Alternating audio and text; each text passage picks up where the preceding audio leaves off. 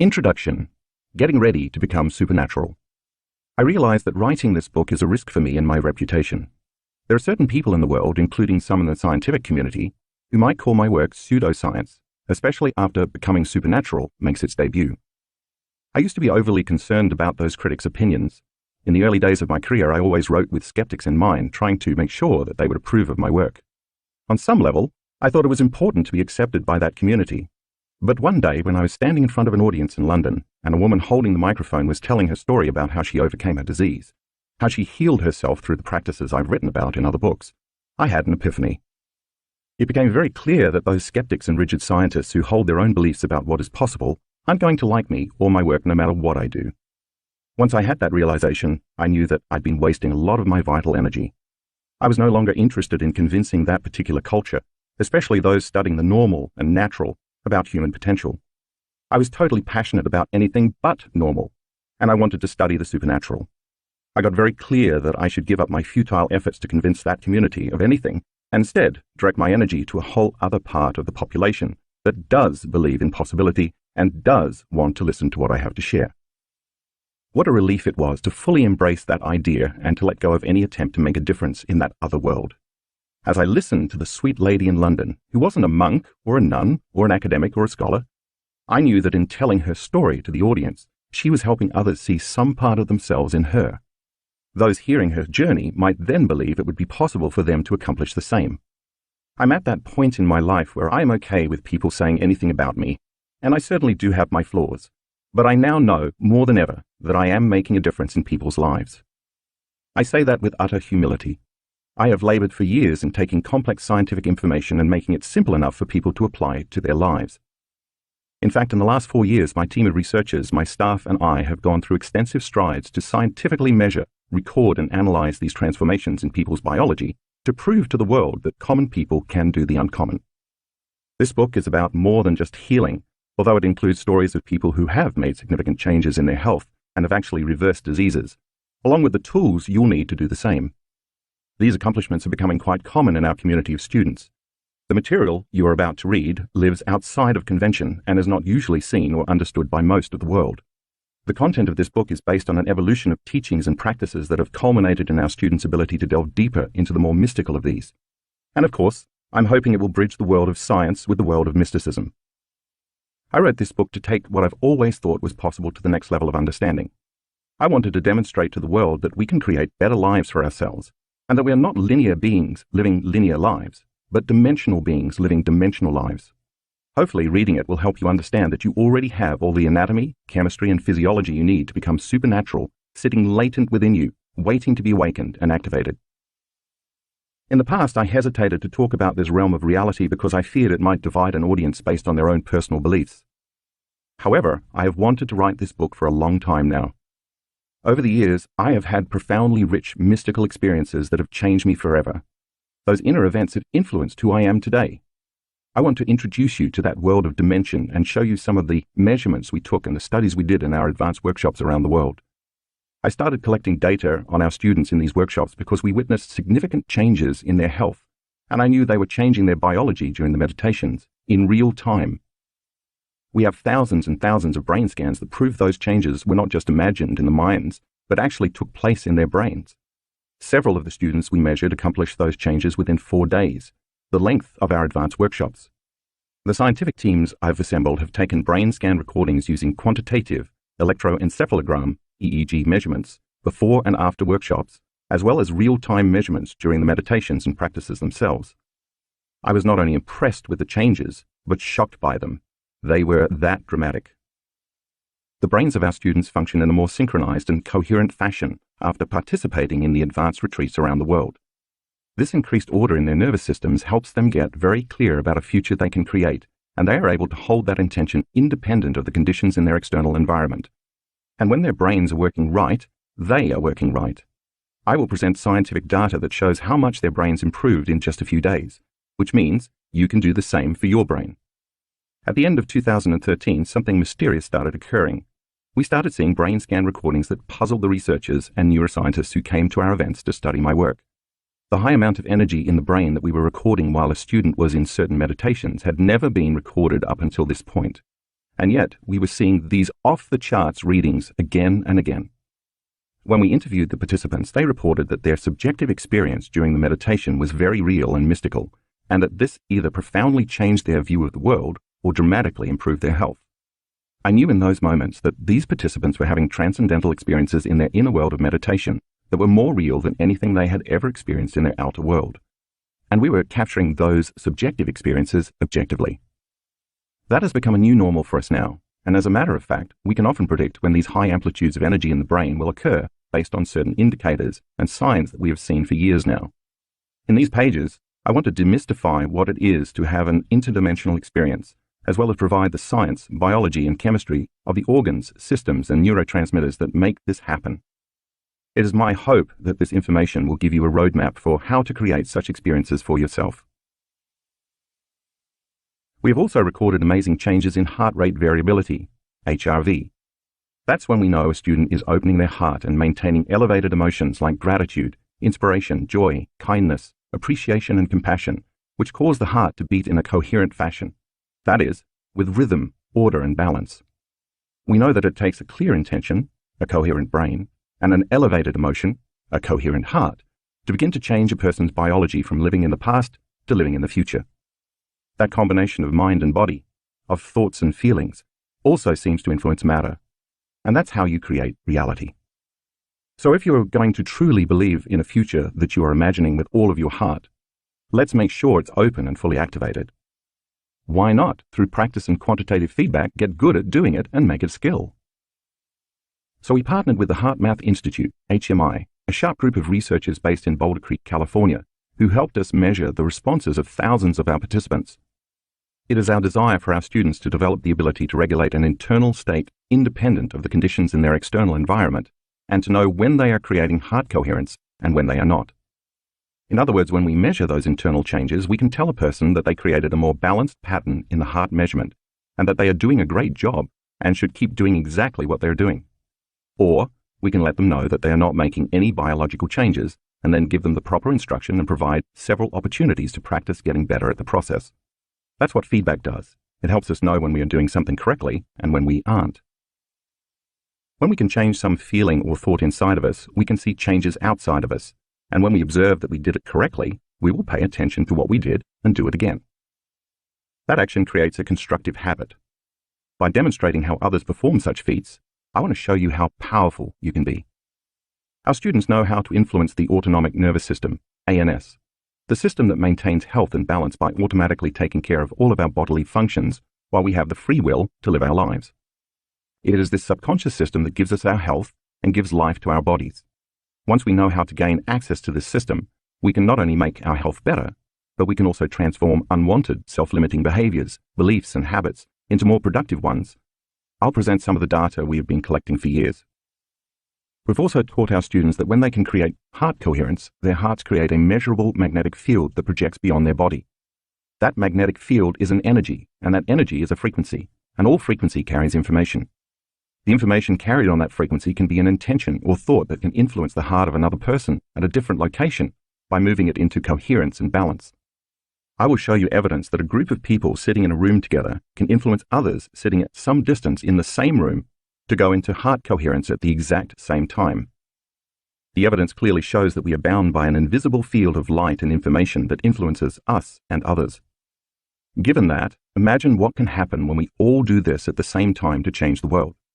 That's exactly what we're up to as a community of individuals who are passionate about making a difference in the future of this earth and the people and other life forms that inhabit it. We have created Project Coherence, in which thousands of people come together at the exact same time on the exact same day to increase the frequency of this planet and of everyone who lives here. Sound impossible? Not at all. More than 23 peer-reviewed articles and more than 50 peace-gathering projects show that such events can lower incidents of violence, war, crime, and traffic accidents, and at the same time increase economic growth. My wish is to show you the science of how you can contribute to changing the world. We've also measured the energy in the room during our workshops and watched how it changes when you have a community of 550 to 1,500 people raising their energy together and creating heart and brain coherence. We've seen significant changes time and time again. Although the instrument we use to measure this is not approved by the scientific community in the United States, it has been acknowledged in other countries, including Russia. In every event, we're wonderfully surprised by the amount of energy certain groups have been able to demonstrate. We have also assessed the invisible field of vital energy surrounding the body of thousands of students to determine whether they can increase their own light field. After all, everything in our material universe is always emitting light and information, including you. When you are living in survival mode under the burden of the hormones of stress, such as adrenaline, you draw from this invisible field of energy and turn it into chemistry. And as you do so, the field around your body shrinks. We discovered a very advanced piece of equipment that can measure the emission of photons, particles of light, to determine whether a person is building a field of light around them or diminishing their own light field. When more light is emitted, there's more energy and hence more life. When a person has less light and information surrounding their body, they are more matter and thus emit less vital energy. Extensive research proves that the body's cells and various systems communicate not only by the chemical interactions we are familiar with, but also by a field of coherent energy, light, that carries a message, information, that causes the environment within and all around the cell to give instructions to other cells and biological systems. We've measured the amount of vital energy that our students' bodies emit because of the inward changes they've made during our meditations, and I want to show you what changes they can create in only 4 days or less. Other centers in your body besides the heart are also under the control of the autonomic nervous system. I call them energy centers. Each has its own frequency, its own intent or consciousness, its own glands, its own hormones, its own chemistry, its own individual little brain, and so its own unique mind. You can influence these centers to function in a more balanced and integrated fashion. But to do that, you must first learn how to change your brainwaves so you can enter this subconscious operating system. In fact, moving from beta brainwaves, where the thinking brain is constantly analyzing and putting much attention on the outer world, to alpha brainwaves, which indicates you're calmly placing more attention on the inner world, is key. By consciously slowing your brainwaves down, you can more readily program the autonomic nervous system. Students who have done my various meditation practices over the years have learned how to change their brainwaves as well as sharpen the type of focus it takes to be present long enough to produce measurable effects. We've discovered an instrument that can measure those changes, and again, I'll show you some of the research. We've also measured several different biological markers related to changing gene expression, a process known as making epigenetic changes. In this book, you will learn that you are not in fact beholden to your genes, and that gene expression is changeable once you begin to think, act, and feel differently. During our events, students leave their familiar lives for 4 to 5 days to instead spend time in an environment that doesn't remind them of who they think they are. In doing so, they separate themselves from the people they know, the things they own, the automatic behaviors they demonstrate in their daily lives, and the places they routinely go, and they begin to change their inner states through 4 different types of meditations: walking, sitting, standing, and lying down. And through each one of these, they learn to become someone else. We know it's true because our studies show significant changes in our students' gene expression, and they've then reported significant changes in their health. Once we can show someone measurable results proving they truly have altered neurotransmitters, hormones, genes, proteins, and enzymes through thought alone, they can better justify their efforts and prove to themselves that they really are transforming. As I share these ideas with you in this book, walking you through the process and explaining the science behind the work that we're doing and why, you'll be learning a lot of fairly detailed information. But don't worry, I will review certain key concepts in different chapters. I do this intentionally to remind you of what you have already learned, so we can build a bigger model of understanding in that moment. At times, the material I present may be challenging. Because I've taught this material to audiences for years, I know it can be a lot. I'll be reviewing and reminding you of what you've learned, so you do not have to go back in the book to search for the information, although you can always review the earlier chapters if you feel you need to. Of course, all of this information will prime you for your own personal transformation. So the better you can wrap your mind around these concepts, the more easily you can surrender to the meditations at the end of most of the chapters, using them as tools to have your own personal experience. In Chapter 1, I tell 3 stories that will give you a basic understanding of what it means to become supernatural. In the first story, you'll meet a woman named Anna, who developed several serious health conditions because of a trauma that kept her anchored to the past. The emotions of stress triggered her genes, and the corresponding hormones created some very challenging health conditions for her. It is a very tough tale. I intentionally chose this story and included it in all its details because I wanted to demonstrate to you that no matter how bad things can get, you have the power to change them, just as this amazing woman did. She applied many of the meditations in this book to modify her personality and heal herself. To me, she is a living example of truth. But she's not the only one who has kept overcoming herself on a daily basis until she became someone else. She joins a whole student body of participants who have done the same, and if they can do it, so can you. I also share two of my own personal stories here, experiences that have changed me at a very deep level. This book is as much about the mystical as it is about healing and creating new opportunities in our lives. I share these stories because I want to prime you for what is possible when we leave this realm of space-time, the Newtonian world we learned about in high school science class, and activate our pineal gland so we can move into the realm of time-space, the quantum world. Many of our students have had similar mystical and interdimensional experiences, which seemed as real as this material reality. Because the second half of the book delves into the physics, neuroscience, neuroendocrinology, and even genetics of how this happens, I hope these stories will pique your curiosity, acting as teasers to open your mind to what's possible. There's a future you, a you who already exists in the eternal present moment, who is actually calling himself or herself to the more familiar you who is reading this book. And that future you is more loving, more evolved, more conscious, more present, more kind, more exuberant, more mindful, more willful, more connected, more supernatural, and more whole. That is who is waiting for you to change your energy to match his or her energy on a daily basis, so you can find that future you, who actually exists in the eternal now. Chapter 2 covers one of my favorite topics. I wrote it so you could fully comprehend what it means to be in the present moment. Since all potentials in the fifth dimension, known as the quantum, or the unified field, exist in the eternal present moment, the only way you can create a new life, heal your body, or change your predictable future is to get beyond yourself. This elegant moment, which we have witnessed in thousands of brain scans, arrives when a person finally surrenders the memory of themselves for something greater. So many people spend the majority of their lives unconsciously choosing to live by the same routines on a regular basis, or they automatically romance their past, feeling the same way every day. As a result, they program their brain and body to be in a predictable future or a familiar past, never living in the present moment. It takes practice to get there, but it's always worth the effort. Finally finding the sweet spot of the generous present moment is going to require you to exercise a will that is greater than any of your automatic programs, but I'll encourage you every step of the way. The chapter starts off with a basic review of some scientific principles so that we can establish a common terminology to develop models of understanding throughout the book. I'm going to make it pretty simple. Talking about brain function, that is the mind, nerve cells and networks, different parts of the nervous system, chemicals, emotions and stress, brain waves, attention and energy, and a few other subjects is necessary to get you to where you want to go. I have to establish the language to explain why we are doing what we are doing before I teach you how to do it in the meditations that appear throughout the book. If you want more explicit, in-depth information, I invite you to read any of my previous books, including Breaking the Habit of Being Yourself and You Are the Placebo. Chapter 3 is your introduction to the quantum world, the fifth dimension. I want you to understand that there is an invisible field of energy and information that exists beyond this three-dimensional realm of space and time, and that we have access to it. In fact, once you are in the present moment and you've entered this realm, which exists beyond your senses, you are now ready to create your intended reality. When you can take all your attention off your body, the people in your life, the objects you own, the places you go, and even time itself, you will literally forget about your identity that has been formed by living as a body in this space and time. It is in this moment that you, as pure consciousness, enter the realm called the quantum field, which exists beyond this space and time. You can't enter this immaterial place with your problems, your name, your schedules and routines, your pain or your emotions. You can't enter as some body. You must enter as nobody.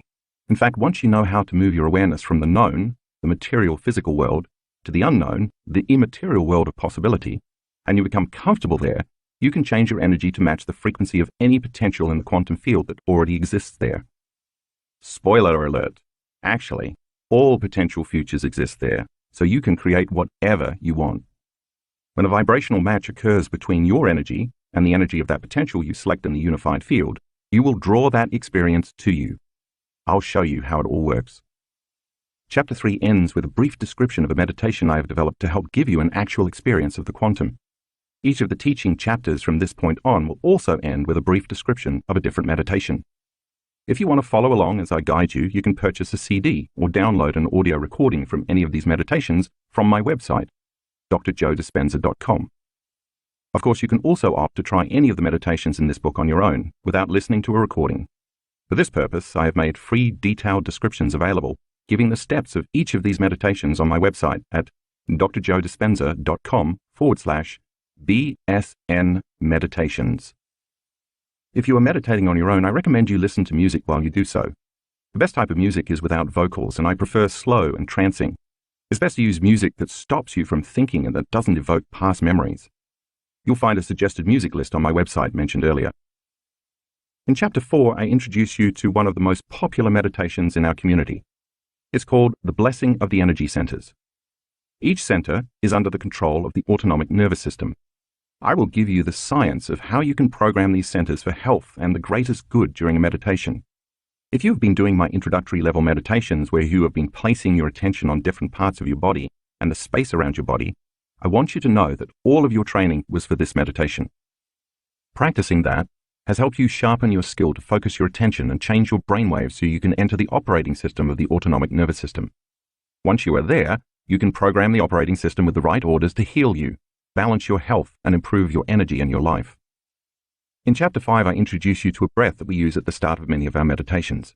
This breath enables you to change your energy, run an electrical current through your body, and create a more powerful electromagnetic field around you. As I will explain, most people's energy is stored in the body because they have conditioned their body to become the mind from years of thinking, acting, and feeling the same way. It is this process, relating to living in survival mode, that causes most of the creative energy to be rooted in the body. Therefore, we must have a way to pull that energy out of the body and deliver it back to the brain, where it'll be available for a higher purpose than mere survival. I'll give you the physiology of the breath so you can put more intention behind it when you begin to free yourself from the past. Once you start to liberate all that energy back into the brain, then you will learn how to recondition your body to a new mind. I'm going to show you how to teach your body emotionally how to live in the future present reality, instead of the past present reality where we spend most of our time. Science tells us that the environment signals the gene. Since emotions are the chemical end products of experiences in our environment, when you embrace the elevated emotions in your meditations, you will not only raise your body's energy, but you will also start to signal new genes in new ways, ahead of the environment. There's nothing like a good story or two. In Chapter 6, I give you a few examples of students who applied themselves to the meditations in the previous chapters. These case histories should serve as teaching tools to help you fully understand the material I have presented so far. Most of the people you will read about are no different from you. They're common people who have done the uncommon. Another reason I share these stories is so you can personally relate to these people. Once you have the thought, if they can do it, so can I, you will naturally believe in yourself more.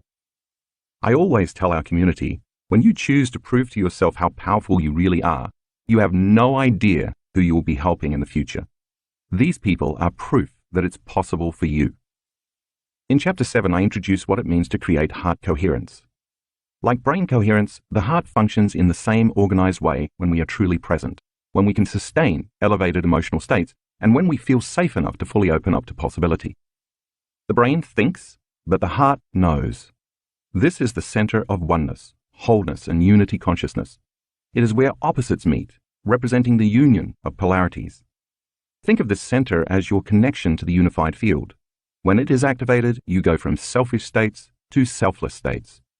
When you can maintain internal states independent of conditions in your external environment, you are mastering your environment. It takes practice to get good at keeping your heart open, and if you do, it will keep beating longer.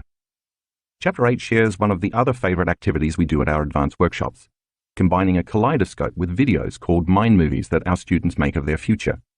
We use the kaleidoscope to induce a trance because when you're in trance, you are more suggestible to information. Suggestibility is your ability to accept, believe, and surrender to information without any analysis. If you do this properly, it is indeed possible to program your subconscious mind. So it makes sense that when you use the kaleidoscope to change your brainwaves, with your eyes open instead of closed in a meditation, you can lower the volume of the analytical mind to open the door between the conscious mind and the subconscious mind.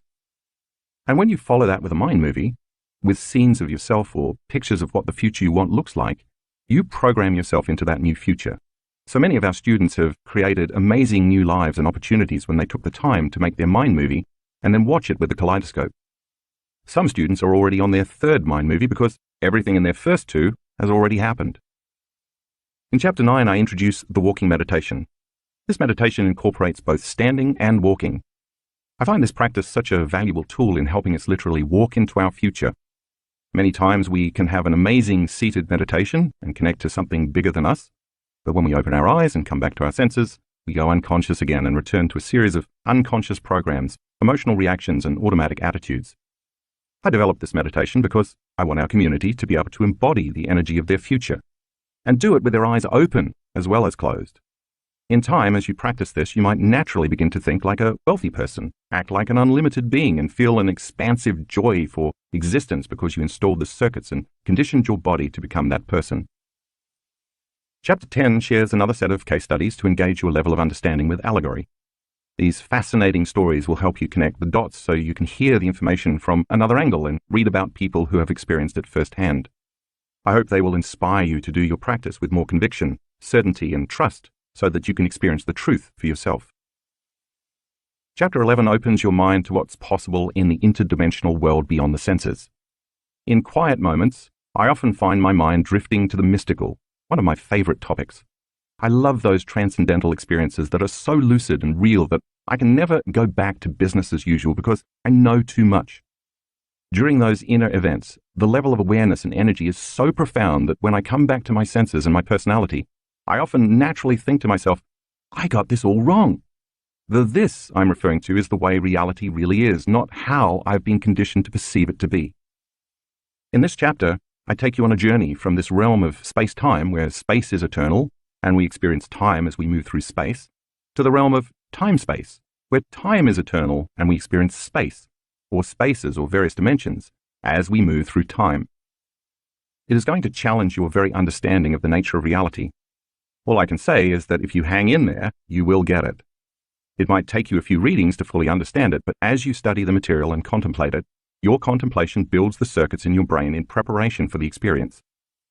Once you are beyond your associations to this material world and you are in the unified field, chock full of infinite possibilities, biological systems exist for taking that energy that's beyond the vibration of matter and turning it into imagery in the brain. That's where the pineal gland comes in, the subject of chapter 12. Think of your pineal gland, a tiny gland perched in the central back area of your brain, as an antenna that can transduce frequencies and information and turn them into vivid imagery.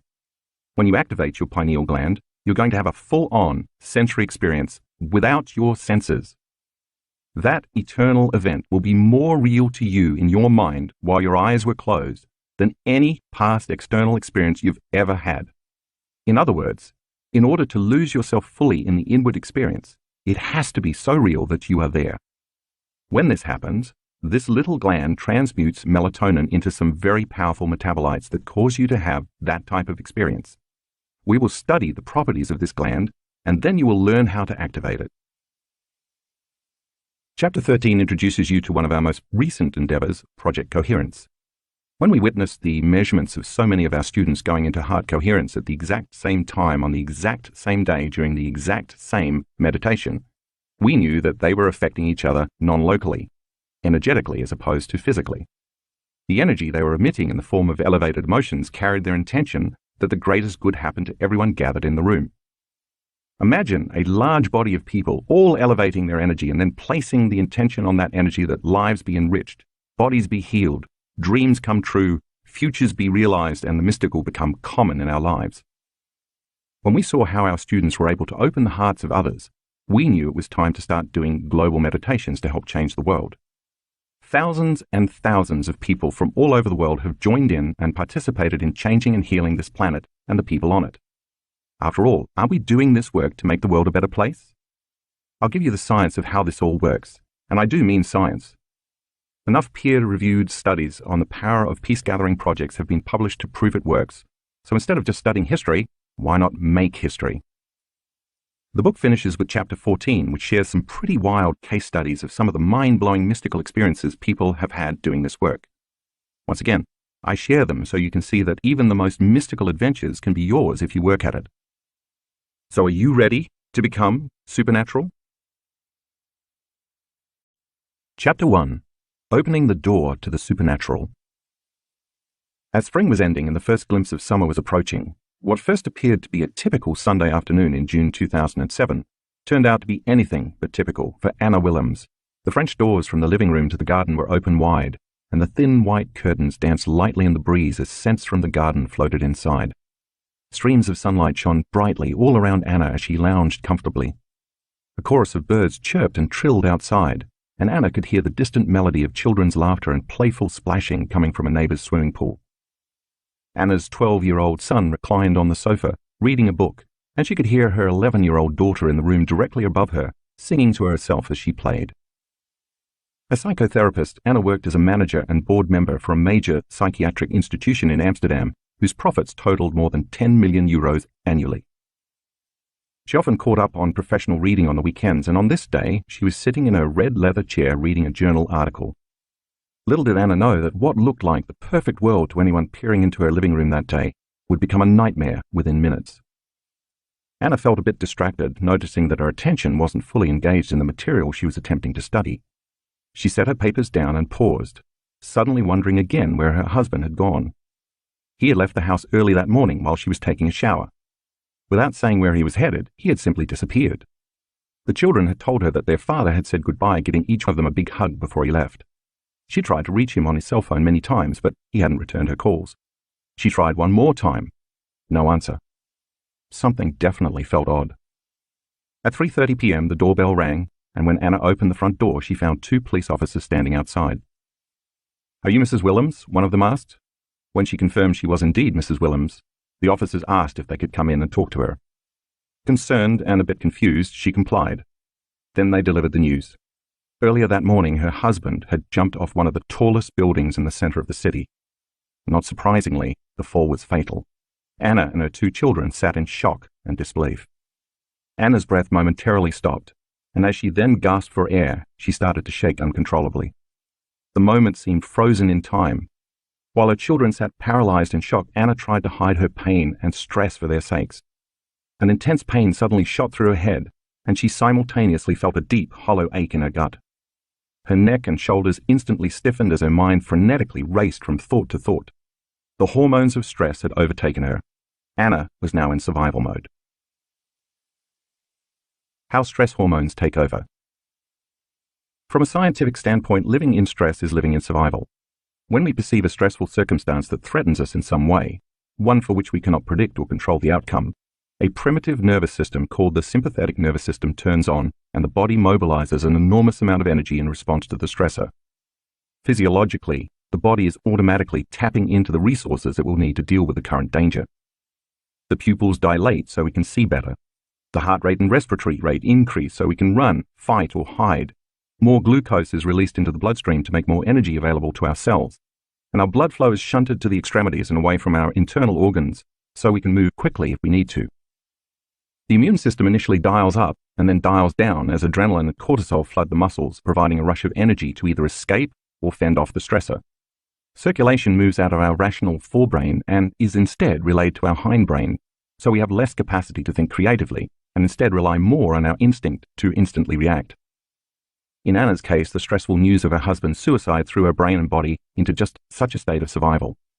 In the short term, all organisms can tolerate adverse conditions by fighting, hiding, or fleeing from an impending stressor.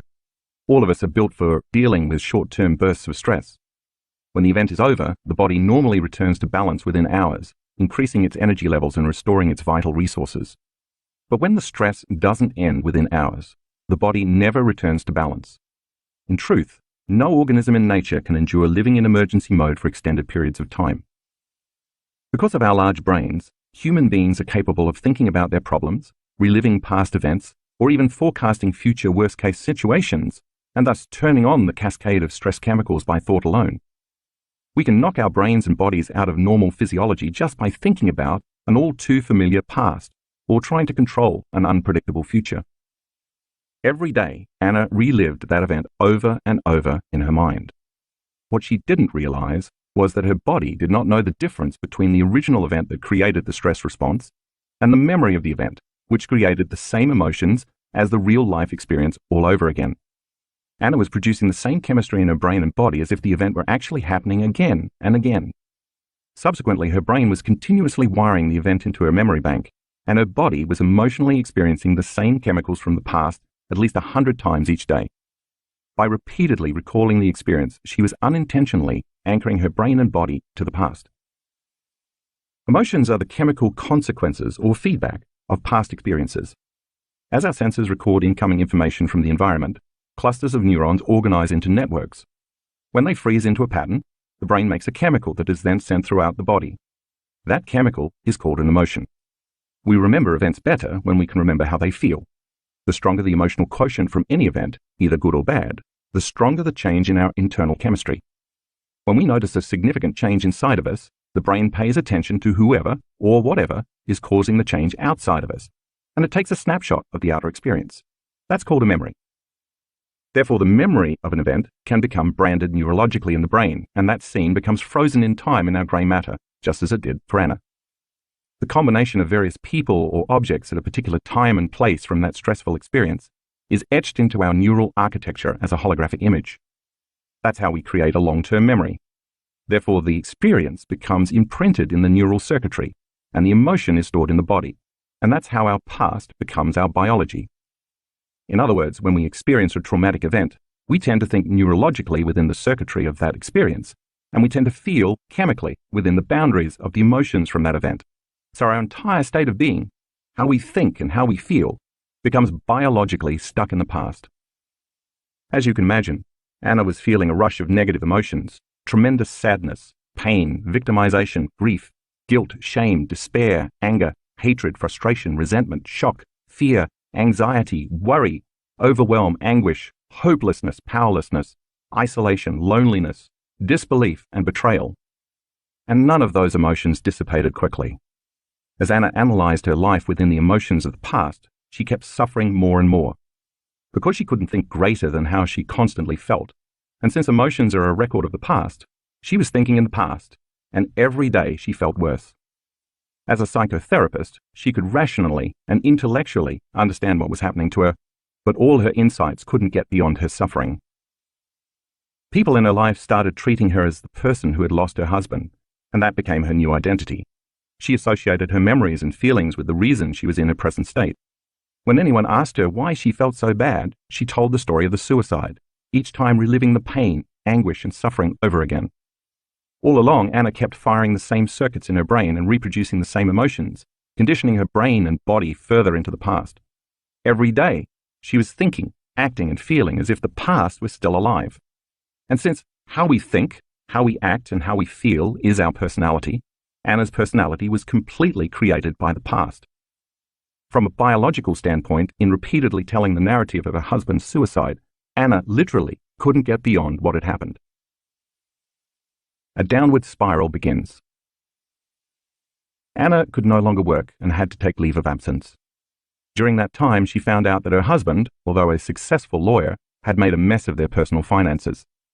She would have to pay off significant debts that she had previously been unaware of, and she didn't have the money to even begin. Not surprisingly, even more emotional, psychological, and mental stress began to add up. Anna's mind went in circles, constantly flooded with questions. How will I take care of our children? How will all of us deal with this trauma in our future, and how will it affect our lives? Why did my husband leave without saying goodbye to me? How could I not know he was so unhappy? Did I fail as a wife? How could he leave me with 2 young children, and how will I manage to raise them by myself? Then judgments crept into her thoughts. He shouldn't have committed suicide and left me in this financial mess. What a coward! How dare he leave his children without a father? He didn't even write a message for the children and me. I hate him for not even leaving a note. What a jerk to leave me and make me raise these kids alone. Did he have any idea what this might do to us? All of these thoughts carried a strong emotional charge, further affecting her body. 9 months later, on March 21st, 2008, Anna woke up paralyzed from the waist down. Within hours, she was lying in a hospital bed, a wheelchair beside her, diagnosed with neuritis, inflammation of the peripheral nervous system. After several tests, the doctors could not find anything structural as the cause of the problem, so they told Anna that she must have an autoimmune condition. Her immune system was attacking the nervous system in her lower spine, breaking down the protective layer that coats the nerves and causing paralysis in both of her legs. She could not hold her urine, had difficulty controlling her bowels, and had no feeling or motor control in her legs and feet. When the fight or flight nervous system is switched on and stays on because of chronic stress, the body utilizes all its energy reserves to deal with the constant threat it perceives from the outer environment. Therefore, the body has no energy left in its inner environment for growth and repair, compromising the immune system. So because of her repeated inner conflict, Anna's immune system was attacking her body. She had finally physically manifested the pain and suffering she'd emotionally experiencing in her mind. In short, Anna could not move her body because she wasn't moving forward in her life. She was stuck in her past. For the next 6 weeks, Anna's doctors treated her with huge doses of intravenous dexamethasone and other corticosteroids to reduce inflammation. Because of the added stress and the types of drugs she was taking, which can further weaken the immune system, she also developed an aggressive bacterial infection for which her doctors gave her huge doses of antibiotics. After 2 months, Anna was released from the hospital and had to use a walker and crutches to get around. She still could not feel her left leg and found standing very difficult. She couldn't walk properly. Although she could hold her bowels a bit better, she still couldn't control her urine. As you can imagine, this new situation was adding to Anna's already high stress levels. She had lost her husband to suicide. She could not work very much to support herself and her children. She was in serious financial crisis, and she had been living in a hospital paralyzed for more than 2 months. Her mother had to move in to help. Anna was an emotional, mental, and physical wreck, and although she had the best doctors and the latest medications from a reputable hospital, she was not getting any better. By 2009, 2 years after the death of her husband, she was diagnosed with clinical depression, so she started taking even more medication. Consequently, Anna's mood swung widely from anger to grief to pain to suffering to hopelessness to frustration to fear to hatred. Because those emotions influenced her actions, her behavior became somewhat irrational. At first, she fought with almost everybody around her except her children, but then she started to have conflicts with her youngest daughter. The dark night of the soul.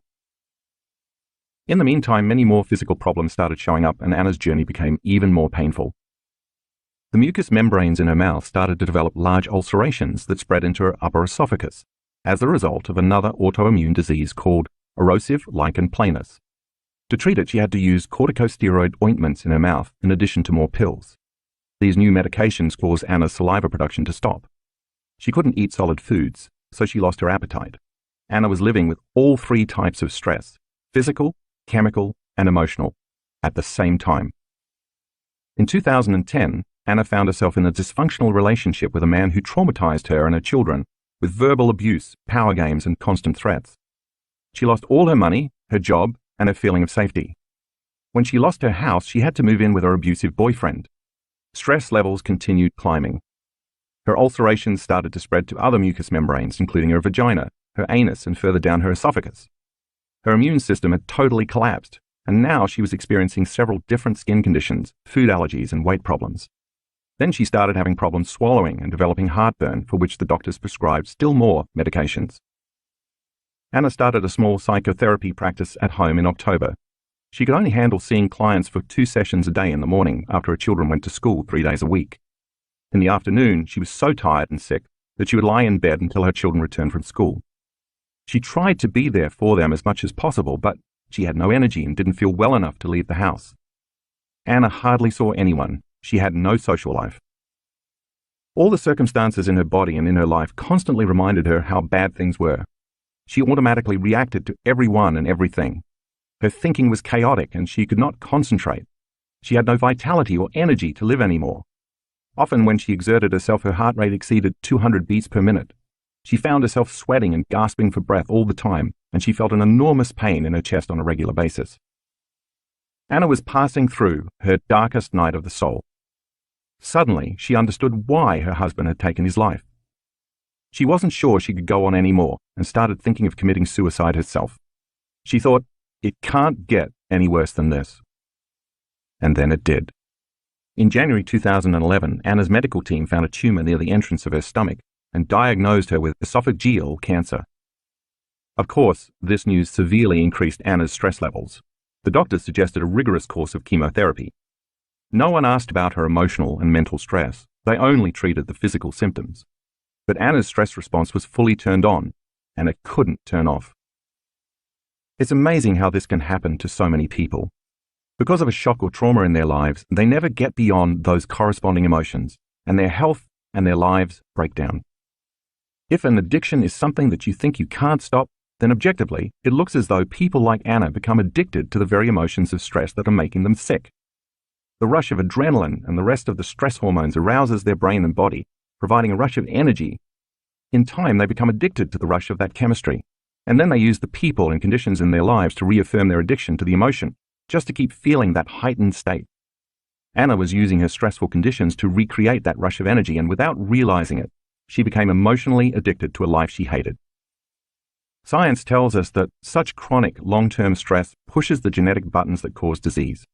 So if Anna was turning the stress response on by thinking about her problems in her past, her thoughts were making her sick. And since stress hormones are so powerful, she had become addicted to her own thoughts that were making her feel so bad. Anna agreed to start chemotherapy, but after her first session, she had an emotional and mental breakdown. One afternoon, after her kids went to school, Anna collapsed on the floor, crying. She had finally reached the bottom. It occurred to her that if she continued this way, she would not survive for long, and she would leave her children alone without either parent. She started to pray for help. She knew in her heart that something needed to change. In utter sincerity and surrender, she asked for guidance, support, and a way out, promising that if her prayers were answered, she would be thankful and grateful every day for the rest of her life, and she would help others to do the same. Anna's turning point. The choice to change became Anna's quest. She first decided to stop all the treatments and all the medications for her various physical illnesses, although she continued to take her antidepressants. She didn't tell the doctors and nurses that she was not coming back for treatment. She simply did not show up anymore. No one ever called her to ask why. Only her family doctor contacted Anna to express concern. On that cold winter's day in February 2011, when Anna was on the floor crying for help, she made a choice with a firm intention to change herself and her life, and the amplitude of that decision carried a level of energy that caused her body to respond to her mind. It was that decision to change that gave her the strength to rent a house for herself and her children, and to move away from the negative relationship she was in. It was as if that moment redefined her. She knew she had to start all over. When I first saw Anna, it was 1 month later. One of the few friends she had left had reserved a seat for Anna at a Friday evening talk that I was giving. Her friend made Anna an offer. If she liked the evening lecture, she could stay for a full 2-day weekend workshop. Anna agreed to go. The first time I saw her, she was sitting in a packed conference room on the left side on the outer aisle, her crutches leaning against the wall near where she sat. As usual, I was carrying on that night about how our thoughts and feelings affect our bodies and our lives. I lectured about how stress chemicals can create disease. I touched on neuroplasticity, psychoneuroimmunology, epigenetics, neuroendocrinology, and even quantum physics. I will go into more detail on all of these later in this book, but for now, it's enough to know that the latest research in these branches of science point to the power of possibility. That night, filled with inspiration, Anna thought, if I created the life I have now, including my paralysis, my depression, my weakened immune system, my ulcerations, and even my cancer, maybe I can uncreate everything with the same passion I created it with. And with that potent new understanding, Anna decided to heal herself. Immediately after her first weekend workshop, she started meditating twice a day. Of course, sitting and doing meditations was difficult at the beginning. She had a lot of doubt to overcome, and some days she did not feel mentally or physically well. But she did her meditations anyway. She also had a lot of fear. When her family doctor called to check up on her because she had stopped her treatments and medications, he told Anna that she was being naive and stupid, and that she would get worse and die soon. Imagine the memory of an authority figure telling you that. Even so, Anna did her meditations every day and began to move beyond her fears. She was often consumed with financial burdens, her children's needs, and various physical limitations, yet she never used those conditions as an excuse to not do her inner work. She even attended 4 more of my workshops during that year. By going within and changing her unconscious thoughts, automatic habits, and reflexive emotional states, which had become hardwired in her brain and emotionally conditioned in her body, Anna was now more committed to believing in a new future than believing in her same familiar past. She used her meditations, combining a clear intention with an elevated emotion, to change her state of being from biologically living in the same past to living in a new future. Every day, Anna was unwilling to get up from her meditations as the same person who sat down. She decided that she wouldn't finish until her whole state of being was in love with life. To the materialist, who defines reality with the senses, of course, Anna had no tangible reason to be in love with life.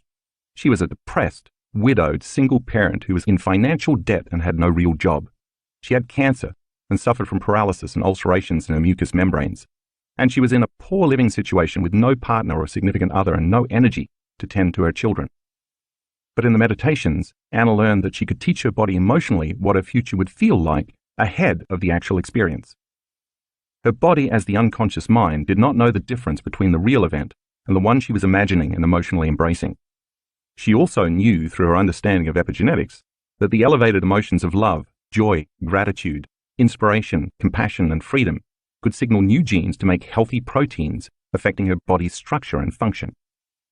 She fully understood that if the stress chemicals that had been coursing through her body had been turning on unhealthy genes, then by fully embracing those elevated emotions with a passion greater than the stressful emotions, she could turn on new genes and change her health. For a year, her health didn't change very much, but she kept doing her meditations. In fact, she did all the meditations I designed for students. She knew it had taken several years to create her current health conditions, and so it would take some time to recreate something new. So she kept doing the work, striving to become so conscious of her unconscious thoughts, behaviors, and emotions that she would not let anything she did not want to experience slip by her awareness. After that first year, Anna noticed that she was slowly starting to get better mentally and emotionally. Anna was breaking the habit of being herself, inventing a whole new self instead. Anna knew from attending my workshops that she had to move her autonomic nervous system back into balance, because the ANS controls all the automatic functions that happen beyond the brain's conscious awareness: digestion, absorption, blood sugar levels, body temperature, hormonal secretions, heart rate, and so on. The only way she could slip into the operating system and affect the ANS was to change her internal state on a regular basis. So first, Anna began each meditation with the blessing of the energy centers. These specific areas of the body are under the control of the ANS. As I mentioned in the introduction, each center has its own energy or frequency, which emits specific information or has its own consciousness, its own glands, its own hormones, its own chemistry, its own individual little mini brain, and therefore its own mind. Each center is influenced by the subconscious brain sitting under our conscious thinking brain. Anna learned how to change her brainwaves so she could enter the operating system of the ANS, located in the midbrain, and reprogram each center to work in a more harmonious manner. Every day with focus and passion, she rested her attention in each area of her body, as well as the space around each center, blessing it for greater health and the greater good. Slowly but surely, she began to influence her health by reprogramming her autonomic nervous system back to balance. Anna also learned a specific breathing technique I teach in our work to liberate all the emotional energy that is stored in the body when we keep thinking and feeling the same way. By constantly thinking the same thoughts, Anna had been creating the same feelings, and then by feeling those familiar emotions, she would think more of the same corresponding thoughts. She learned that the emotions of the past were stored in her body, but she could use this breathing technique to liberate that stored energy and free herself from her past.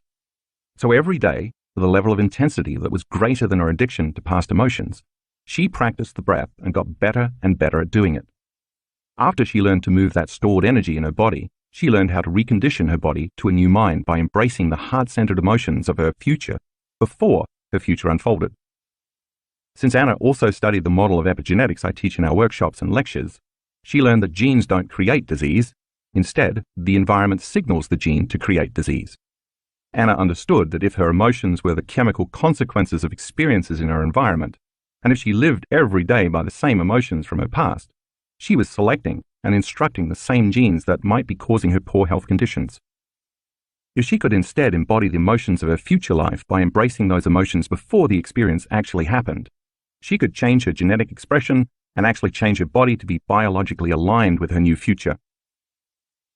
Anna did an additional meditation that involved resting her attention in the center of her chest, activating the ANS with those elevated states to create and maintain a very efficient type of heart rate we called a coherent heart rate, which I'll explain in detail later in the book, for extended periods of time. She learned that when she felt resentment, impatience, frustration, anger, and hatred, those states induced the stress response and caused the heart to beat incoherently and out of order. Anna learned in my workshops that once she could sustain this new heart-centered state, just as she had gotten used to feeling all of those negative emotions on a regular basis, in time, she could feel these new emotions more fully and deeply. Of course, it took quite a bit of effort to trade anger, fear, depression, and resentment for joy, love, gratitude, and freedom, but Anna never gave up. She knew that those elevated emotions would release more than 1,000 different chemicals that would repair and restore her body, and she went for it. Anna then practiced a walking meditation I designed in which she walked as her new self every day. Instead of sitting down and meditating with her eyes closed, she started these meditations standing up with her eyes closed. While standing, she got into the meditative state that she knew would change her state of being, and then while still in that state, she opened her eyes, staying in a meditative state, and walked as her future self. By doing so, she was embodying a new habit of thinking, acting, and feeling on a regular basis. What she was creating would soon become her new personality. She never wanted to go unconscious again and return to her old self. Because of all this work, Anna could see that her thought patterns had changed. She was no longer firing the same circuits in her brain in the same way, so those circuits stopped wiring together and started pruning apart. As a result, she stopped thinking in the same old ways. Emotionally, she began to feel glimpses of gratitude and pleasure for the first time in years. In her meditations, she was conquering some aspect of her body and her mind every day. Anna calmed down and became much less addicted to the emotions derived from stress hormones. She even started to feel love again, and she kept going, overcoming, and overcoming every day on her way to becoming someone else. Anna grabs a hold of possibility. In May 2012, Anna attended one of my 4-day progressive workshops held in upstate New York. On the third day, during the last of 4 meditations, she completely surrendered and finally let go. For the first time since she had started meditating, she found herself floating in an infinite black space, aware that she was aware of herself. She had moved beyond the memory of who she was and became pure consciousness, totally free of her body, of her association to the material world and of linear time. She felt so free that she no longer cared about her health conditions. She felt so unlimited that she couldn't identify with her present identity. She felt so elevated that she was no longer connected to her past. In this state, Anna had no problems. She left her pain behind, and she was truly free for the first time. She wasn't her name, her gender, her disease, her culture, or her profession. She was beyond space and time. She had connected to a field of information called the quantum field, where all possibilities exist. Suddenly, she saw herself in a brand new future, standing on a huge stage, holding a microphone and talking to a crowd as she told them the entire story of her healing. She wasn't imagining or visualizing this scene. It was as if she got a download of information, a glimpse of herself as a totally different woman in a new reality. Her inner world appeared much more real to her than her outer world, and she was having a full-on sensory experience without using her senses. The moment Anna experienced this new life in the meditation, a burst of joy and light came into her body, and she felt relief on a deep, visceral level. She knew she was something or someone greater, much grander than her physical body. In this state of intense joy, she felt such delight and such immense gratitude that she burst into laughter. And at that moment, Anna knew she was going to be okay. From then on, she developed so much trust, joy, love, and gratitude that her meditations became easier and easier, and she began to go much deeper. As Anna moved out of her past, she felt this new energy opening her heart further and further. Instead of seeing her meditations as something she had to do every day, she started looking forward to them. It became her way of life. Doing the work became her habit. Her energy and vitality returned. She stopped taking antidepressants. Her thought patterns completely changed and her feelings were different. She felt like she was in a new state of being, so her actions changed drastically. Anna's health and life improved tremendously that year. The next year, she attended several more events. By keeping connected to the work, Anna started to develop relationships with more people in our community, and she received more and more support to keep her going on her journey back to health. Like many of our students, she sometimes found it challenging not to take a few steps back into the old programs and the old patterns of thinking, feeling, and acting once she returned home after a workshop. But even so, she kept doing her meditations every day. In September 2013, Anna's doctors gave her a very thorough medical checkup that included many different tests. 1 year and 9 months after a cancer diagnosis and 6 years after her husband's suicide, Anna's cancer had completely healed and the tumor in her esophagus had vanished. Her blood tests showed no cancer markers. The mucous membranes in her esophagus, vagina, and anus were completely healed. Only a few minor problems remained. The mucous membranes in her mouth were still slightly red, although she no longer had any ulcerations, and because of the medication she had taken for the ulcerations, she still didn't produce saliva. Anna had become a new person who is healthy. The disease existed in the old personality. By thinking, acting, and feeling differently, Anna reinvented a new self. In a sense, she had become reborn in the same life. In December 2013, Anna came to an event in Barcelona with the friend who had introduced her to my work. After hearing me tell the participants a story about a remarkable healing of another student in our community, Anna decided it was time to share her story with me. She wrote it all down and gave the letter to my personal assistant. Like many letters I get from students, the first line read, "You are not going to believe this." After I read what she'd written, the next day, I asked Anna to come up on stage and share her story with the audience. And there she was, a year and a half after the vision she'd had during her meditation in New York, unbeknownst to me, standing on a stage, talking to an audience about her journey healing herself. After the Barcelona event, Anna was inspired to work on her mouth even more. About 6 months later, I was lecturing in London, and Anna attended. I spoke in detail about epigenetics. Suddenly, a light went on for Anna. I've healed myself of all these medical conditions, including cancer, she thought. I should be able to signal the gene for my mouth to produce more saliva. A few months later, during another workshop in 2014, Anna suddenly felt saliva dripping in her mouth. Ever since then, Anna's mucous membranes and her saliva production have returned to normal. The ulcerations never came back.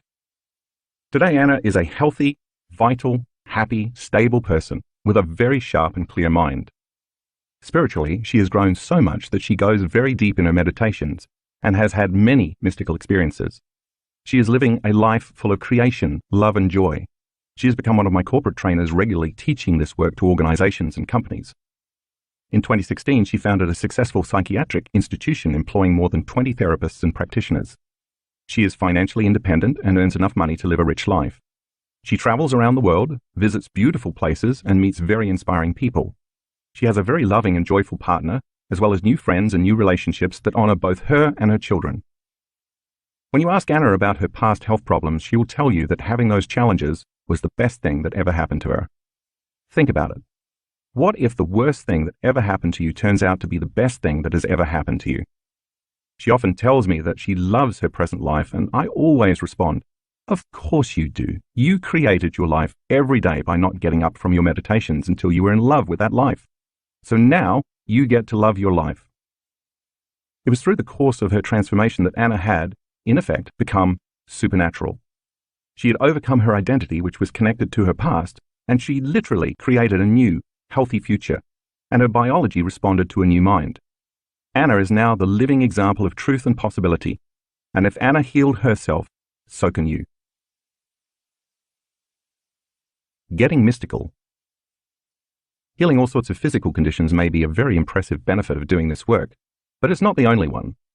Because this book is also about the mystical, I want to open your mind to a realm of reality that will be just as transformative as healing, but that works on a deeper and different level. Becoming supernatural can also involve embracing a greater awareness of yourself and who you are in this world, and in other worlds as well. Let me share some stories about this from my own life to illustrate exactly what I mean and to show you what is possible for you too. One rainy winter evening in the Pacific Northwest, as I sat on my couch after a very long day, I listened to the branches of the tall fir trees outside my window filtering the gusts of wind through their canopies. My children were in bed, deep asleep, and at last I had a moment to myself. As I got comfortable, I began to review all the things I needed to accomplish the following day. By the time I'd made my mental list, I was too exhausted to think, so I just sat still for a few minutes, my mind empty. As I watched the shadows from the flames in the fireplace flicker and dance on the walls, I began to move into trance. My body was tired, but my mind was clear. I wasn't thinking or analyzing anymore. I was simply staring into space, being in the present moment. As my body relaxed more and more, I slowly and consciously let it fall asleep as I simultaneously kept my mind conscious and awake. I wouldn't let my attention narrow in on any object in the room, but instead kept my focus open. This was a game I often played with myself. I liked the practice because every once in a while, if everything lined up, I had very profound transcendental experiences. It was as if a door of sorts opened somewhere between wakefulness, sleep, and normal dreaming, and I slipped into a very lucid, mystical moment. I reminded myself to not expect anything, but to simply stay open. It took a lot of patience to not rush it or get frustrated or try to make something happen, but instead to slowly slip into that other world. That day I had finished writing an article about the pineal gland. After spending several months researching all the magical derivatives of melatonin that this little alchemical center had up its sleeve, I was overjoyed about linking the scientific world and the spirit world. For weeks my entire mind had been consumed with thinking about the role of the pineal metabolites as a possible connection to the mystical experiences most ancient cultures knew how to elicit, such as Native American shamanic visions, the Hindu experience of samadhi, and other similar rituals involving altered states of consciousness. Some concepts that had been loose ends for years had suddenly clicked for me, and my discoveries left me feeling more whole. I thought I was one step closer to understanding the bridge to higher dimensions of space and time. All the information I had learned inspired me to a deeper awareness about what is possible for human beings. Yet I was still curious to learn more, curious enough to move my awareness to where the pineal gland existed in my head. I casually thought, speaking to the gland, "Where are you anyway?" As I rested my attention in the space the pineal gland occupies in my brain, and as I was drifting off into the blackness, suddenly, out of nowhere, a vivid image of my pineal gland appeared in my mind as a three-dimensional round knob. Its mouth was wide open in a spasm, and it was releasing a white milky substance. I was shocked by the intensity of the holographic image, but was too relaxed to be aroused or react, so I simply surrendered and observed. It was so real. I knew what I was seeing before me was my own tiny pineal gland. In the next instant, a huge timepiece appeared right in front of me. It was one of those old-fashioned pocket watches with a chain, and the vision was incredibly vivid. The moment I put my attention on the timepiece, I received very clear information. I suddenly knew that linear time as I believed it to be, with a definite past, present, and future, was not the way the world really works. Instead, I understood that everything is actually happening in an eternal present moment. In this infinite amount of time, there exist infinite spaces, dimensions, or possible realities to experience. If there is only one eternal moment happening, then it makes sense that we would have no past in this incarnation, let alone no past lives.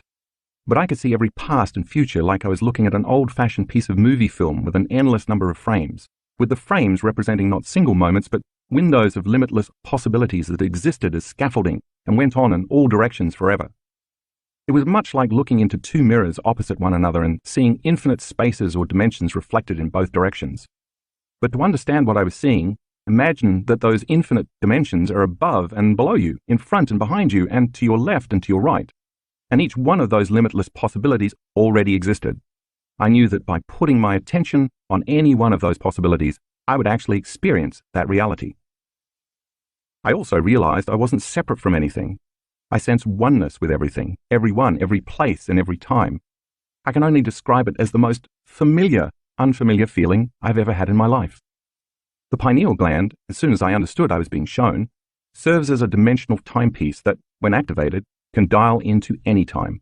When I saw the hands of the timepiece move forward or backward, I understood that, like a time machine set to any particular time, there is also a reality or a dimension to experience in a particular space.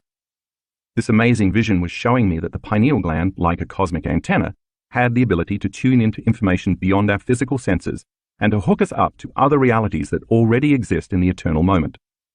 While the download of information I received seemed limitless, no words exist that can completely describe the magnitude of this experience. Experiencing my past and future selves simultaneously. As the hands of the watch moved backward to a past time, a dimension of space and time came to life. I immediately found myself in a reality relevant to me personally, although amazingly, that past moment was still occurring in the present moment I was experiencing while sitting on my couch in the living room. I next became aware that I was in a physical space at that specific time. I observed myself as a young child, again, while simultaneously having the experience of being the adult me on the couch. The child version of me was about 7 years old and had a very high fever. I remember how much I loved fevers at that age because I could go deep within and have the kind of abstract dreams and visions that often come with the delirium produced by high body temperatures. This specific time I was in my room in bed with the covers up to the bridge of my nose, and my mother had just left the room. I was happy I was alone. The moment she closed the door, I somehow innately knew to do exactly what I had just been doing in my living room as an adult. continuously relaxing my body and remaining somewhere between sleep and wakefulness as I stayed present to whatever came up. Up to this point in my present life, I had completely forgotten about the memory of this childhood experience, but when I lived it again in that moment, I saw myself in the midst of a lucid, conscious dream, comprehending possible realities like the squares on a chessboard. As I observed myself as this young boy, I was deeply moved by what he was attempting to understand, and I wondered how he could grasp such complicated concepts at his age. In that moment, as I watched him, I fell in love with that little guy, and the second I embraced that emotion, I somehow felt a simultaneous connection to both that point in time and the one I was experiencing as my present time back in Washington State. I had such a strong knowingness that what I was doing then and what I am doing now were happening at the same time, and that those moments were significantly connected. In that split second, the love I felt for him as my present self was drawing that young boy to the future I was living now. Then the experience got even stranger. That scene faded away, and the watch appeared again. I became aware that the hands of the timepiece could also move forward. Filled with a sense of wonder, and without any trepidation or fear, I simply observed the watch move forward in time. Instantaneously, I was standing barefoot in my backyard in Washington in the cold night. It's difficult to explain what time it was because it was the same night I was in my living room, but the me who was outside the house was the me from the future in that now.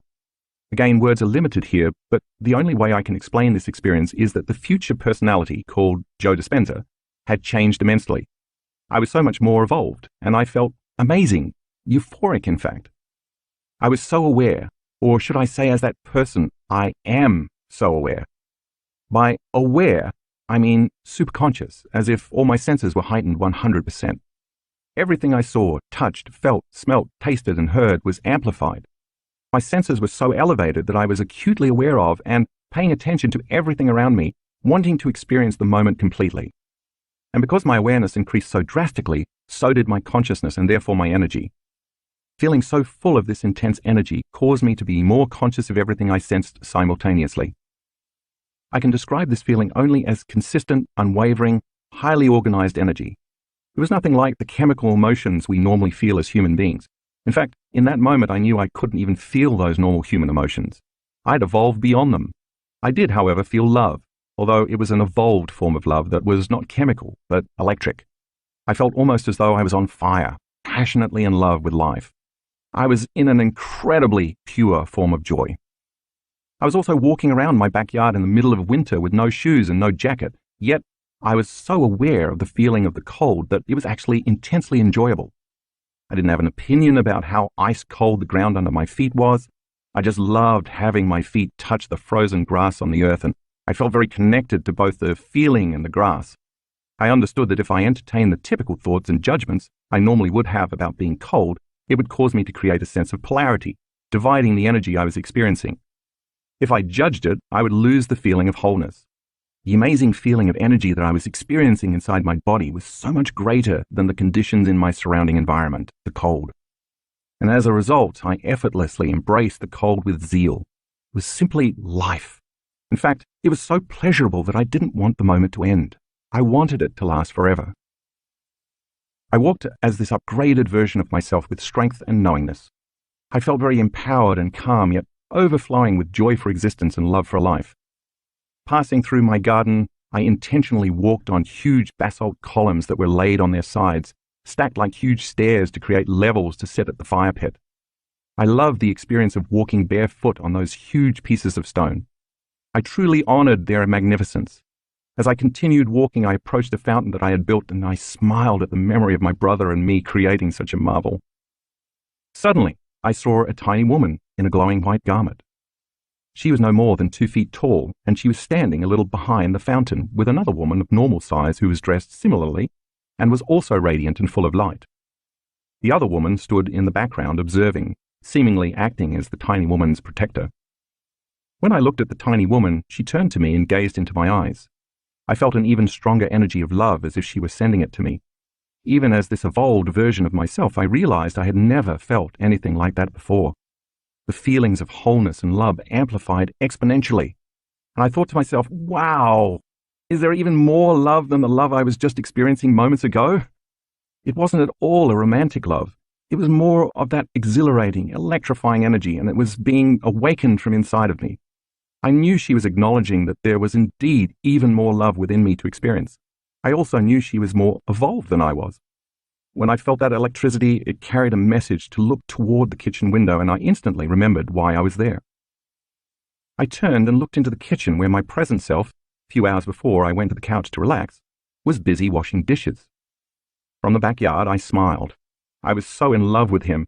I saw his sincerity. I saw his struggles. I saw his passion. I saw his love. I saw his mind busy, as always, constantly attempting to dovetail concepts into meaning.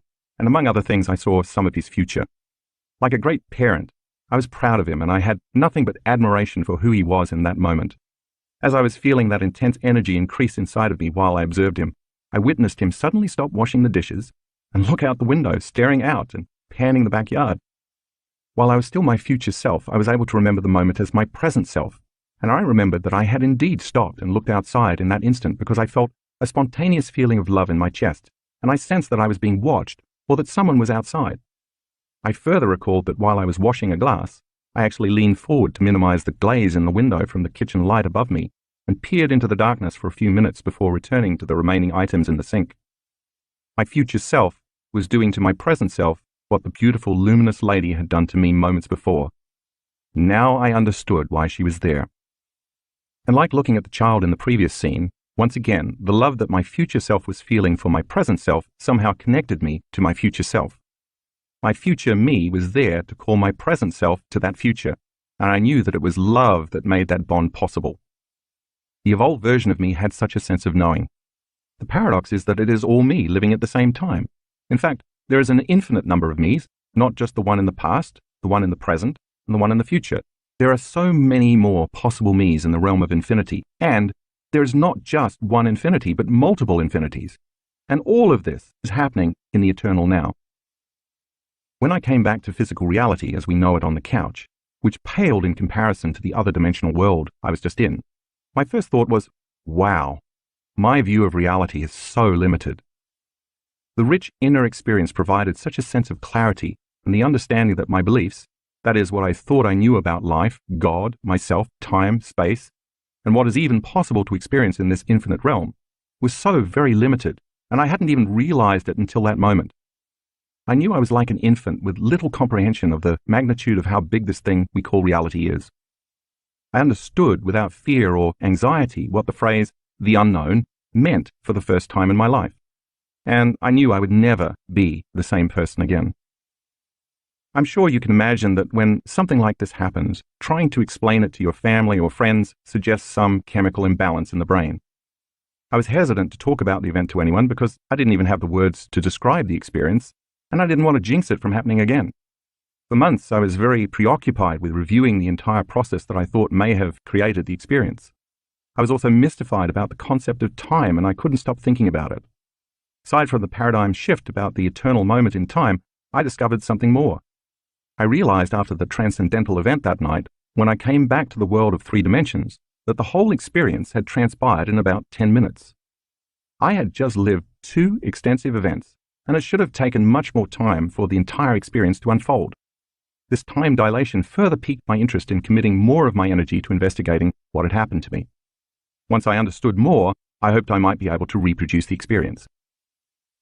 For days after that important night, the center of my chest was electric in the same way I had felt when the beautiful, tiny woman activated something within me. I kept thinking, how can this feeling still be lingering inside of me unless something real happened? When I put my attention on the center of my chest, I noticed the feeling amplify.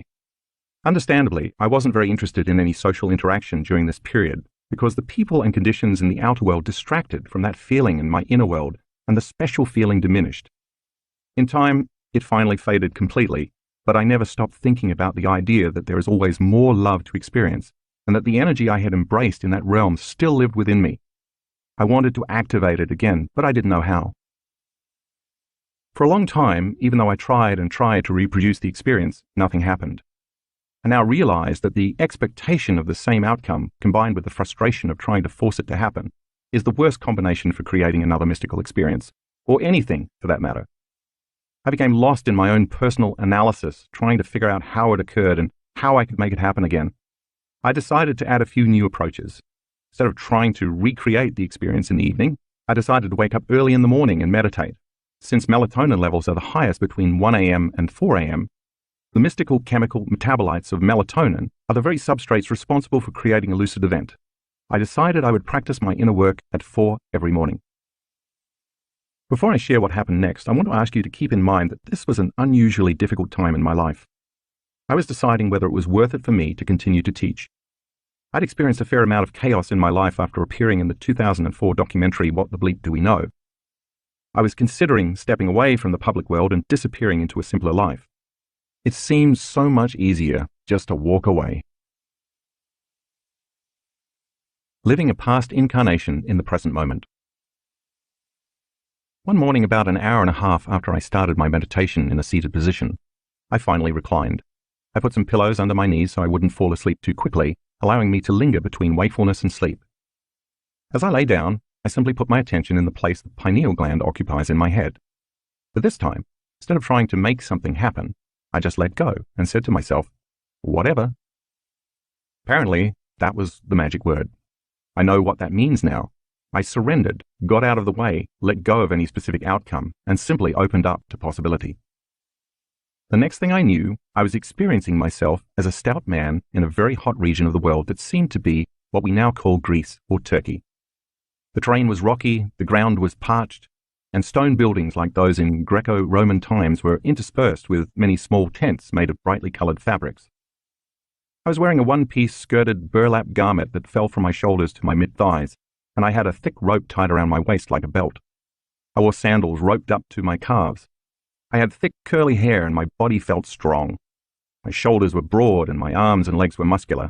I was a philosopher and a long-time student of some charismatic movement. I was simultaneously the self in that experience and my present self observing me in that particular time and space. Again, I was way more conscious than normal. I was superconscious. All my senses were heightened and I was very aware of everything.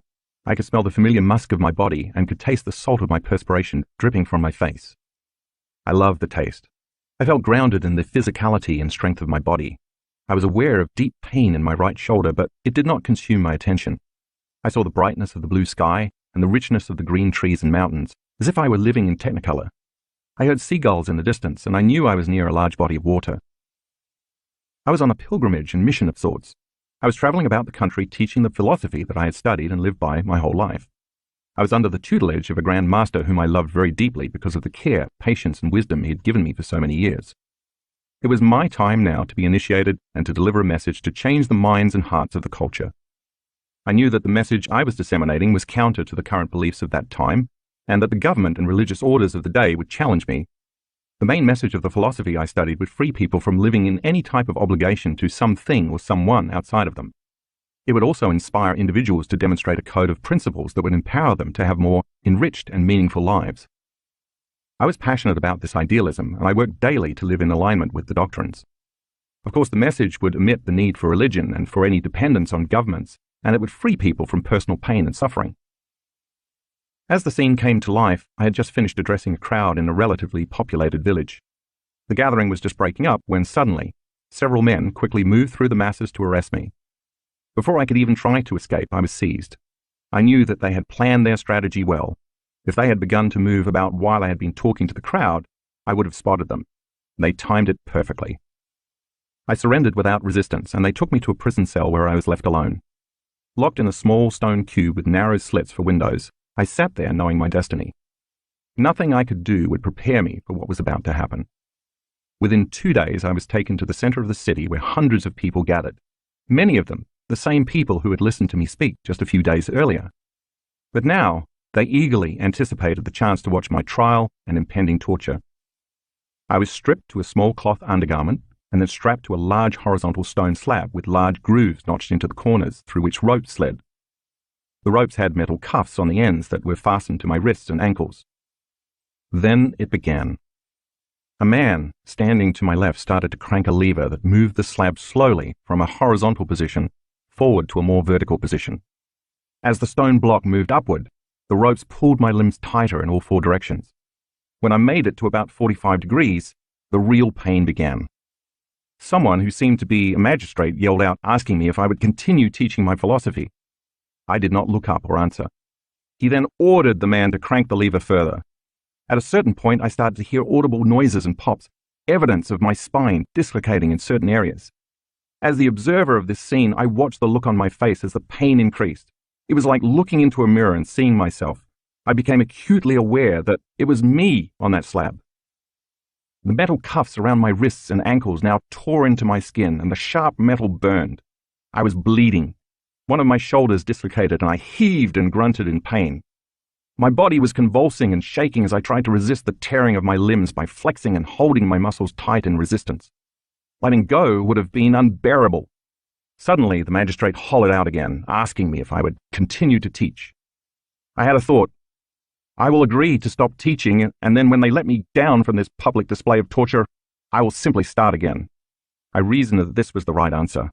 It would appease the magistrate and stop the pain and my death, while enabling me to continue my mission. I slowly shook my head from side to side in silence. Then the magistrate pressed me to verbally say no, but I would not speak. He then motioned quickly to the tormentor on my left to push the crank even harder. I looked down at the man as he turned the gears with a clear intention to hurt me. I saw his face, and as we looked into each other's eyes, I, as the observer, instantly recognized this person as someone in my present life as Joe Dispenza. The same person, but in a different body. Something clicked within me as I witnessed this scene. I recognized that this tormentor is still tormenting others, including me, in my current incarnation, and I understand that person's role in my life. It was an odd, familiar feeling or knowing, and it made perfect sense. As the slab accelerated upward, my lower back snapped and my body started to lose control. That was the moment that broke me. I wept from the blinding pain and also felt such a deep sadness consume my whole being. When the weight of the heavy stone was released, it fell quickly back to the horizontal position. I lay there quivering, uncontrollably, in silence. I was then dragged back to the small prison cell where I lay curled up in the corner. For 3 days I couldn't stop the flashbacks of my torture. I was so humiliated that I never could speak in public again. The very thought of returning to my mission created such a visceral response in my body that I stopped even thinking about it. One night they released me, and without being noticed, head down in utter shame, I disappeared. I was unable to look anyone in the eye ever again. I felt like I had failed in my mission. I spent the rest of my life in a cave by the sea, trapping fish and living in silence as a hermit. As I witnessed this poor man's plight and his choice to hide from the world, I understood that this was a message for me.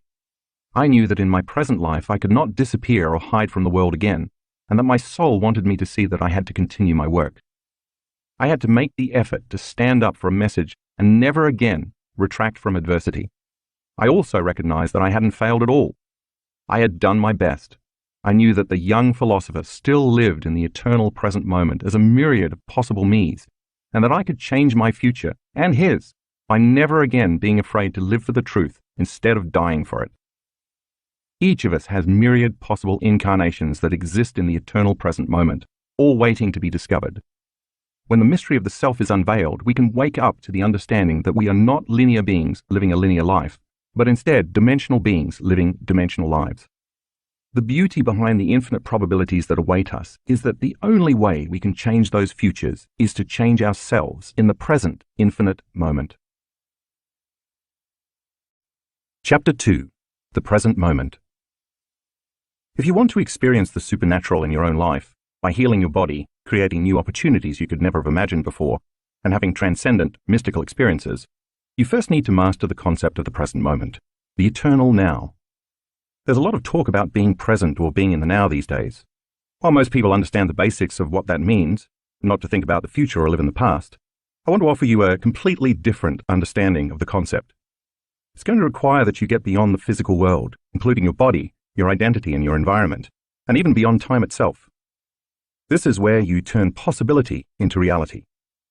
After all, if you don't get beyond who you think you are and the way you've been conditioned to believe the world works, it's not possible to create a new life or a new destiny. So in a very real sense, you have to get out of your own way, transcend the memory of yourself as an identity, and allow something greater than you, something mystical, to take over. In this chapter, I'm going to explain how that works. First, let's take a look at how the brain functions. When any neurological tissue in the brain or the body is activated, it creates mind. Consequently, from a neuroscientific understanding, mind is the brain in action. For instance, you have a specific mind to drive your car. You have another mind to take a shower. You have a different mind when you sing a song or listen to music. You use a specific level of mind to execute each of those complex functions because you've probably done each of these tasks thousands of times.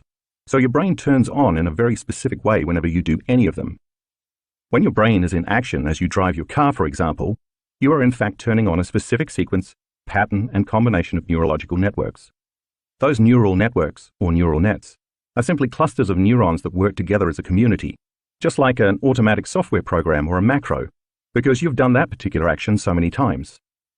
In other words, the neurons that fire together to accomplish the task become more wired together.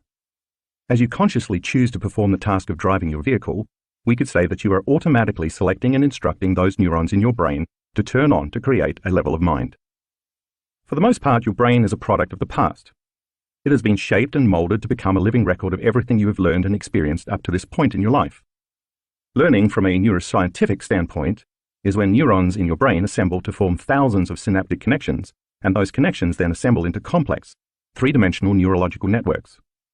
Think of learning as your brain getting an upgrade. When you pay attention to knowledge or information and it makes sense to you, this interaction with the environment leaves biological impressions in your brain.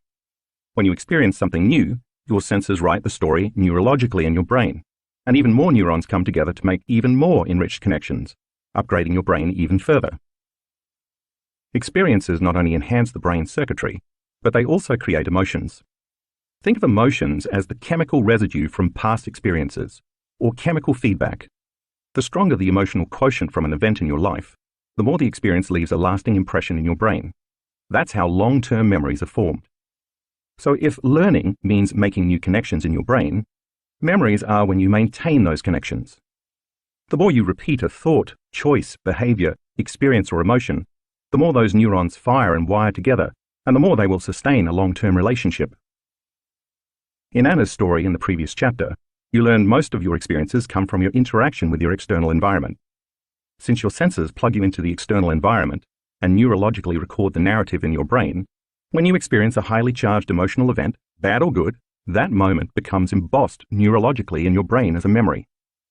Therefore, when an experience changes how you normally feel chemically and heightens your attention to what caused it, you will associate a specific person or thing with where your body is at a particular time and place.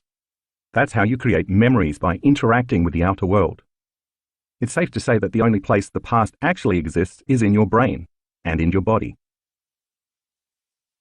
How your past becomes your future. Let's take a closer look at what happens biochemically inside your body when you think a thought or feel an emotion. When you think a thought or have a memory, a biochemical reaction begins in your brain, causing the brain to release certain chemical signals. That's how immaterial thoughts literally become matter. They become chemical messengers. These chemical signals make your body feel exactly the way you were just thinking. Once you notice you are feeling a particular way, then you generate more thoughts equal to how you're feeling, and then you release more chemicals from your brain to make you feel the way you've been thinking. For example, if you have a fearful thought, you start to feel fear. The moment you feel fear, that emotion influences you to think more fearful thoughts, and those thoughts trigger the release of even more chemicals in the brain and body to make you continue to feel more fear. The next thing you know, you get caught in a loop where your thinking creates feeling, and your feeling creates thinking. If thoughts are the vocabulary of the brain, and feelings are the vocabulary of the body, and the cycle of how you think and feel becomes your state of being, then your entire state of being is in the past. When you fire and wire the same circuits in your brain over and over again because you keep thinking the same thoughts, you are hardwiring your brain into the same patterns. As a result, your brain becomes an artifact of your past thinking, and in time it becomes easier to automatically think in the same ways. At the same time, as you repeatedly feel the same emotions over and over again, since as I just said, emotions are the vocabulary of the body and the chemical residue of past experiences, you are conditioning your body into the past. So now let's look at what that means for you on a day-to-day basis. Given what you just learned about feelings and emotions being the chemical end products of past events, the moment you wake up in the morning and search for the familiar feeling called you are starting your day in the past. So when you start to think about your problems, those problems, which are connected to the memories of past experiences of different people or things at certain times and places, create familiar feelings such as unhappiness, futility, sadness, pain, grief, anxiety, worry, frustration, unworthiness, or guilt. If those emotions are driving your thoughts and you cannot think greater than how you feel, then you are also thinking in the past. And if those familiar emotions influence the choices you are going to make that day, the behaviors you're going to exhibit, or the experiences you are going to create for yourself, then you're going to appear predictable, and your life is going to stay the same. Now let's say after you wake up, you turn off your alarm, and as you lie there in bed, you check your Facebook, your Instagram, your WhatsApp, your Twitter, your texts, your emails, and then the news. Now you are really remembering who you are as you reaffirm your personality and connect to your past, present, personal reality. Then you go to the bathroom, you use the toilet, brush your teeth, take a shower, get dressed, and then head for the kitchen. You drink some coffee and eat breakfast. Maybe you watch the news or check your email again. It's the same routine you follow every day. Then you drive to work using the same old route, and when you get there you interact with the same coworkers you saw the day before. You spend your day performing pretty much the same duties you performed yesterday. You might even react to the same challenges at work with the same emotions. Then after work, you drive home, maybe you stop at the same grocery store and buy the food you like and always eat. You cook the same food for dinner and watch the same television show at the same time while sitting in the same place in your living room. Then you get ready for bed in the same way you always do. You brush your teeth with your right hand starting from the upper right side of your mouth. You crawl into the same side of the bed, maybe you read a little, and then you go to sleep. If you keep doing these same routines over and over again, they will become a habit. A habit is a redundant set of automatic, unconscious thoughts, behaviors, and emotions that you acquire through frequent repetition. Basically, it means your body is now on autopilot, running a series of programs, and over time, your body becomes the mind. You've done this routine so many times that your body automatically knows how to do certain things better than your brain or conscious mind. You just switch on the autopilot and go unconscious, which means you'll wake up the next morning and essentially do the same things all over again. In a very real sense, your body is dragging you into the same predictable future based on what you have been repeatedly doing in the same familiar past. You will think the same thoughts and then make the same choices that lead to the same behaviors, that create the same experiences, that produce the same emotions. Over time, you've created a set of hardwired neurological networks in the brain, and you have emotionally conditioned your body to live in the past. And that past becomes your future. If you were looking at a timeline of your day starting with waking up in the morning and continuing until you go to bed that night, you could pick up that timeline of yesterday or today, your past, and place it in the space reserved for tomorrow, the future, because essentially the same actions you took today are the ones you are going to take tomorrow, and the day after that, and the day after that. Let's face it, if you keep the same routine as yesterday, it makes sense that your tomorrow is going to be a lot like your yesterday. Your future is just a rerun of your past. That's because your yesterday is creating your tomorrow. Take a look at figure 2.1. Each of those vertical lines represent the same thought that leads to the same choice that initiates an automatic behavior that creates a known experience that produces a familiar feeling or an emotion. If you keep reproducing the same sequence, in time, all those individual steps merge into one automatic program. This is how you lose your free will to a program. The arrow represents an unknown experience dropping in somewhere between your driving to work in traffic, knowing you are going to be late again, and you trying to stop by the dry cleaners on your way. We could say that your mind and body are in the known, the same predictable future based on what you did in the same familiar past. And in that known certain future, there's no room for the unknown. In fact, if something new happened, if something unknown were to unfold in your life at that moment to change the same predictable timeline of your day, you'd probably be annoyed at the disruption of your routine.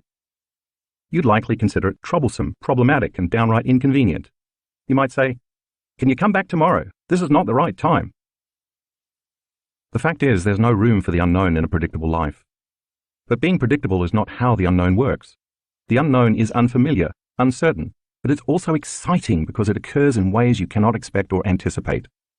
So let me ask you, how much room in your routine, predictable life do you have for the unknown? By staying in the known, following the same sequence each day of thinking the same thoughts, making the same choices, demonstrating the same programmed habits, recreating the same experiences that stamp the same networks of neurons into the same patterns to reaffirm the same familiar feeling called you, you are repeating the same level of mind over and over again.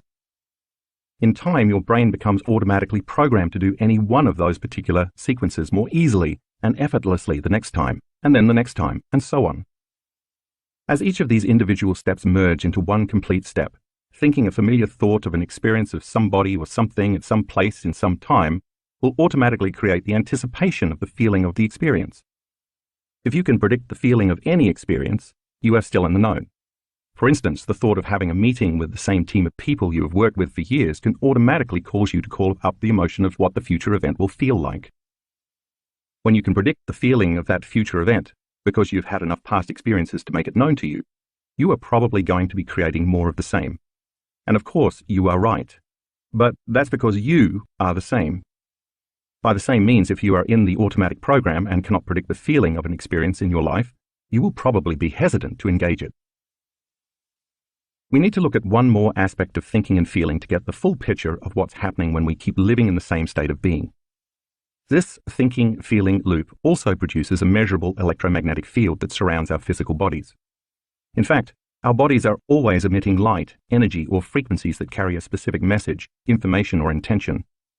By the way, when I say light, I am not just referring to the light we see, but to all spectrums of light, including X-rays, cell phone waves, and microwaves. In the same way, we also receive vital information that is carried on different frequencies. So we are always sending and receiving electromagnetic energy. Here's how that works. When we think a thought, those networks of neurons that fire in our brain create electrical charges. When those thoughts also cause a chemical reaction that results in a feeling or an emotion, as well as when a familiar feeling or emotion is driving our thoughts, those feelings create magnetic charges. They merge with the thoughts that create the electric charges to produce a specific electromagnetic field equal to your state of being. Think of emotions as energy in motion. When someone experiencing a strong emotion walks into a room, their energy, aside from their body language, is often very palpable. We have all felt another person's energy and intent when they were angry or very frustrated. We felt it because they were emitting a strong signal of energy that carried specific information. The same is true of a very sexual person, a person who is suffering, or a person who has a calm, loving energy. All those energies can be sensed and felt. As you might expect, different emotions produce different frequencies. The frequencies of creative, elevated emotions like love, joy, and gratitude are much higher than the emotions of stress, such as fear and anger, because they carry different levels of conscious intent and energy. See Figure 2.2, which details some of the different frequencies associated with various emotional states. You'll read more about this concept later in the book. So if we are recreating the past day after day, thinking the same thoughts and feeling the same emotions, we are broadcasting the same electromagnetic field over and over again, sending out the same energy with the same message. From the perspective of energy and information, this means the same energy of our past continues to carry the same information, which then keeps creating the same future. Our energy, then, is essentially equal to our past. The only way we can change our lives is to change our energy, to change the electromagnetic field we are constantly broadcasting. In other words, to change our state of being, we have to change how we think and how we feel. If where you place your attention is where you place your energy, a key concept you'll read more about later in this chapter, then the moment you place your attention on a familiar emotion, your attention and your energy are in the past. If those familiar emotions are connected to a memory of some past event involving a person or an object at a particular place and time, then your attention and your energy are in the past as well. As a consequence, you are siphoning your energy out of the present moment into your past. By the same means, if you start to think about all the people you have to see, the things you have to do, and the places you have to go at certain times in your routine day, you are siphoning your attention and energy into a predictable, known future. Take a look at Figure 2.3, which illustrates this point. All of your energy is now completely commingled with those known experiences in that specific line of time. Your energy is creating more of the same, and your body is going to follow your mind to the same events in your same reality. Your energy is being directed out of the present moment and into the past and the future. As a result, you have very little energy left to create an unknown experience in a new timeline. Figure 2.3 also shows how the electromagnetic energy you emanate is a vibrational match with everything known to you. So as you start your day, when you have the thought of the toilet, the next thing you know, there you are, walking toward the toilet. Then you have the thought of the shower, and you find yourself in the shower adjusting the water temperature. You have the thought of the coffee maker, and you're projecting your attention and energy to the coffee maker. And as you automatically walk to the kitchen to make your morning cup of java, once again your body is following your mind. And if you've done that for the last 22 years, your body is going to effortlessly coast right over there. Your body is always following your mind, but in this case, it's been repeatedly following your mind to the known. That's because that's where your attention, and therefore your energy, is. So now let me ask you this. Could it ever be possible for your body to start following your mind to the unknown? If so, you can see that you would have to change where you put your attention, and that would lead to changing your energy, which would require you to change how you think and how you feel long enough for something new to happen. While it may sound incredible, this is indeed possible. It makes sense that just as your body has been following your mind to every known experience in your life, like the coffee maker each morning, if you were to start investing your attention and energy into the unknown, your body would then be able to follow your mind into the unknown, a new experience in your future. Priming your mind and body for a new future. If you are familiar with my work, you know that I'm in love with the concept of mental rehearsal. I'm fascinated by how we can change the brain as well as the body by thought alone. Think about that for a moment. If you focus your attention on specific imagery in your mind and become very present with a sequence of repeated thoughts and feelings, your brain and body will not know the difference between what is occurring in the outer world and what is happening in your inner world. So when you're fully engaged and focused, the inner world of imagination will appear as an outer world experience, and your biology will change accordingly. That means you can make your brain and body look as if a physical experience has already happened without having the actual experience. What you put your attention on and mentally rehearse over and over again not only becomes who you are from a biological perspective, it also determines your future. Here's a good example. A team of Harvard researchers took a group of volunteers who had never before played the piano and divided the group in half. One half practiced a simple 5-finger piano exercise for 2 hours a day over a period of 5 days. The remaining half did the same thing, but just by imagining they were sitting at the piano without physically moving their fingers in any way. The before and after brain scans showed that both groups created a dramatic number of new neural circuits and new neurological programming in the region of their brains that controls finger movements, even though one group did so by thought alone. Think about this. The folks who mentally rehearsed the actions had brains that looked like the experience had already happened, even though they never lifted a finger. If you were to put them in front of a piano after 5 days of mental rehearsal, many of them would be able to play the exercise they imagined pretty well, even though they had never before tickled the ivories. By mentally imagining the activity every day, they installed the neurological hardware in preparation for the experience. They repeatedly fired and wired those brain circuits with their attention and intention, and over time the hardware became an automatic software program in their brains, and it became easier to do the next time. So if they were to start to play after 5 days of mental practice, their behaviors would become easily aligned with their conscious intentions because they primed their brains for the experience ahead of time. That's how powerful the mind can be once trained. Similar studies show the same kinds of results with muscle training. In a pioneering study at the Cleveland Clinic, 10 research subjects between the ages of 20 and 35 imagined flexing one of their biceps as hard as they could in 5 training sessions a week for 12 weeks.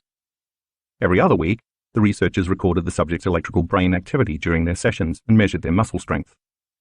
By the end of the study, the subjects had increased their bicep strength by 13.5%, even though they hadn't actually been using their muscles at all. They maintained this gain for 3 months after the training session stopped. More recently, a research team made up of scientists from the University of Texas at San Antonio, the Cleveland Clinic, and the Kessler Foundation Research Center in West Orange, New Jersey, asked subjects to visualize contracting their elbow flexor muscles. As they did so, they were instructed to urge the muscles to flex as strong and hard as possible, adding a firm intention to their strong mental energy for 15-minute sessions, 5 days a week for 12 weeks. One group of subjects was instructed to use what is called external or third-person imagery, imagining themselves performing the exercise by observing themselves in a scene in their heads separate from the experience, like watching a movie of themselves. The second group was instructed to use internal or first-person imagery, imagining that their bodies as they existed right then in real time were doing the exercise, making it more immediate and realistic. A third group, the control, did no practice. The group using external imagery, as well as the control group, showed no significant change, but the group using internal imagery showed a 10.8% increase in strength. Another team of researchers from Ohio University went so far as to wrap the wrists of 29 volunteers in surgical casts for 1 month, ensuring they wouldn't be able to move their wrists, even unintentionally. Half the group practiced mental imagery exercises for 11 minutes a day, 5 days a week, imagining they were flexing their immobilized wrist muscles while actually remaining completely still. The other half, the control group, did nothing. At the end of the month, when all the casts came off, the muscles of the imagery group were twice as strong as those of the control group. Each of these 3 muscle studies show how mental rehearsal not only changes the brain, but can also change the body by thought alone. In other words, by practicing the behaviors in their mind and consciously reviewing the activity on a regular basis. The bodies of the subjects looked like they had been physically performing the activity, and yet they never did the exercises. Those who added the emotional component of doing the exercise as hard as possible to the intensity of the mental imagery made the experience even more real and the results more pronounced. In the piano playing study, the brains of the research subjects looked as though the experience they'd imagined had already happened because they had primed their brains for that future. In a similar way, the subjects in the muscle flexing studies changed their bodies to look as if they had previously experienced that reality, just by mentally rehearsing the activity through thought alone. You can see why when you wake up in the morning and start thinking about the people you have to see, the places you have to go and the things you have to do in your busy schedule, that's mentally rehearsing. And then you add an intense emotion to it like suffering or unhappiness or frustration, just like the elbow flexor volunteers who urge their muscles to flex without moving them at all. You are conditioning your brain and body to look like that future has already happened. Since experience enriches the brain and creates an emotion that signals the body, when you continuously create an inward experience that is as real as an outer experience, over time you're going to change your brain and body, just like any real experience would. In fact, when you wake up and start thinking about your day, neurologically, biologically, chemically, and even genetically, which I will explain in the next section, it looks as though that day has already happened for you. And in fact, it has. Once you actually start the day's activities, just as in the experiments above, your body is naturally and automatically going to behave equal to your conscious or unconscious intentions. If you've been doing the same things for years on end, those circuits, as well as the rest of your biology, are more readily and easily activated. That's because not only do you prime your biology every day with your mind, but you also recreate the same physical behaviors in order to reinforce those experiences further in your brain and body. And it actually becomes easier to go unconscious every day because you keep mentally and physically reinforcing the same habits over again, creating the habit of behaving by habit.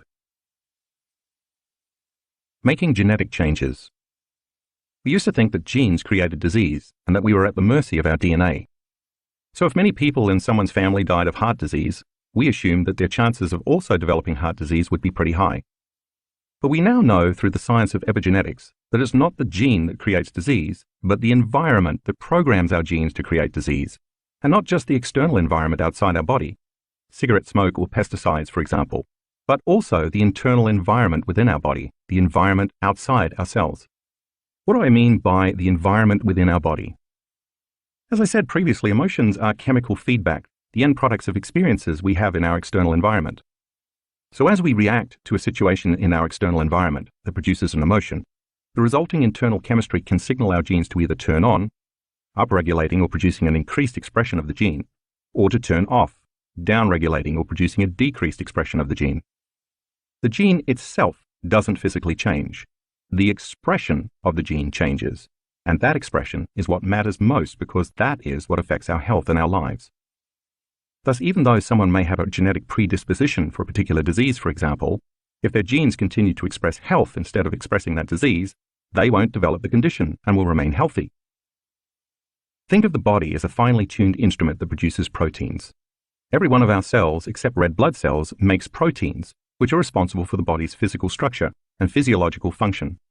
For example, muscle cells make specific proteins known as actin and myosin, and skin cells make the proteins collagen and elastin. Immune cells make antibodies, thyroid cells make thyroxine, and bone marrow cells make hemoglobin. Some of our eye cells make keratin, while our pancreatic cells make enzymes like protease, lipase, and amylase. There isn't an organ or a system in the body that does not rely on or produce proteins. They are a vital part of our immune system, digestion, cellular repair, and bone and muscle structure. You name it, they're a part of it. In a very real way, then, the expression of proteins is the expression of life and is equal to the health of the body. In order for a cell to make a protein, a gene must be expressed. That's the job of the genes, to facilitate making proteins. When the signal from the environment outside of the cell reaches the cell membrane, the chemical is accepted by a receptor outside of the cell and makes its way to the DNA inside the cell. Then a gene makes a new protein that's equal to that signal. So if the information coming from outside of the cell does not change, the gene keeps making the same protein and the body stays the same. Over time, the gene will begin to downregulate. It will either shut off its healthy expression of proteins, or it will eventually wear out, like making a copy of a copy of a copy, causing the body to express a different quality of proteins. Different classifications of stimuli upregulate and downregulate genes. We activate experience-dependent genes, for example, by doing new things or learning new information.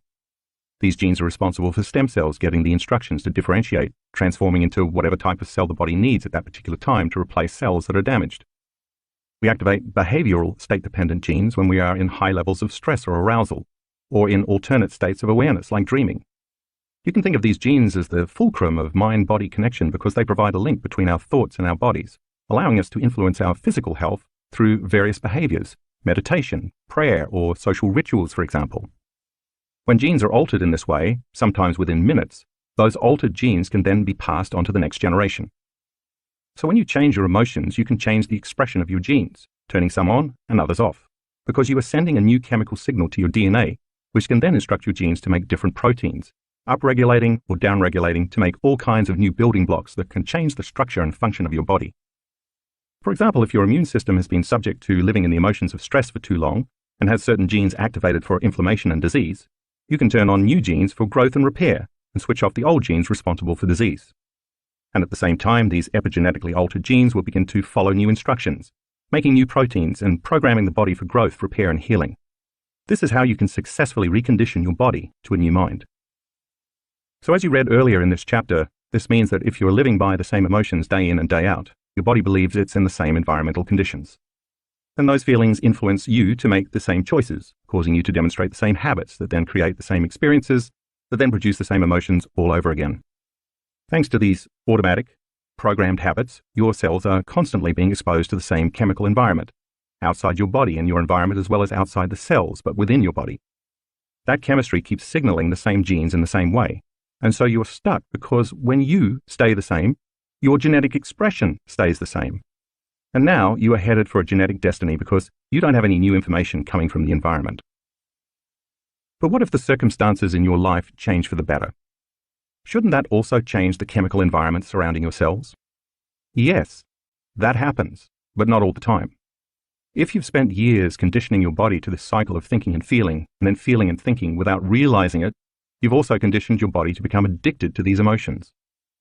So simply changing the external environment by, say, getting a new job doesn't necessarily break the addiction any more than someone addicted to drugs would be able to stop their cravings just by winning a lottery or moving to Hawaii. Because of the thinking-feeling loop, sooner or later, after the novelty of the experience is over, most people return to their baseline emotional state, and the body believes it's in the same old experience that created the same old emotions. So if you were miserable in your old job, but managed to get a new one, you might be happy for a few weeks, or even a few months. But if you had spent years conditioning your body to be addicted to misery, you would eventually return to that old emotion because your body would crave its chemical fix. Your outer environment may have changed, but your body will always believe its internal chemistry more than its external conditions. So it remains emotionally locked into your old state of being, still addicted to those old emotions. That's just another way of saying you're still living in the past. And because the internal chemistry hasn't changed, you can't change the expression of your genes to make new proteins in order to improve the structure or the function of your body.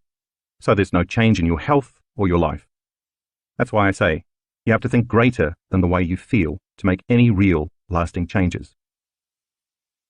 In the winter of 2016, at our advanced workshop in Tacoma, Washington, my team and I performed a study on the effect elevated emotions had on immune function, taking saliva samples from 117 test subjects at the start of the workshop, and then again 4 days later at the workshop's conclusion. We measured immunoglobulin A, IgA, a protein marker for the strength of the immune system. IgA is an incredibly powerful chemical, one of the primary proteins responsible for healthy immune function and the internal defense system. It's constantly fighting a barrage of bacteria, viruses, fungi, and other organisms that invade or are already living within the body's internal environment. It's so powerful that it's better than any flu shot or immune system booster you could possibly take. When it's activated, it's the primary internal defense system in the human body. When stress levels, and therefore the levels of stress hormones like cortisol, go up, this lowers levels of IgA, thereby compromising and downregulating the immune system's expression of the gene that makes this protein. During our 4-day workshop, we asked our study participants to move into an elevated emotional state such as love, joy, inspiration, or gratitude for 9 to 10 minutes 3 times a day. If we could elevate our emotions, we wondered, could we boost our immune system? In other words, could our students upregulate the genes for IgA simply by changing their emotional states? The results amazed us. Average IgA levels shot up by 49.5%. The normal range for IgA is from 37 to 87 milligrams per deciliter, mg/dl, with some people measured more than 100 mg/dl at the end of the workshop. Our test subjects showed significant, measurable epigenetic changes without having any significant experiences in their external environment. By attaining states of elevated emotions even for just a few days, their bodies began to believe that they were in a new environment, so they were able to signal new genes and change their genetic expression, in this case, the protein expression of the immune system. See Figure 2.4. This means that you might not need a pharmacy or an exogenous substance to heal you. You have the power from within to upregulate the genes that make IgA within a few days. Something as simple as moving into an elevated state of joy, love, inspiration, or gratitude for 5 to 10 minutes a day can produce significant epigenetic changes in your health and body. Where attention goes, energy flows. Since where you place your attention is where you place your energy, when you wake up in the morning and immediately start putting your attention and energy on all the people you have to see that day, the places you have to go, the objects you own, and the things you have to do in the three-dimensional world, your energy becomes fractured. All of your creative energy is flowing away from you, as Figure 2.5 illustrates, to all things in the outer world that compete for your attention. Your cell phone, your laptop, your bank account, your house, your job, your co-workers, your spouse, your kids, your enemies, your pets, your medical conditions, and so on. Take a glance at Figure 2.5. It is obvious that most people's attention and energy are directed to their outer material world. It begs the question, how much energy do you have left in your inner world of thoughts and feelings to create a new reality? Consider for a moment that each of these people or things you give so much attention to is a known in your life because you've experienced it. As I mentioned earlier in the chapter, you have a neurological network in your brain for each one of those things. Since they are mapped in your brain, you perceive and so experience them from your past. And the more you keep experiencing them, the more automatic and enriched the neural circuits for each of them become, because the redundancy of the various experiences keeps assembling and refining more and more circuits. That's what experience does. It enriches the brain. So you have a neurological network about your boss, a neurological network about money, a neurological network about your partner, a neurological network about your kids, a neurological network for your financial situation, a neurological network for your house, and neurological networks about all your physical world possessions because you've experienced all of those people or things at different times and places. When your attention and therefore your energy is divided between all these outer world objects, people, problems, and issues, there's no energy left for you to put on your inner world of thoughts and feelings. So there's no energy left for you to use to create something new. Why? Because how you think and how you feel literally creates your personal reality.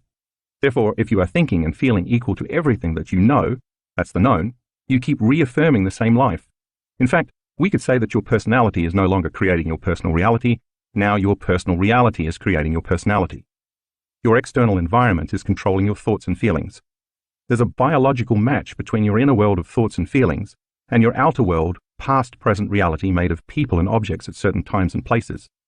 You are continuously keeping your life the same because you are keeping your attention, thoughts, and your energy, feelings, the same.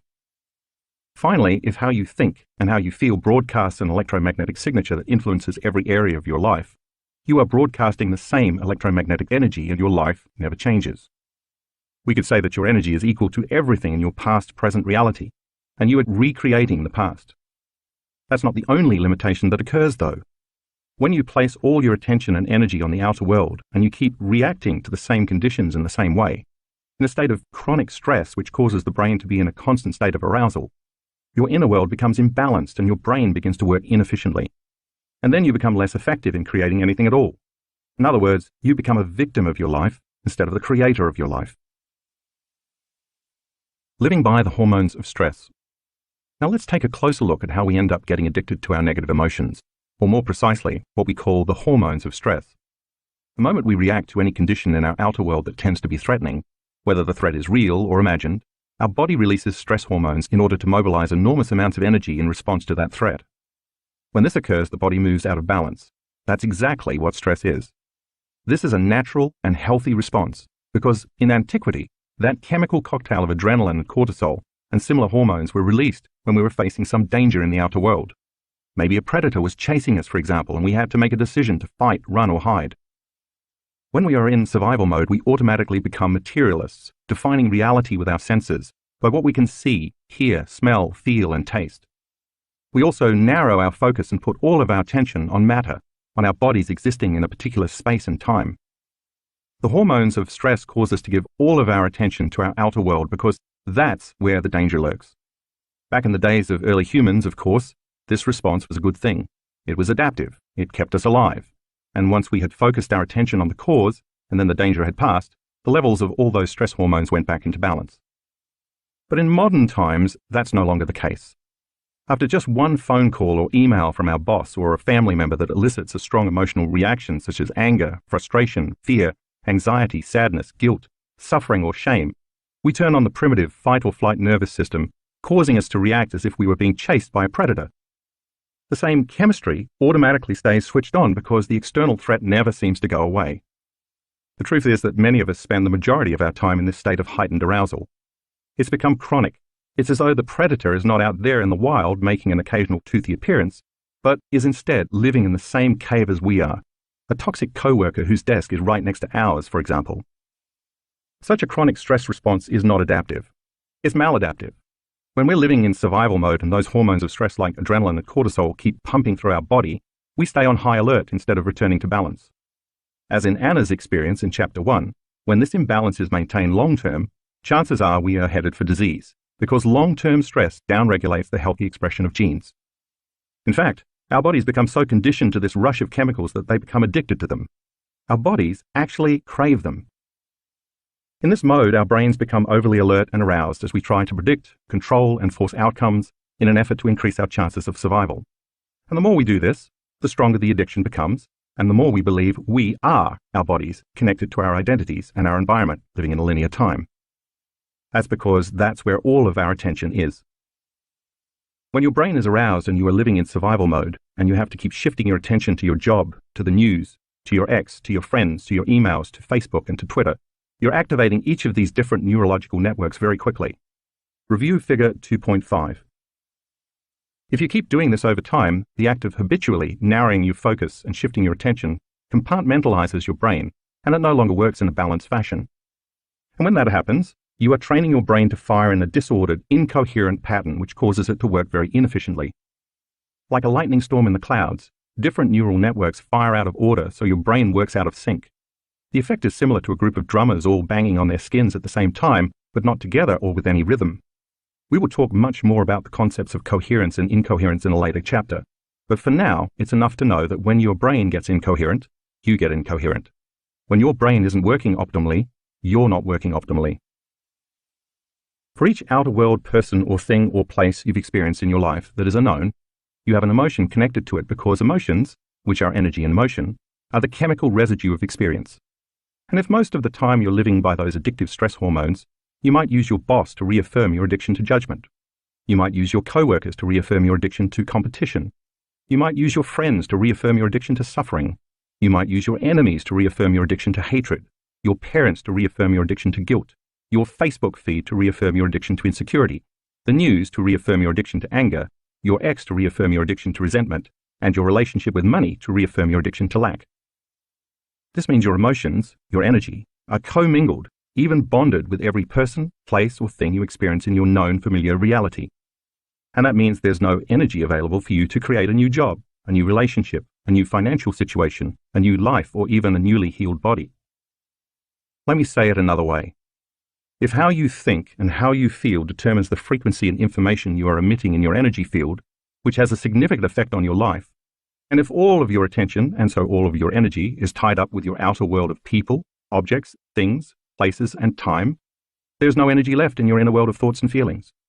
Therefore, the stronger the emotion you are addicted to, the more you will place your attention on that person, object, place, or circumstance in your outer world, giving away most of your creative energy and causing you to feel and think equal to everything you know.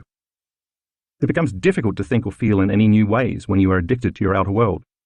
And it's possible that you can become addicted to all the people and things in your life that are causing you all the problems in the first place. That's how you give your power away and mismanage your energy. If you review figure 2.5, you'll find a few examples to illustrate how we create energetic bonds to all of the elements in our outer world. Take a look at figure 2.6.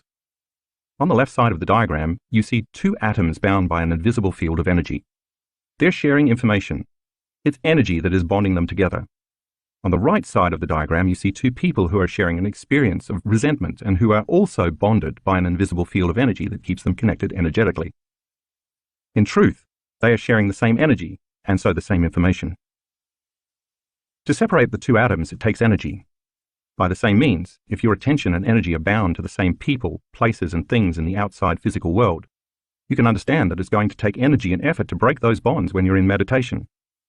This begs the question, how much of your creative energy is tied up in guilt, hatred, resentment, lack, or fear?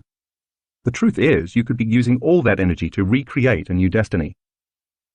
To do that, you're going to have to get beyond all those things in your outer world by taking your attention off them. That's why we use meditation as the model to change our internal state. This allows us to break from our associations to everybody, everyone, everything, everywhere, and every time, long enough to journey within.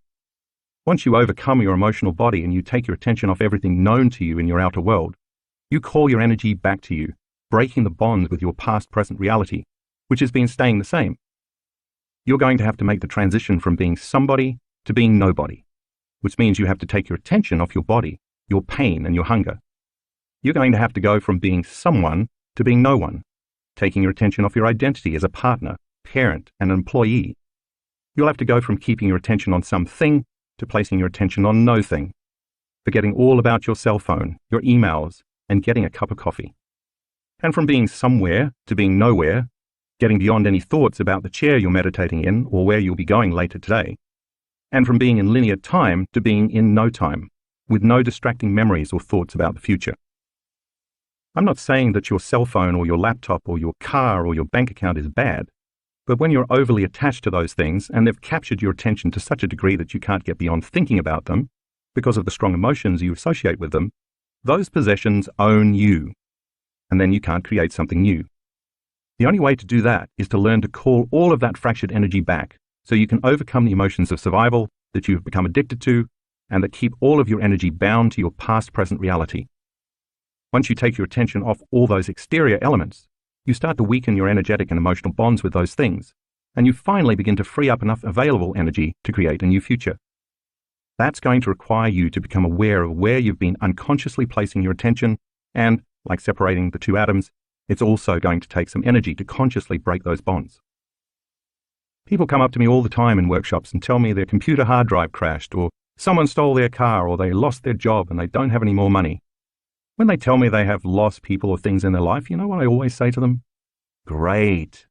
Look how much available energy you now have to design a new destiny. By the way, if you do this work well and manage to call your energy back to you, it will most likely be uncomfortable at first, even a little chaotic. Get ready, because certain areas of your life may fall apart. But don't worry, that's supposed to happen because you're breaking the energetic bonds between yourself and your same past reality. Anything that is no longer in a vibrational match between you and your future is going to fall away. Let it. Don't try to put your old life back together because you're going to be way too busy with the new destiny you're calling to yourself.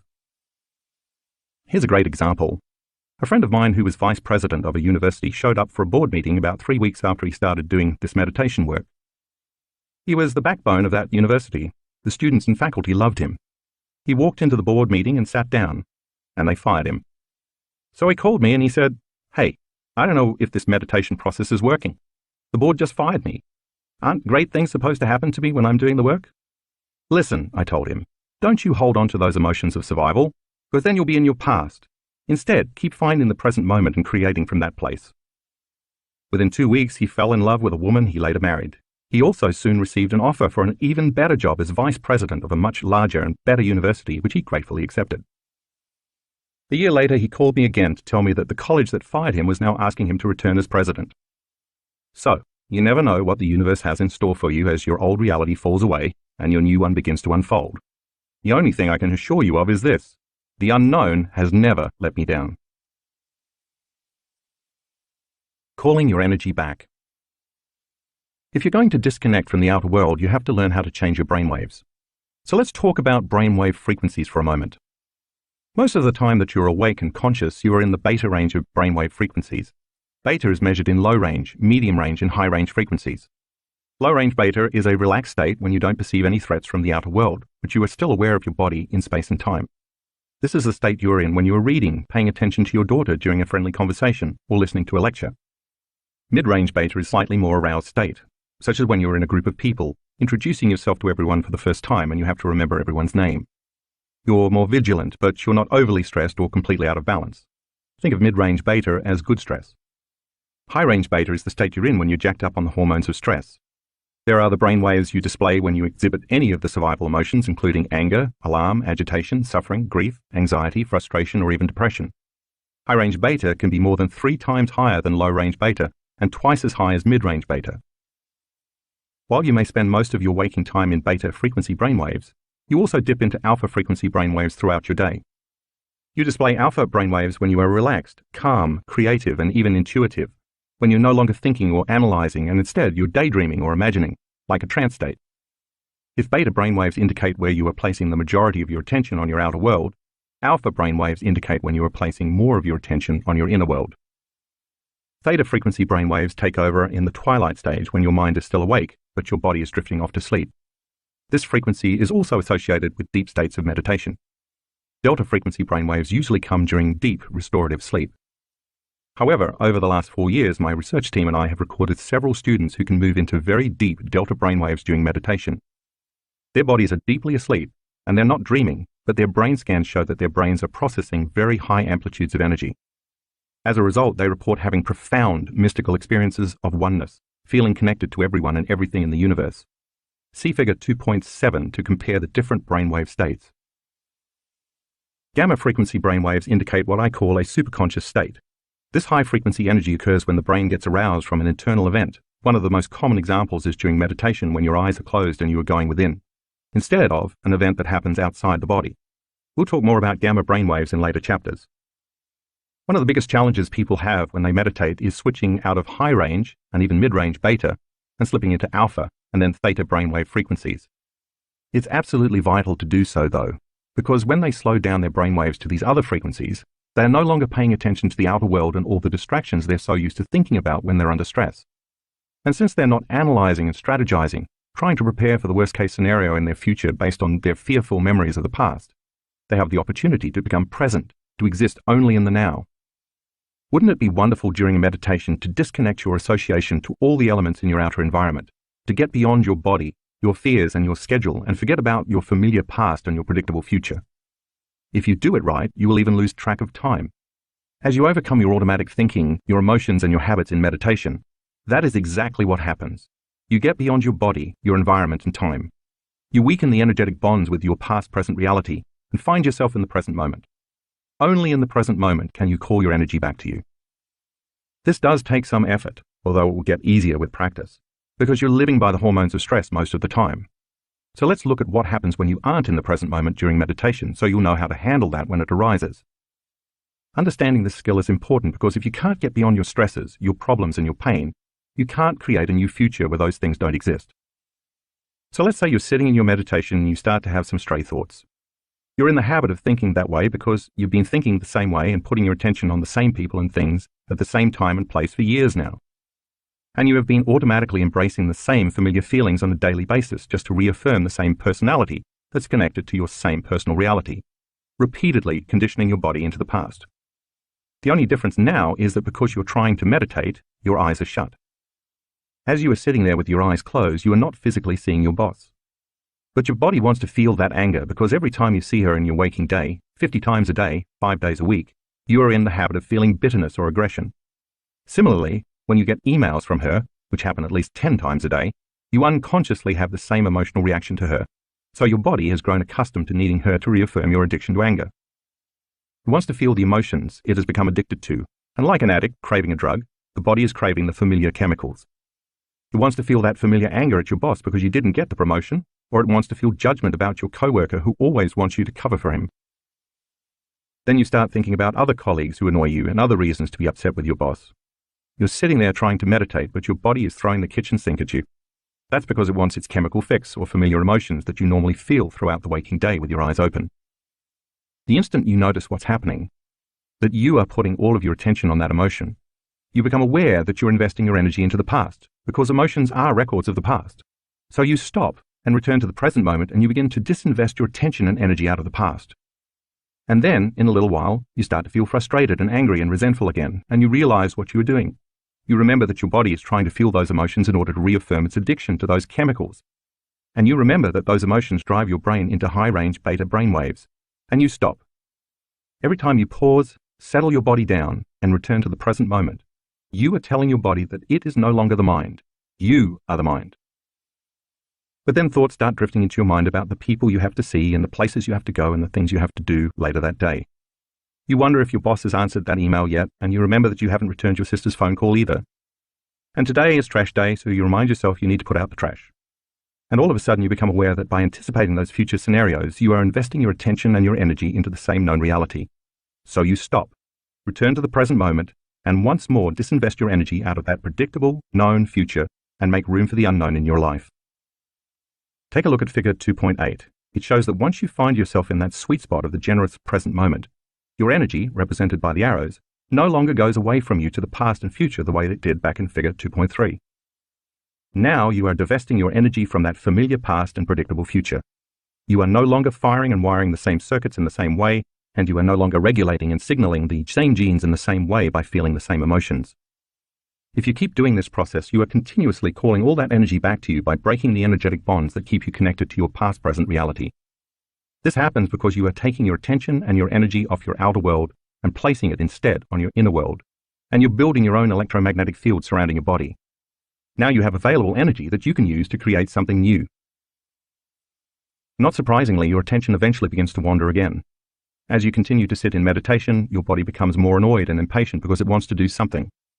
After all, you've programmed it every day to get up and follow the same routine. It wants to quit meditating, open its eyes and see someone. It wants to hear something on TV or talk to someone on the phone.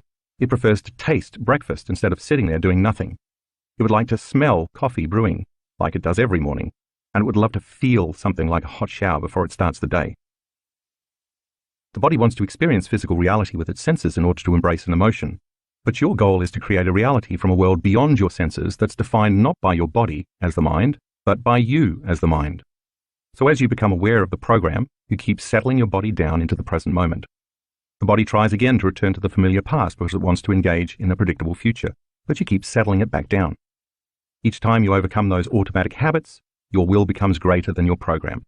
Every time you keep settling your body back to the present moment, like training a dog to sit, you are reconditioning your body to a new mind. Each time you become aware of your program and you labor for the present moment, you are stating that your will is greater than your program. And if you keep returning your attention, and therefore your energy, back to the present moment, and you keep noticing when you are present and when you are not, sooner or later your body is going to surrender. It is this process of continuously returning to the present moment every time you become aware that you've lost it that begins to break the energetic bonds with your familiar known reality. And when you do return to the present moment, what you're actually doing is getting beyond your physical world identity and unfolding into the quantum field, a concept I will explain in detail in the next chapter. The hardest part of every war is the last battle. That means that when your body, as the mind, is raging, causing you to think that you cannot go any further, wanting you to stop and return to the world of the senses, you keep persevering. You truly step into the unknown, and sooner or later you will begin to break the emotional addiction within you. When you get beyond your guilt, your suffering, your fear, your frustration, your resentment, or your unworthiness, you are freeing your body from the chains of those habits and emotions that keep you anchored in the past. And as a result, you are liberating energy that is now coming back to you. As the body releases all of this stored emotional energy, it is no longer becoming the mind. You discover that right on the other side of your fear is courage. Right on the other side of your lack is wholeness. And just beyond your doubt is knowing. When you step into the unknown and surrender your anger or hatred, you discover love and compassion. It's the same energy. It has just been stored in the body, and now it's available for you to use to design a new destiny. So when you learn to overcome yourself, or the memory of yourself in your life, you break the bonds you have with everything, every person, every place, and every time that's keeping you connected to your past-present reality. And when you finally overcome your anger or your frustration, and you liberate energy that was trapped in the past, you call that energy back to you. As you liberate all of that creative energy that has been tied up in those survival emotions, Within you and all around you, you are building your own personal energy field around your body. In our advanced workshops, we've actually measured this effect on calling the energy back. We have experts who use very sensitive equipment called a gas discharge visualization, GDV, machine, with a specially designed sensor called a Sputnik antenna, developed by Konstantin Korotkov, PhD. It measures the ambient electromagnetic field in the workshop conference spaces to see how the energy changes as the workshop progresses. On the first full day of some of our advanced workshops, we sometimes see the energy in the room drop. That happens because once we start meditating, and those students have to overcome themselves by breaking the energetic bonds with everyone and everything in their known reality, they are calling energy back to themselves. They're drawing energy from the greater field, and the field in the room can diminish as the participants begin to build their individual field of energy around their own bodies. And now they have available energy to use to design a new destiny. Of course, as our entire group gets beyond themselves the first day, they finally build their own light field, and as their energy keeps expanding each day, they begin to contribute to the energy in the room. As a result, we finally witness the energy of the room rise. To see what this sometimes looks like, find graphics 1A and 1B in the color insert. One way to increase your chances of a successful meditation is to give yourself enough time so you don't get distracted by trying to rush through the experience. When I meditate, for example, I allow for 2 hours.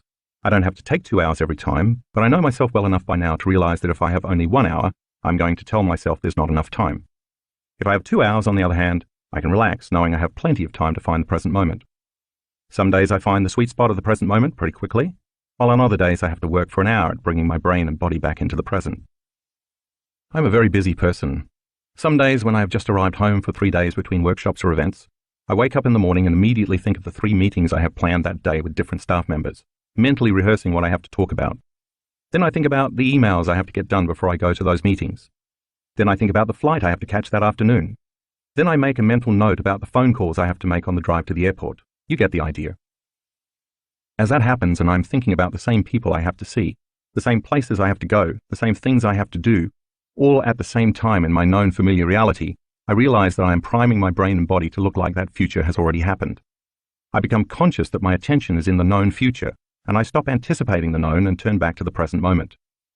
As I do that, I'm beginning to unfire and unwire those neural connections. Then I might get a little emotional and become impatient and a little frustrated thinking about something that happened yesterday. And since emotions are a record of the past and where I place my attention is where I place my energy, I become aware that I'm investing my energy in the past. Then the hormones of stress may get my brain aroused and my body gets a bit fired up into high-range beta brainwaves, and I have to settle it back down into the present moment again. And as I do that, I'm no longer firing and wiring the same circuits in my brain, and I'm disinvesting my energy out of the past. And if I'm aware of the same thoughts that are connected to those same familiar feelings, when I stop myself from feeling the same way, I'm no longer conditioning my body into the past, and I'm no longer signaling the same genes in the same ways. And if the emotions are the end products of experiences in the environment, and if it's the environment that signals the gene, then when I stop feeling those same emotions, I'm no longer selecting and instructing the same genes in the same ways. That not only affects the health of my body, but also no longer primes my body to be in the same future based on living in the past. So as I inhibit those familiar feelings, I'm changing the genetic program of my body. And since the hormones of long-term stress downregulate the expression of healthy genes and create disease, every time I am able to stop when I catch myself feeling any of those emotions that are related to stress, I am no longer conditioning my body to stay addicted to the emotions of stress.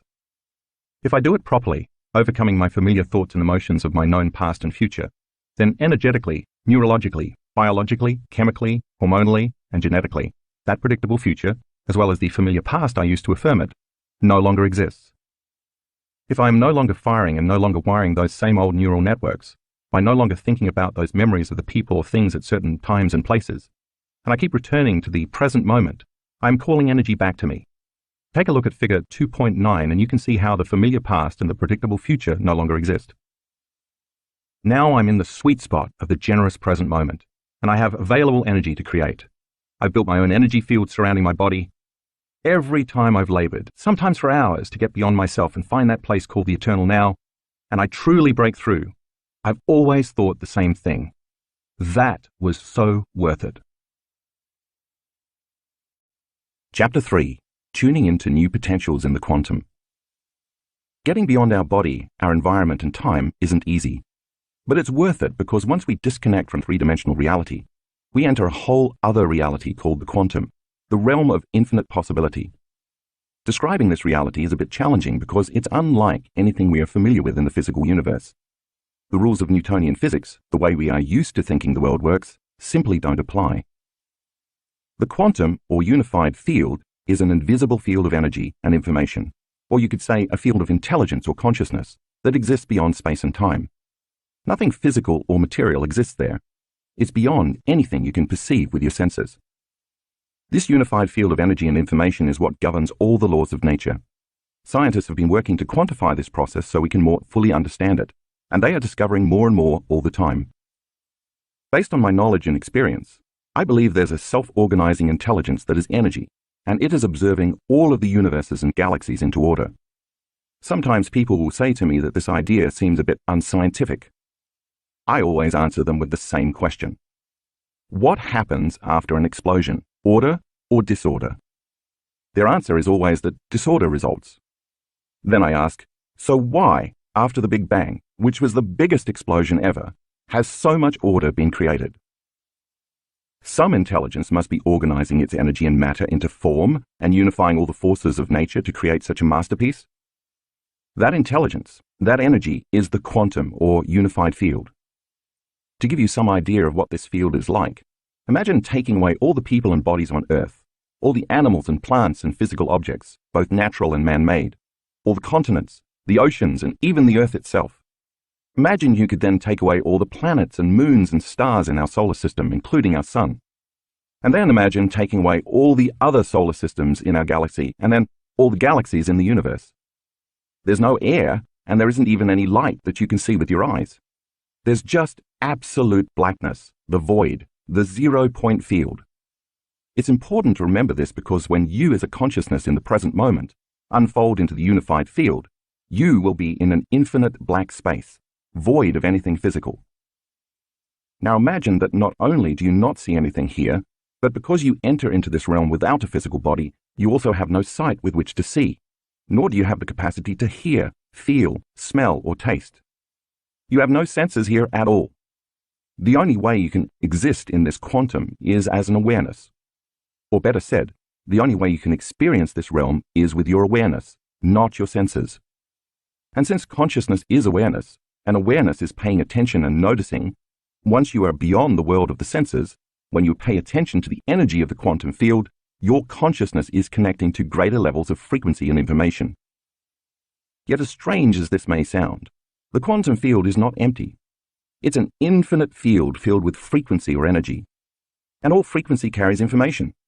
So think of the quantum field as being filled with infinite amounts of energy vibrating beyond the physical world of matter and beyond our senses, invisible waves of energy available for us to use in creation.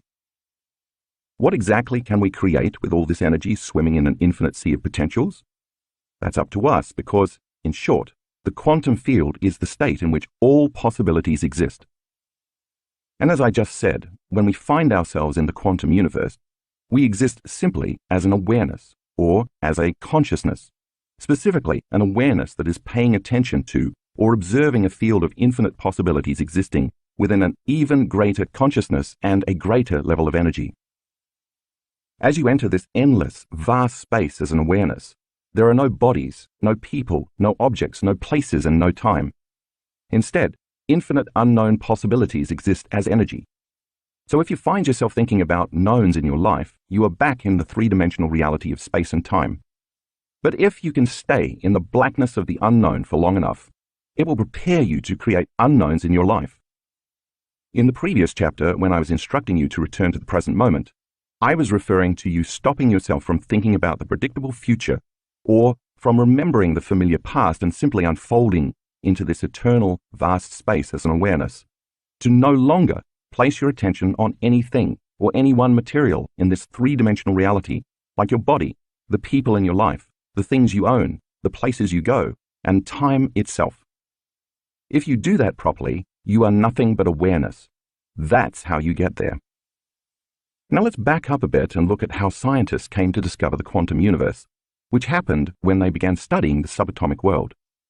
They found that atoms, the building blocks of everything in the physical universe, are made up of a nucleus surrounded by a large field containing one or more electrons. This field is so large in comparison with the tiny electrons that appear to be 99.9999999999% empty space. But as you just read, the space isn't actually empty. It's made up of a vast array of energetic frequencies that make up an invisible, interconnected field of information. So everything in our known universe, although it may appear to be solid, is actually 99.9999999999% energy or information. In fact, most of the universe is made up of this empty space. Matter is an infinitesimally small component in relation to the immense space of nothing physical. Researchers soon discovered that the electrons that move around in that vast field behave in a completely unpredictable manner. They don't appear to be subject to the same laws that govern matter in our larger universe. They're here in one moment and then gone the next, and it's impossible to predict where and when the electrons will appear. That's because, as the researchers eventually discovered, the electrons exist simultaneously in an infinite number of possibilities or probabilities. It is only when an observer focuses his or her attention and looks for something material that the invisible field of energy and information collapses into a particle we know as the electron. That is called collapsing the wave function, or a quantum event. But as soon as the observer looks away, no longer observing the electron and taking his or her mind off the subatomic matter, it disappears back into energy. In other words, that particle of physical matter, the electron, can't exist until we observe it, give it our attention.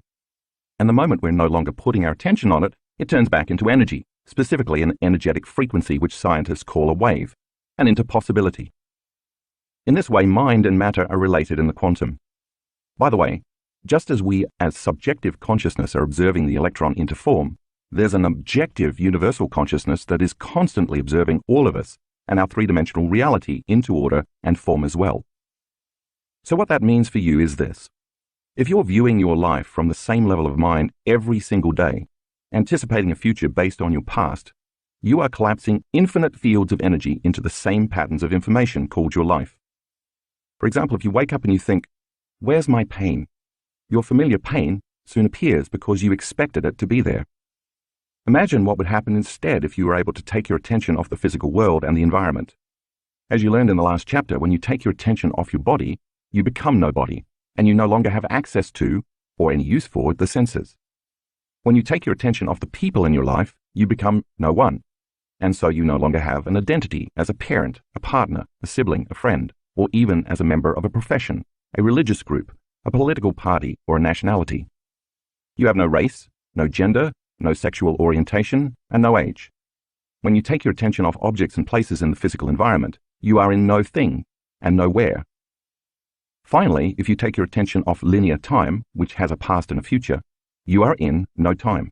You are in the present moment in which all possibilities in the quantum field exist. Because you are no longer identifying with or connected to the physical world, you are no longer trying to affect matter with matter. You are beyond matter and beyond how you identify yourself as a body in space and time. In a very real sense, you are in the immense blackness of the unified field where nothing material exists. That's the direct effect of continuously laboring to get to the present moment that I described in the previous chapter. The moment that happens, you unfold your attention and energy into an unknown field beyond matter where all possibilities exist. A field made up of nothing but invisible frequencies carrying information or consciousness.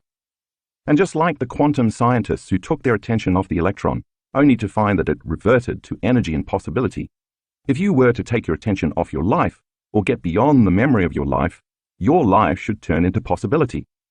After all, if you focus on the known, you get the known. If you focus on the unknown, you create a possibility. The longer you can linger in that field of infinite possibilities as an awareness, aware that you are aware in this endless black space, without putting your attention on your body, on things, or on people, places, and time, the longer you invest your energy into the unknown, the more you are going to create a new experience or new possibilities in your life. It's the law. Brain changes. When you walk through the door to the quantum field, you can't enter as a somebody. You have to enter as a nobody, as only an awareness or a consciousness, a thought or a possibility, leaving behind everything else in the physical world and living only in the present moment. And as I said in the previous chapter, this process requires that you break your chemical addiction, at least temporarily, to the same emotions that used to drive your thoughts, and you stop feeling the same way so you can stop putting your attention on the three-dimensional world of matter, the particle, and instead put your attention on energy or possibility, the wave. Given all of that, you probably won't be surprised to learn that such an experience creates some pretty significant changes in your brain. First, because you are perceiving yourself as being beyond the physical world, which means there's no outside danger to anticipate, your thinking brain, the neocortex, the seat of your conscious mind, slows down, becomes less aroused, and works in a more holistic fashion. Earlier, we talked about how living by the hormones of stress causes our brain waves to fire in a very disordered, incoherent pattern, which in turn means our bodies can't work efficiently, because we are trying to control and predict everything in our lives. We become excessively focused, shifting our attention from one person to another thing, to some place at a certain time, activating the various neurological networks assigned to each one of these knowns. Once we slip into the present moment and become aware of this infinite field of information where there is nothing physical, this eternal void, and once we are no longer analyzing or thinking about any body, anyone, anything, any place, or any time, we are no longer activating those different compartments of neural networks in our brain. And as we move our awareness from a narrow focus on matter, objects, people, places, our bodies, and time, in our external environment, and instead open our focus and become aware of the vastness of this infinite blackness by putting our attention on nothing, on space and energy and information, our brain begins to change. The different compartments that were once subdivided now start to unify and move toward a coherent whole brain state. Different neural communities reach out and form bigger communities. They synchronize, organize, and integrate. And what syncs in the brain begins to link in the brain. Once your brain gets coherent, you get coherent. When it gets orderly, you get orderly. When it works well, you work well. In short, when it functions more holistically, you feel more whole. In other words, once you start connecting to the unified field as an awareness, or once you become more aware of it by paying attention to it, your biology becomes more whole and unified, since the unified field is by definition a unifying energy.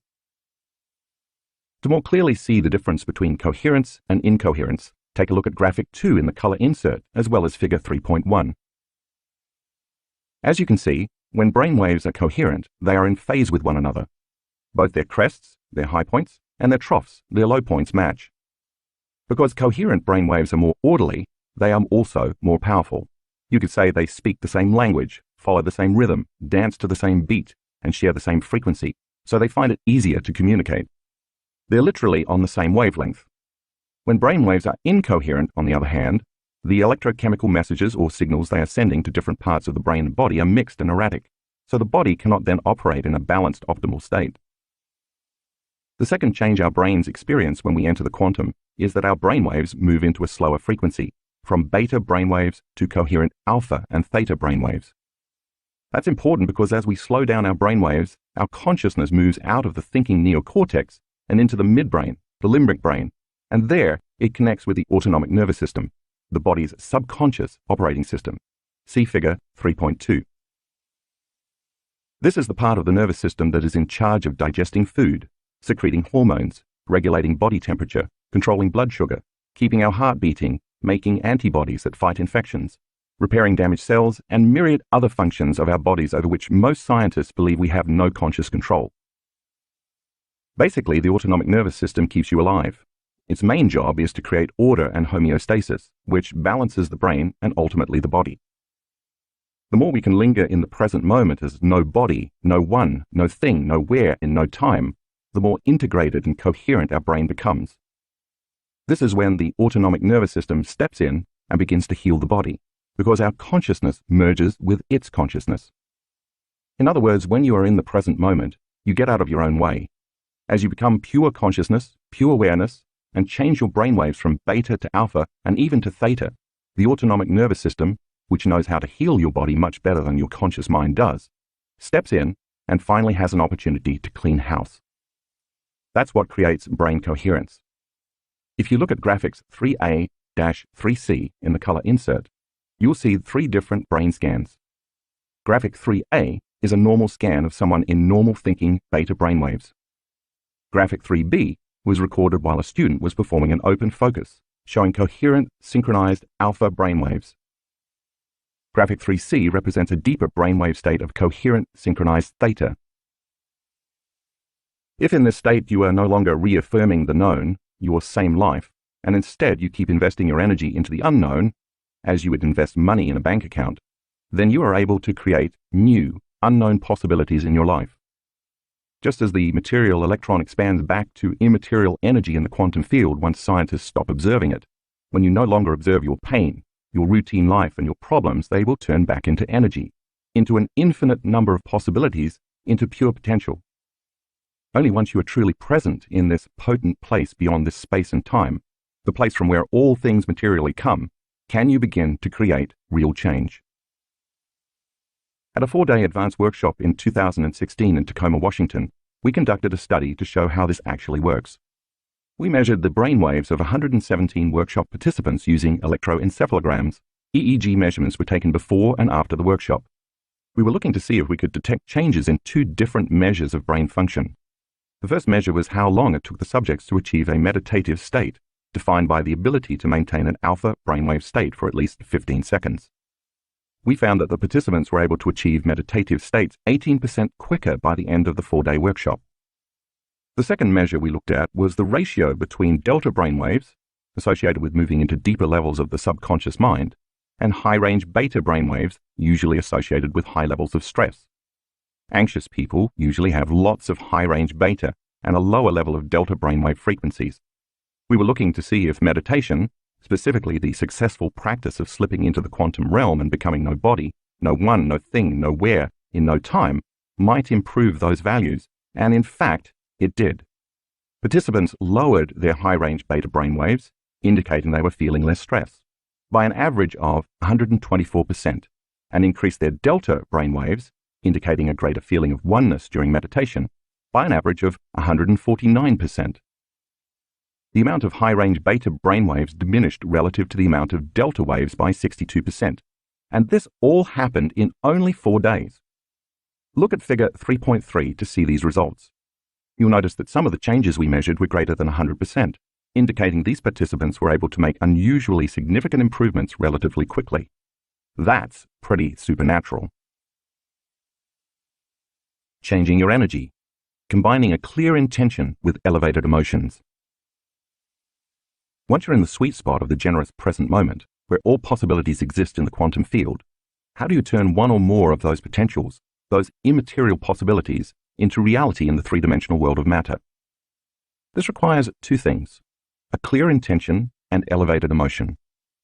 Your clear intention is exactly what it sounds like. You have to get clear on what it is you want to create, getting as specific as possible, and describe it in detail. Let's say you want to go on a great vacation. Where is it you want to go? How do you want to get there? Who do you want to go with, or who do you want to meet when you're there? What sort of accommodations do you want to stay in? What do you want to do or see when you're there?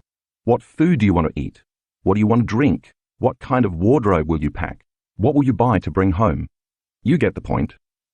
Make it detailed. Make it as real as you can, because you are going to assign a letter as a symbol of possibility to all of those conditions.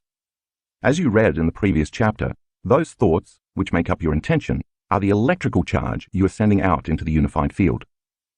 Now you have to combine that intention with an elevated emotion such as love, gratitude, inspiration, joy, excitement, awe, or wonder, to name just a few examples. You have to tap into the feeling you anticipate you will have when you manifest your intent, and then feel the emotion ahead of the experience. The elevated emotion, which carries a higher energy, is the magnetic charge you are sending out into the field. And as you have read, when you combine the electric charge, your intention, with the magnetic charge, elevated emotion, you create an electromagnetic signature that is equal to your state of being. Another way to describe these elevated emotions is to call them heartfelt emotions. Usually when we feel emotions like those I just mentioned, we notice that our heart begins to swell. That's because our energy is moving to that area, and as a result, we feel these wonderful, elevated feelings that carry an intent to give, to care for, to nurture, to trust, to create, to connect, to feel safe, to serve, and to be thankful. Unlike the stress emotions, which we discussed in the previous chapter, that draw from the invisible field of energy and information that surrounds the body, these heartfelt emotions contribute to the body's energy field. In fact, the energy that is created when the heart opens makes the heart become more orderly and coherent, just like the brain, so it produces a measurable magnetic field. It's this action that connects us to the unified field. And when we marry an intention, the electric charge, with that energy, the magnetic charge, we create a new electromagnetic field. Since energy is frequency, and all frequency carries information, it is that elevated energy that carries your thought or intention. Remember, those potentials in the quantum field exist only as electromagnetic frequencies, frequencies with information, and you cannot perceive them with your senses as matter yet. It makes sense then that the new electromagnetic signal you broadcast would attract those electromagnetic frequencies in the field that are a vibrational match to it. In other words, when there's a vibrational match between your energy and any potential that already exists in the unified field, you begin to draw that new experience to you. It will find you as you become the vortex to your future. So in that way, you don't have to work to bring what you want to manifest to you, and you don't have to go anywhere to get it. That's changing matter with matter. You have to become pure consciousness, no body, no one, no thing, nowhere in no time, and change your energy, the electromagnetic signal you are broadcasting, and then you will draw that future experience right to you, changing energy into matter. You will literally tune into the energy of a new future, and as you do so, the observer, the unified field, is observing you observe a new destiny, and it then endorses your creation. Take a glance at figure 3.4. Before we go any further, I want to back up just a bit to emphasize how important elevated emotions are for this equation to work. After all, when you decide to observe a future in the quantum field that you want to manifest, if you're doing it as a victim or as someone who's suffering or feeling limited or unhappy, your energy is not going to be consistent with your intended creation, and you won't be able to call that new future to yourself. That's the past. You may have a clear intention, and therefore your mind may be in the future because you can imagine what you want. But if you feel any of those familiar limited emotions, your body still believes it's in the same limited past experiences. As you learned in the previous chapter, emotion is energy in motion, and elevated emotions carry a higher frequency than survival emotions. So if you want to create change, you have to do it from a level of energy that's greater than guilt, greater than pain, greater than fear, greater than anger, greater than shame, and greater than unworthiness. In fact, any lower vibrational energy that you are feeling cannot carry the thought of your future dream. It will carry only a level of consciousness equal to those limited emotions. Therefore, if you're going to perform something that's unlimited, you'd better feel unlimited. If you want to create freedom, you better feel free. And if you want to truly heal yourself, you'd better raise your energy to wholeness. The more elevated the emotion you feel, the greater the energy you broadcast and the more influence you will have on the material world of matter. And the greater your energy, the shorter the amount of time it takes for your manifestation to appear in your life. In this process, you relax and allow a greater mind, the consciousness of the unified field, to organize an event that's right for you. You essentially get out of the way. When you are surprised by an unknown experience that seems like it came out of nowhere, that's because you created it in nowhere. Something appeared out of nothing because you created it in no thing. And it can happen in no time if you create it in the realm beyond linear time. That's the quantum field, where there is no time. A French researcher named René Piech, PhD, demonstrated the power of intention with newly hatched baby chicks. When chicks hatch, they usually imprint on their mother, bonding with her and following her around. But if the mother isn't there when the chicks hatch, they'll imprint on the first moving object they encounter. For example, if a chick first sees a human, it will follow the human around in the same way. For his study, Piech built a special type of random event generator, a computerized robot that would turn randomly as it moved around an arena, going right 50% of the time and going left 50% of the time. As a control, he first recorded the robot's path in the arena with no chicks present. He found that over time the robot covered most of the arena equally. Next, Piech exposed newly hatched chicks to the robot. As expected, they imprinted on the robot as if it were their mother and followed it all over the arena. After the chicks had imprinted on the robot, he removed them from the arena and then put them in a cage on one side where they could see the robot but not move toward it. What happened next was astonishing. The intention of the baby chicks to be near to what they believed to be their mother, in this case the robot, actually influenced the random movements of the robot. It no longer moved all over the arena, but instead remained in the half of the arena closest to the chicks. See figure 3.5. If the intentions of baby chicks can influence the movements of a computerized robot, just imagine what you can do in drawing your future to you. In this place of the unified field, you're actually becoming aware of what already exists, and you're bringing it to life with your attention and your intention. Here, you can be a genius. You can be abundant. You can be healthy. You can be wealthy. You can have a mystical experience. You can create a new job. You can resolve a problem in your life. Remember, all these possibilities exist as electromagnetic potentials in the quantum field. You cannot experience them with your senses because they don't yet exist in this space and time. They exist only as a frequency or energy carrying information that has to be tuned into and observed into this space and time. And in order for you to do this properly, you are going to have to connect to that information and energy with your energy and intention.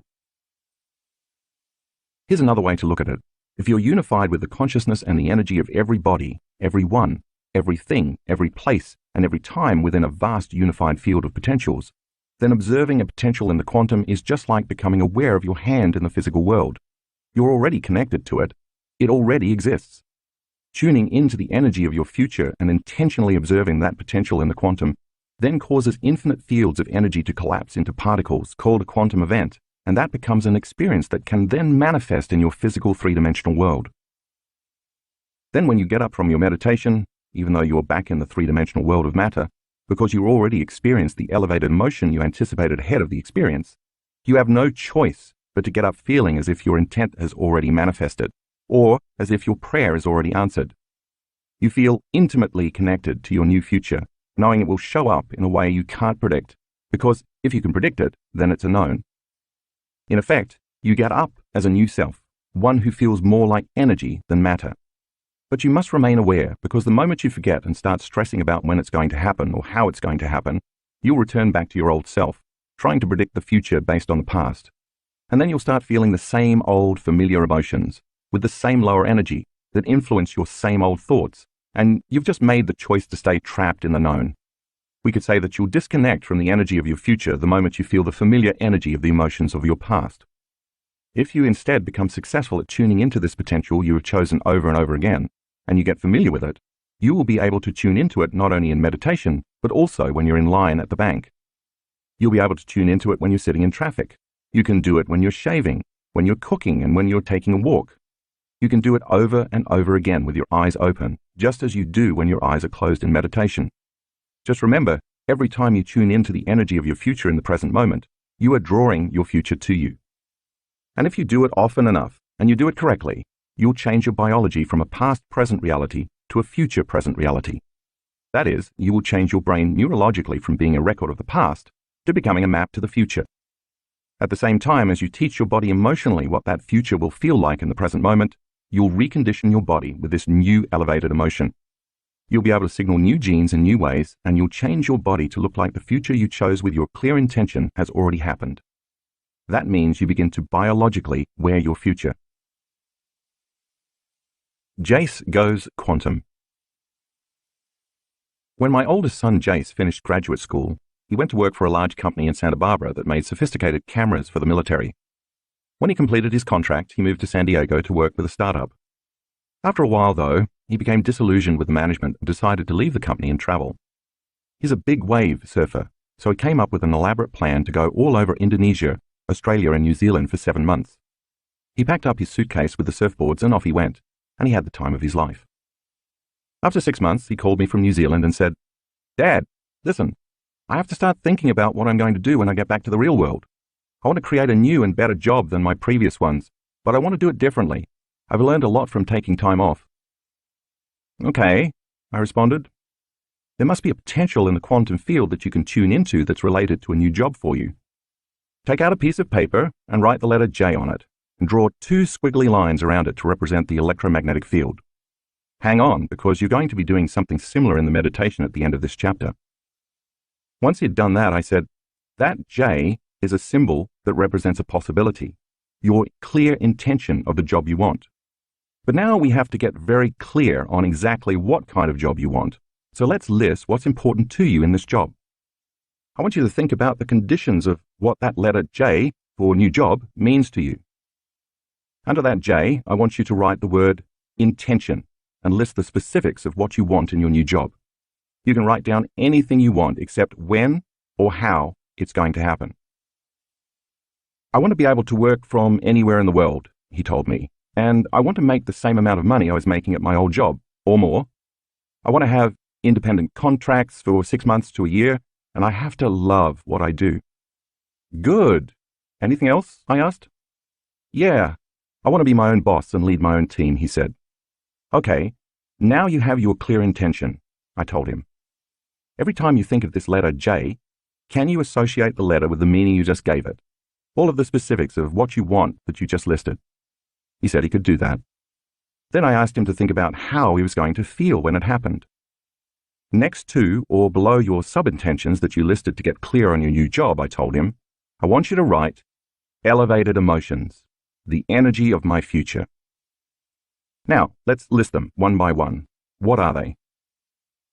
Empowered, in love with life, free and grateful, he told me, identifying the elevated emotions he would use to bring this job to him. All that was left was just making everything line up. Take a look at figure 3.6 to see what Jace did. You have plenty of time on your hands right now. You're not doing much but surfing and relaxing on vacation, I told him. So it should be easy for you to create your future. Will you commit to doing what it takes to broadcast a new signature into the field every day? He agreed.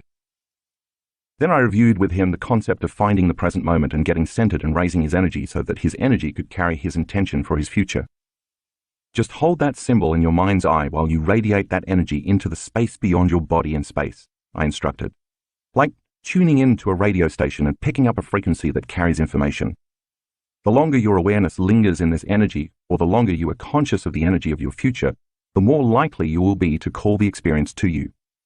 So just tune in to the energy of your future every day. And remember, whatever you broadcast into the unified field is your experiment with destiny. When there is a vibrational match between your energy and the energy of this potential, it will find you. So Jace, can you stay there? Yeah, he replied. And then once you've been in that new state of being for some time, I want you to think about what you're going to do in your new job, I continued. What choices will you make? What things will you do? What experiences await you and how will they feel? I want you to live in that future reality in the present moment. Simply remember your future from that new state of being. Just as people tend to obsess about the worst thing that could happen to them in their lives every day, I was instead asking my son to obsess about some of the greatest things that could happen when his new job found him. Think about all the time you will have to surf, the traveling you can continue to do, the team of people you will work with, their strengths and the money you can save for a new house and a new car, I encouraged him. Have fun with those ideas each day. Just like the piano players and the muscle exercises that you read about in the last chapter, Jace was about to prime his brain and his body to look as if the future he wanted had already occurred. And since where you place your attention is where you place your energy, I continued, I want you to invest your attention and your energy into that new future. And just as your body follows your mind to the shower every morning, to a known, if you keep doing this process, your body is going to follow your mind to an unknown. Jace agreed to do the meditation every day. 1 month later, he returned, and the moment he landed in Los Angeles, he texted me and asked, Hey Dad, I'm in the US again. Can we talk? Uh-oh, I thought. Here we go. So I called him and asked how things were going. Great, Jace said. But I kind of ran out of money. I don't know what I'm going to do. Now, the father in me wanted to say, Don't worry, son, I'll spot you some money until you get back on your feet. But the teacher in me prevailed and responded, That's so cool because now you're really going to have to create. Now you're in the unknown. Let me know how it goes. And I hung up. I could feel his discomfort, but I know my son and I knew he would get focused and do the work. Since he was really feeling the heat now, Jace had to seriously step up his game. He drove to Santa Barbara to see his college roommates, and a bunch of them went snowboarding for 4 days, just as they do together every year. When the 4-day weekend was over, he stopped back in Santa Barbara before coming home, and he happened to walk into a surf shop. All of a sudden, he saw the top surfboard fin designer in the world, who also just happened to be there. They started talking, and before long, the designer told Jace, I'm looking for an engineer to design surfboard fins. We're going to revolutionize the industry together. I need him for 6 months to a year, and he can run his own show, do whatever he wants. All I care about is ending up with a high-quality product. You know how the story ends. Jace got the job, with a 1-year contract that he can renew at any time, He makes more money now than he did in his other job. He loves his new career because of his passion for surfing. Sometimes he texts me and he says, "I can't believe they pay me to show up and do this." He's his own boss, he can work from wherever he wants to, and he gets to go surfing to try out all the fins. He's in love with life. He didn't have to send a resume, he didn't have to make a phone call or write an email, and he didn't have to go anywhere to interview or fill out an application. The experience found him. When we become nobody, no one, no thing, nowhere, in no time, we are taking our attention off all the distractions in our outer world that keep us from being present with the unified field of intelligence that is within us and all around us. We are turning inward and being present with a consciousness that is always present with us. The moment we line up with that omnipresent consciousness, as if we were looking directly in a mirror, it looks back at us, and it can finally reflect what we show it that we want. The longer we linger in this place of nothing material and invest our attention and energy into it, the closer we move to the unified field. And when we are at the altar of infinite potentials, when we change our energy, we change our lives. As we move toward it and trust in the unknown, without returning our awareness to the material world of the senses in three-dimensional reality, we experience more oneness and wholeness within. That process begins to fulfill our lack, our separation, our duality, our disease, and our fractured personalities. Our biology becomes more whole as we become more whole. After all, when we are whole, there simply is no lack. Nothing can be missing. At that point, we are simply observing what already exists in the quantum field of all possibilities or potentials and bringing it to life with our attention and our energy.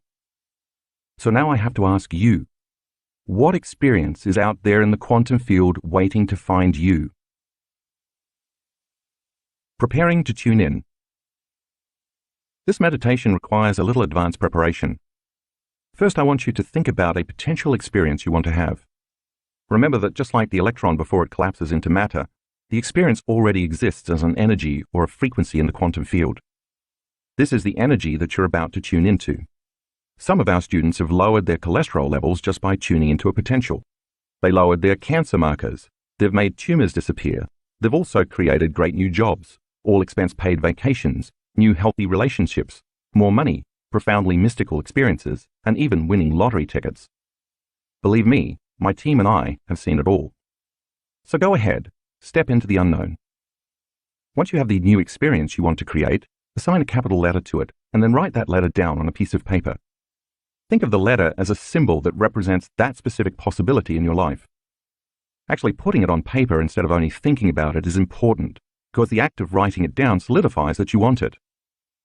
Then draw 2 squiggly circular lines around the letter to represent the electromagnetic field you need to generate around your body to match that potential in the quantum. Now assign some meaning to that letter so that you can get even clearer about your intention. Think of some specific refinements of what you want and list at least 4 of them. The only thing I don't want you to consider including is any mention of a time frame. For example, if your intention is a great job, your list might look like this. Making $50,000 a year more than I'm making now. Managing my own team of awesome professionals. Traveling all over the world on a generous expense account. Having exceptional health benefits and great stock options. Making a difference in the world. Now on that same piece of paper, write down the emotions you will feel when that imagined potential happens. You might write, empowered, unlimited, grateful, free, in awe, in love with life, joyful, worthy. Whatever it is for you, write it down. And if you think you won't know how it's going to feel because you haven't experienced it yet, then try gratitude. That works really well. Gratitude is a powerful emotion to use for manifesting because normally we feel gratitude after we receive something. So the emotional signature of gratitude means it has already happened. When you are thankful or you feel appreciation, you are in the ultimate state to receive. When you embrace gratitude, your body, as the unconscious mind, will begin to believe it is in that future reality in the present moment. These various emotions you just listed are the energy that is going to carry your intent. This is not an intellectual process. It is a visceral one. You have to really feel those emotions. You have to teach your body emotionally what that future is going to feel like before it happens. And you have to do that in the present moment. Now you're ready for the meditation. You can purchase the Tuning into New Potential CD or MP3 download from drjoedispenza.com and follow along as I guide you, or you can choose to do the meditation on your own. Tuning into New Potentials Meditation. Start by resting your attention in different parts of your body as well as the space around those parts of your body. You will learn more about doing this and why it's important in the next chapter, but for now, it's enough to know that focusing on the space around your body helps change your brainwaves, moving you from an incoherent beta brainwave pattern to a coherent alpha and theta brainwave pattern. Become aware of the infinite, vast space way out behind your eyes in this eternal black space. The space in the center of your head, the space between the back of your throat and the back of your head, and then beyond your head in space. Then move to becoming aware of the space in the center of your throat, the space beyond your throat and around your neck, the space in the center of your chest, the space around your body, the space behind your navel, and finally the space around your hips in this endless black void. With each of these, take your time and feel it. Become aware of it and stay present with it. Become aware of the vastness of space that the room you're in occupies in space, and then extend your awareness to the vastness of space beyond the room in space, and finally, to the vastness of space that all of space occupies in space. Now it's time to take your attention off your body, the environment and time, and to become nobody, no one, no thing, no where, in no time, to become pure consciousness, to unfold as an awareness into this infinite black space, an endless field where all possibilities exist. If you get distracted, simply return to the present moment, as we discussed in the previous chapter. Keep unfolding into this immaterial space by continuously reinvesting your attention into it. Think about the potential that already exists in the quantum field that you want to tune into by remembering your ladder. Sense the energy of that future potential within you and all around you, and tune in to your future. When you do this, you'll be moving into a new state of being, broadcasting a whole new electromagnetic signature into the field. When there's a vibrational match between your energy and that potential, the new event is going to find you. You don't have to make anything happen. I want to be clear here.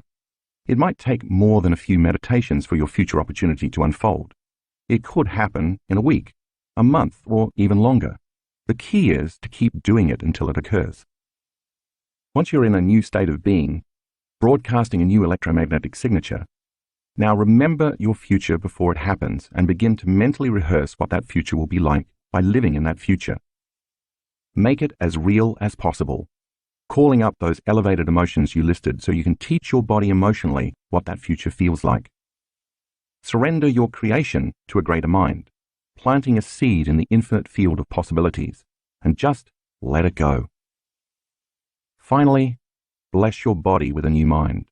Bless your life. Bless your challenges. Bless your soul. Bless your past, and bless your future.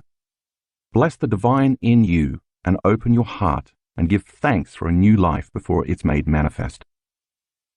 Slowly bring your awareness back to the room, and when you're ready, open your eyes. Get up from your meditation as though your future has already happened, and let the synchronicities and new possibilities find you. Chapter 4. Blessing of the Energy Centers. We've been talking a lot about light and information, or energy and consciousness. Now it's time to go a little deeper into those concepts to help explain how the next meditation works. As you already understand, everything in our known universe is made up of, or emits either light and information, or energy and consciousness, which are other ways of describing electromagnetic energy. In fact, these elements are so intimately combined that it's impossible to separate them. Look around you. Even if you don't see anything other than matter, objects, things, people, or places, there's also a sea of infinite invisible frequencies that are carrying encoded information. That means not only that your body is made up of light and information, of energy and consciousness, but also that you as a conscious being with a body are made of gravitationally organized light packed with information that is continuously sending and receiving various frequencies, all carrying different signals, just like a radio or a cell phone. All frequency, of course, carries information. Think about radio waves for a moment. There are radio waves moving through the room you're sitting in right now. If you turned a radio on, you could tune it to a specific wavelength or signal, and then a little transducer in the radio would pick up that signal and turn it into sound that you could hear and understand as your favorite song, the news, or even a commercial. Just because you can't see the radio waves in the air doesn't mean they aren't there, carrying distinct information on a specific frequency all the time. If you change the frequency a small degree and tune into another station, a different message will be carried on that wavelength. Take a look at figure 4.1a, which shows the entire light spectrum and demonstrates all the electromagnetic frequencies that we know of. The visible light spectrum, where we perceive the various array of colors present in this world we live in, makes up less than 1% of all the frequencies of light that exist. That means that the majority of frequencies are beyond our perception, and therefore most of our known reality in this universe cannot be experienced by our senses.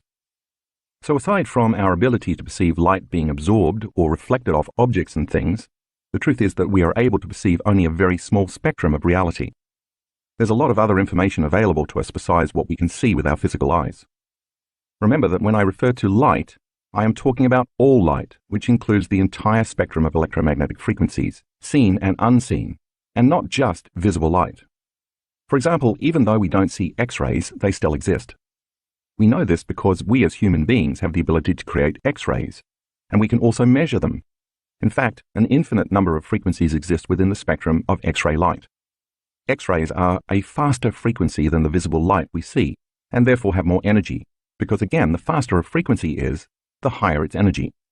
Matter by itself is the densest of frequencies because it's the slowest and the most condensed form of light and information. Take a look at figure 4.1b. Move your eyes along the horizontal line running through the waves, hills, and valleys, starting at the letter A, and then moving to B, and then to C. Each time you arrive at the next letter, you have just traveled a full cycle, which is referred to as a wavelength. So the distance between letters A and B is one wavelength. The frequency of a wave refers to the number of wavelengths or cycles produced in 1 second, which is measured in hertz. Therefore, the faster the frequency of a wave, the shorter its wavelength. The converse is also true. The slower the frequency, the longer the wavelength. Figure 4.1c. For example, light in the infrared frequency band has a slower frequency than light in the ultraviolet light frequency band, so the wavelengths for infrared light are longer, and the wavelengths for ultraviolet light are shorter. Here's another example, this time from within the visible light spectrum. The color red has a slower frequency, 450 cycles per second, than the color blue, about 650 cycles per second. Therefore, the wavelength of red is longer than the wavelength of blue. Throughout history, people have made several different attempts to photograph and measure fields of light. One prominent example is Kirlian photography, discovered in 1939 by Russian electrician and amateur inventor Semyon Davidovich Kirlian. With this technique, Kirlian was able to capture images of the electromagnetic field that surround both living and non-living objects. He found that by putting a sheet of photographic film on a metal plate, placing an object on top of the film, and applying a high voltage current to the metal plate, an image of the electrical discharge between the object and the plate would show up on the film, appearing like a glowing silhouette of light around whatever was being photographed. In one of Kirlian's many experiments, he reportedly photographed 2 seemingly identical leaves, one from a healthy plant and one from a diseased plant. The photograph of the leaf from the healthy plant showed a strong light field, while the other showed a much weaker glow, leading Kirlian to believe that his photographic technique might be a means of assessing health. While scientists today debate the usefulness of Kirlian photography as a diagnostic tool, research on the technique continues. A more recent development along these lines comes from German biophysicist Fritz Albert Popp, PhD, who spent more than 3 decades studying biophotons, tiny, low-intensity light particles that are stored within and emitted by all living things. In 1996, Popp founded the International Institute of Biophysics, IIB, a network of research laboratories from more than a dozen countries around the world that study biophotons. Popp and his fellow IIB researchers believe that the information contained in these light particles, which are stored in DNA, communicates extremely effectively with the cells of the organism, thus playing a vital role in regulating the organism's function. These biophotons can be detected by an extremely sensitive camera designed to measure their emissions. The stronger the emissions, as well as the more intense and coherent the light field, the greater communication between cells and the healthier the organism. In order to sustain life and health, our cells communicate with each other by exchanging vital information transmitted on different frequencies of light. Pop discovered that the reverse is also true. When a cell does not emit enough organized and coherent electromagnetic energy, that cell becomes unhealthy. It's not able to share information with other cells very well, and without that exchange, it doesn't have what it needs. So the mechanistic version of the inner workings of the cell that we learned in high school biology is dated. Charged molecules attracting and repelling each other are not responsible for the way cells work. Instead, the electromagnetic energy that the cell emits and receives is the life force that governs those molecules. That's a vitalistic view that supports the truth of who we are. What all this means, in effect, is that we are quite literally beings of light, each radiating a very vital life force and expressing an actual light field around our bodies. The totality of each cell expressing and contributing to a vital field of light that carries a message. It would be safe to say, then, that the more we define reality with our senses and live our lives as materialists, focusing primarily on the physical, and therefore the more we turn on the stress response, the more we may be missing out on valuable information. That's because the more we keep narrowing our focus on the matter, objects, things, people, and places in our outer world, the less able we are to sense those other frequencies that aren't visible to the naked eye. And if we are unaware of them, they do not exist to us. As you have already read, and I hope begun to experience yourself with the meditation in the previous chapter, it's possible for you to tune in to certain frequencies around you, just like you can tune a radio dial to 107.3. When you close your eyes and sit still and eliminate the external environment, the static that normally keeps you from sensing those other frequencies, you can train yourself to get a clear signal and receive information from it. When you do this repeatedly, you tune into a new level of light and information that you can use to influence or affect matter. And when you do that, your body experiences syntropy, enhanced order, instead of entropy, disorder, physical breakdown, and chaos. Once you can quiet down your analytical, thinking mind and more readily tune into this more orderly information, your body automatically responds by processing this new stream of consciousness and energy, thereby becoming more efficient, coherent, and healthy. Convergent and divergent focus. At the beginning of the meditation in the last chapter, I asked you to rest your attention in different parts of your body, as well as in the space around different parts of it. Now I want to dive deeper into why I ask you to do that in almost all my meditations. When you practice this, you sharpen your ability to master two different ways your brain can focus using convergent focus and divergent focus. Convergent focus is a single-minded or narrow focus on an object, anything having matter. That's the kind of focus you're displaying in my meditations when you rest your attention on a specific place in your body. It's the same kind of focus you use when you pay attention to objects in your environment. Typically, when you go to pick up a glass, call or text somebody, or tie your shoe, you use narrow focus. The majority of the time that you're in narrow focus, you're focusing on objects or things, matter, and people or places in the outer world, mostly things that have 3 dimensions. Remember our previous discussion about living in survival mode with the hormones of stress continually pumping through our bodies, helping us stay at the ready to fight or flee? When we're in that state, we narrow our focus even further because paying very close attention to the external physical world becomes very important. In effect, we become materialists, defining reality with our senses. The different compartments of the brain that normally work in community then begin to subdivide, no longer communicating effectively with each other, and no longer working together seamlessly in a state of coherence, orderliness.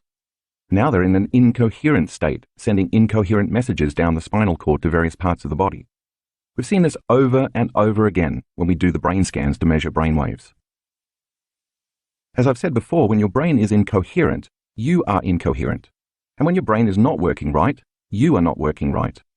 It's as though instead of playing a beautiful symphony, your brain and body are producing a cacophony. And because of this unbalanced, incoherent state, you are left trying to control or force outcomes in your life. You try to predict a future that's based on the past, and you do that in part by paying more attention to your outer world of objects and things than to your inner world of thoughts and feelings. In other words, you stay in narrow, convergent focus, obsessively thinking about the same things over and over again. That's what stress does. It influences you to obsess about your problems so you can be prepared for the future worst-case scenario based on your past memories. Being prepared for the worst outcome gives you a better chance of survival because no matter what happens, you are prepared for it. However, when you change your attention from using this narrow focus to adopting a more open and broad focus, as you will do in this meditation, you can become aware of the space and so the light and energy around your body in space. This is called a divergent focus. You go from focusing on something to focusing on no thing, on the wave, energy, instead of the particle, matter. Reality is both the particle and the wave. It's both matter and energy. So when you practice using narrow focus to rest your attention in different parts of the body, acknowledging the particle, and then you open your focus so that you sense the space around these parts of your body in space, acknowledging the wave, your brain changes into a more coherent, balanced state. Entering the subconscious mind. In the 1970s, Les Femi, PhD, director of the Princeton Biofeedback Center in Princeton, New Jersey, discovered how this shift in attention from narrow to open focus changes brainwaves. Femi, a pioneer in attention and biofeedback, was trying to find a method for teaching people how to move their brainwaves from beta, conscious thought, to alpha, relaxed and creative. The most effective way to make the shift, he discovered, was by directing people to become aware of space or nothingness, adopting what he called open focus. The Buddhist tradition has been using this method of meditation for thousands of years. As you open your focus and sense information instead of matter, your brainwaves slow down from beta to alpha. This makes sense because when you are sensing and feeling, you are not thinking.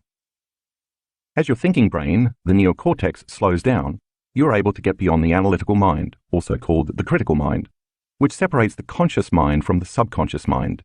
See figure 4.2. Now you're able to move into the seat of your body's operating system, the autonomic nervous system, which you read about in the previous chapter, and now your brain can work in a more holistic fashion. As you do the blessing of the energy centers meditation I will teach you later on in this chapter, you'll place your attention in each of your body's energy centers, also referred to as chakras, meaning wheels, in ancient East Indian Vedic texts, and then you'll open your focus. Because where you place your attention is where you place your energy, as you place your attention in each center and your energy moves to it, each one of these individual centers begins to become activated. It's no mystery that if you have a sexual fantasy in your mind and brain, for example, as energy moves into that center of your body, it's going to become activated in a very specific way. And when it does, organs, tissues, chemicals, hormones, and nervous tissue are all going to respond. If you're hungry and you're thinking about what you're going to eat, it's no coincidence that your digestive juices turn on. You salivate and your body prepares for the experience of eating dinner because energy is activating that area. If you're thinking about telling your boss off or arguing with your daughter, you secrete adrenaline ahead of the actual confrontation. In each of these cases, the thought you're thinking becomes the experience. I will explain this in more detail in the next section when we talk about the individual energy centers. But for now, it's enough to know that this happens because each center produces its own chemical hormonal expression, which then activates the organs, tissues, and cells in each area. So imagine what would begin to happen if you were able to slow your brainwaves down in a meditation and get into the operating system of each of these energy centers by placing your attention in the space around each center, opening your focus. Each of these centers would then become more orderly and more coherent, which would signal neurons to create a new level of mind and activate the organs, tissues, and cells of that region, producing each center's own hormones and chemical messengers. And if you did this repeatedly over time, you would begin to affect real physical change. In the community of students who do this work, people have healed themselves of chronic bladder infections, prostate problems, impotence, diverticulitis, Crohn's disease, food allergies and sensitivities like celiac disease, ovarian tumors, elevated liver enzymes, acid reflux, heart palpitations, arrhythmias, asthma, lung conditions, back problems, thyroid conditions, throat cancer, neck pain, chronic migraine, headaches, brain tumors, and more. We've seen all kinds of improvements in people from doing this particular meditation, sometimes even after the very first time they do it. Those dramatic healings were possible because students were able to epigenetically change the expression of their DNA, switching some of their genes on and others off, changing how those genes express proteins in their physical bodies, as you learned in Chapter 2. How your body's energy centers work. We're about to take a closer look at each of the body's energy centers, but first I want to explain a bit more about how they work. Think of each of them as an individual center of information. Each has its own specific energy that carries a corresponding level of consciousness, its own emission of light expressing very specific information, or its own frequency carrying a certain message. Each also has its own individual glands, its own unique hormones, its own chemistry, and its own individual plexus of neurons. Think of these individual clusters of neurological networks as mini brains. And if each one of those centers has its own individual brain, then each also has its own individual mind. Take a look at figure 4.3, which lists the location of each center, as well as the anatomy and physiology that are associated with each. As you learned in the second chapter, when consciousness activates neurological tissue, it creates mind. Mind is the brain in action.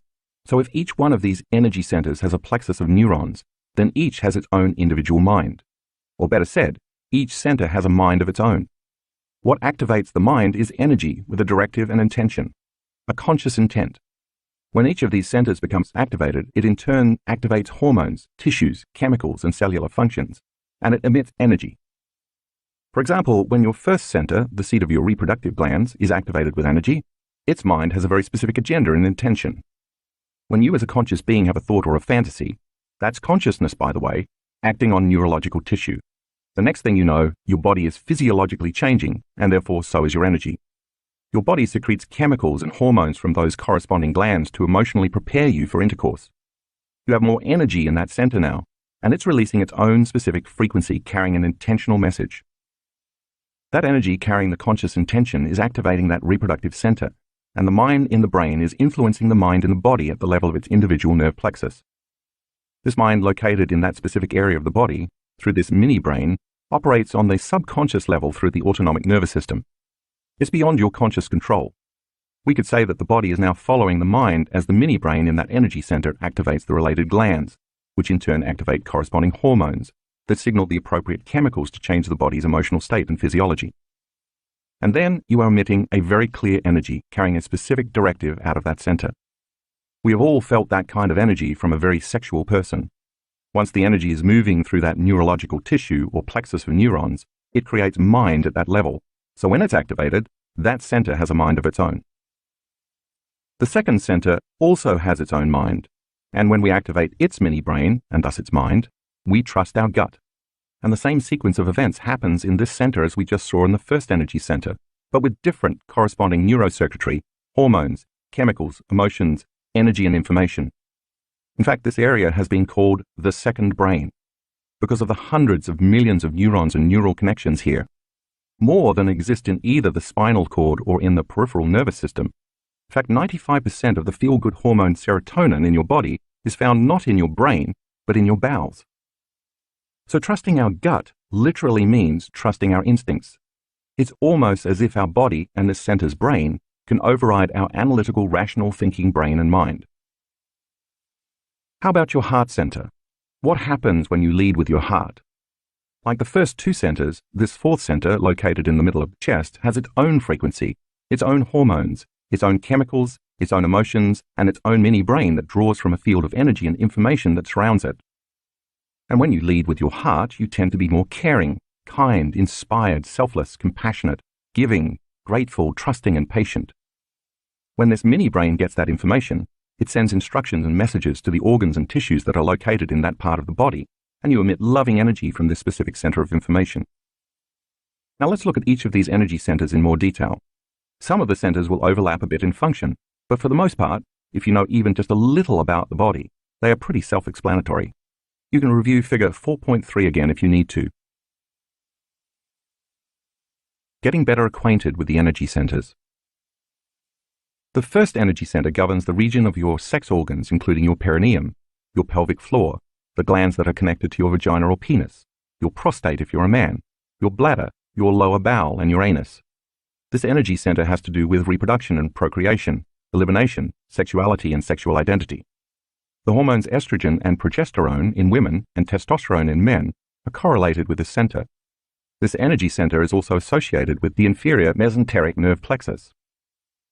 A tremendous amount of creative energy exists in this first center. Think about the amount of energy used to make life and create a baby. When this center is in balance, your creative energy flows easily, and you are also grounded in your sexual identity. The second energy center is behind and slightly below your navel. It governs the ovaries, uterus, colon, pancreas, and lower back. It has to do with consumption, digestion, elimination, and the breaking down of food into energy, including digestive enzymes and juices, as well as the enzymes and hormones that balance your blood sugar levels. This center is also connected to the superior mesenteric nerve plexus. This energy center is also related to social networks and structures, relationships, support systems, family, cultures, and interpersonal relationships. Think about it as the center for holding on or letting go, consuming or eliminating. When this center is in balance, you feel safe and secure both in your environment and in the world. The third energy center is located in the pit of your gut. It governs the stomach, small intestine, spleen, liver, gallbladder, adrenal glands, and kidneys. The associated hormones include adrenaline and cortisol, the kidney hormones, and chemicals like renin and angiotensin, erythropoietin, and all the liver enzymes, as well as the stomach enzymes like pepsin, trypsin, chymotrypsin, and hydrochloric acid. This energy center is also related to the solar plexus, which is also called the celiac plexus. This center is associated with our will, power, self-importance, control, drive, aggression, and dominance. It is the center of competitive action and of personal power, self-esteem, and directed intention. When the third center is in balance, you use your will and your drive to overcome your environment and the conditions in your life. Unlike the second center, this center becomes naturally activated when you perceive that your environment is not safe or is unpredictable, so you must protect and take care of your tribe and yourself. The third center is also active when you want something, and you need to use your body to get it. The fourth energy center is located in the space behind your breastbone. It governs the heart, lungs, and thymus gland, the body's main immunity gland known as the fountain of youth. The hormones associated with this center include growth hormone and oxytocin, as well as a cascade of 1,400 different chemicals that stimulate the immune system's health via the thymus gland, responsible for growth, repair, and regeneration of the body. The nerve plexus this center governs is the heart plexus. The first three centers are all about survival and reflect our animal nature or our humanity. But in this fourth energy center, we are moving from being selfish to being selfless. This center is associated with the emotions of love and caring, nurturing, compassion, gratitude, thankfulness, appreciation, kindness, inspiration, selflessness, wholeness, and trust. It is where our divinity originates. It is the seat of the soul. When the fourth center is in balance, we care about others and we want to work in cooperation for the greatest good of the community. We feel a genuine love for life. We feel whole and we are satisfied with who we are. The fifth energy center is located in the center of your throat. It governs the thyroid, parathyroid, the salivary glands, and the tissues of the neck. The hormones associated with this center include the thyroid hormones T3 and T4, thyroxine, the parathyroid chemicals that govern the body's metabolism and circulating calcium levels. The nerve plexus this center governs is the thyroid plexus. This center is associated with expressing the love you felt in the fourth center, as well as speaking your truth and personally empowering your reality through language and sound. When the fifth center is balanced, you voice your present truth, which includes expressing your love. You feel so pleased with yourself and with life that you just have to share your thoughts and feelings. The sixth energy center is located in the space between the back of your throat and the back of your head. If that's too complicated to picture, just think of it as the center of your brain slightly toward the back of your head. It governs the pineal gland, which is a sacred gland.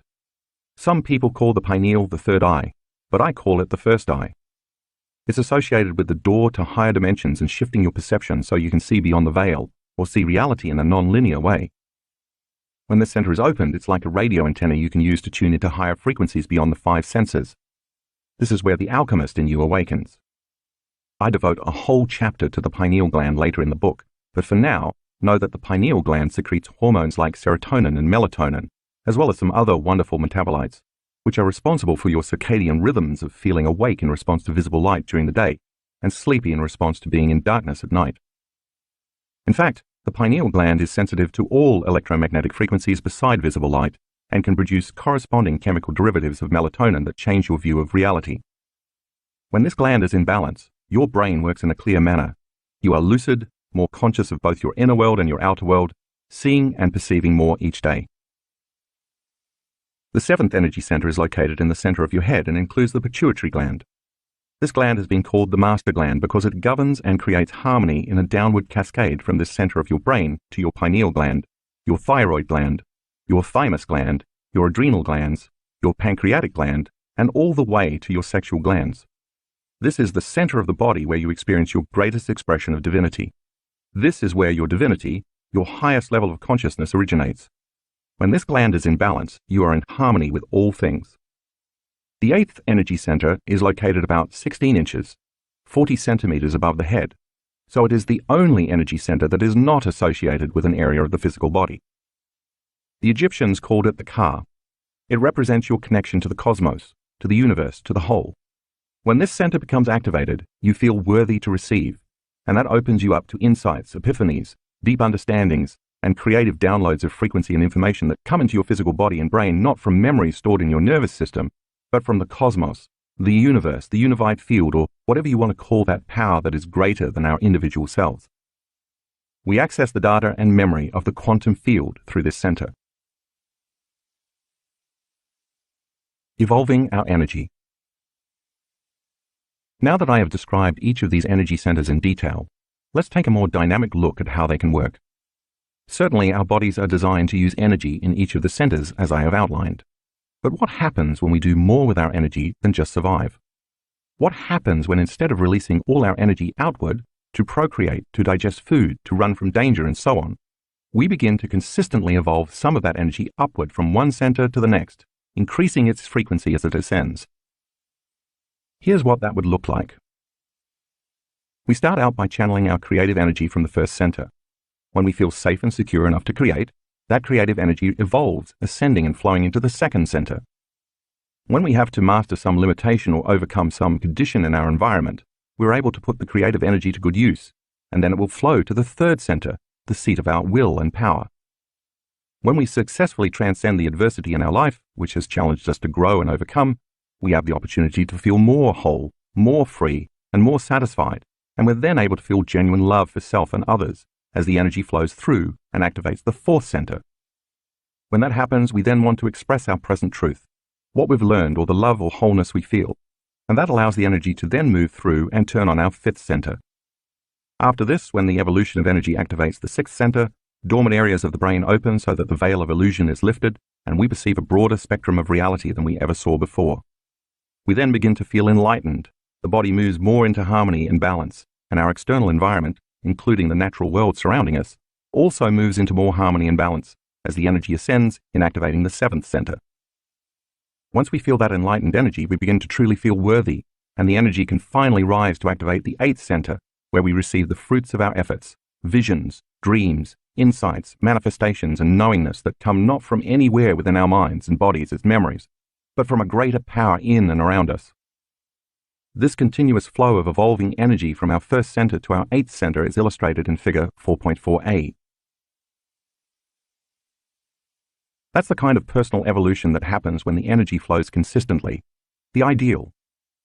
What all too often happens, however, is that the events of our lives and the way we react to them cause our energy to get stuck so that it doesn't flow in this magnificent pattern I just outlined.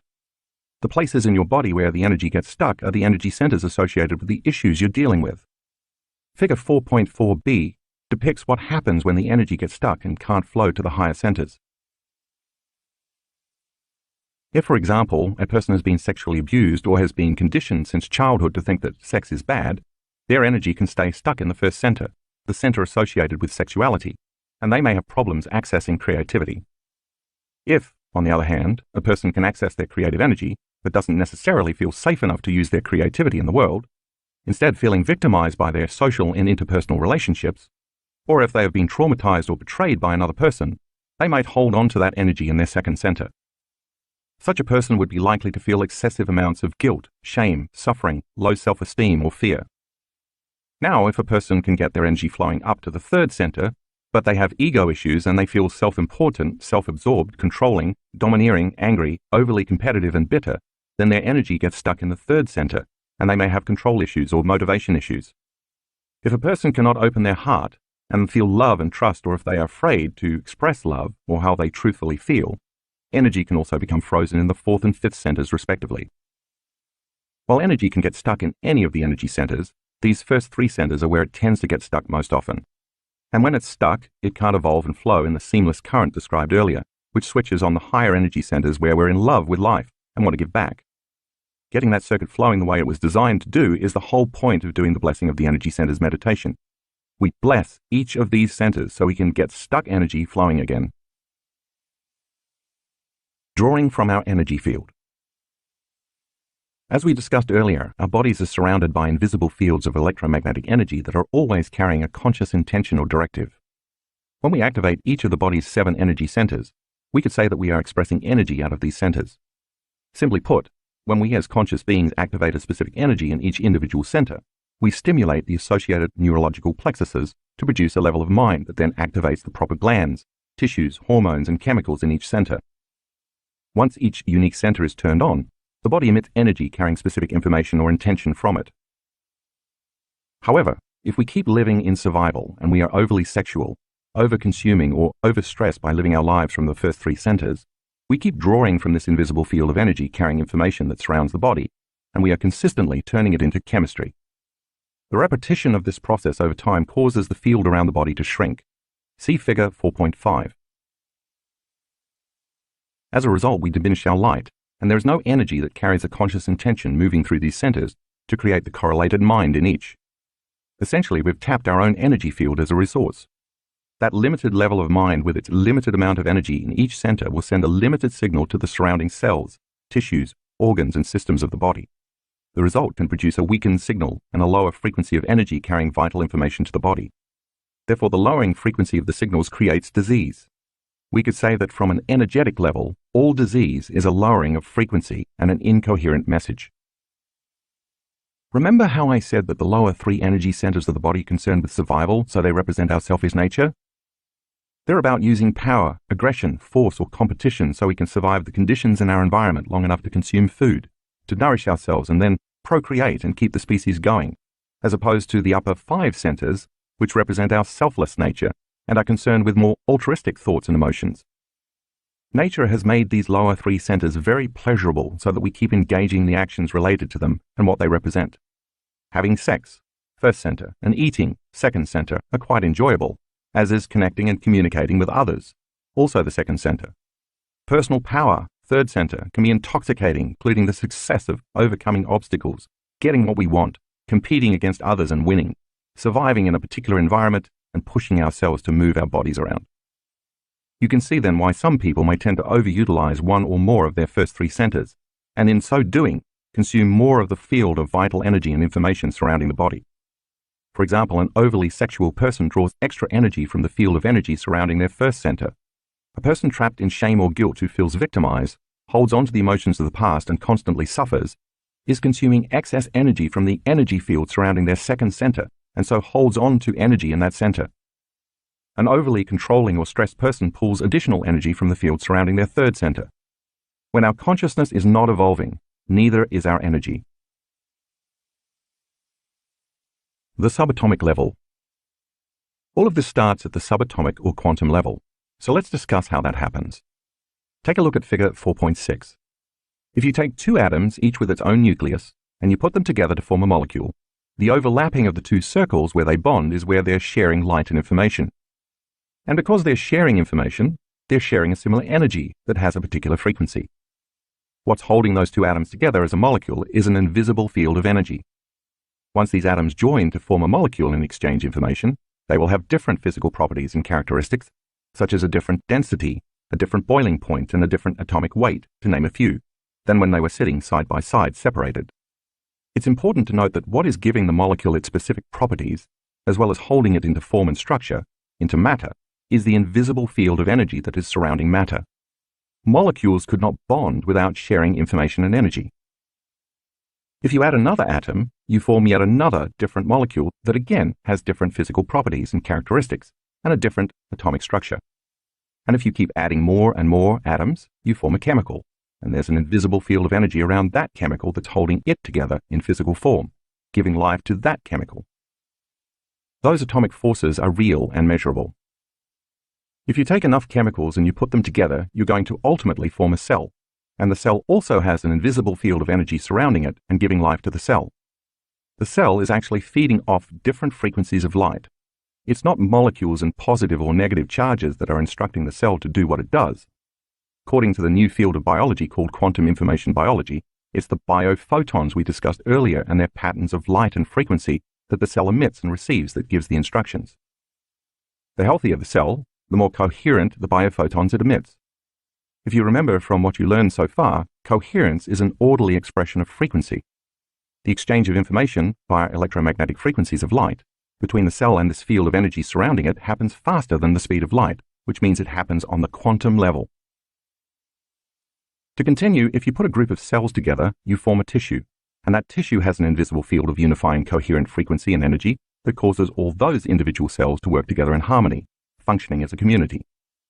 If you take that tissue and further develop it into a more specialized function, you form an organ, and an organ also has an invisible field of electromagnetic energy.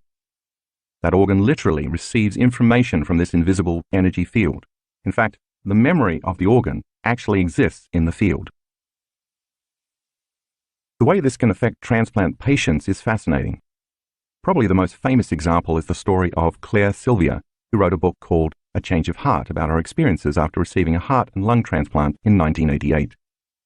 All she knew at the time was that her new organs came from an 18-year-old male donor who had died in a motorcycle accident.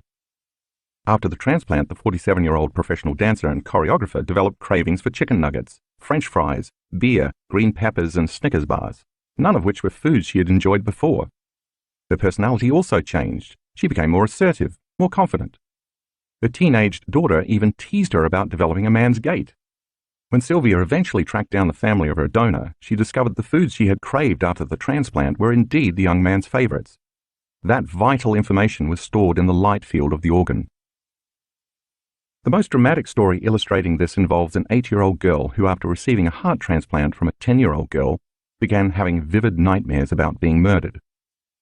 The donor had indeed been murdered, and the perpetrator had not been caught. The patient's mother took her to a psychiatrist who was convinced that the girl was dreaming about events that had actually occurred.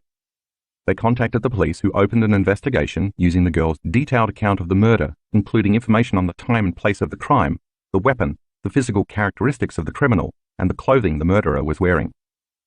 The killer was identified, arrested, and convicted. So in these cases, that information in the energy field surrounding the transplanted organ changed the expression of the energy field of the individual once the person had a transplant. It's different light and different information mixing with the transplant patient's pre-existing field. The recipient can pick up on that information as memory in the field, and it influences their mind and their body. The energy holding specific information is influencing matter.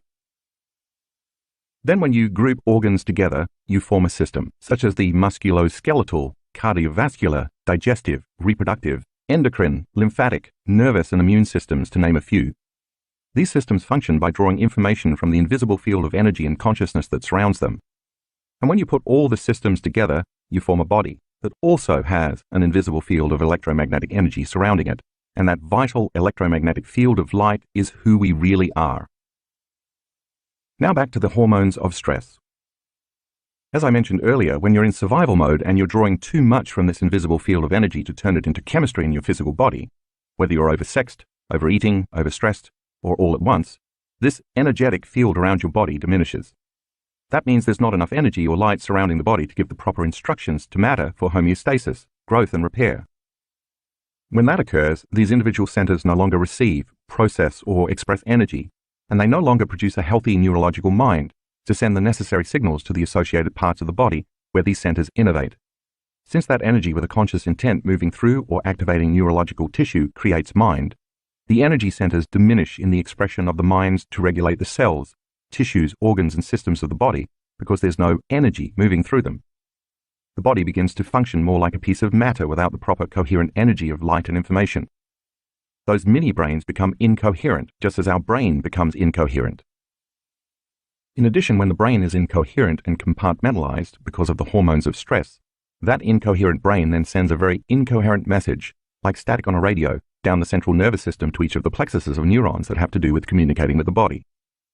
And when these mini-brains receive incoherent messages, then they send an incoherent message through the organs, tissues, and cells in each area of the body that's related to each one of these centers.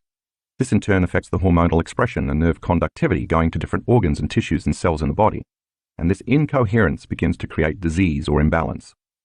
The result is that when these individual brains become incoherent, each corresponding area of the body becomes incoherent. And when they don't work well, we don't work well. Increasing energy. In the Blessing of the Energy Centers meditation, when you learn how to rest your attention in each of these centers and become aware of the space around them, you create coherence in each of these little brains in the same manner as you create coherence in the big brain between your ears. And as you acknowledge the particle, matter, by resting your attention in your perineum for the first center, or in the space behind your belly button for the second center, or in the pit of your gut for the third center, or in the center of your chest for the fourth center, and so on, you're anchoring your attention in that center. And where you place your attention is where you place your energy. Then you'll move to placing your attention in or opening your focus to the space around each of those centers, tuning in to the energy beyond that center. And as you do this, it's vitally important that you move into a state of elevated emotion such as love or gratitude or joy. As you know from previous chapters, this is important because the elevated emotion is energy, and the longer you can hold that open focus from a state of elevated emotion, the more you will build a very coherent field with a very high frequency around that center in your body.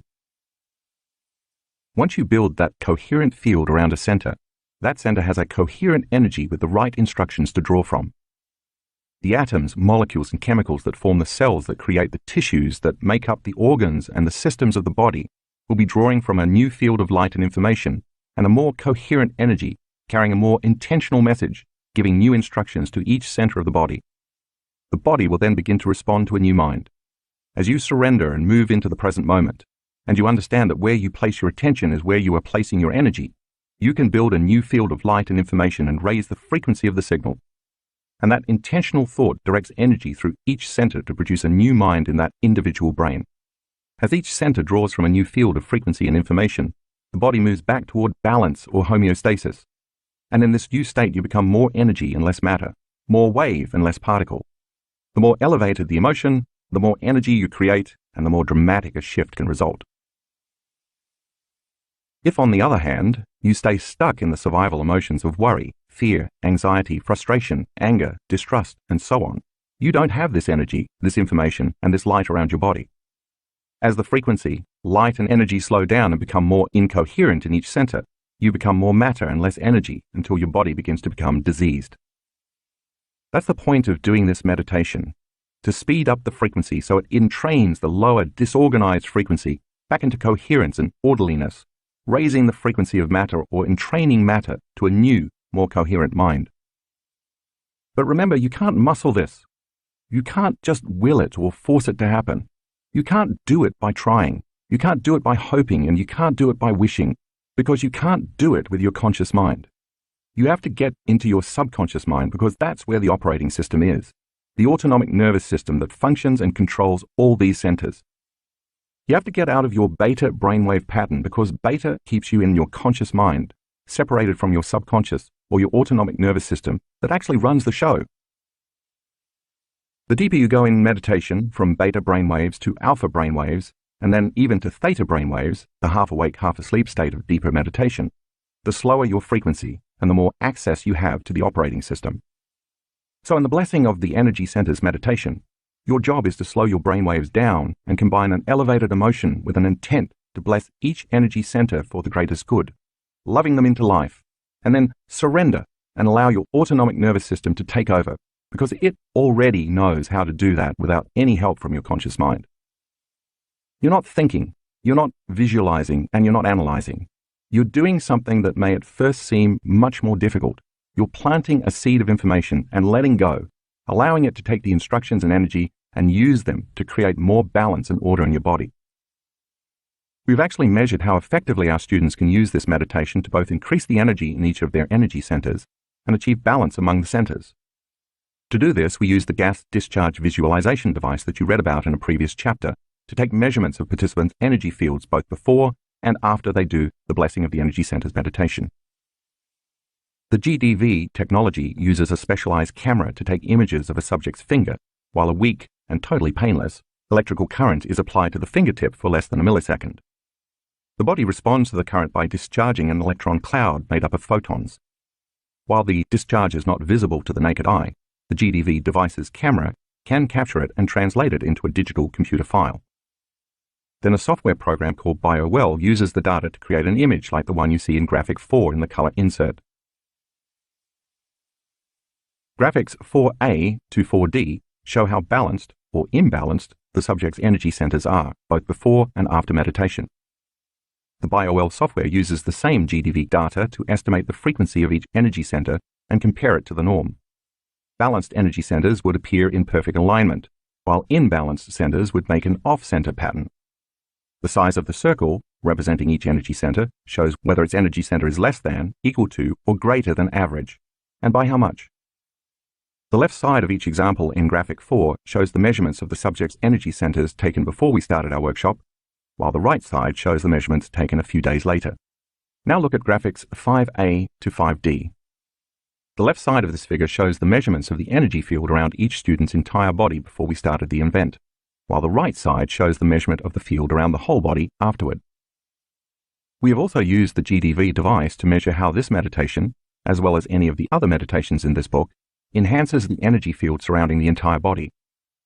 As you'll soon read in the instructions at the beginning of the meditation, I repeatedly ask you to place your attention not only on various parts of your body, but also on the space around those parts of your body, and then, at the end of the meditation, on the space around your entire body. As you have learned, where you place your attention is where you place your energy. So if you are putting your focus on this space, that's naturally where your energy is going to go. In doing this, you're using your attention, awareness, and energy to build and enhance the field of light and information surrounding your body. This, in turn, creates order and syntropy instead of disorder and entropy. Now you are more coherent energy and less matter, and you have your own enhanced field of light and information that you can draw from to create. Blessing of the Energy Centers Meditation. This meditation has become one of the most popular meditations among our students and has created an impressive number of supernatural results. As I did in the previous chapter, I will give you some basic instructions so that if you choose to do the meditation on your own, you'll know how to proceed. Begin by placing your attention in the first energy center, and then move to opening up your attention to the space around this center. Once you can sense this space around the energy center, bless that center for the greatest good, and then connect to elevated emotions like love, gratitude, or joy to raise the frequency of this center and also create a coherent field of energy. Do this for each of the 7 energy centers in the body, and when you come to the 8th center, a place about 16 inches above your head, bless this center with gratitude or appreciation or thankfulness, because gratitude is the ultimate state of receivership. This center will then begin to open the door to profound information from the quantum field. Now open your focus and place your attention on the electromagnetic energy surrounding your entire body, building a new field of energy. As your body draws from a new field of electromagnetic energy, you become more light, more energy, and less matter, and you raise your body's frequency. Remember, if you are going to create the unlimited, you have to feel unlimited. If you're going to heal in a magnificent way, you have to feel magnificent. Tap into elevated emotion and sustain it throughout the meditation. Once you've blessed each of the energy centers, lie down for at least 15 minutes.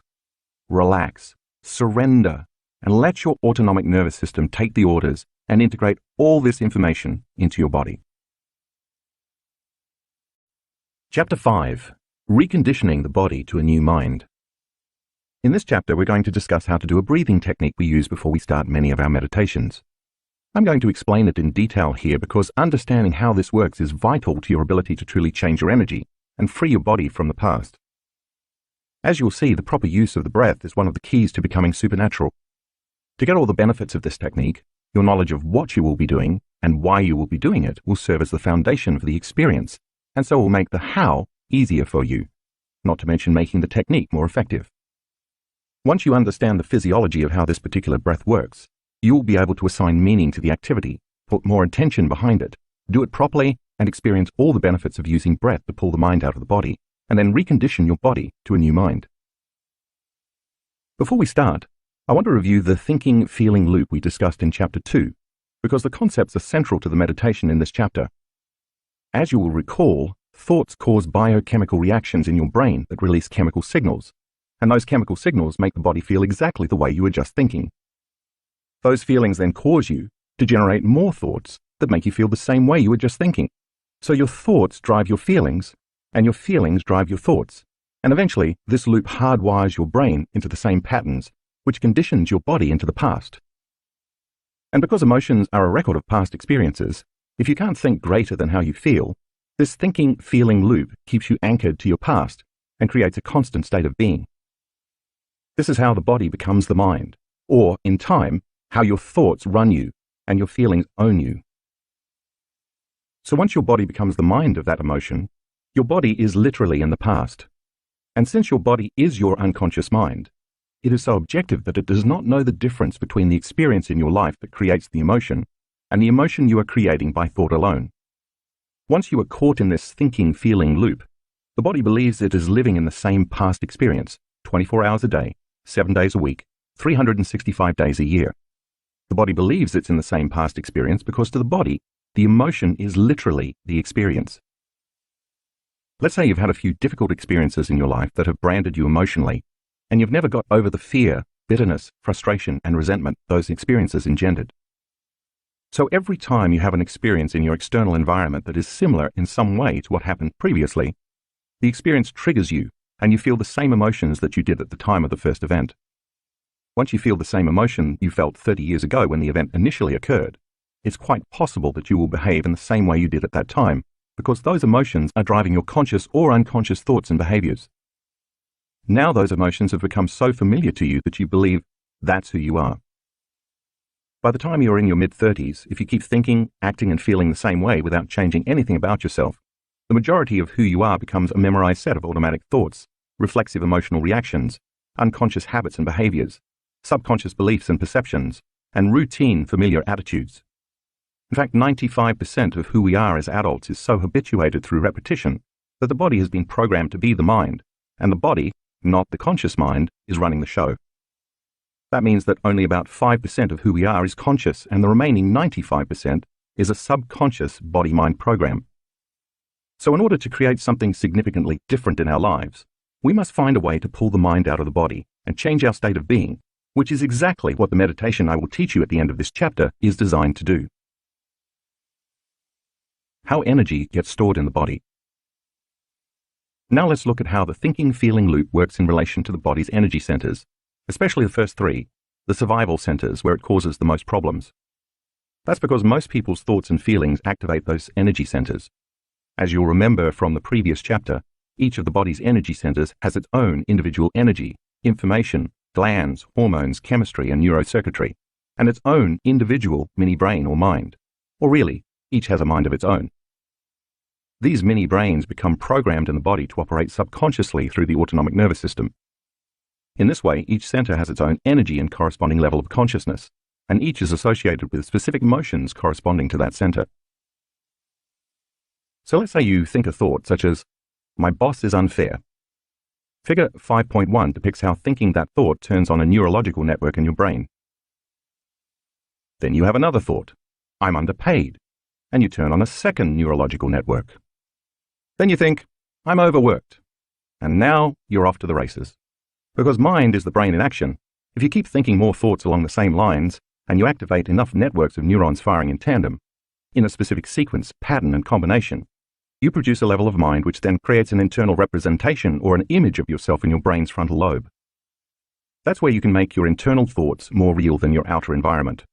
In this case, you'll see yourself as an angry person. If you accept, believe, and surrender to that idea, that concept, or that image without any analysis, the neurotransmitters, chemical messages that send information between neurons in your brain that produce that level of mind, begin to influence neuropeptides, which are the chemical messengers created by the autonomic nervous system within the limbic brain. Think of neuropeptides as molecules of emotion. Those neuropeptides signal hormonal centers, in this case, turning on the adrenal glands in the third energy center. As the adrenal glands release their hormones, you're feeling pretty ticked off. And you broadcast a specific energy signature through the third energy center that in effect carries the message, "Send me another reason to feel the way I'm already feeling.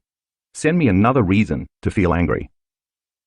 As this center becomes activated, it produces a specific frequency that carries a particular message. Your brain monitors your chemical state, and the moment you feel angry, it's going to think more corresponding thoughts equal to how you feel. "My boss is such a jerk. I should quit my job. What an idiot driver. My coworker stole my idea. I'm right and everyone else is wrong."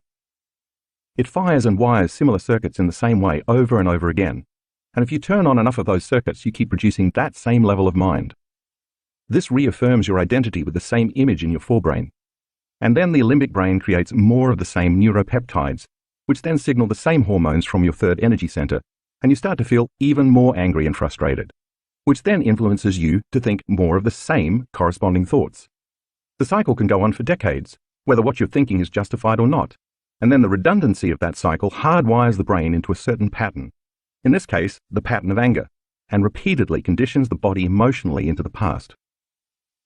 The body becomes the mind of anger, so the anger is no longer in the mind, that's in your brain, the 5% of your thought that is conscious, but instead, the emotion of anger becomes stored as energy in the body-mind, the 95% of your mind that is subconscious. Because it's subconscious, you're not aware that you are doing this, but that is exactly what is happening. So all that emotion, which was originally created from thought, because all thoughts have a corresponding energy, becomes stored as energy in the body, stuck in the third center, the solar plexus. This stored energy produces a corresponding biological effect. In this case, it could be adrenal fatigue, digestive problems, kidney issues, or a weakened immune system, not to mention other psychological effects like a short temper, impatience, frustration, or intolerance. Over the years, you keep producing the same thoughts that keep signaling the same feelings, and you continue hardwiring your brain into this very finite pattern. And in the same way, you keep reconditioning the body to become the mind of anger. Thus, an enormous amount of your creative energy is stored in the body's third energy center as anger, bitterness, frustration, intolerance, impatience, control, or hatred.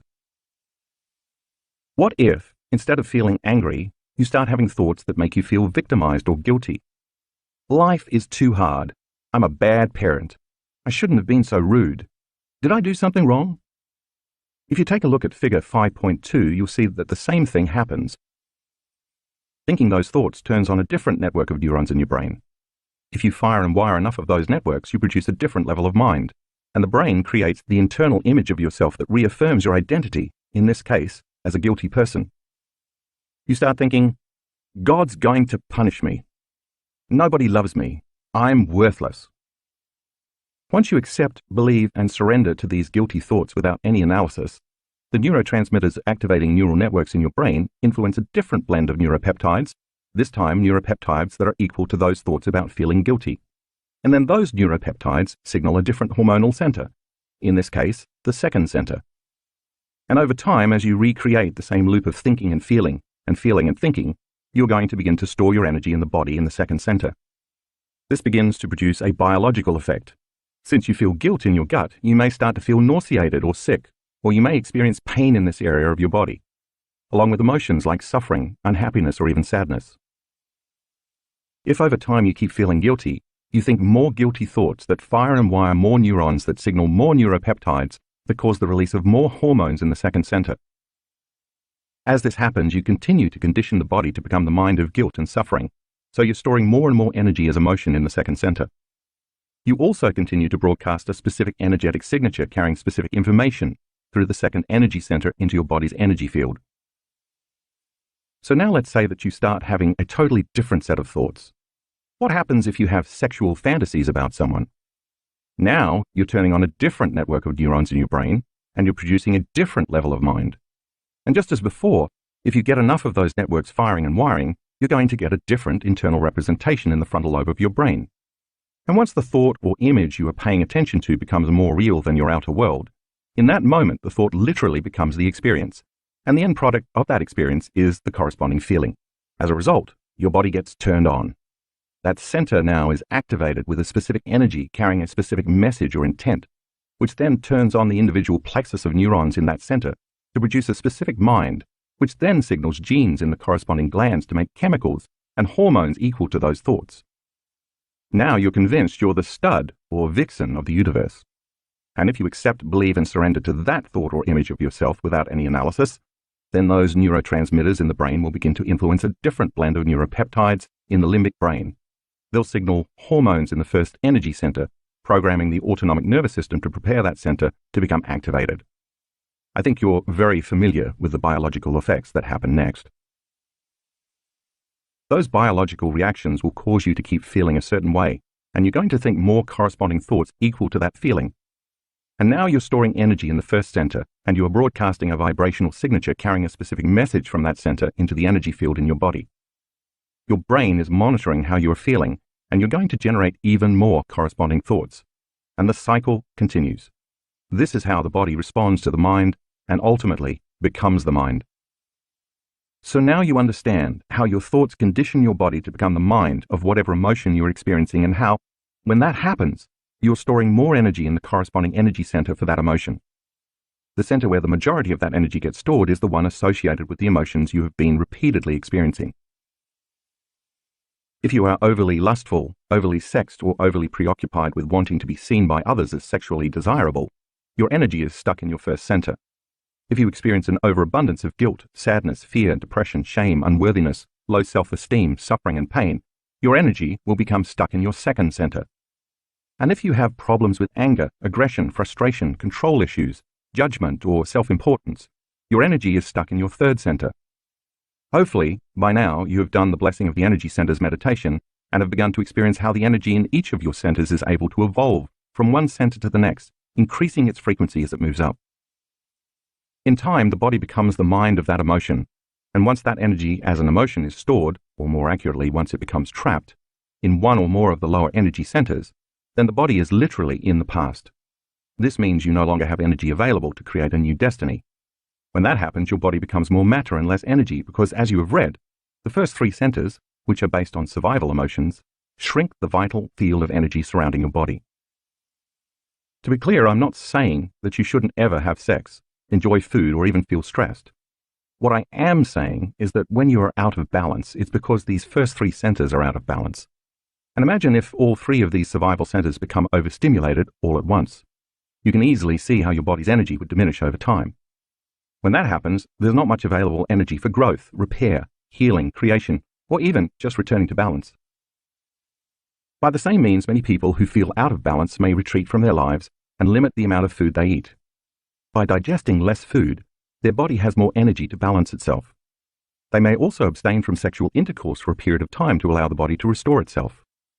During their retreat, they will also remove themselves from the constant stimulation they normally receive from their environment, including their friends, kids, co-workers, appointments and schedules, job, computers, homes, and cell phones. This helps the body keep from reacting, consciously or unconsciously, to all those familiar elements in their outer world that they associate with thoughts and emotional memories from the past. The breath technique I'm about to teach you gives you a way to liberate that trapped energy that's stored in the first three centers so it can be free to flow to the brain from whence it came. And when you use the breath to liberate those emotions, that energy becomes available for higher purposes. You'll have more energy to heal yourself, create a different life, manifest more wealth, or have a mystical experience, to name just a few possibilities. Those emotions that are stored in the body as energy will be transmuted into a different type of energy, carrying a different message through the elevated emotions of inspiration, freedom, unconditional love, and gratitude. It's the same energy, it's just locked up in the body. The breath is a way to pull the mind out of the body. You will be using your body as an instrument of consciousness to ascend your energy, turning those survival emotions into creative emotions. As you free your body from the chains of the past and liberate this energy, you have available energy to do the uncommon, to achieve the supernatural. The body as a magnet. Think about a magnet as you look at figure 5.3. Magnets, of course, have polarity. They each have a north pole and a south pole. One end has a positive charge, and the other end has a negative charge.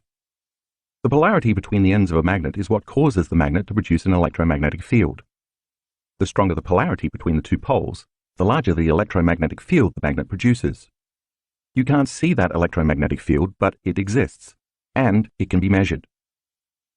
The strength of a magnet's electromagnetic field can even influence matter. If you were to take tiny metal shavings and lay them on a piece of paper, put another piece of paper over the first piece of paper, and then set a magnet on top of that second piece of paper, those metal shavings would organize themselves within the magnet's electromagnetic field. The electromagnetic field of the magnet is powerful enough to affect material reality, even though the frequency of this field exists beyond your senses. Figure 5.4 illustrates this. The Earth is a magnet, and like any other magnet, it has a north pole and a south pole, as well as an electromagnetic field surrounding it. While this field itself is invisible, we're all familiar with one amazing way to see that it exists. The Earth's electromagnetic field deflects the sun's photons. During a solar flare or mass coronal ejection, that field deflects trillions of tons of photons hurled towards the Earth in a pulsating, colorful phenomenon known as the Northern Lights. Your body is also a magnet. Ancient cultures, especially Asian cultures, have known this for thousands of years. Your North Pole is your mind and brain, and your South Pole is your body at the base of your spine. When you're living by the hormones of stress, the emotions of survival, or when you're overutilizing the other two survival energy centers, you are constantly drawing energy from this invisible field. The energy then no longer flows through the body because the body, in survival mode, is pulling the energy from the field and storing it in the body, specifically in the first three energy centers. This is what happens when the thinking-feeling loop we talked about earlier is activated. If this goes on long enough, the body won't have any electrical charge running through it at all, and without an electrical charge, it can't create the field of electromagnetic energy that normally surrounds it. When that happens, the body is no longer like a magnet. Now it's like a piece of ordinary metal, a magnet that's lost its charge. As you can see in figure 5.5, the body then becomes more matter and less energy, or more particle and less wave. Of course, if there were a way to get this energy that's stored in the first three centers moving again, the current would resume flowing and the body would recreate the electromagnetic field. The breath does just that. It gives us a way to pull the mind out of the body and to move all that stored energy from the first three centers up the spine to the brain, restoring the electromagnetic field surrounding the body. Once that happens, we can use that energy for things other than survival. Let's take a look at the way our physical bodies are constructed so we can understand what makes that possible. Take a look at figure 5.6. You have a bone at the base of your spine called your sacrum that looks like an upside-down triangle with a plateau on the top. On the top of that flat surface sits the spinal column, which extends all the way up to your skull. Inside that closed system is the central nervous system, which is made up of the brain and the spinal cord. The spinal cord is actually an extension of your brain. The skull and the spinal column protect this most delicate system. The central nervous system is one of your body's most important systems because it controls and coordinates all the other systems in the body. Without the aid of the central nervous system, you couldn't digest your food, you couldn't void your bladder, you couldn't move your body, and your heart couldn't beat. You couldn't even blink your eyes without the nervous system. So you can think of the nervous system as the electrical wiring that runs the machine of your body. Inside this closed system is cerebrospinal fluid that's filtered from the blood in the brain. This fluid bathes the brain and the spinal cord, and it's responsible for giving the central nervous system buoyancy. It acts as a cushion to protect the brain and spinal cord from trauma, and it flows in various rivers and paths that transport nutrients and chemicals to different parts of the nervous system all over the body. By its very nature, this fluid acts as a conduit to enhance electrical charges in the nervous system. Now let's go back to your sacrum. Every time you inhale, that sacrum bone flexes back slightly, and every time you exhale, it flexes forward just a little bit. This is an extremely subtle movement, too subtle for you to notice even if you try, but it happens. And at the same time you inhale, the sutures of your skull, the joints between the individual plates of your skull, which fit together like pieces of a puzzle and give the skull a degree of flexibility, open up just slightly, and as you exhale, they close back up. Again, this is extremely subtle. You can't feel it happening. The movement of your sacrum back and forth as you slowly breathe in and out, along with the sutures of the skull opening and closing, propagates a wave within the fluid of this closed system, and it slowly pumps that cerebrospinal fluid up your spine all the way to the brain, passing through 4 chambers called cerebral aqueducts or ventricles. If you were to tag one molecule of cerebrospinal fluid and follow it from the base of your spine all the way up to your brain and then all the way back down to your sacrum, you'd see that it would take 12 hours to make a complete circuit. So in essence, you flush your brain twice a day. Check out figure 5.7 to see what that looks like. So think about what would happen if you contracted the intrinsic muscles of your perineum, your pelvic floor, the same muscles you use for intercourse and elimination, and you locked them down, and then while they were locked down, you next contracted the muscles of your lower abdomen, locking those muscles down, and then you did the same with the muscles of your upper abdomen. If you kept squeezing and contracting those muscles in your first 3 energy centers by contracting your core muscles, that fluid in your central nervous system would move up, as illustrated in figure 5.8. You'd be moving that cerebrospinal fluid in your central nervous system up your spine. Each time you tighten the muscles of those centers, the fluid would be forced upward. Now imagine you then placed your attention on the top of your head. Where you place your attention is where you place your energy. So if you put your attention at the top of your head, that would become your target for moving energy. Now think about taking one slow, steady breath through your nose and at the same time squeezing and holding the muscles of your perineum, then those of your lower abdomen, and then those of your upper abdomen, all while following your breath up your spine and through your chest, your throat and your brain, and all the way to the top of your head. Imagine that when you get to the top of your head, you hold your breath as you keep squeezing. You'd be pulling that cerebrospinal fluid all the way up toward your brain. That's significant because cerebrospinal fluid is made up of proteins and salts in solution, and the moment proteins and salts dissolve in solution, they become charged. If you take a charged molecule and accelerate it, as you would if you pulled that molecule up your spine, you create an inductance field. An inductance field is an invisible field of electromagnetic energy that moves in a circular motion in the direction that charged molecules are moving in. The more charged molecules you accelerate, the bigger and more powerful the inductance field. Take a look at figure 5.9 to see what an inductance field looks like. Think of the spinal cord as a fiber optic cable that acts as a two-way highway, simultaneously communicating information from the body to the brain and from the brain to the body. Every second, important information is relayed from your brain to your body, such as the desire to walk across the room or to scratch an itch. At the same instant, a lot of information from the body is carried up your spinal cord toward the brain, such as knowledge of where your body is in space or the signal that you are hungry.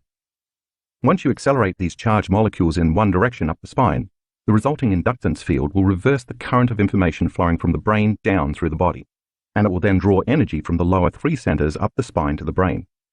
Take a look at figure 5.10a to see how that works. Now there's a current running through the body in the central nervous system, just like a magnet, and as a result, the same kind of electromagnetic field of energy that surrounds a magnet surrounds the body, as you can see in figure 5.10b. The field of electromagnetic energy you've created is a three-dimensional field, and as it moves, this energy creates a torsion field or a torus field. By the way, the shape of this electromagnetic field is a familiar pattern in the universe.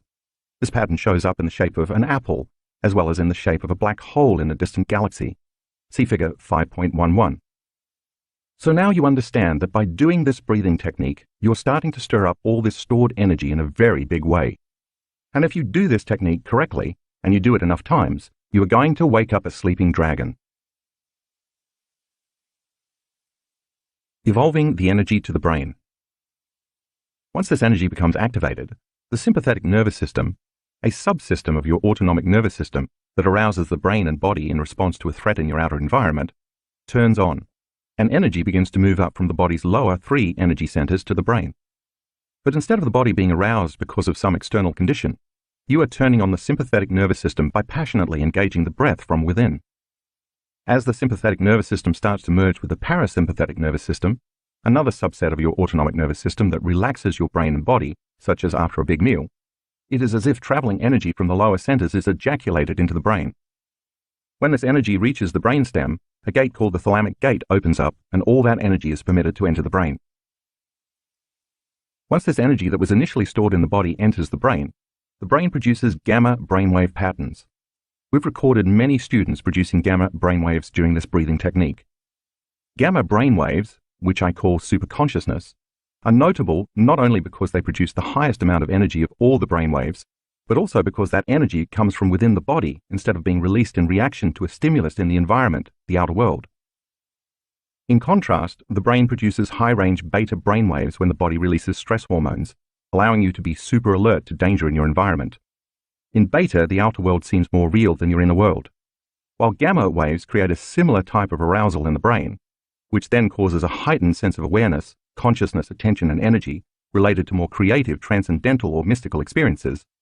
The difference is that in gamma, whatever is happening in your inner world becomes much more real to you than many experiences you've had in your outer world.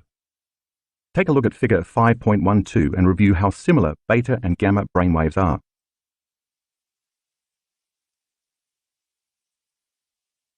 Many of our students who do this breath technique produce significant high beta brainwaves on their way to the gamma range, the highest frequency brainwaves, or they may simply stay in these very high-level beta states. We're finding that being in the highest levels of beta can also signal that the person is paying more attention to their inner world than their outer world. In addition to seeing more energy in the brain after this breathing technique, we have also repeatedly observed more significant amounts of brain coherence. Take a look at graphics 6A and 6B in the color insert. You can see two students who have done the breath successfully. They have very high-frequency beta brainwaves that transition to gamma brainwaves. Notice the high amplitudes of their brainwaves in gamma. The higher the amplitudes, the higher the energy in their brains. The students demonstrate 160 and 260 standard deviations above typical gamma brainwaves. To give you a reference, 3 standard deviations above normal is usually considered high. In graphics 6A, 4, you can also witness much more brain coherence after the breath. The red patterns in the brain show extremely high amounts of brain coherence in every measured brainwave state. As you do this powerful breathing technique, you are drawing the energy that's been stored in those lower 3 centers, the energy you use for orgasm and to make a baby, to digest a meal, to run from a predator, and instead of releasing it out into chemistry, you're going to draw it up your spine like you would draw fluid up a straw and release it into your brain. In fact, there's a tube of energy or light called the prana tube running along your spinal column. See figure 5.13. Prana is the Sanskrit word for life force. Yogis have known about this tube, which is not a physical structure but an energetic one, for thousands of years. This tube is considered etheric because of the electrical information in the spine that constantly moves through it. The more energy moves in the physical spinal cord, the more energy is created as light in this tube. And the more energy created in this tube, the more energy moves in the spine and the greater the expression of life. Sometimes when I teach this meditation, people will say to me, "I don't really feel my prana tube." Well, you don't really feel your left ear either until you put your attention on it, right? So when I ask you to contract your muscles and pull that energy up, you'll be pulling it up through the spine and creating a more powerful prana tube along your spinal cord. It's important to add here that this is not a passive breath. It's an extremely active, passionate process. Moving this stored energy that has been stored for years and years, maybe even decades, takes an act of intention and will. To evolve your limited survival emotions, as an alchemist turns base metals like lead into gold, you are taking self-limiting emotions like anger, frustration, guilt, suffering, grief, and fear, and turning them into elevated emotions, such as love, gratitude, and joy. Other elevated emotions to consider tapping into include inspiration, excitement, enthusiasm, fascination, awe, inspiration, wonder, appreciation, kindness, abundance, compassion, empowerment, nobility, honor, invincibility, uncompromising will, strength and freedom, not to mention divinity itself, being moved by the spirit, trusting in the unknown or in the mystic or the healer within you. Remember, evolving this energy takes a level of intensity that is greater than the body as the mind, greater than your addiction to any survival emotion. You must be inspired to become more energy than matter, using your body as an instrument of consciousness to ascend your energy. So don't let your body be your mind. Remember that you are liberating your stuck energy, turning guilt or suffering or anger or aggression into pure energy. And as the body liberates that energy, you're freeing yourself, and you will feel overjoyed, in love with life, and inspired to be alive. As you pull this energy up the spine in this meditation, you'll follow your breath all the way to the top of your head. When it gets there, I want you to hold your breath while you keep squeezing those muscles in your perineum and your abdomen. When you do that, you increase the pressure inside your spinal cord and spinal column. That pressure, called intrathecal pressure, is inside a closed system. It's the same pressure you exert when you take a breath and lift something heavy. You're pushing against your insides. But in this breath, you'll be very specifically directing all that pressure, all that energy and all that spinal fluid up your spine and into your brain. When that pressurized fluid reaches the back of your brainstem, all of a sudden the lower brain centers like the brainstem, cerebellum, and limbic brain open up to this energy through a cluster of nuclei called the reticular formation. That energy then passes through the thalamic gate up to the thalamus, the part of the brain that relays signals from the sensory receptors, located in the midbrain, which serves as a junction box. Next, all of that stored energy moves directly into your higher brain center, the neocortex. That's when gamma waves begin to occur. When the energy reaches the thalamus, it is also relayed to the pineal gland, and something amazing happens. That gland releases some very powerful elixirs, one of which anesthetizes the analytical mind and thinking brain. See figure 5.14, which shows the thalamus, the reticular formation, the thalamic gate, and the moment of energy hitting the higher brain centers. We'll talk more about the pineal gland in a later chapter, but for right now, know that when that happens, it's like an orgasm in your head. This is a very powerful energy that has been called the movement of the Kundalini. I personally don't like to use that word because it may conjure up opinions or beliefs from a limited understanding of this energy that may discourage some people from doing the breath. But I do want you to understand that this is the energy you are evoking with this breath. If you look at graphic 6b4 in the color insert, you can see the area surrounding the pineal gland is quite active at the student producing gamma brainwaves. Look at the blue arrows. The red area suggests the activation of energy in the pineal gland, as well as a region of the limbic brain associated with strong emotions and formation of new memories. Graphic 6b5 is a three-dimensional picture of the same student's brain.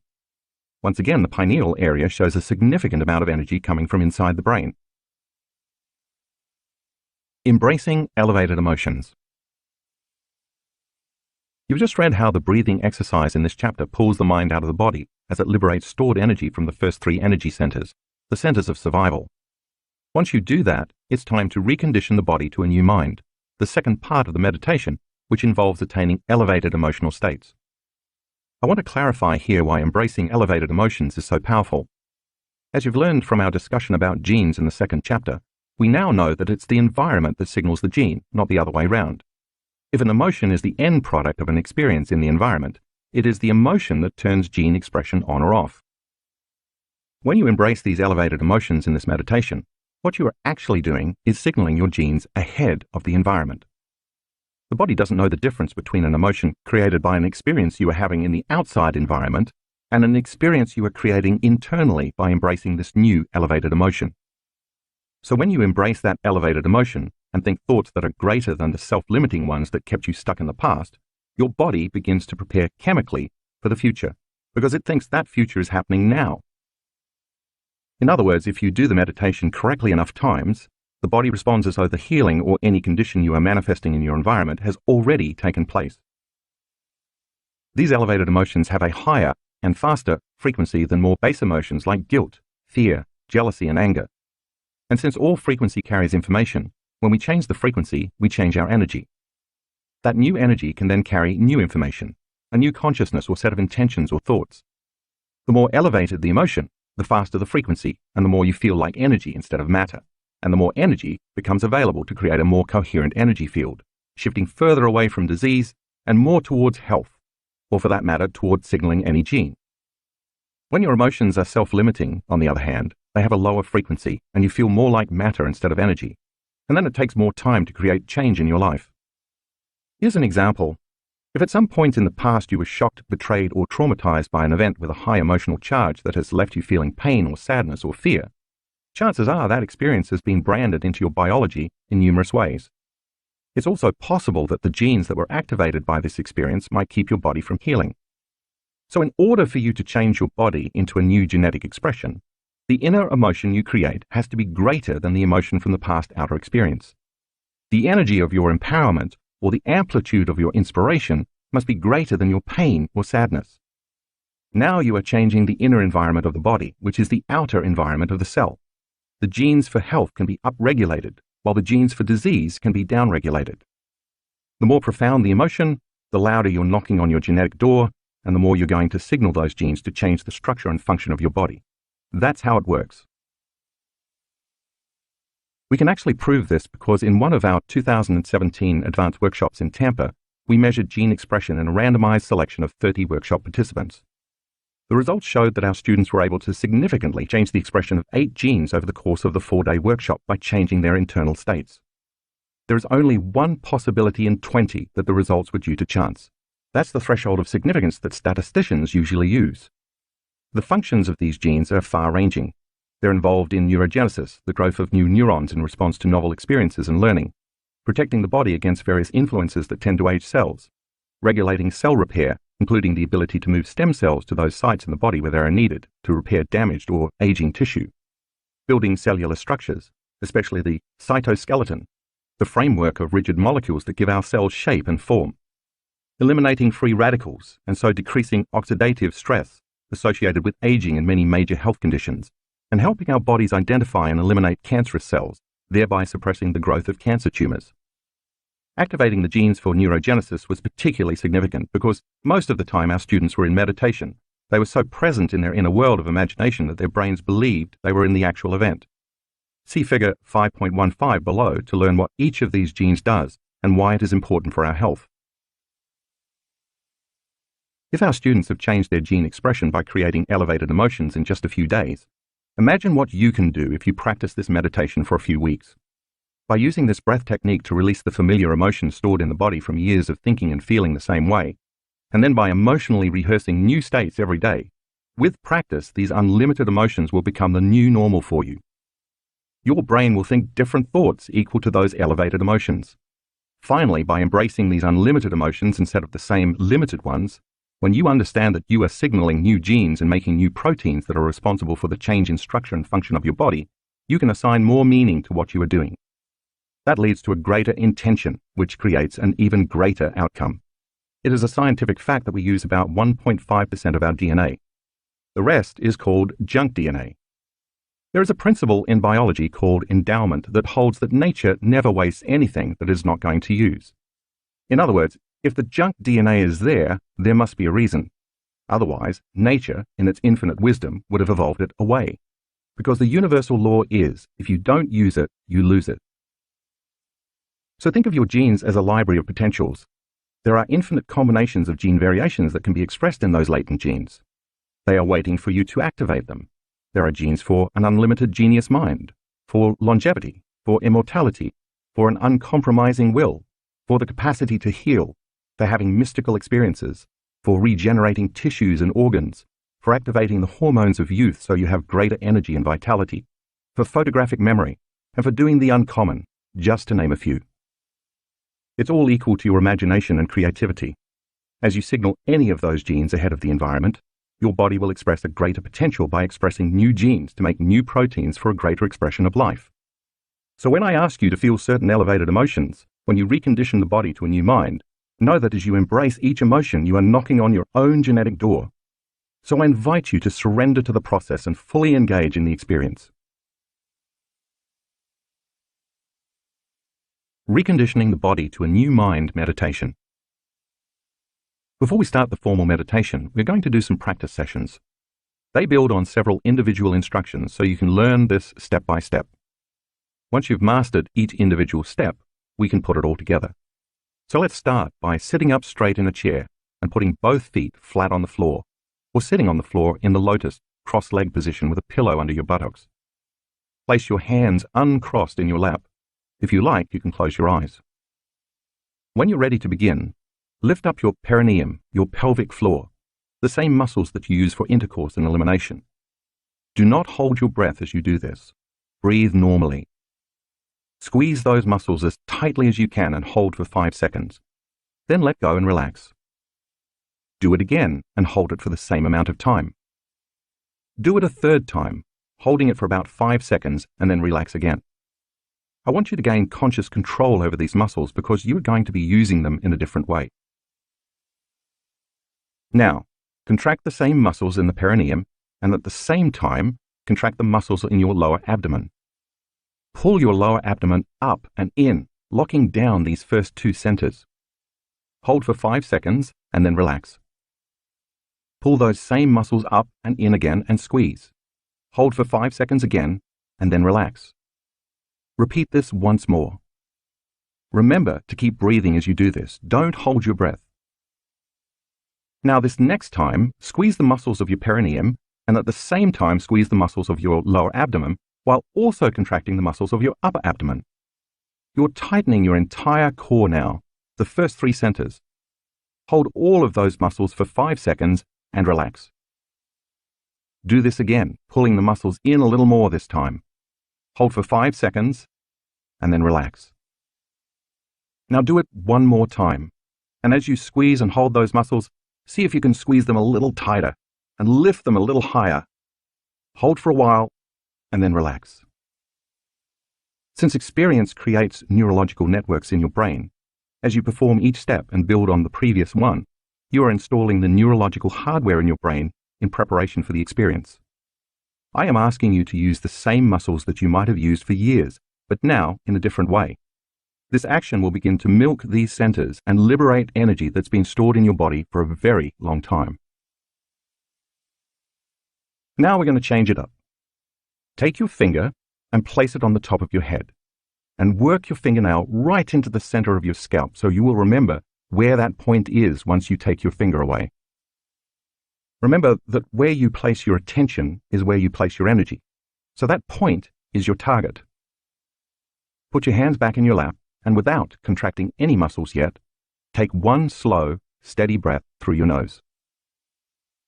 All I want you to do is follow your breath from your perineum, through your lower abdomen, through your upper abdomen, through the center of your chest, through your throat, through your brain, all the way to the top of your head where your finger was. When you get to the top of your head, hold your breath and keep your attention right on the top of your head and let your energy follow your awareness. Hold for about 10 seconds and then relax. Place your finger on the top of your head again, then take it away, and make sure you can feel that point without your finger there. Rest your hands on your thighs. Now do one more breath without contracting any muscles. This time, when you inhale through your nose, imagine you are pulling energy up that tube, like drawing fluid up a straw, all the way to the top of your head. When you get to the top of your head, hold your breath for about the same amount of time you did before, and let your energy follow your awareness. Then relax. Now it's time to start putting it all together. With this next breath, when you inhale through your nose, pull those muscles up and in at the exact same time. Start by locking the muscles of your perineum, engaging the muscles of your lower abdomen, and simultaneously contracting the muscles in your upper abdomen. And as you squeeze the muscles in each center, with the intention of pulling all that stored energy in the lower body into the brain, follow your breath through each of those 3 centers. As you continue to squeeze those muscles and lock those first 3 centers down, pull your breath up through your chest, the 4th center, then through your throat, the 5th center, then through your brain, the 6th center. Pull it all the way up to the top of your head. Keep your attention there and hold your breath as you keep squeezing your core muscles. Hold for about 10 seconds and then relax as you exhale.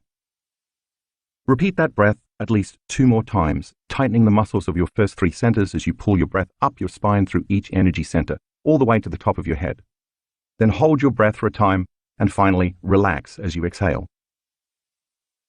Remember, as you do this, you're using your body as an instrument of consciousness, and your full intent should be to pull the mind out of the body. You're liberating energy that has been locked in your lower 3 centers and moving it up to the higher centers where you can use it for healing your body or creating something new instead of just for survival. Practicing this many times so you are very familiar with these steps will be very useful before you begin several of the meditations in this book. Be patient with yourself. Just like learning anything for the first time, you have to do this many times before you truly master it. In the beginning, it may feel awkward because you have to synchronize the actions of your body with the intention of your mind. Eventually, though, if you practice this technique enough, you will be able to coordinate all these steps into one motion.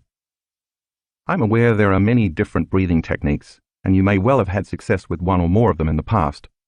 Even so, I urge you to try this one, even if you already have some other favorite, because if you do something new, you can have a new experience. If you keep doing the same thing, you'll keep creating the same experience. And if you do nothing, you get nothing. Yet, this technique takes some real effort, but once you become more skilled, you'll see it's worth the effort and then some. You are now ready to begin the formal meditation. If you purchase my Reconditioning the Body to a New Mind CD or audio download from drjoedispenza.com, you'll find the recording includes a song I've specifically chosen to truly inspire you to raise your energy.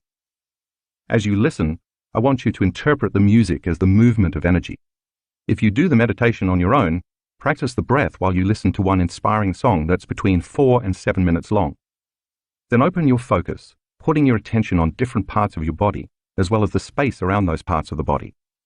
Next, unfold as pure consciousness into the unified field, staying in the generous present moment and becoming no body, no one, no thing, nowhere, and in no time.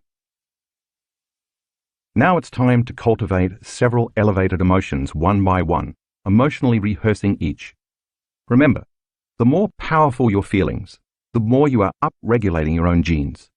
Bless your body, bless your life, bless your soul, bless your future as well as your past. Bless the challenges in your life and bless the intelligence within you that is giving you life. Finish by giving thanks for a new life before it has been made manifest.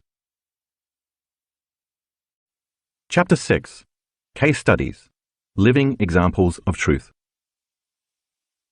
Over the years, I've found that stories serve a great purpose: to reinforce information in a practical manner. Hearing about someone else's experience makes it more real for us. Once we can relate to the challenges and triumphs a person has along their journey from one state of consciousness to another, we start to believe a similar experience can happen for us.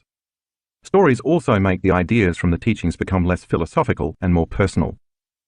The case studies that you're about to read concern real people who have applied the information you just learned in the previous chapters. They first understood the concepts as intellectual knowledge in their minds, then they applied it and experienced it in their bodies, and finally, they turned it into wisdom in their souls. For these students to accomplish such supernatural changes, they ultimately had to master some aspect or limitation in themselves. And if they could do it, so can you. Ginny heals her chronic back and leg pain. On December 9, 2013, Ginny was driving on the highway in Las Vegas when her car was hit from behind. Even though she slammed on the brakes, the impact catapulted her car into the car in front of her, resulting in a double impact. She immediately felt a burning sensation in her lower back as pain shot down her right leg. When the paramedics arrived, she described her pain as moderate, but over the next few days, the pain increased until it was constant and severe. Most of her pain was in her lower lumbar spine, caused by two herniated discs, L4 and L5. She also felt pain radiating all the way down her right leg to her foot. Ginny saw a chiropractor 3 times a week, but the pain worsened. She then saw a pain management doctor who prescribed muscle relaxants, Neurontin, a nerve pain medication, and Mobic, a non-steroidal anti-inflammatory drug. After 9 months, the pain was still intense, so she had injections in her back. They didn't help. As a result, Ginny had difficulty walking and found driving almost impossible.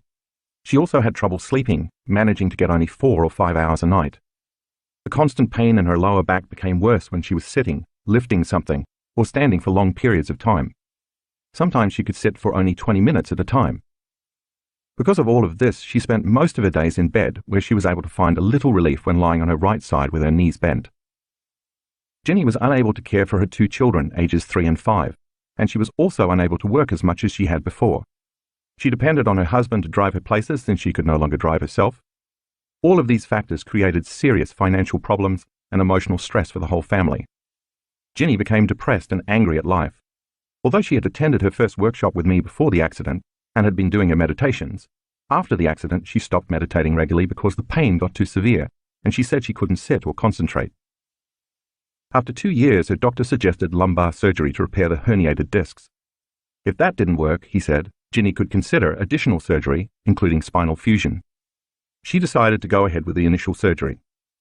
In the meantime, Ginny's husband convinced her to attend another one of my advanced seminars in Seattle, which started just 1 week before her surgery date. Staying seated for the flight was painful, but she made it. While Ginny enjoyed seeing her old friends and meeting new ones at the event, she also felt saddened and frustrated because she couldn't muster the same enthusiasm everyone else had. She just wanted to take some painkillers and go to bed. When she was leaving the first night's gathering, her good friend Jill, filled with compassion and hope, said with conviction, "Ginny, you will be healed tomorrow, right here." We started the next day at 6 a.m. Ginny decided to avoid taking any heavy medications so she could be present in the meditations and enjoy the experience. Unfortunately, her pain made it very difficult to focus during the first meditation, and she wondered if the decision to attend had been a mistake. During the second meditation after breakfast, though, things really shifted. Ginny decided to surrender and leave all her judgment behind. The meditation began as usual with the breathing exercise of pulling the mind out of the body, during which I told the participants to focus on 2 or 3 negative emotions or limited aspects of their personality. I asked them to move all that stored energy from the first 3 energy centers up from the base of their spine all the way up to their brain and eventually release it out of the top of their heads. First, Ginny chose to work with her anger, which she believed had been a contributing factor in keeping her body in so much pain. During the meditation, she felt energy moving up her spine and then sensed an intense energy leaving her body through the back of her head. The second thing she picked to work with was her pain. As she worked with the breath to move much of the energy related to her pain from her body to her brain, she felt the same energy she had when she was working with anger, although this time she saw the energy becoming a bright color with purple overtones. Suddenly, she sensed the energy slow down and become less intense. The music changed, and the main part of the meditation began. Ginny was feeling completely relaxed. She had liberated that energy out of her body. As usual, I guided the group to feel different parts of their bodies in space and to sense the space around their bodies. Then I guided them to the infinite black space that is the quantum field. I asked them to become no body, no one, no thing, no where, in no time, and to become pure awareness, aware that they are aware in this endless vast space. At first, as I gave the instructions, Ginny had the distinct sense that she was floating. An intense sense of peace and unconditional love overtook her, and she lost track of time and space. She didn't feel her physical body at all, nor did she feel any pain, yet she was fully present and could hear and follow all the instructions I was giving. "I've never experienced anything like that before," she told me later. "It was so profound that it's difficult to put into words. My senses were magnified, and I felt connected to every body, every one, everything, every place, and every time. I was part of the whole, and the whole was part of me. There was no separation." Ginny got beyond her body, her environment, and time. Her consciousness had connected to the consciousness of the unified field, the place she described where there's only wholeness and there's no separation. She had found the sweet spot of the generous present moment, and her autonomic nervous system stepped in and did the healing for her. In our advanced workshops, our students lie down after every meditation and surrender in order to allow the autonomic nervous system to take over and program their bodies. At the end of this meditation, when I asked everyone to come back to their new bodies, Ginny was surprised to discover she felt absolutely no pain as she got up from the floor to stand, a process that she normally would have needed help with. She started walking without limping, her back straight. We broke for lunch, but Ginny didn't feel like eating much or even talking a lot. She was still overwhelmed with the meditation experience. After 2 years of near constant pain, it felt so freeing to be without it anymore. She started crying tears of joy and confusion simultaneously. She looked for 2 of her friends to share the good news, including Jill, who had been so sure the night before that Ginny would be healed.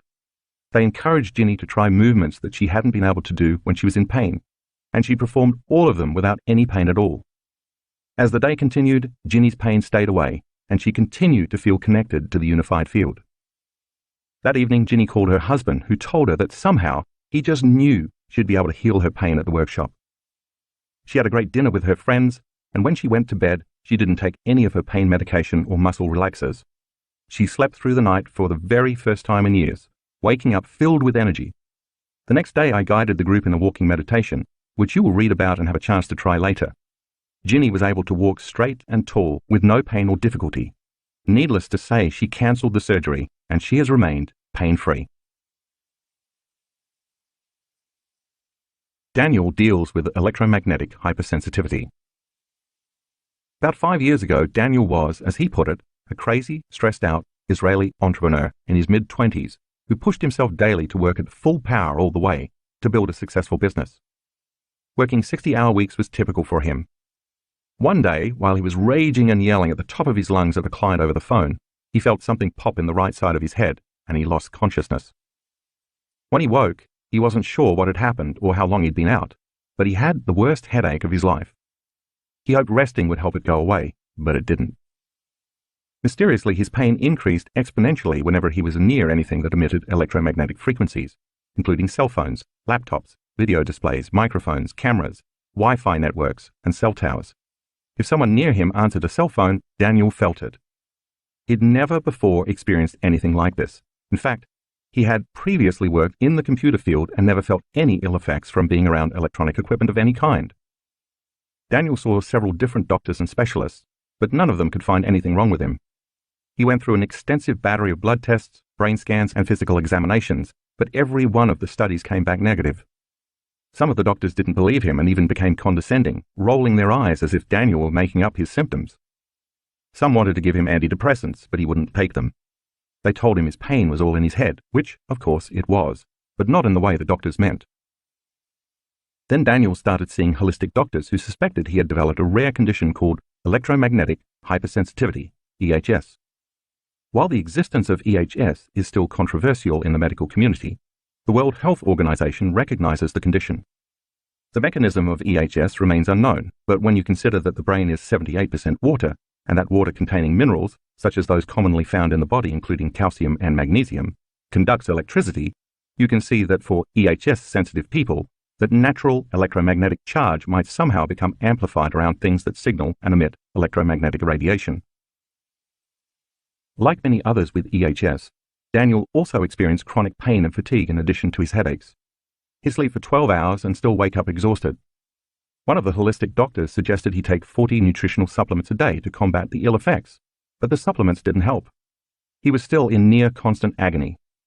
Before long, Daniel had to close his business. He went into debt and lost everything he had worked so hard to acquire.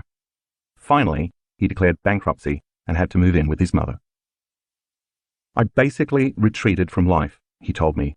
I was a zombie because I couldn't think, I couldn't focus, I couldn't do anything. Nothing I did helped, and whenever I got anywhere near the real world, I got a really strong headache. In fact, Daniel told me that if he was ever near anything that emitted a signal, his headaches would be 1,000 times worse, to the point that he would emotionally break down.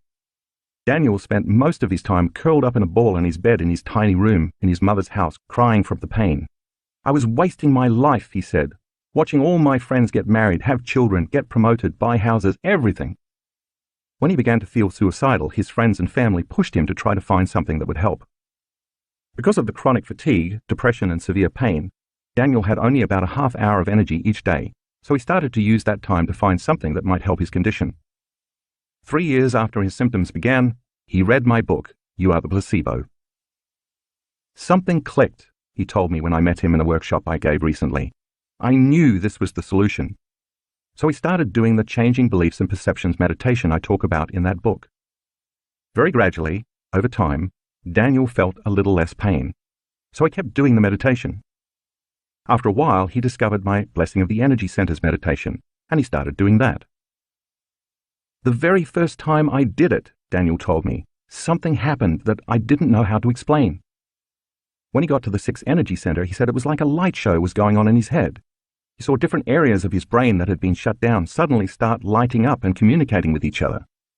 Then a huge beam of what he described as loving light shot out of the top of his head.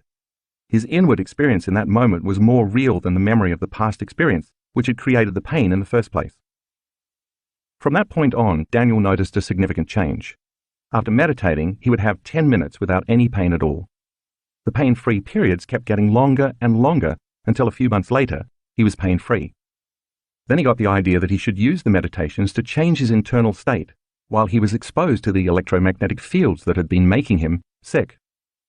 So he started meditating in front of his cell phone and laptop.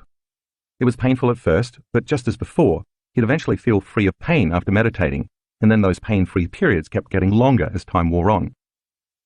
Finally, Daniel was ready to take another big step. He hired a desk in a shared office space and decided to just sit there and meditate, surrounded by Wi-Fi, computers, microwaves, and all sorts of electromagnetic frequencies.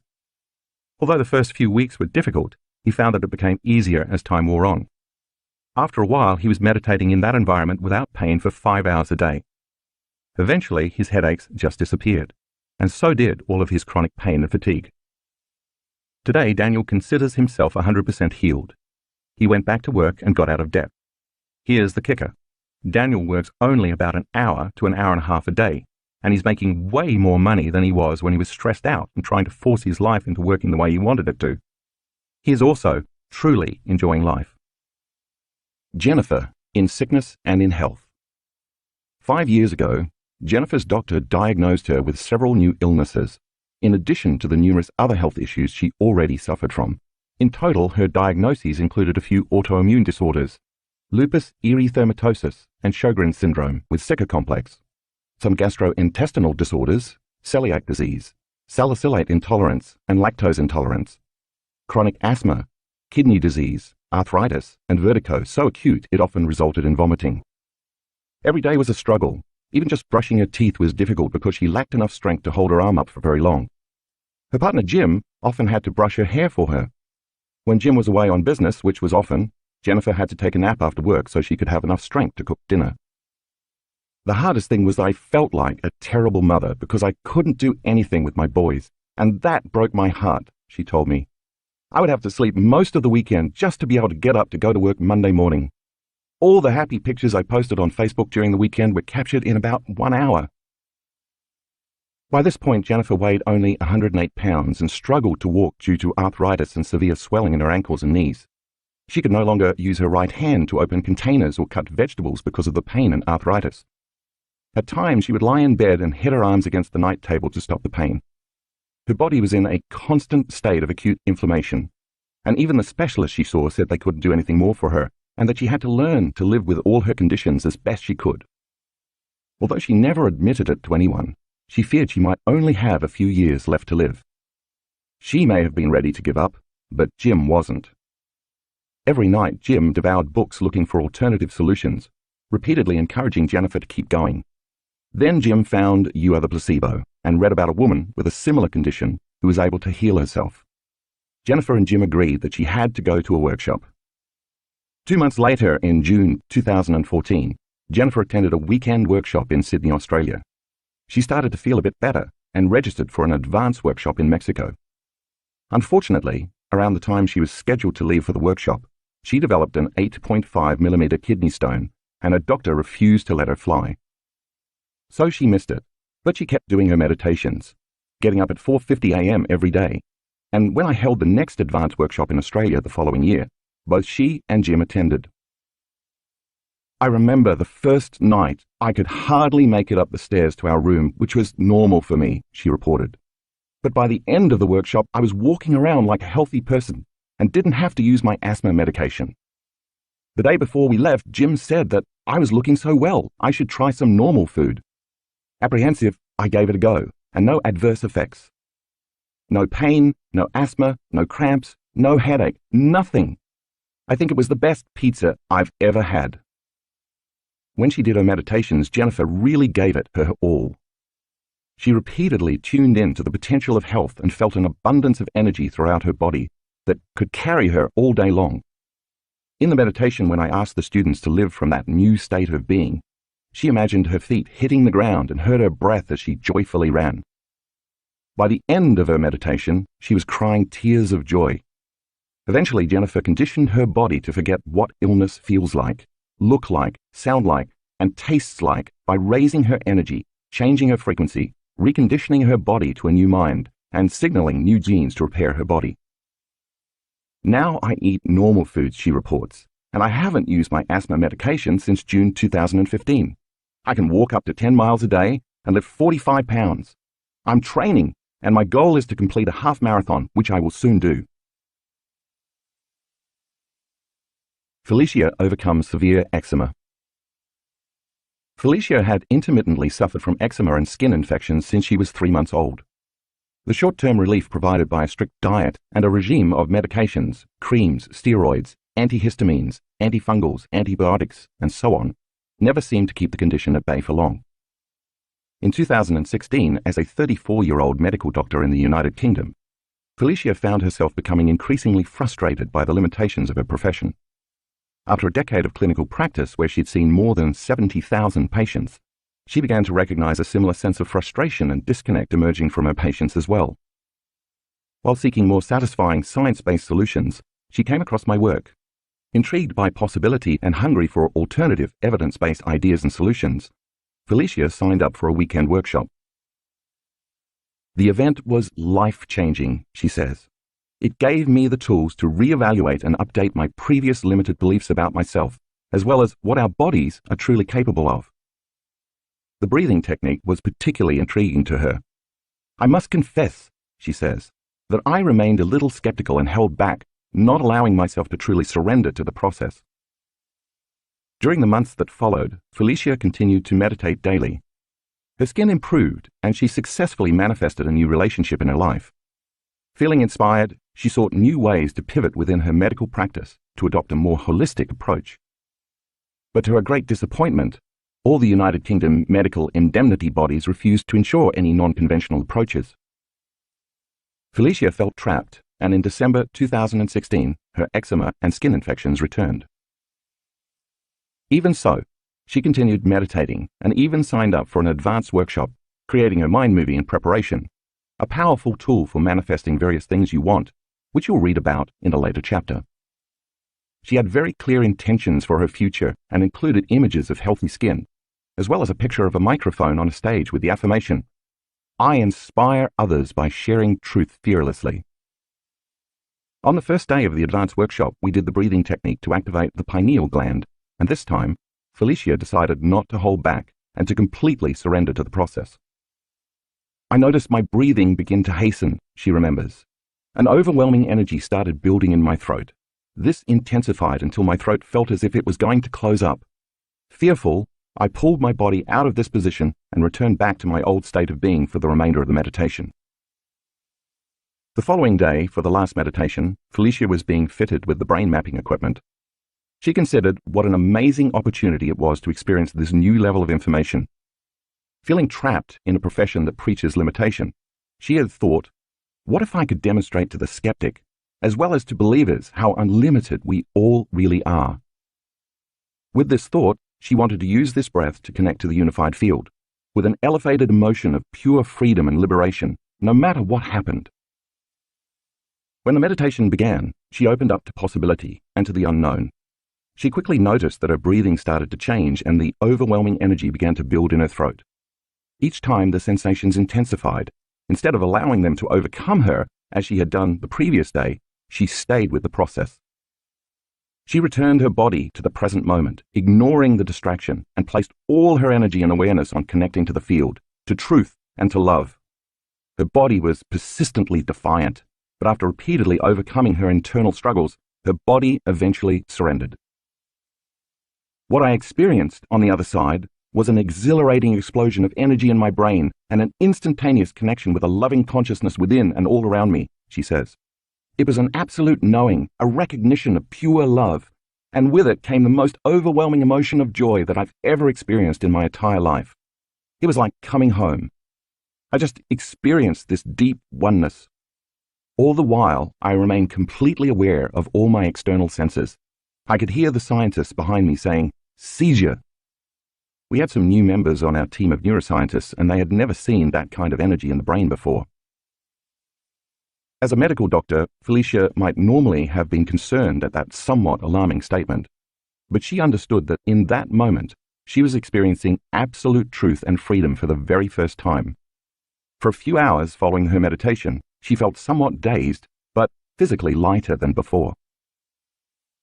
If you review the brain scans in graphics 7A to 7C, you can see Felicia's brain showing the classic changes that we witness when there is high energy in the brain. She starts in normal beta brainwaves and then transitions into high beta brainwaves before she hits a high energy gamma state. The energy in gamma brainwaves is 190 standard deviations above normal. The area surrounding the pineal gland, as well as the part of the brain that processes strong emotion, is highly activated. During the next few days, Felicia began to experience a sense of fearlessness and playfulness emerging from within her. She also experienced a string of synchronicities, including manifesting the scene from her mind movie where she was speaking into a microphone on stage. In fact, without knowing that scene had been in her mind movie, I pulled her on stage to share her experience. It was only once she returned home that she noticed her eczema was no longer bothering her. I looked at my skin, and all the rashes that had been there just a few days prior had completely resolved, she reported. Look at graphic 7D in the color insert. The first pictures were taken before the event. The second set of pictures was taken the next day after the event. Her eczema is gone. To this day, Felicia takes no further medication, and her skin is clear. Her life continues to unfold in new, exciting, and surprising ways. I'm so grateful for the realization that we are all unlimited, she told me. Mark my words. If a once jaded, intensely analytical doctor can do it, absolutely anyone can. Chapter 7. Heart Intelligence. Since our human ancestors first began etching their histories upon cave walls and stone tablets, like a thread through the needle of time, the heart has appeared as a symbol to represent health, wisdom, intuition, guidance, and higher intelligence. The ancient Egyptians who referred to the heart as Ibi believed the heart, rather than the brain, was the center of life and the source of human wisdom. The Mesopotamians and the Greeks both thought of the heart as the center of the soul. The Greeks, however, considered it an independent source of heat within the body, while the Mesopotamians believed it was a fragment of the sun's heat. They even performed human sacrifices whereby they extracted a still-beating human heart to offer it to the sun god. The Romans understood the heart to be the body's most life-giving, vital organ. In the 17th century, during the early years of the scientific revolution, French philosopher René Descartes argued that the mind and body were two radically distinct substances. Through this mechanistic view of the universe, people began to view the heart as an extraordinary machine. The mechanism of the heart as a physical pump began to overshadow its nature as humanity's connection to an innate intelligence. Through scientific inquiry, the heart slowly ceased to be recognized as our connection to feelings, emotions, and our higher selves. It has only been through the new science of the last few decades that we've begun to reconcile, understand, and recognize the true significance of the heart as a source that generates electromagnetic fields and as our connection to the unified field. We know that the heart, beyond its obvious role in sustaining life, is not simply a muscular pump that moves blood throughout our body, but an organ capable of influencing feelings and emotions. The heart is a sensory organ that guides our decision-making ability, as well as our understanding of ourselves and our place in the world. It's a symbol that transcends time, place, and culture. It's a commonly accepted premise that when we are connected to the heart's inner knowing, we can tap into its wisdom as a source of love and higher guidance. You may well be wondering why it is that out of all of the organs in the body, such as the spleen, liver, or kidneys, the heart is the only one to have intelligence. Since 2013, we've gone to great lengths to measure and quantify coherence and transformation, which are central to understanding the heart's role. Almost everyone recognizes that the elevated feelings of the heart connect us to the consciousness of love, compassion, gratitude, joy, unity, acceptance, and selflessness. These are feelings that fill us up and make us feel whole and connected, rather than the feelings of stress that divide communities and drain us of vital energy. The problem is that these elevated feelings of the heart often occur through chance, dependent upon something external in our environment, rather than as something we can produce for ourselves on demand. Without a doubt, it's a challenge to maintain our mental and emotional equilibrium in today's fast-paced, stress-filled, productivity-focused, hurry-up-and-finish culture, and the loss of this equilibrium can have serious ramifications for our health. For instance, at the turn of the 20th century, hardly anyone died of heart disease, while today it's the leading cause of death for both men and women. Each year in the United States alone, heart disease costs approximately $207 billion in healthcare services, medications, and lost productivity. Stress is one of the main contributing factors to heart disease, and it's reaching an epidemic level. Fortunately, there's an antidote. What we've found in researching and studying the many facets of heart coherence is that we can, in fact, regulate our internal states, independent of the conditions in our external environment. Just like developing any skill, voluntarily creating heart coherence requires knowledge, application, and practice. Integral to our understanding of the heart has been our partnership with a pioneering, groundbreaking work of the HeartMath Institute.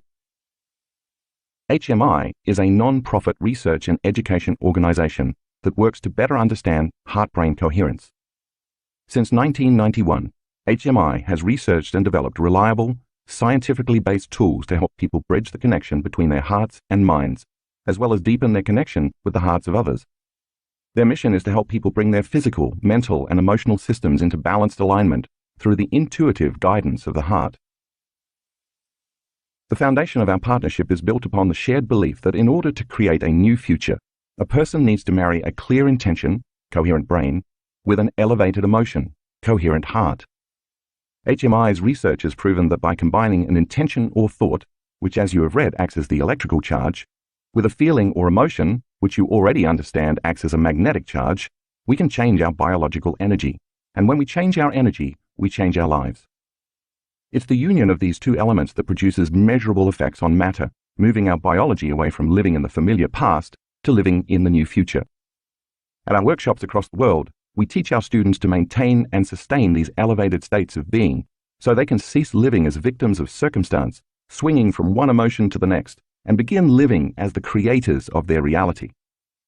This is the process whereby we create a new state of being, or a new personality, which creates a new personal reality.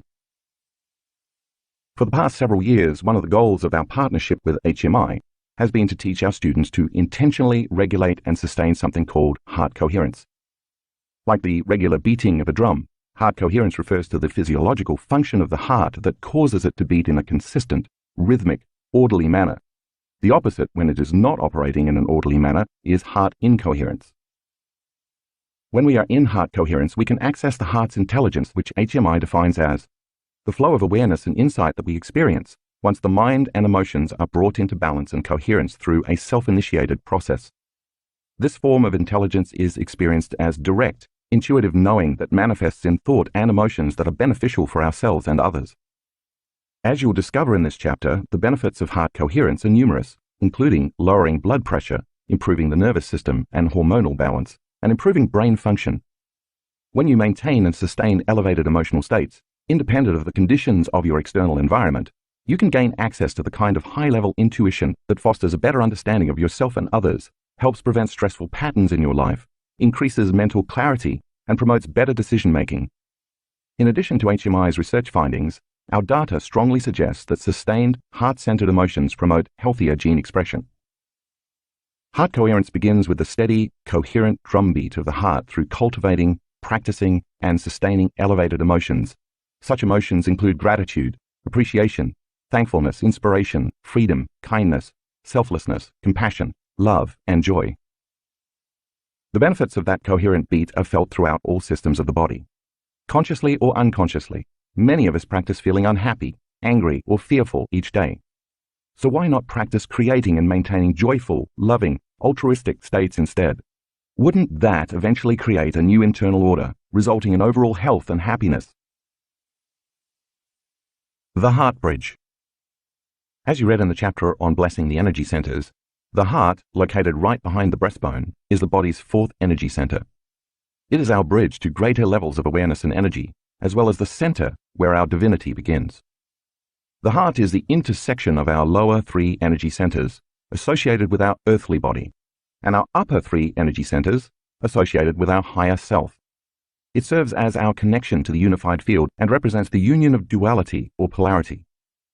It is where separation, division, and polarized energy merge to become one, where opposites unify as the yin and the yang, good and bad, positive and negative, male and female, past and future. When your heart becomes coherent, your nervous system responds by increasing the brain's energy, creativity, and intuition, which has a positive effect on virtually every organ in the body. Now the heart and the brain are working together, causing you to feel more whole, connected, and content, not only within your own body, but also with everything and everybody.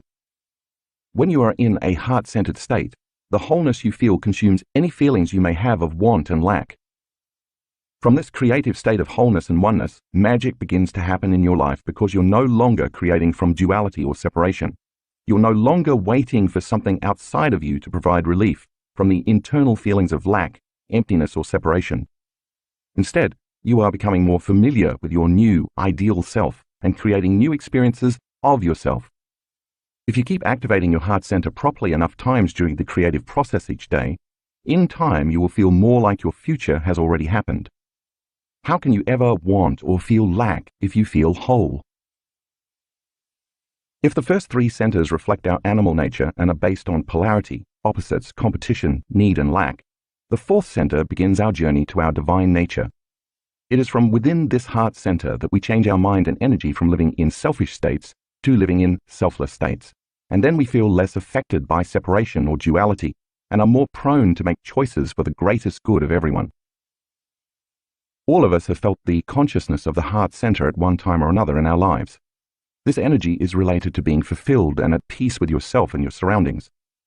When we embrace the feelings related to the heart, feelings that lead us to give, nurture, serve, care, help, forgive, love, trust, and so on, we can't help but feel filled up, whole and complete. I believe this to be our innate nature as human beings. Homeostasis, coherence, and resilience. As you have now learned, the autonomic nervous system, the involuntary division of the nervous system, is divided into two subsystems, the sympathetic nervous system and the parasympathetic nervous system. As you know, the sympathetic nervous system, when switched on, regulates the body's unconscious actions and responses, such as increased breathing, elevated heart rate, excess perspiration, dilation of the pupils, and so on. Its primary function is to stimulate the fight or flight response when a real or perceived danger is imminent. This system works to protect us in our outer environment. The parasympathetic nervous system complements the sympathetic nervous system in that it performs the exact opposite functions. Its role is to conserve energy, relax the body, and slow the high energy functions of the sympathetic system. The parasympathetic system maintains protection in our inner environment. If you think of the ANS as an automobile, the parasympathetic system would be the brake and the sympathetic system the accelerator. Both branches of the ANS continuously relay communications between the heart and the brain. In fact, the heart and the brain have more nerve connections to each other than any other systems in the body.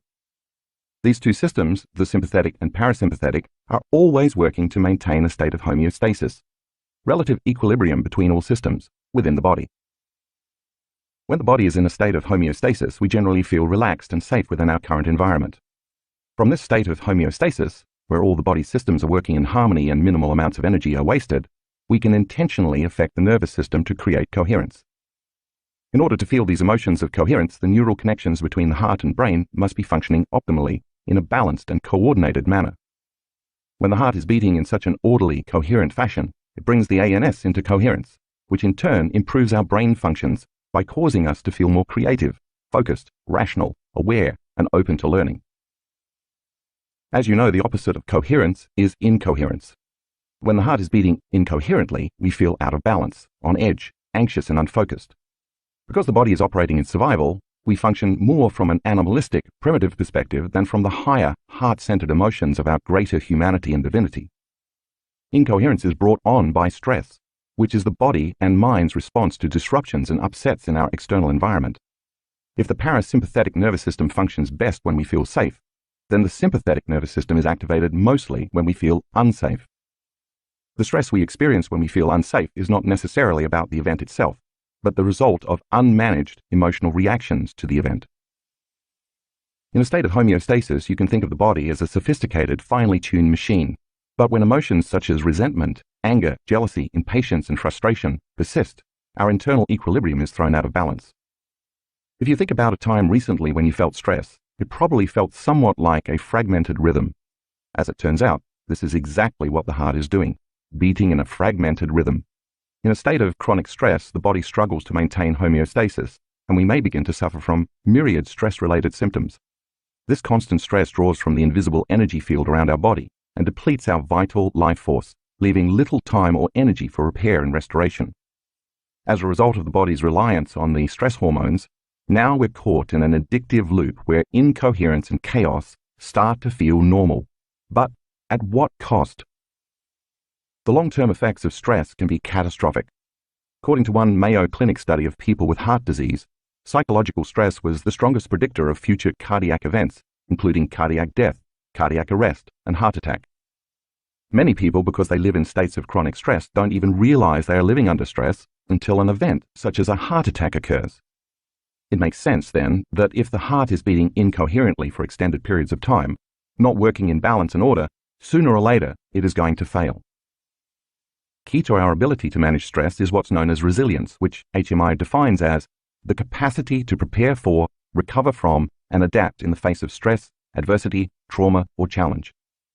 Resilience and the management of emotions are both integral to many important physiological processes involved in energy regulation, how fast the body bounces back after the stress response, and our ability to maintain health and homeostasis. HRV, communication between the heart and brain. We've been led to believe that the brain reigns over our biology. While this is partly true, the heart is an autorhythmic organ, which means the heartbeat is self-initiated from within the heart, not from the brain. For example, it's a known fact that in all kinds of species, the heart can be removed from the body and placed in a salt solution called Ringer solution, where it will continue to beat for extended periods of time, independent of any neurological connection to the brain. In a fetus, the heart begins beating before the brain is even formed, at about 3 weeks, while the electrical activity of its brain doesn't even begin until around the 5th or 6th week. This demonstrates that the heart is capable of initiating communication with the central nervous system. Another factor that makes the heart unique is that it contains nerves from both branches of the ANS, which means any and every change in both the parasympathetic and sympathetic nervous systems affect the way the heart works on a beat-to-beat basis. This is important because whether we are conscious of it or not, every emotion we experience influences our heart rhythm, which gets communicated directly through the central nervous system. In this way, the heart, the limbic brain, and the ANS have a very intimate relationship because balance or imbalance in one affects the other. As a side note, the limbic brain, the seat of the autonomic nervous system, is also called the emotional brain. So when you change your emotions, you affect your autonomic functions. Today, with about 75% accuracy, science can predict what someone is feeling just by looking at the beat-to-beat activity of the heart using heart rate variability analysis. HRV, heart rate variability, is a physiological phenomenon that measures environmental and psychological challenges as reflected by the variation of the heart's beat-to-beat intervals. Thus the term variability. Among its uses, HRV can measure the flexibility of our heart and nervous system, which reflects our health and fitness, as well as how well we are balancing our mental and emotional lives. By studying the heart's rhythms as measured by HRV, scientists can detect patterns that deepen our understanding of how humans process emotions and the effects of feelings and emotions on our well-being. In this way, continued HRV research offers us a unique window into the communication between the heart, brain, and emotions. Many studies show that having a moderate level of variability makes us better able to adapt to life's challenges. But a low level of heart rate variability is a strong and independent predictor of future health problems, including all causes of mortality. Low HRV is also associated with numerous medical conditions. When we are young, we have greater variability, but as we age, our variability decreases. HRV patterns are so consistent that when scientists look at an HRV reading, they can generally estimate the subject's age within approximately 2 years. For many years, a steady heart rhythm was considered a sign of good health, but now we know that our heart rhythm changes with each and every heartbeat, even when we are sleeping. Over the years, HMI researchers have discovered information encoded within these beat-to-beat intervals by looking at the spaces between heartbeats in HRV readings, rather than the spikes related to the beats themselves. This is somewhat similar to Morse code, where we understand communications by the intervals between transmissions. In the case of our heart, the intervals between its beats are complex transmissions used to relay communications between the brain and body. During the 1990s, researchers at HMI discovered that when people focused on their hearts and evoked elevated emotions such as appreciation, joy, gratitude, and compassion, those feelings could be observed as coherent patterns in the heart's rhythms. The opposite was true of stressful feelings, which caused the heart rhythms to be incoherent and to appear jagged and irregular. This discovery linked emotional states to HRV patterns. See Figure 7.1. The researchers also observed that heart rate, beats per minute, and heart rhythm were two separate biological responses. For instance, a person could have a high heart rate and still maintain a state of coherence. Therefore, it was determined that the heart's rhythms can create coherent internal body states. When our HRV is in a heart-coherent pattern, it reflects increased synchronization and harmony within the two branches of the ANS, as well as in the activity occurring in our higher-level brain centers. So much of what we've learned from Western medicine has caused us to believe that we cannot control our body's autonomic nervous system, like heart rate and blood pressure, because such functions are beyond the domain of the conscious mind, not to mention the separation between the voluntary and involuntary nervous systems. We now know, however, that you don't have to be a yogi or a mystic to be able to master such skills. You just have to be supernatural, which can be learned. This is one reason why HMI teaches the importance of heart coherence not only to individuals, but also to the military, law enforcement, schools, athletes, and other high-functioning individuals, so people can maintain clarity, decision-making ability, and composure in high-stress situations. The benefits of heart coherence. When we choose to cultivate and experience elevated emotions, and the coherent signal of those elevated emotions reaches the brain, if the amplitude of the signal is high enough, chemicals equal to those feelings and emotions are released into the body. We call this a feeling, and positive feelings like this make us feel lighter and freer. In other words, the energy of your whole state of being is elevated. If you are feeling an elevated sense of well-being in a safe environment, the energy of those feelings sets in motion a cascade of at least 1,400 biochemical changes in the body that promote growth and repair. Instead of drawing from the invisible field of energy around your body to transform energy into chemistry, now you're adding to and expanding that field, resulting in a new expression of chemistry reflective of the change in energy. How? If the first 3 energy centers of the body are energy consumers when we are out of balance, the heart is an energy expander. And when you rest your attention in your heart to create and sustain elevated emotions, that coherent energy causes your heart to beat like a drum. It's that coherent, rhythmic beating that creates a measurable magnetic field around your heart, and thus your body. Just like the focused beat of a drum that produces a measurable sound wave, the stronger the coherent rhythm of the heart, the more expanded your field becomes. When you are feeling hurt, anger, stress, jealousy, rage, competition, or frustration, on the other hand, the signal from the heart to the brain becomes incoherent, and this triggers the release of approximately 1,200 chemicals into the body, equal to those feelings. This chemical dump lasts approximately 90 seconds to 2 minutes. In the short term, these stressful feelings are not harmful. In fact, if they're resolved, they improve your resilience. However, the long-term effects of unresolved survival emotions put the entire body into a state of incoherence, making you vulnerable to stress-related health challenges. These survival emotions draw from the field around your body, causing you to feel separate and materialistic because you are putting most of your focus and attention on matter, your body, the environment, time, and of course, the source of your problems. Amongst HMI's most significant findings is that what we feel on a minute-to-minute, second-to-second basis influences the heart, and that our feelings and emotions are a key aspect of unlocking heart intelligence. Because feelings and emotions are energies that emit powerful magnetic fields, the stronger the elevated feelings, the stronger the magnetic field.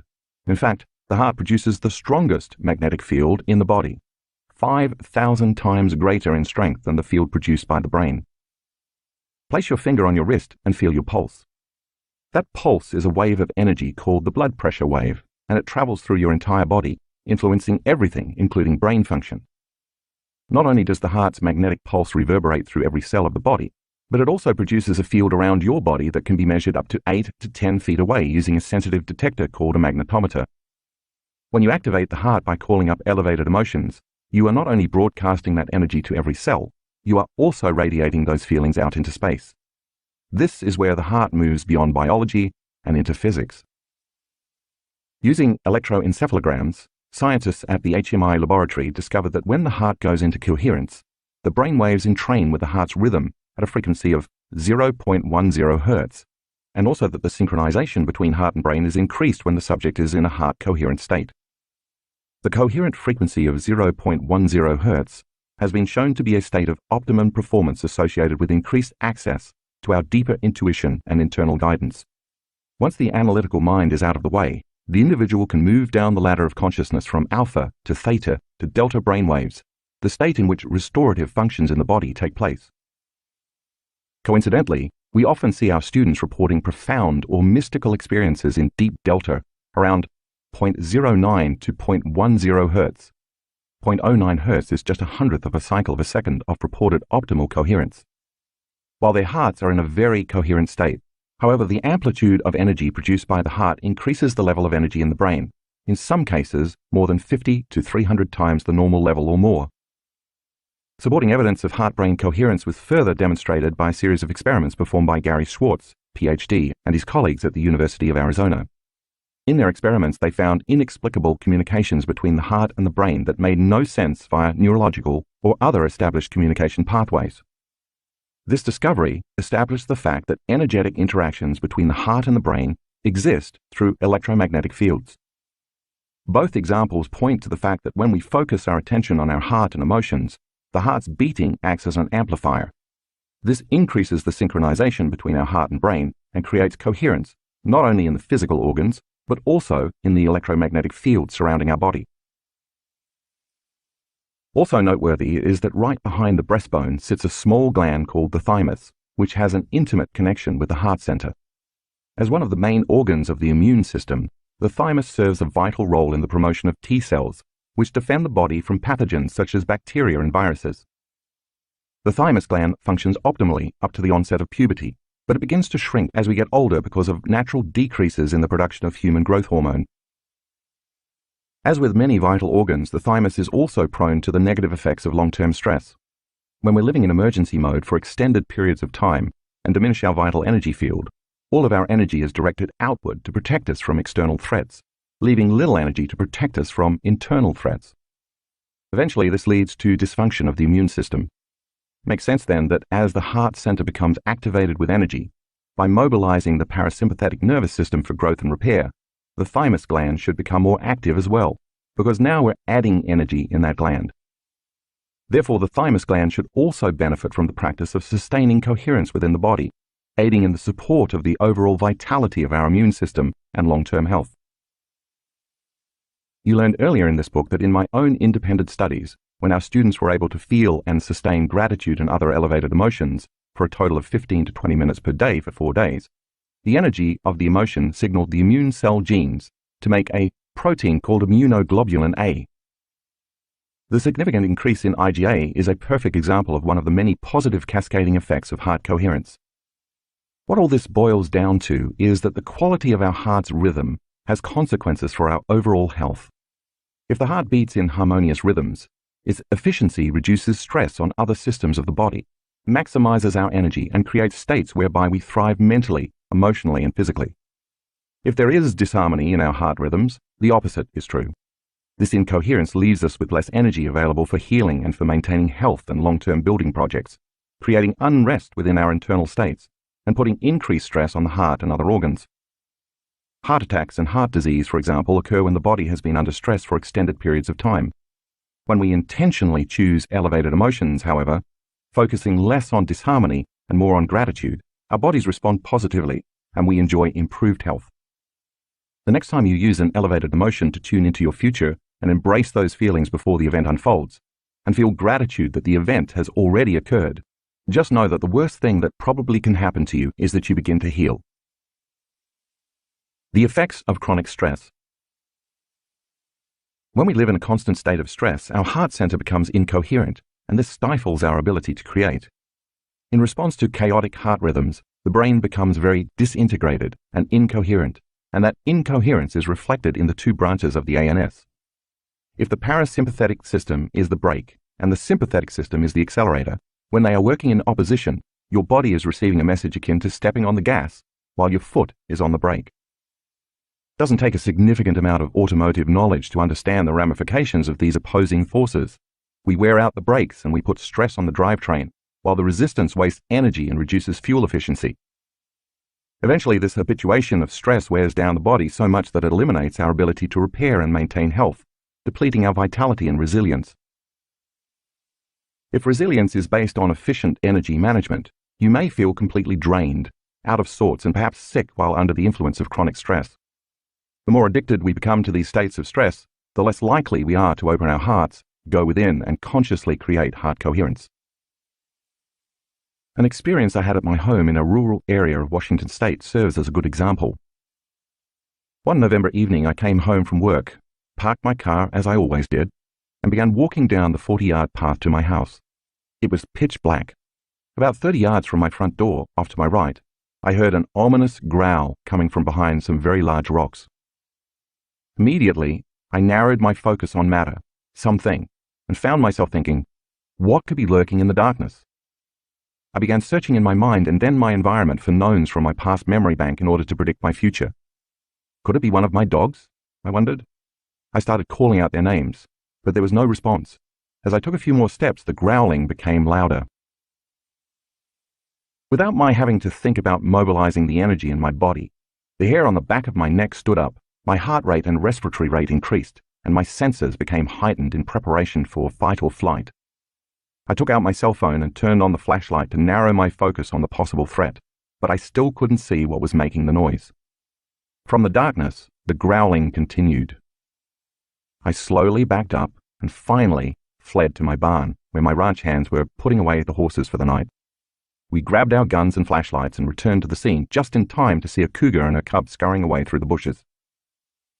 You can probably gather from this story that a highly stressful situation like this is not the time to open your heart or trust in the unknown. It's not a time to take your attention off things in your outer material world to focus on a new possibility in your mind. It's a time to run, hide, or fight. But if you are perpetually hooked into the fight or flight state, even if there is no cougar in the bushes, you will be less likely to want to close your eyes and go within because you have to keep your attention on the perceived threat outside of you. No new information can enter your nervous system that is not equal to or relevant to the emotions you are experiencing, so you can't program your body for a new destiny. So it makes sense that the more you live addicted to the stress hormones in your normal life, the less likely you are to want to create meditate, or open your heart and be vulnerable. The heart-brain. In 1991, the pioneering work of J. Andrew Armour, MD, PhD, showed that the heart literally has a mind of its own. With as many as 40,000 neurons, the heart has a nervous system that functions independently of the brain. The technical term coined for this system is the intrinsic cardiac nervous system, more commonly known as the heart-brain. This discovery was so monumental that it led to a new field of science called neurocardiology. The heart and the brain are connected by efferent, descending, and afferent, ascending pathways. However, 90% of the connecting nerve fibers ascend from the heart up to the brain. Armour uncovered that these direct, afferent neural pathways continuously send signals and information that interacts with and modifies activity in the brain's higher cognitive and emotional centers. These signals from the heart to the brain connect through the vagus nerve and continue straight to the thalamus, which synchronizes cortical activity such as thinking, perceiving, and understanding language, then to the frontal lobes, responsible for motor functions and problem solving, and onto the brain's survival center, the amygdala, which signals emotional memory. The core cells of the amygdala even synchronize to the heart's beating. See figure 7.2. This means that if your heart center is open, it's keeping your brain's survival centers in check. It's possible then that the more heart-centered you are, the less likely you will react to stresses in your life. The reverse is also true. The less energy you have in your heart center, the more likely you will be living in survival mode. This tells us that our feelings and heart rhythms affect what emotional memories and responses transpire in us. So stress and anxiety can trigger brainwave patterns to match an anxiety habit of the past. Conversely, just like a computer that matches patterns, elevated emotions of the heart can produce coherence in brainwave patterns. So if you're summoning the feelings of your future by creating elevated states, your brain is beginning to lay the neural networks for those future emotions or that new destiny. Armour's discovery of the afferent neural pathways from the heart to the brain proves that the heart independently processes emotions, responds directly to the environment, and regulates its rhythms without receiving information from the brain. That's because the heart and the ANS always work together.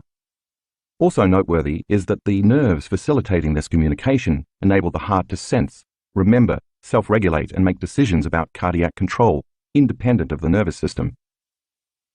To put it simply, emotions and feelings originating in the heart play an important role in the way we think, process information, feel, and understand the world and our place in it. Once the heart center is activated, it acts as an amplifier to jumpstart the brain, enhance its activity, and create balance, order, and coherence throughout the body. Living heart-centered. As I said earlier, every thought you think produces corresponding chemistry equal to that thought, which in turn creates an emotion. Therefore, you are suggestible only to the thoughts equal to your emotional state. We now know that when our students are heart-centered and feel more wholeness and oneness, they're less separate from their dreams. When they feel gratitude, abundance, freedom, or love, all those emotions welcome corresponding thoughts. Those heart-centered emotions open the door to the subconscious mind so that you can program your autonomic nervous system equal to the thoughts of your new future. We also know that if they live in the feeling of fear or lack, but try to think they're abundant, they can't produce a measurable effect, because change can only happen when thoughts are in alignment with the emotional state of the body. They can think positively all they want, but without a corresponding feeling or emotion equal to that thought, the message cannot be felt or understood throughout the rest of the body. So you could repeat the affirmation, "I am fearless," until you're blue in the face. But if it's fear you're actually feeling, the thought, "I am fearless," never makes it past the brainstem, which means you're not signaling the body and ANS into a new specific destiny. The feeling is what produces the emotional charge, energy, to stimulate your ANS into a different destiny. Without the feeling, a disconnect remains between your brain and body, between the thought of health and the feeling of health, and you can't embody that new state of being. It's only when you change your energy that you can produce more consistent effects. If you sustain these elevated emotions on a daily basis, eventually your body, in its innate intelligence, begins to make relative genetic changes in a way I described earlier. That's because the body believes that the emotion you are embracing is coming from an experience in your environment. So when you open your heart center, practice feeling an emotion before the experience occurs and marry it with a clear intention. The body responds as if it's in the future experience. That heart-mind coherence then influences your body chemistry and energy in a series of ways. If coherence between the heart and the brain can originate in the heart, and their synchronization results in optimal performance and health, then you should be taking time every day to focus on activating your heart center. By intentionally choosing to feel the elevated emotions of the heart, rather than waiting for something outside of yourself to elicit those emotions, you become who you are truly meant to be, a heart-empowered individual. When you are living by the heart, you naturally choose love and innately demonstrate it through compassion and care for the well-being of yourself, others, and planet Earth. Through our partnership with HMI, our students have demonstrated that with practice, we can in fact produce, regulate, and sustain elevated feelings and emotions, independent of events in our external world. In our workshops around the world, through the practice of regulating heart rhythms to sustain elevated emotions, we teach our students how to generate heart and brain coherence. We then measure their abilities using HRV monitors. During guided meditations, we ask our students to surrender to the feelings of gratitude, joy, and love, and we encourage daily practice outside of our formal instruction, because when one chooses to practice sitting in a state of coherence, it becomes a habit. I hope that with enough practice, our students can replace old mental scripts of feeling unworthy, fearful, or insecure with more elevated states of being and fall deeply in love with their lives. We've seen enough of them demonstrate that it is indeed possible to produce positive, measurable, tangible effects in their lives simply by shifting the paradigm of their thoughts and feelings. These dedicated individuals return to their homes where the positive effects they've produced in their own lives ripple out to positively affect their families and communities, continuously expanding their vibrational influence of harmony and coherence throughout the world. By repeatedly practicing the regulation of heightened emotional states, in time, the constant feeling of elevated emotions creates a new emotional baseline. This baseline then begins to continuously influence a new set of thoughts equal to the heightened feelings. The summation of those novel thoughts creates a new level of mind, which then produces more corresponding emotions equal to those thoughts, further sustaining that baseline. When this feedback loop between the heart, body, and mind-brain occurs, you are in an entirely new state of being, the consciousness of the unlimited mind and the energy of profound love and gratitude. The repetition of this process is what it means to recondition your body, rewire your brain, and reconfigure your biology equal to your new state of being. Now you are naturally, automatically, and regularly broadcasting a different electromagnetic signature of energy into the field. This is who you are, or who you have become. Countless history books could be written through the lens of incoherent emotions. Whether the result is a Shakespearean tragedy, genocide, or a world war, survival emotions such as blame, hate, rage, competition, and retribution have resulted in an endless, unnecessary trail of pain, suffering, oppression, and death.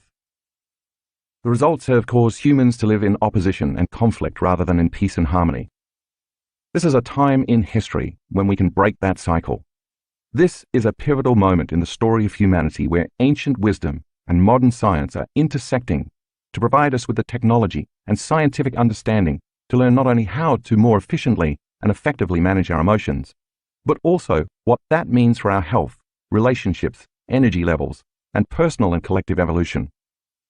It doesn't require moving mountains, only changing our internal state of being. This allows us to alter the way we act with one another, replacing stressful situations with positive experiences that give us energy, fill our spirit, and leave us with a sense of wholeness, connection, and unity. The brain may think, but when you turn your heart into an instrument of perception, it knows. Examples from our workshops. To see an example of how heart coherence creates brain coherence, take a look at graphics 8A and 8B in the color insert. The first image shows relatively low normal beta brainwave patterns before the person begins to create heart coherence. The second image shows a significant change once the person moves into sustained heart coherence, just a few seconds later. That's because the heart acts as an amplifier to influence the brain to create very coherent, synchronized alpha brainwaves. In figures 7.3a and 7.3b, you will see an HRV analysis from one of our students taken at an advanced workshop. She's having a pretty amazing day. The first chart in figure 7.3a represents two meditations, one in the morning and one right before lunch, and each block represents 5 minutes of elapsed time. Where you see the first grey arrow on the top of the scan pointing down to the right is when she went into and sustained heart coherence. During our 7 a.m. meditation, she maintained this state for more than 50 minutes, until you see the second arrow pointing down to the left. At the bottom of the scan, where you can see the second grey arrow pointing down to the right, is when she again went into heart coherence for 38 minutes, during meditation just before lunch, ending with the second grey arrow pointing down to the left. You can see she is developing the skill. Now look at figure 7.3b. In the next meditation, later that afternoon, if you glance between the two grey arrows at the top of the figure, you can see that she goes into heart coherence again for almost 45 minutes. What makes this reading so fascinating, however, is what happens later that evening around 8 p.m. See the second set of grey arrows pointing inward. Since there was no meditation taking place at the time, we asked her later what she had experienced. Her heart went into super coherence for more than an hour while she was in her normal level of wakefulness. She told us she'd been getting ready for bed when suddenly she felt an overwhelming feeling of love. It was so strong that she had to lie down and surrender to it. Her heart spontaneously went into heart coherence, and for an hour and 10 minutes, while she lay on her bed, she fell deeply in love with her life. She sustained a change in her ANS. Where you see the last arrow is where she said she rolled over on her side and fell asleep. Not a bad way to end a day, wouldn't you agree? So ponder this. You know how easy it is to think a fearful, anxious thought about a future event that hasn't happened, and in your mind emotionally embrace this fictional outcome over and over. And you know how the more energy you feed the thought, the more you ruminate over other possible outcomes, and eventually those thoughts deliver you to a worst-case scenario. It's the emotions that are driving those thoughts. You've conditioned your body to be the mind in fear and anxiety. If this continues over a long period of time, your body may have a panic attack, an autonomic, spontaneous bodily function that your conscious mind can't control. But what if, instead of conditioning the body to the mind of fear and anxiety, you experienced sustained elevated emotions and conditioned your body to the mind of love and coherence? Instead of being afraid and dreading that a panic attack is going to happen again, you'd get excited and look forward to the prospect of having an autonomic love attack. Figure 7.4 shows 3 more examples of students who are able to sustain heart coherence for extended periods of time. If you look closely, you'll see their hearts are all responding to a consistent state of elevated emotions for at least 45 minutes. That is, their bodies are responding to a new mind. I'd say that's pretty supernatural. Figures 7.5a and 7.5b demonstrate 2 examples of people with very poor heart rate variability, noted with 2 sets of black arrows pointing upward, in the natural waking state. Take a look at the changes in heart rate variability when they practice heart coherence, shown in the area between the grey arrows pointing inward. Even if it's only for 8 to 15 minutes, these students are changing their biology. Heart coherence meditation. This meditation is based on the heart lock-in technique developed by HMI. Close your eyes. Allow your body to relax and bring your attention to your heart. Start breathing in and out from the heart center and continue to do this more slowly and deeply. When your mind wanders, keep returning your attention and awareness to your chest, your heart, and your breath. Next, while you rest your attention in your 4th center, bring up some elevated emotions while continuing to breathe in and out of your heart center. Once you feel these heartfelt emotions in your chest area, send that energy out beyond your body and marry it with your intention. Continue to broadcast that energy and intention all around you. Start with 10 minutes and try to extend the time you practice every day. Eventually, when you come to know what it feels like in your body to experience these elevated emotions, you can practice throughout your day with your eyes open. You'll learn more about how to do this in Chapter 9, Walking Meditation. You might even set a reminder on your phone for 4 times a day, and when it goes off, take a minute or 2 to feel those elevated emotions. Chapter 8, Mind Movies, Kaleidoscope. I had just finished a keynote lecture on a Saturday night in Orlando, Florida. The following morning, while packing my bags in preparation for my afternoon flight home, I turned on the television to catch up on the political situation in the United States. It was in the thick of the 2016 presidential election, and since I had been out of the country traveling and lecturing over the previous 3 weeks, I was curious about what had transpired during my time away. I quickly surfed through the channels to find a news station, set the remote down, and while halfway paying attention to the TV, continued packing. Suddenly, a commercial came on that caught all my attention, and in an instant I understood why we called television programming. The commercial began with a nighttime exterior shot of a couple's home. As the camera zooms in on the house, the words, "Night 14 with shingles," appears on the screen. When the shot moves to the interior, tender yet foreboding music plays while an elderly man moans in pain at the foot of his bed. His concerned wife enters the room and asks him how he's doing. "It hurts," he replies. In the lower right corner, in a tiny font, almost the same color as the background, are the words, "Actor Portrayal." The wife walks over with a look of despair and slowly lifts her husband's shirt, revealing huge red scabbed lesions covering more than half his lower back. The imagery is shocking, grotesque, and horrific, looking like nothing less than a large third-degree burn. In my 31 years of practice, I've examined hundreds of people with shingles and have never seen anything that looks so severe as the manufactured lesions in this commercial.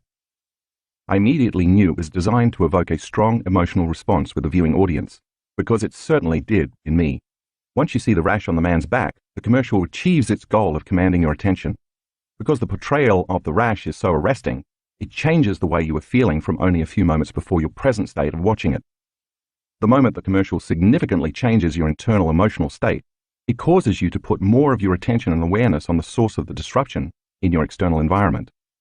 The stronger the emotion it causes, stimulus, the more you lean in and pay attention, response. This association of stimulus and response, or conditioning, is how long-term or associative memories are created. This process of conditioning begins by pairing a symbol or an image with a change in an emotional state, a combination that opens the doorway between the conscious and subconscious mind. In the case of the shingles commercial, now that they have captured all your attention and begun the programming process, you can't help but naturally wonder what they're about to say next. The commercial continues with a somber male narrator. If you've ever had chickenpox, the shingles virus is already inside of you. As you get older, your immune system weakens and it loses its ability to keep the shingles virus in check. By using emotional branding, this is the first instance where the commercial raises ethical questions by telling the audience that the immune system weakens with age. Next, we see the man in the bathroom looking at himself in the mirror. He looks worried, broken, and defeated. The scene changes to his wife talking on the phone in the kitchen. "I just can't stand seeing him like this," she says. Next, we see the man doubled over on his bed, palm to forehead, wincing in pain. The narrator then makes a direct suggestion, reinforced by the same words appearing on the screen. 1 in 3 people will get shingles in their lifetime. The narrator continues while the same words remain on the screen. The shingles rash can last up to 30 days. The scene cuts to his wife pleading directly into the camera. "I just wish there was something I could do to help." Again, we see the man in pain, and on the screen appear the words, 1 in 5 people with shingles will have long-term nerve pain. These words remain on the screen for the remaining narration, which says, "Some people with shingles will have long-term nerve pain which can last a few months to a few years. Don't wait until someone you love develops shingles. Talk to your doctor or pharmacist about your risk." Let's take a closer look at what this commercial is attempting to do. First, it puts you in an emotional state by changing how you feel. Once it captures your attention, you immediately become more open and suggestible to the information that follows.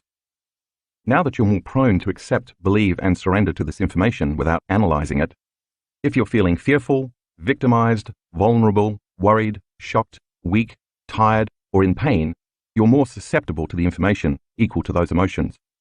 You might start wondering if the ailment could happen to you. At various points during the commercial, certain facts appear written on the screen, allowing you to read along. This serves to reinforce the programming. Also, while the thinking brain is focused on reading the copy, the content of the narration slips behind the conscious mind and into the subconscious mind. Like an audio recorder, it records the entire script and creates an internal program. Next, through a direct, literal suggestion, the narrator has instilled fear in you by personally suggesting you already have the shingles virus in your body, and that because of the natural process of aging, your immune system is no longer strong enough to take care of the virus. This turns on your emotional brain, the seat of your autonomic nervous system, allowing it to become programmed. Once the suggestions make it to your autonomic nervous system, it takes the orders without question and gets busy making chemical changes in your body equal to the literal suggestions. In other words, your body is going to subconsciously and automatically be programmed to weaken your immune function. In conclusion, you're at risk, and you'd better not wait until you contract it. The commercial's effect goes even a little further. If you've ever had chickenpox, and after watching this you think your immune system is weak because of your age, you will decide you have an even greater need to prevent getting shingles, so you will be even more motivated to buy the drug. If you happen to be the person who has shingles and you're watching this commercial, when you see that your condition is not as severe as the actor's shingles, you may find yourself thinking, I should take the drug now so that it doesn't get any worse. I don't want to end up like him. If you don't have shingles, at the commercial's end, you may still be left quietly wondering, am I part of the 2/3 of the population that is safe, or am I in the 1/3 of the population that will get the virus? If you think, I hope I'm not part of the 1/3, it means you believe there may be a chance that you're susceptible and vulnerable, leaving you unconsciously thinking that you already have it. You know what I found most absurd about this commercial? They never even mention the drug, which means they don't have to reveal its side effects. Since the commercial has now piqued my curiosity, I stopped packing and looked on the internet for another commercial by the same pharmaceutical company. I wanted to know what drug they were suggesting would alleviate the severity of the actor's exaggerated, manufactured lesions. After a quick search, I found several similar commercials with the same theme and wording, but with slight variations. They all shared one thing in common, however. They were all designed to capture your attention. In the next commercial I watched, a woman is wearing goggles and swimming in a lap pool. Everything is black and white. In a twist on the previous commercial, the narrator, speaking in an authoritative female British accent, is the shingles virus, and the narration is coming from within the woman's head. Impressive, Linda. Age isn't slowing you down, but your immune system weakens as you get older, increasing the risk for me, the shingles virus. I've been lurking inside you since you had chickenpox. I could surface at any time as a painful, blistering rash. The scene then abruptly cuts from black and white to color, and a man lifts his shirt to reveal the worst shingles rash you've ever seen. Again, the grotesque, blistering lesion can't help but attract your attention. As quickly as the scene turns to color, it returns to the swimmer in black and white. The commercial continues in a similar manner and formula as the previous one. First, make an arresting statement or show a shocking image to change the viewer's emotional state. Then cause them to be more suggestible to the information via the change in their emotional state. And finally, use autosuggestion to make them wonder if they already have shingles. This ad also infers that even though you might be healthy, work out and take care of yourself, you can still become a victim of the virus, further suggesting that no one is immune. Again, the words on the screen reinforce the message. 1 in 3 people get me in their lifetime. Linda, will it be you? If you identify with the woman in any manner, the voice is talking directly to you.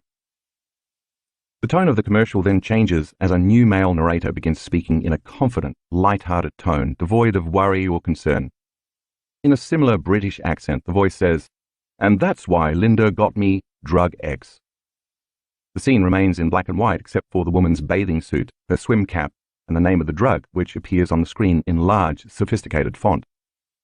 Now the drug has been imprinted into your brain at yet another level. Once again, the ad has created an association between your health and safety and the drug that will protect you. The tagline comes on the screen as the narrator reads it aloud, stating that the drug helps to boost your immune system against shingles, to help protect her against you, shingles. At the end of the commercial, the narrator says drug X is used to prevent shingles in adults 50 years and older. The drug is not to be used to treat shingles, and it does not help everyone. Here's the punchline. You should not take the drug if you have a weakened immune system. Whoa, what? Back up. Here's the irony. They just told you that as you age, your immune system weakens and you're at a greater risk for shingles. The drug is supposed to strengthen your immune system, but you shouldn't use it if you have a weakened immune system. Now comes the dilemma. If you still choose to take the drug, you believe the drug to be more powerful than your possibly weakened immune system. The programming worked. What the clever, if not unethical advertisers understand is that this message is confusing and disorientating to your conscious mind. At the same time, however, they are programming your subconscious mind with the idea that your immune system is weak, you probably already have the virus within you, and chances are high that you'll get shingles, even if you are healthy. In addition, you are told that without the medication, you are likely to suffer, even though there is no guarantee that the shingles will go away easily, and that it still might not work if your immune system is weak. Finally comes the side effects, which are not side effects but direct effects. A shingles-like rash, redness, pain, itching, swelling, hard lumps, warmth, bruising or swelling at the injection site, and headache. Talk to your doctor if you plan to be around newborns or people who are pregnant or have a weakened immune system, because the vaccine has a weakened version of the chickenpox virus, and you could infect them. Wow! I started to wonder what planet I was living on. This type of programming makes you wonder if we really have free will, or if we're all making choices based on what we have been conditioned to believe is the answer, whether that's a certain type of beer, shampoo or conditioner, the latest smartphone, or a pill that may or may not provide relief from the shingles virus you may or may not even have. Most of the time, advertising appeals to lack and separation by reminding you to want what you don't have, desire what you need to fit into a social consciousness, or satiate a feeling of emptiness or loneliness. And of course, in this case, if you're sick or feeling like you're sick, the advertiser has the answer to your symptoms. In one final search, I came across a similar commercial with the same theme. An actor dramatically suffering for 17 days, the shocking exposure of a huge lesion, and words on the screen to influence the viewer's thoughts while reinforcing the same content. Like the other commercials, this one explicitly informs the public that the drug is not used to treat shingles.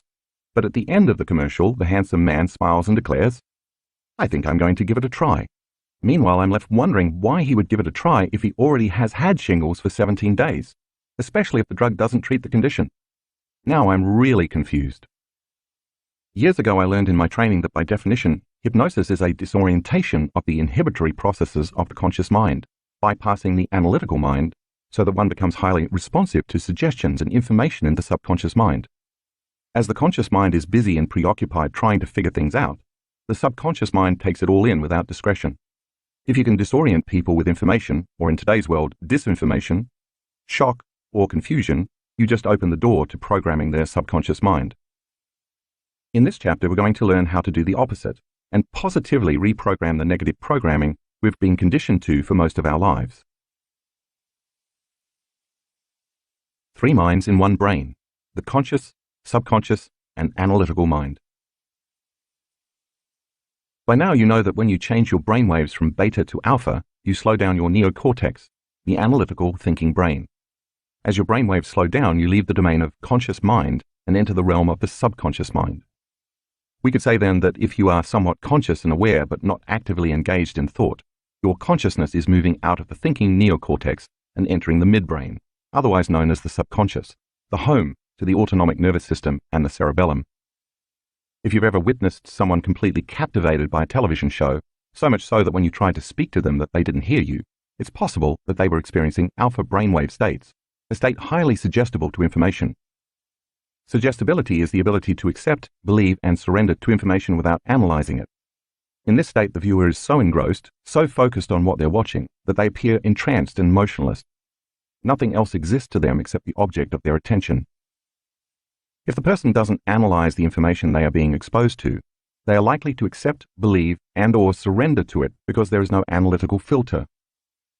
It makes logical sense then that the more suggestible you are, the less analytical you are. The opposite is also true. The more analytical you are, the less suggestible you are to information. Therefore, it is less likely that your brain will be in an alpha brainwave or trance state. Take a look at figure 8.1 to help you understand the relationship between suggestibility, the analytical mind, trance, and brainwaves. What the creators of the commercials I mentioned earlier fully understand is the best way to program a person to take a desired action is to put them in an alpha brainwave state, so that the information presented is not analyzed. When the commercial is repeated or a similar one with the same message is played over and over, sooner or later that program is going to enter the viewer's subconscious. The more we are exposed to the stimulus, in this case the commercial, the more automatic the programmed response becomes. Eventually, when we've unconsciously memorized the stimulus and the response is automatic, the conscious mind no longer needs to think about or analyze the incoming information. Meanwhile, the subconscious mind maps the information, recording and storing it like a voice or video recording. Once it is mapped in your brain, each time you are exposed to the commercial, it continues to prime the same neural networks, further reinforcing the same program, thought, and belief. Now, not only can information influence your health, but it can also give you the solution to the problem the commercial is actually creating. Other situations that increase suggestibility include shock, trauma, or a strong emotional reaction. For instance, when people are stunned or exposed to emotionally charged situations, it's common that the brain goes into an altered state. As the brain pauses because of a sensory overload, such as a motor vehicle accident, the person enters a suggestible state. In severe cases, the person surrenders to the shock, becomes frozen and numb, and their ability to think becomes impaired. Therefore, when someone is exposed to an aggressive rash and feels sickened by the images, combined with the right music and narration to create an ominous or foreboding mood, the door to the subconscious mind opens, making the person more easily programmable. If you remember, the subconscious mind sits right below the conscious mind. The limbic brain is the home of the subconscious and the autonomic nervous system, which controls all the automatic biological functions that happen on a moment-to-moment basis. Once a thought is programmed, like a servant carrying out their master's orders, the ANS carries out the request of the thought. If you are repeatedly told that your immune system weakens as you age, and that 1 out of 3 people who have had chickenpox in their life will get shingles, the emotionally charged experience allows the message to make it past your thinking, analytical mind. In response to this information, your ANS follows the orders and can begin to actually weaken your internal defense system. For the advertisers to really get their money's worth in this commercial endeavor, it's best for them to repeatedly run the commercials late in the evening when we're most suggestible to programming. Why? Because melatonin levels rise in response to darkness, and melatonin causes our brainwaves to slow down in preparation for sleeping and dreaming. Because our brainwaves are moving from beta to alpha to theta to delta in the evening, people are less analytical and their subconscious window opens. As daylight wakes us up in the morning and our brain begins producing serotonin, the reverse process occurs. Our brainwaves go from delta to theta to alpha, where again our subconscious is open to programming, and eventually to beta. So if you're an advertiser and you know the majority of the public is not aware of the way subconscious programming works, why not create a series of late-night commercials with your desired messaging? Accent it with just the right amount of fright and concern so as to capture the viewer's attention, and proceed to program their autonomic nervous system to get busy taking the orders just before they fall asleep. A good rule of thumb: don't watch anything on television or on the internet, or participate in any mode of entertainment that you don't want to experience, not only before bed, but ever.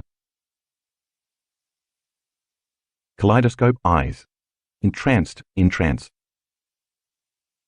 For years I've been thinking about how we're all constantly programmed into self-limiting beliefs. That is, believing that we need something outside of us to change how we feel inside of us. That is, after all, what advertising is all about: the never-ending dependence on and consumption of external sources to make us feel happy or better. This belief, which reminds us of our separation from wholeness, is incessantly ingrained in us through the media, television shows, commercials, the news, video games, websites, and sometimes even music. It's a simple strategy, really. If you can suspend people in the feelings of lack, fear, anger, opposition, prejudice, pain, sadness, and anxiety, they remain dependent on someone or something outside of them to make those feelings go away. If you remain in a perpetual state of busyness and are always preoccupied in survival emotions, you never actually have the opportunity to believe in yourself. But what if it was possible to undo or reverse that programming so you had unlimited beliefs about yourself and your life? That's exactly what we've been doing for several years at our advanced workshops, using 2 simple tools, including one that children have been playing with for ages: a kaleidoscope. The only difference is that we're applying it in a technologically advanced way to induce trance. Up until this point, we've been moving into trance in alpha and theta brainwave states with our eyes closed during meditation. But if we can create alpha and even theta brainwave states with our eyes open, and intentionally expose ourselves to information relevant to our life's dreams and goals, we can reprogram ourselves into supernatural states, rather than the unconscious states we experience daily. But why the kaleidoscope? For many years now, my primary passion has been the mystical. Each time I have one of these profound and super lucid experiences, they create lasting changes within me that deepen my understanding of myself and my connection to the mystery of life. Once you have a mystical experience and get your first glance behind the veil, you can never go back to business as usual. And with every subsequent mystical experience you have, you move closer to source, wholeness, oneness, and the indivisible unified field. The good news is that mystical experiences are no longer relegated to people like Teresa of Avila, Francis of Assisi, or a Buddhist monk who's been meditating for 40 years. Every person is capable of engaging, experiencing, and accessing the mystical. When I'm having a mystical experience, it seems more real to me than anything I've ever known in my life, and I lose track of space and time. Often, just before I become entwined in it, I see in my mind, and sometimes in my outer world, circular, geometric patterns made of light and energy. They tend to look like mandalas, except they're not static. They're standing waves of interfering frequencies that appear as fractal patterns. The only way I can describe their properties is that they are alive, moving, changing, and ever evolving into more complex patterns within patterns. These patterns look like what you see when you look into a kaleidoscope, but instead of being two-dimensional, they are three-dimensional. When I see and rest my attention on these divine geometric patterns, they change, and I know in a moment, as my brain takes that pattern of information and transduces it into vivid imagery, I am about to have a profound mystical experience. That's why my team and I wanted to create a kaleidoscope visual for my students, to hopefully induce those types of experiences. But we couldn't find any real footage of a kaleidoscope. At the time, all the fractal geometry media files on the internet were computer-generated, and I wanted to create a more realistic representation.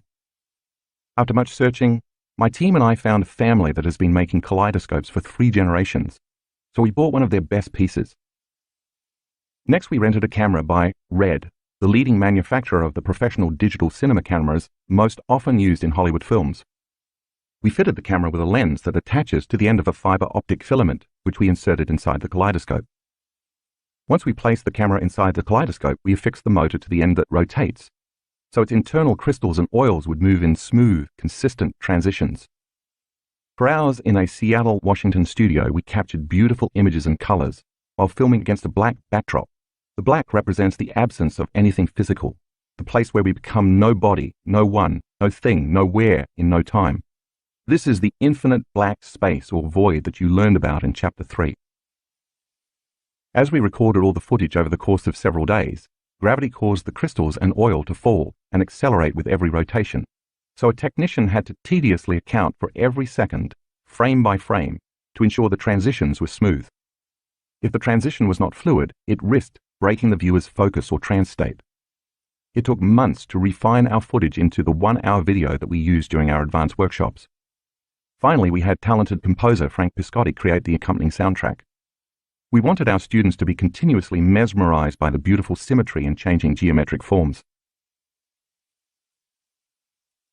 Mind Movies, the motion picture of your future. At our advanced workshops, every participant receives a fun and easy-to-use software program called Mind Movies to make a movie about their future self and their life. We use this in tandem with the Kaleidoscope video.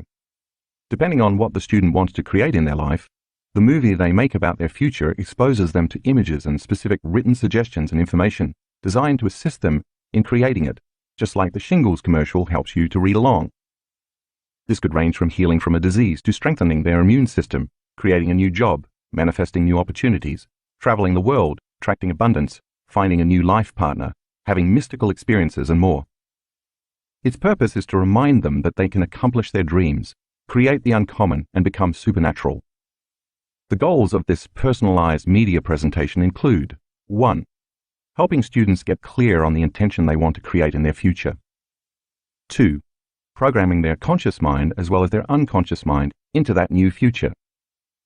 3. Changing their brain and body to biologically look like the future has already happened. 4. Repeatedly associating those pictures and images with music to create new neural networks in the brain and to emotionally recondition the body to a new mind. It's a way for them to remember their future. The Mind Movie technology was founded by 2 business partners from Australia, Natalie and Glenn Ledwell. They are not only the founders, but also the poster children for its capabilities. Their journey began in 2007 when a friend showed them a movie he had created about his life. Later, he approached them with the idea of starting a business based on what would become MindMovie software. Getting the business off the ground required them to create a website to distribute the software so they could instruct people from all around the world on how to make their own movies. Yet they already had 4 businesses and knew almost nothing about the internet or e-commerce. Glenn could barely turn on a computer, and Natalie hadn't even heard of YouTube. They recognized, however, that MindMovie had the potential to be a very powerful tool to help people build the belief that they could create real outcomes in their lives. With that in mind, they decided to post a video about the power of MindMovies on YouTube. At the end of the video, viewers were encouraged to visit their website where they could learn how to build their own. In early 2008, after receiving countless emails from customers telling them how MindMovies had changed their lives, Natalie and Glenn decided to go all in. They flew to the United States, attended an internet marketing seminar, joined the marketing mastermind group, and began planning MindMovie's global launch. Yet when they arrived in the United States, they had nearly drained their bank account, leaving almost no money to pay for the remaining services required to launch the business. This meant learning, mastering, and implementing everything for the launch themselves. For months, they worked 12-hour days out of their office, otherwise known as their bedroom. In the process, they ventured so far outside their comfort zone that they no longer knew what a comfort zone was. Faced with daily, technical, business, and personal challenges, they had one secret weapon in their arsenal: their own MindMovie. In their MindMovie, Natalie and Glenn defined the number of customers they wanted to attract and who those customers would be. They described the respect of their industry peers and plotted out what they would do once their business was a success, such as the restaurants where they would eat and the family holidays they would take. Finally, they wanted to produce $1 million worth of sales. Why not aim high, they thought. Their marketing friends were doing $1 million launches, albeit with $5,000 programs. They watched their MindMovie multiple times a day to de-stress and remain focused and inspired, even though everything in their current reality seemed to be working against them. But they knew all their effort, risk, and dreams would culminate on the day of their global launch. The finish line was in sight. And then the unthinkable happened. Scheduled for September 2008, their launch coincided with the global financial crisis. Financial institutions around the world were facing cataclysmic losses, while families and individuals lost their savings, assets, and livelihoods in the worst downturn since the Great Depression. Meanwhile, Glenn and Natalie were facing their own financial hardships. By launching the business, they'd racked up $120,000 in credit card debt. If the business failed, they'd lose everything: their home, cars, and investments, in addition to being buried under an insurmountable debt. On the morning of their launch, unbeknownst to them, their email delivery system was down for scheduled maintenance, so none of their customers received confirmation emails for their purchase. By lunchtime, they had already received thousands of customer support email complaints, in addition to challenges with their online bank. The bank wanted to freeze their account due to unusual activity. By evening, however, they had experienced the most memorable day of their lives. In the first hour on the first day, they had hit the $100,000 mark, and that by day's end they'd grossed $288,000. In the end, Glenn and Natalie ended up generating $700,000 based on a $97 program with no upsells. But the story doesn't end there. They were, of course, delighted with their achievement, but they faced one last monumental challenge. Because of the volatile and uncertain financial climate at the time, their bank froze their accounts so they couldn't access the money. This meant they couldn't pay commissions to their affiliates, or the $120,000 they owed to creditors, or deliver profit sharing to the people who had helped them launch the business. Everything hinged on their funds being released. Finally, after 6 months of sticking to their vision and watching their MindMovie, they gained access to their account, lifting the financial burden that had nearly sent them into bankruptcy. But here's where the story gets really good. As the world was still reeling economically, the value of the US dollar against the Australian dollar was still grossly different. So thanks to the exchange rate, when they transferred their money back to Australia, they ended up earning an extra $250,000. With that, as well as with the commissions they received in exchange for promoting partner affiliate programs, Glenn and Natalie actually met their $1 million goal. They credit a huge part of their success, which was the complete opposite of what everyone else in the world was experiencing, with the fact that they focused on their mind movie every single day. While this is a great example of the potential of mind movies, and while the options to create your own mind movie are endless, the process is relatively the same. Students first pick their own song, one they will never tire of listening to. Next, they choose images and/or videos of either themselves or a future event and lay them out sequentially to tell a story of what their future looks like. Finally, we ask them to come up with specific words, phrases, or affirmations to add to the scenes, which they superimpose over the images. In the exact same way that TV commercials program people to be victims or to experience want and lack, mind movies can program students to be unlimited in the life they are capable of creating. In our advanced workshops, our students watch the Kaleidoscope video before they watch their mind movies because it helps them induce and sustain alpha and theta trance states with their eyes open, opening the doorway between the conscious and subconscious mind. Throughout their meditation, while in an alpha or theta brainwave states, they are more suggestible to their own reprogramming process. This is important because the more suggestible they are while using their mind movie, the less likely they are to become analytical and have constant internal thoughts such as, how's this going to happen? Or, this is impossible.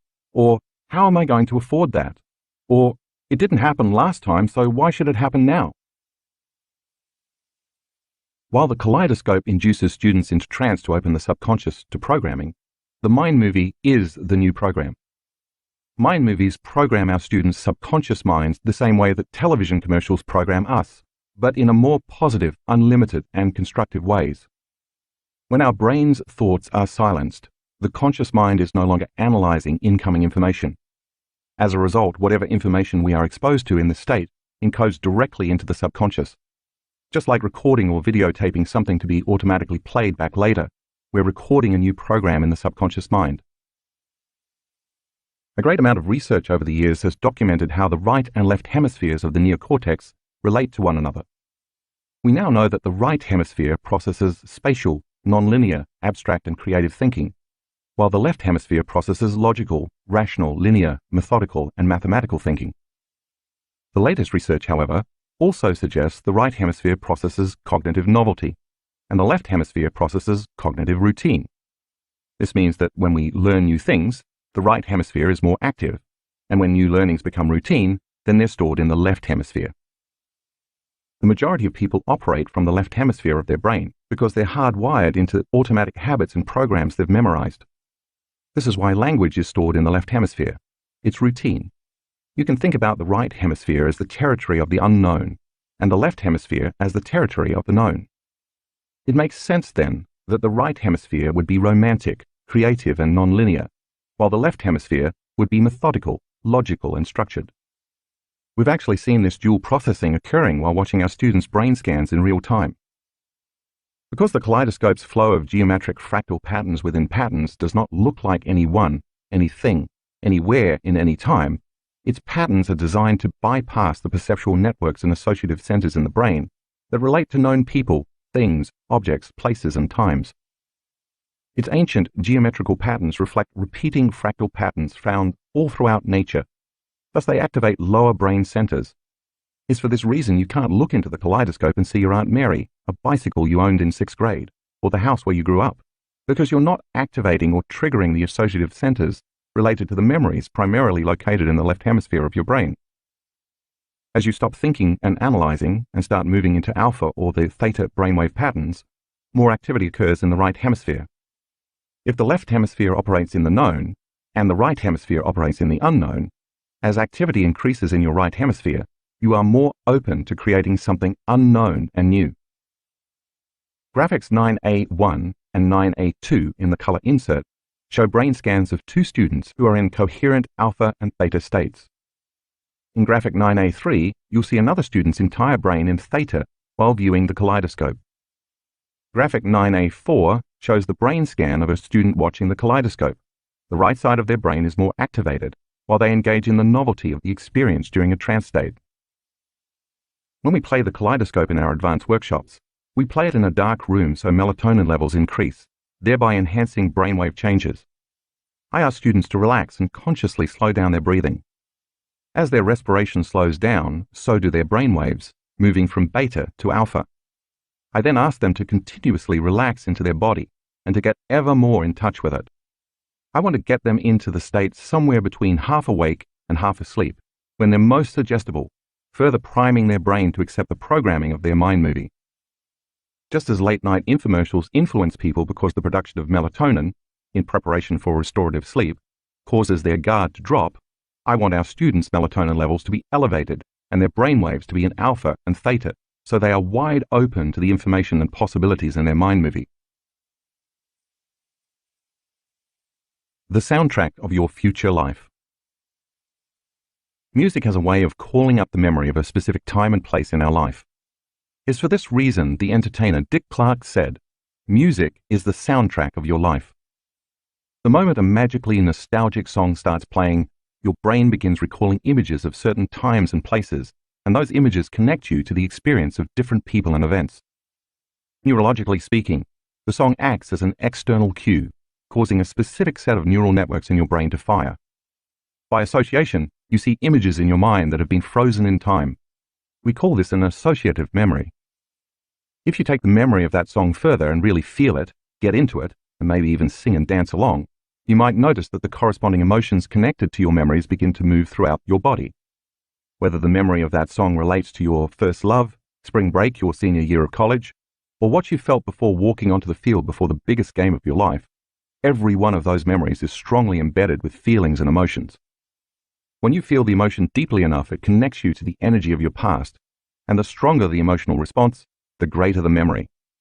In the moment you feel and experience that memory, it brings your past to life, and in your mind you are instantly transported through time into the experience. Just as it did in the past, your body comes out of its resting state, causing you to feel the same emotions of your past and reproduce the level of mind equal to that past memory. For that moment, your entire state of being is in the past.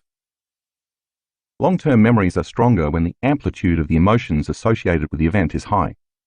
Whether a long-term memory is positive or negative, however, has no bearing on how our mind processes the memory. For example, memories of traumas, betrayals, and shocking events carry equally powerful emotions, except they are negative rather than joyful. Once we remember and relive the pain, fear, anger, sadness, and intensity of the emotions connected to those traumatic memories, our internal chemical state changes. This causes us to pay more attention to whomever or whatever created the original emotions in our external environment. So what if you could create a movie of your future and pair it with a song that motivates and inspires you so much that it pulls you out of your resting state, changes your state of being, and connects you to the energy of your future memories? If music is the soundtrack of your life, then just as certain songs transport you to the past, couldn't you bring your future to life in the same way? This is where mind movies come in.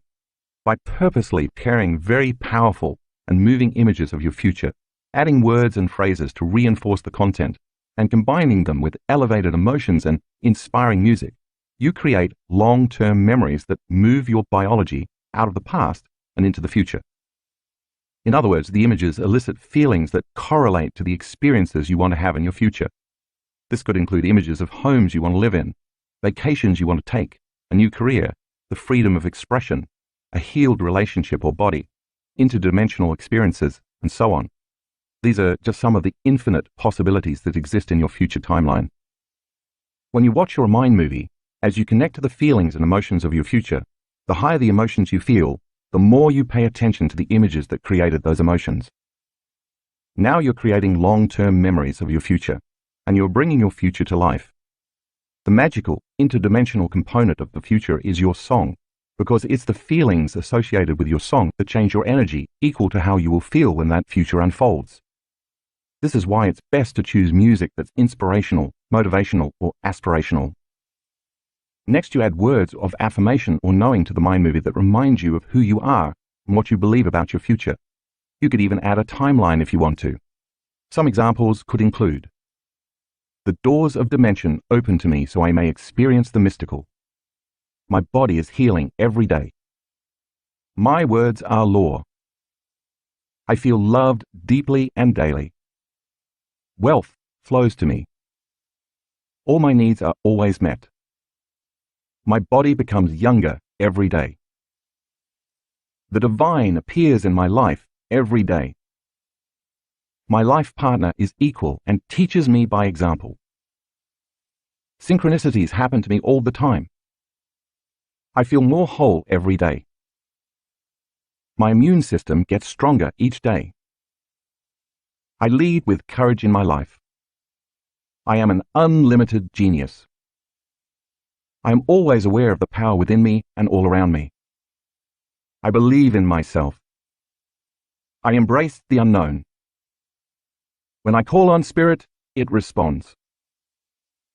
If you think of your favorite music video or scene from your favorite musical, chances are you know all the words of the song as well as the images that correspond to every note, beat, melody, and harmony. Most likely the power of that combination evokes a time and place in your life that was inhabited by a particular set of people, feelings, emotions, and experiences. This is exactly what you're doing with your mind movies, except instead of remembering the past, you're creating memories of the future. If you heard your song enough times while observing the images of your future, isn't it possible that when you heard your song, without viewing your mind movie, you'd be automatically transported into those images of a new future, just like you were transported back to your past? With practice, not only are you feeling the emotions that connect you to the memories of your future, but your biology is aligning to that future as well. You already know why this happens.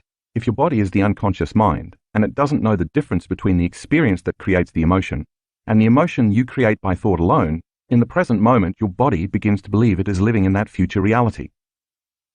Since the environment signals the gene and emotions are consequences of experiences in the environment, by embracing the emotions of the event before the actual experience, you begin to change your body to be biologically aligned to your future in the present moment. Since all genes make proteins, and proteins are responsible for the structure and function of your body begins to biologically change to look like your future is already happening. Putting it all together.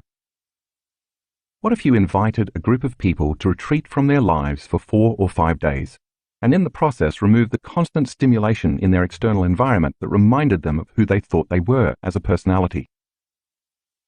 If you separated them long enough from the people they know, the places they go, and the things they do every day at the exact same time, they would be reminded of who they really are, unlimited human beings. And if you spent the first day or 2 teaching them how to create more coherence in their hearts and brains, and they repeatedly practiced cultivating these states every day, it makes sense that sooner or later, they would get better at opening their hearts and making their brains work more proficiently. In fact, they would be more focused on a vision of a new future without being distracted, and at the same time, they could more easily feel the emotions of that new future. As they created more coherence in their brains and hearts, they would create more coherence in their own energy fields, and this would create a clearer electromagnetic signature. As they continuously worked on overcoming themselves, their bodies, their environment and time, slowing down and changing their brainwaves, unfolding into the unified field, and transcending this 3-dimensional environment, it would become increasingly easier and more familiar for them to activate their heart center and create. After they practiced getting beyond their body, emotions, habits, pain, disease, identity, limited beliefs, analytical mind, and unconscious programs, by the time the practice of mind movies was introduced, they would be ready to absorb a greater degree of information equal to who they were becoming, which would increase their ability to connect with their future. This is how we use mind movies at our workshops. You can think of a mind movie as a 21st century version of a vision board, a tool used to clarify, focus on, and maintain specific life goals. Except it's dynamic instead of static. When used with the Kaleidoscope, the mind movie technology is a great tool to help you bring your future to life by repeatedly experiencing it. It's also a great way to gain clarity on what you want to unfold in your life, and to remind yourself on a daily basis what that future holds for you. This is called intention. Because mind movie technology is so versatile, it can be used across many applications and in a variety of settings. Not only can the technology be used to create relationships, wealth, health, careers, and other material items, it's also being used with children and teens to help them create a future vision so they feel they have some control over their lives. So many young people today are overwhelmed because of the frenetic pace, pressure, and demands of social media and modern society. Suicide is a leading cause of death for teens in the United States, so the founders of Mind Movie are using the technology in schools to help teens envision a brighter, more specific future for themselves. Mind movies are also used in corporate settings for team building and visioning. Entrepreneurs use the software to develop businesses, create mission statements, and strategize and create business plans. Imagine a team of motivated people not only reading and intellectualizing their mission statement, but also seeing it unfold in a dynamic visual format before it happens. Integrative healing is another arena in which practitioners use this technology to help patients envision the healthiest version of themselves, assist them with their healing process, and keep them on task with a new lifestyle that must be maintained daily. This includes addiction treatment and recovery facilities, helping patients become clear on the future they want to create in the next phase of their recovery. Mind movies have also supported the generationally unemployed in finding new jobs or careers and living more future-orientated and productive lives, not only for themselves, but also for their families. As you can see, the applications for this technology are endless. No matter how it's applied, the power of mind movies resides in enabling people to construct a new reality by reminding themselves of the daily choices they must make, the new behaviors they must demonstrate, and the feelings they want to live by. Once you program these feelings and behaviors subconsciously, you can break your addiction to old habits, familiar lifestyles, and unconscious reactions. It's entirely up to you how creative you want to get when piecing together your future. While any time is a good time to watch your mind movie, I suggest watching it first thing in the morning and right before bed, because this is when you are most suggestible. If you watch it as soon as you wake up, you're starting your day off on a positive note by being mindful and focused on what you want to achieve for the day, as well as for your future. When you view it at night before you go to bed, your subconscious mind can contemplate it while you sleep, align your body and mind to the future, and come up with solutions that your autonomic nervous system can carry out while you sleep. Basically, you can use it anytime you need motivation or to make a different choice. The key is to make sure you're completely present when you watch it. Since implementing mind movies, I've seen our students manifest new homes and heard stories of homes selling that had been on the market for years. I've seen vacations spontaneously appear and witnessed new relationships develop out of nowhere. I've listened to countless testimonials of abundance, freedom, new careers, new cars, healings of all kinds, relief from unbearable hardships, and of course, profound mystical experiences that have permanently altered the recipients. But it's not magic or sorcery. It's simply learning how to become a conscious creator, learning how to align to your own destiny. Think of your mind movie as if you are turning on a radar device to track your future. Then as you repeatedly visit the future in your heart and mind, all the thoughts, choices, actions, experiences, and emotions you experience between your present reality and your future reality become course corrections that deliver you to your target. The more you keep your future alive with your intention, attention, energy, and love, the more it starts to unfold as a new reality because you're remembering your future just as you remember your past. Your job, then, is to continuously fall in love with that vision of the future, keep your energy up, and not let the circumstances, environment, hardwired attitudes, familiar negative feelings, or unconscious habits derail you from your goals. What makes this technology so profound is that we perceive reality based on pattern recognition, links between the neural networks in our brains and the objects, people, and places in our external environment. For example, when you see someone you recognize, the neural networks in your brain instantly recall memories and experiences with that person. By contrast, if someone is not wired in your brain, you probably won't recognize them. If your brain doesn't have the hardware, familiarity with the images, thoughts, and emotions from the mind movie, installed before your future unfolds, if you don't have the neural architecture wired into your brain, how will you recognize your new partner, your new job, your new house, or your new body? Think of it like this. You can't open a Microsoft Word document on a Mac computer unless you already have the Microsoft Word software installed. If you can't feel the emotions and create the energy of your future reality, you might not recognize or trust that future unknown experience when it finds you. That's because your energy and emotional state are not in alignment with that experience. So instead of feeling certainty or a knowing, you may feel fear or uncertainty. So many of my advanced students have told me they are on their third, fourth, even fifth mind movie because everything in their previous ones has come true. I'm always amazed and humbled to hear the stories of how their creations came to be. No matter how varied their manifestations are, they all share one thing. They train the body to follow the mind toward an intentional future. This makes sense because if you have been putting in the time to study, memorize, and create the neural connections of your future, That is where you have been placing your attention. And as you know by now, where attention goes, energy flows. Take a look at graphic 10 in the color insert. This shows an example of a student's brain activity while he is watching his mind movie. There is an enormous amount of energy in his brain because he is fully involved in the experience. Taking it one step further, getting dimensional. There's one final way we use the mind movie technology in our work. Once our students have neurologically mapped their entire presentation, I ask them to pick a scene from the mind movie and unfold into a particular space and time, experiencing that scene three-dimensionally in their mind during their meditation. If you notice, I never use the word visualize in my teachings. Visualization usually involves just seeing something in the mind's eye, so it appears as a flat or two-dimensional image. For example, if you visualize a picture of a car, you will create a picture of a car. Instead, I want you to experience everything in the scene using all 5 senses, so it feels like a real-life, three-dimensional experience. Many people who have been introduced to my work have wondered why I spend so much time on becoming aware of the space their body occupies in space, as well as opening their focus to the space around their body and the space that the room occupies in space. Aside from the coherent changes my cues produce in the brain, it's all training for this mindful activity of pairing our mind movie with the kaleidoscope during meditation. When a student begins the dimensionalizing process, before they see anything in their mind, they are instructed to unfold as an awareness into the scene. When they start, I want the participant to become aware that they are in their scene only as a consciousness. This means that they are not their body and they lack their senses. They begin as an awareness in the emptiness of space, as if they are incapable of seeing, hearing, feeling, tasting, or smelling anything. Once they become aware that they are an awareness, I ask them to choose a scene from their mind movie. This causes their brain to naturally start adding sensory input, which begins to bring dimension to the scene in their mind.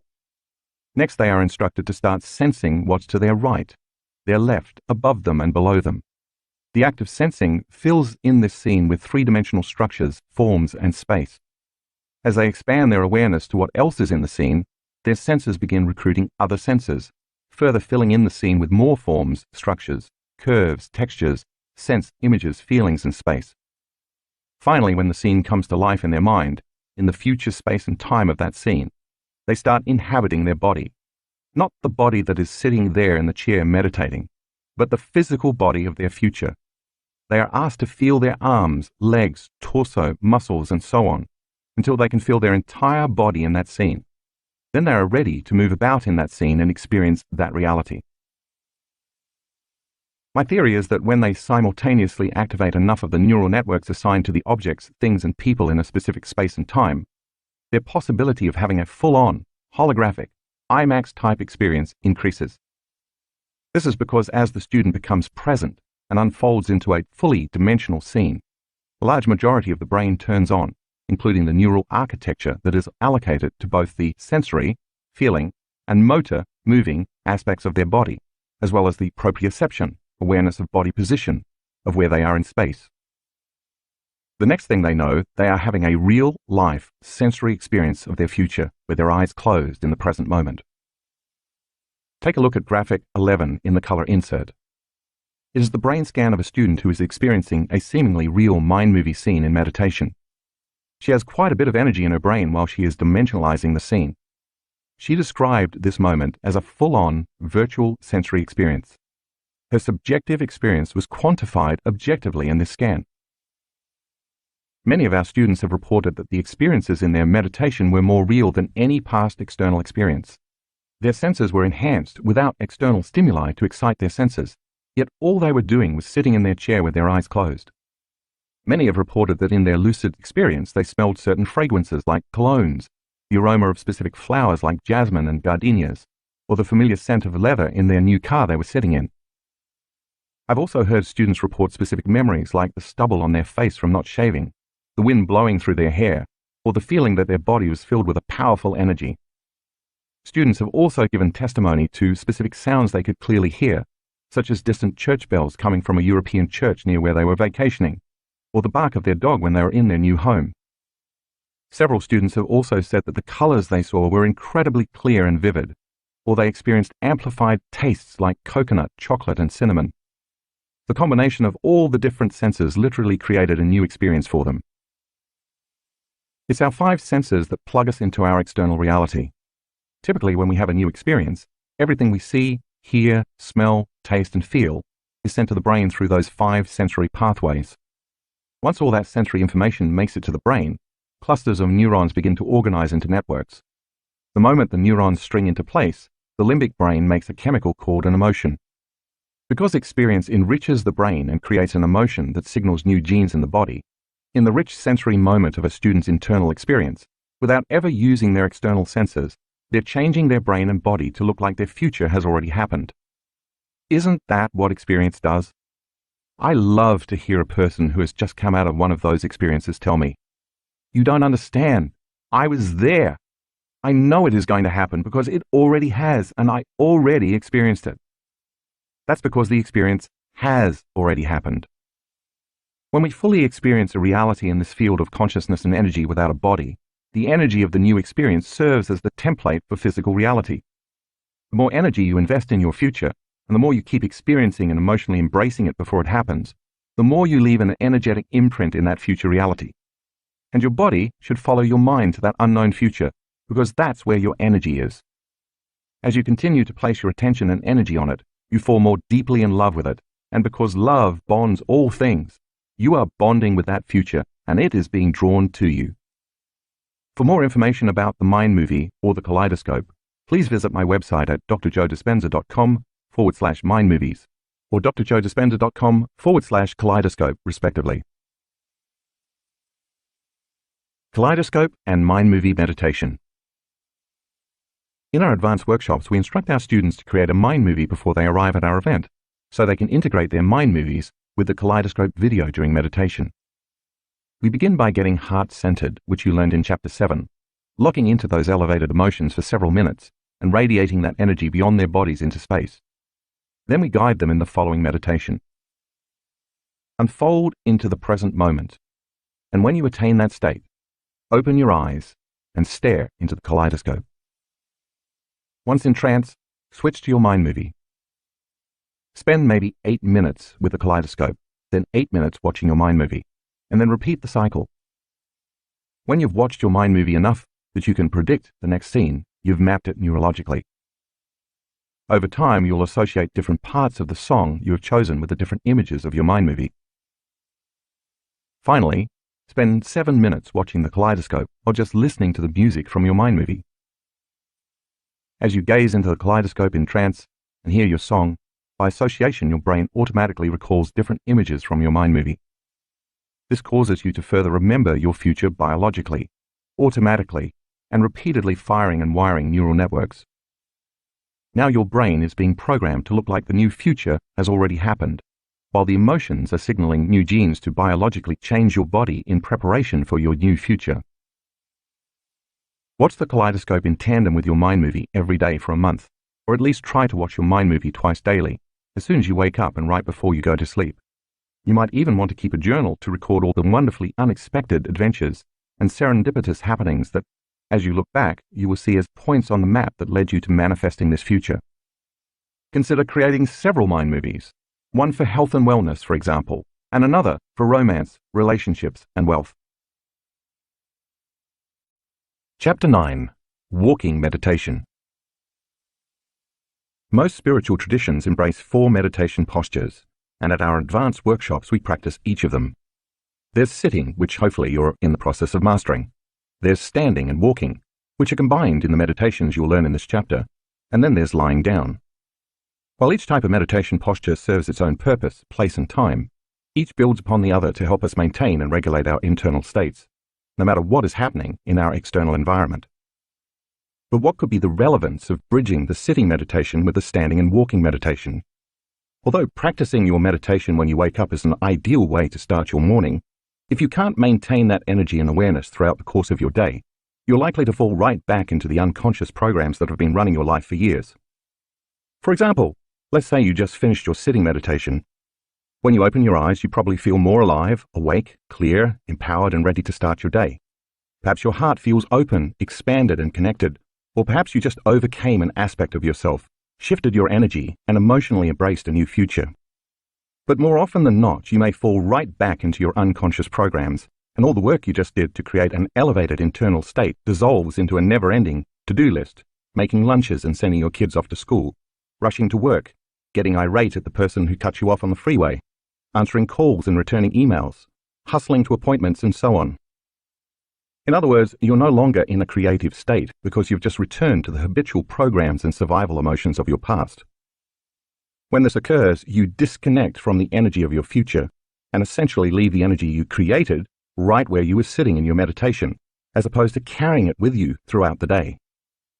You energetically return to your past. Since I too have been guilty of this, I started thinking about how our students could take this energy with them and embody it during the course of their day.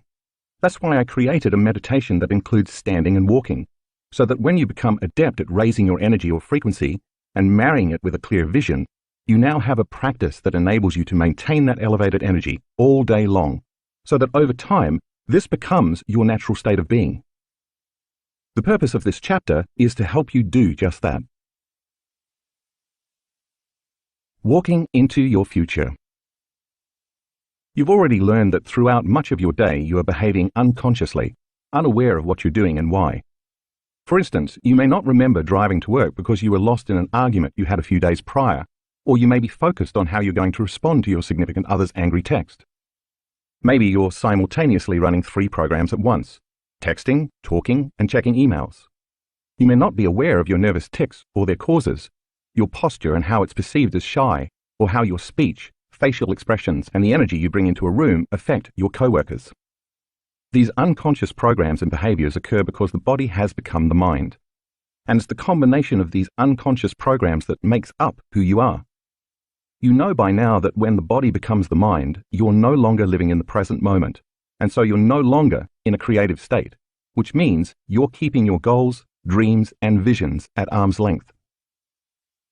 By becoming aware of these unconscious behaviors and programs, however, you can work to actively broadcast a new electromagnetic signature that is in line with your future. And the more you broadcast that electromagnetic signature into the field, the sooner you will become it, and it will become you. When there's a vibrational match between your energy and that future potential that already exists in the quantum field, that future event is going to find you. Or better yet, your body will be drawn to a new reality. You will become a magnet to a new destiny, which will manifest as an unknown new experience. For a moment, think of your future reality as if it already exists, vibrating as unmaterialized energy in the quantum field. Imagine your future as the vibration coming from a tuning fork that has just been struck. The sound it emits is a vibration traveling on a certain frequency. If you also exist as a tuning fork, as you change your energy to resonate within the same harmonic of that quantum possibility of your future, you connect with and align to that frequency. The longer you can maintain and tune your energy into that frequency, the more you vibrate at the same harmonic of energy. Now you're connected to that future reality because you're operating at the same frequency or vibration. The closer frequencies come together in space and time, the more they influence each other until they entrain to one frequency. That's the moment when your future finds you. This is how you create new realities. It stands to reason then that the instant your energy changes because you're feeling lower survival emotions, there's dissonance and incoherence between you and your future reality. You are no longer resonating within the frequency of that possibility, and this causes you to become out of sync with the future you are trying to create. If you can't give up that reaction because the addiction to those emotions has a grip on you, you'll just wind up creating more of the same reality because your energy is vibrating equal to the reality you're reacting to. In Chapter 3, you learn that all possibilities exist in the eternal now, and that when you get beyond your identity as a body connected to people, objects, places, and time, you become pure consciousness. You become no body, no one, no thing, nowhere in no time. It is in that elegant moment that you transcend the material realm of matter and enter the quantum field of information and energy. Now that you are beyond your associations to this physical reality, you are creating from the unified field. Thus, you are creating from a level of energy that is greater than matter. For the most part, our students have practiced this sitting down. The purpose of the standing and walking meditation is to make you more mindful of the present moment, to help you maintain and sustain elevated states throughout the day, to keep you more connected to that future with your eyes open, and to assist you in literally stepping into your new future. When you begin practicing walking meditations, it's best to find a quiet place in nature so you're not easily distracted. The fewer people and less activity around you, the easier it is to stay focused. Eventually, when you get better at it, you can practice this in a shopping mall while walking your dog or somewhere else out in public. In many ways, the standing and walking meditations are just like the seated ones. You begin by standing still, closing your eyes and resting your attention in your heart, all the while slowing down your breath and breathing in and out of this center. When you feel heart-centered, just as you do in your seated meditations, you begin cultivating elevated emotions that connect you to your future. Once you feel fully grounded in these elevated emotions, for a few minutes, open your focus and radiate that energy beyond your body until you feel it within you as well as all around you. Next, lay upon the energy of these elevated emotions the intent of what you want for your day or your future, whether it's to radiate a synchronicity, lead a noble life, make a difference in the world, create a new job or relationship, or something else. Now you are broadcasting a new electromagnetic signature into the field. The only difference is that instead of sitting with your eyes closed and radiating loving, elevated emotions, you're standing up with your eyes closed, so that when you open your eyes and begin walking, you'll be able to embody that elevated energy. As you continue to stand, eyes closed with an open focus, you take your attention off the outer world, and your brainwaves slow down from beta to alpha states. This causes the thoughts, analysis, and chatter inside your head to quiet down, inducing a trance state and making you more suggestible. As you learned in the previous chapter, the longer you can remain in this trance state, the less resistance there is to new information entering your subconscious mind.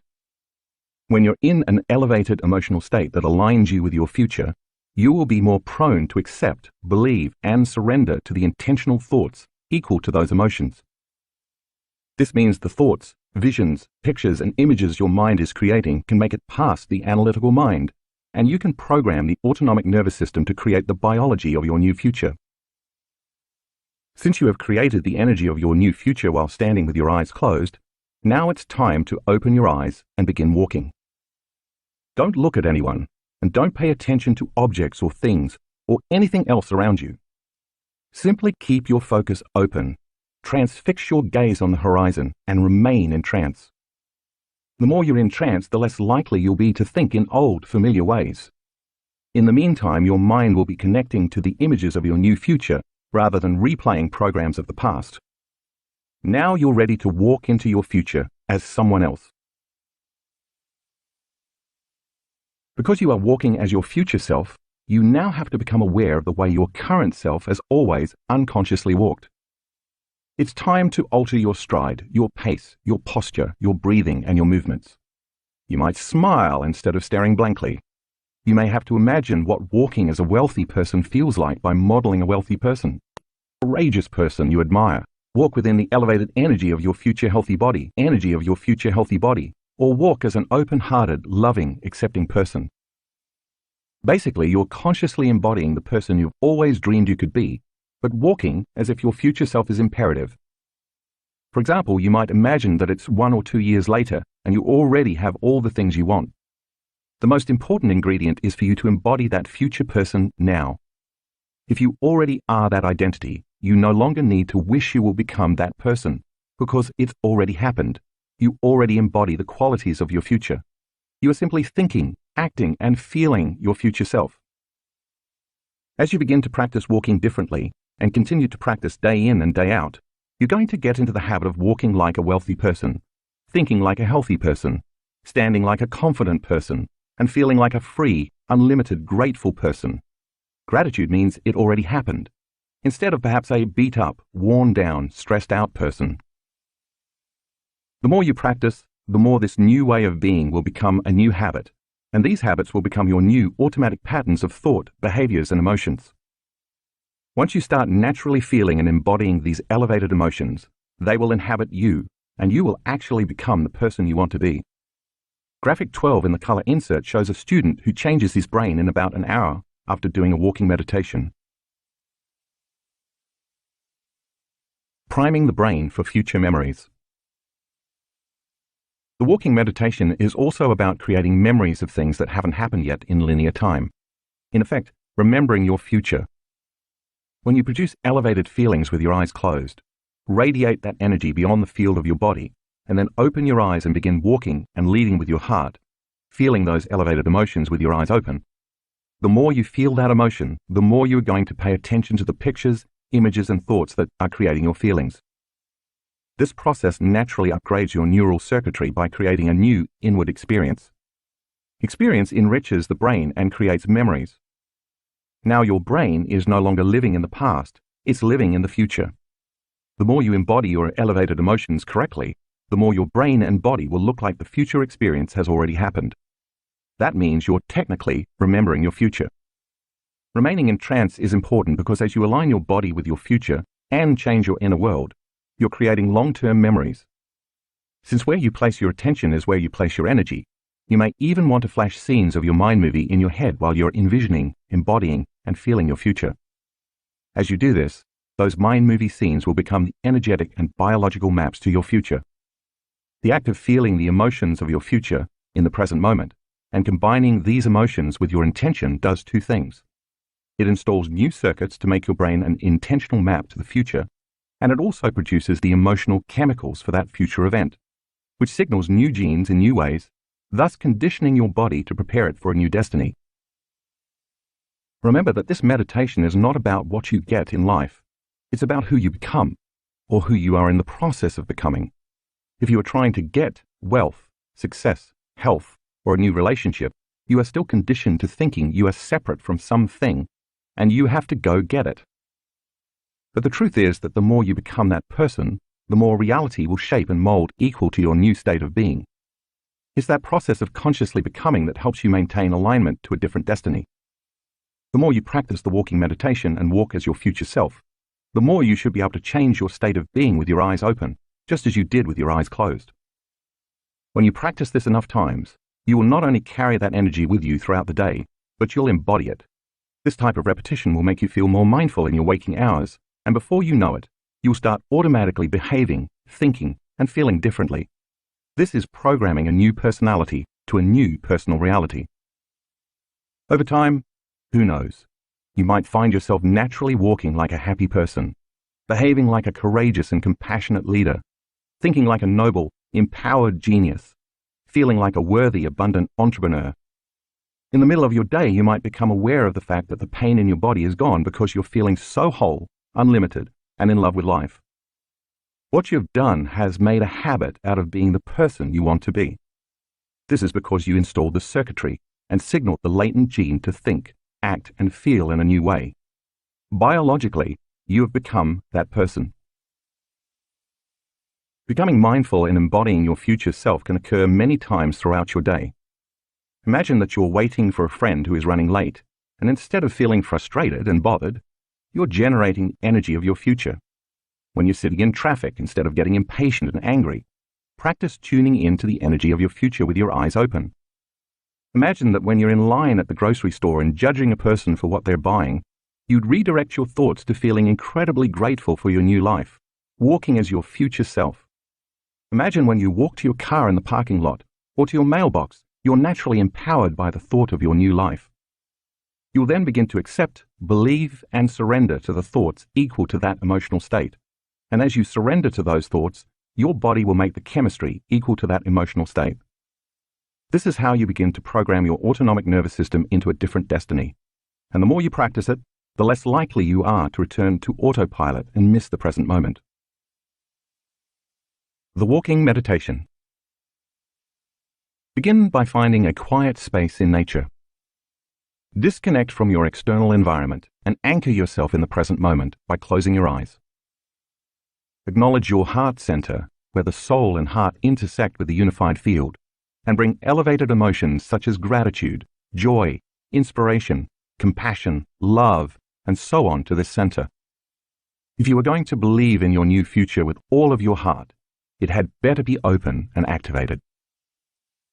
Rest your attention on the heart, allowing your breath to flow in and out of the center, ever more slowly, more deeply, and more relaxed. for about 2 minutes. Return to creating elevated emotions within your heart for 2 to 3 minutes. Radiate that energy into the space surrounding your body in space and stay present with that energy.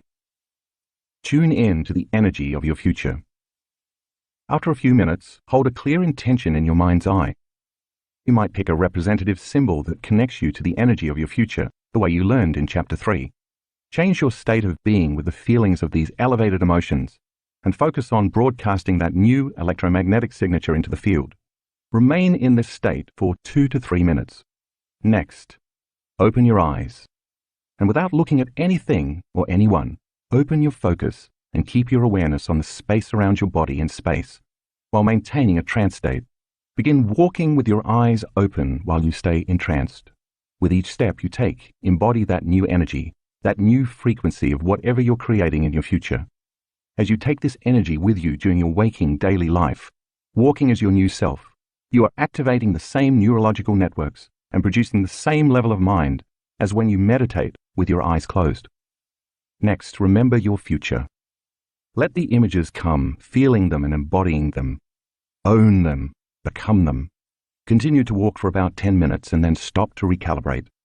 Once again, close your eyes and raise your energy. Stay present with this energy for about 5 to 10 minutes. For the next 10 minutes, with your eyes open in trance, walk again with intent and purpose as your future self. With each step you take, embodying this new energy, you move closer to your destiny and it moves closer to you. Do this cycle 2 times. When you finish the second round, stop and stand still one last time, really focusing on how you feel with your 4th energy center open. You can use this opportunity to affirm who you are based on how you feel. For example, if you're feeling unlimited, you can literally acknowledge, I am unlimited. Next, place your hand over your beautiful heart and be willing to feel valuable and worthy enough to receive what you have created. Raise your energy to its zenith and feel gratitude, appreciation, and thankfulness.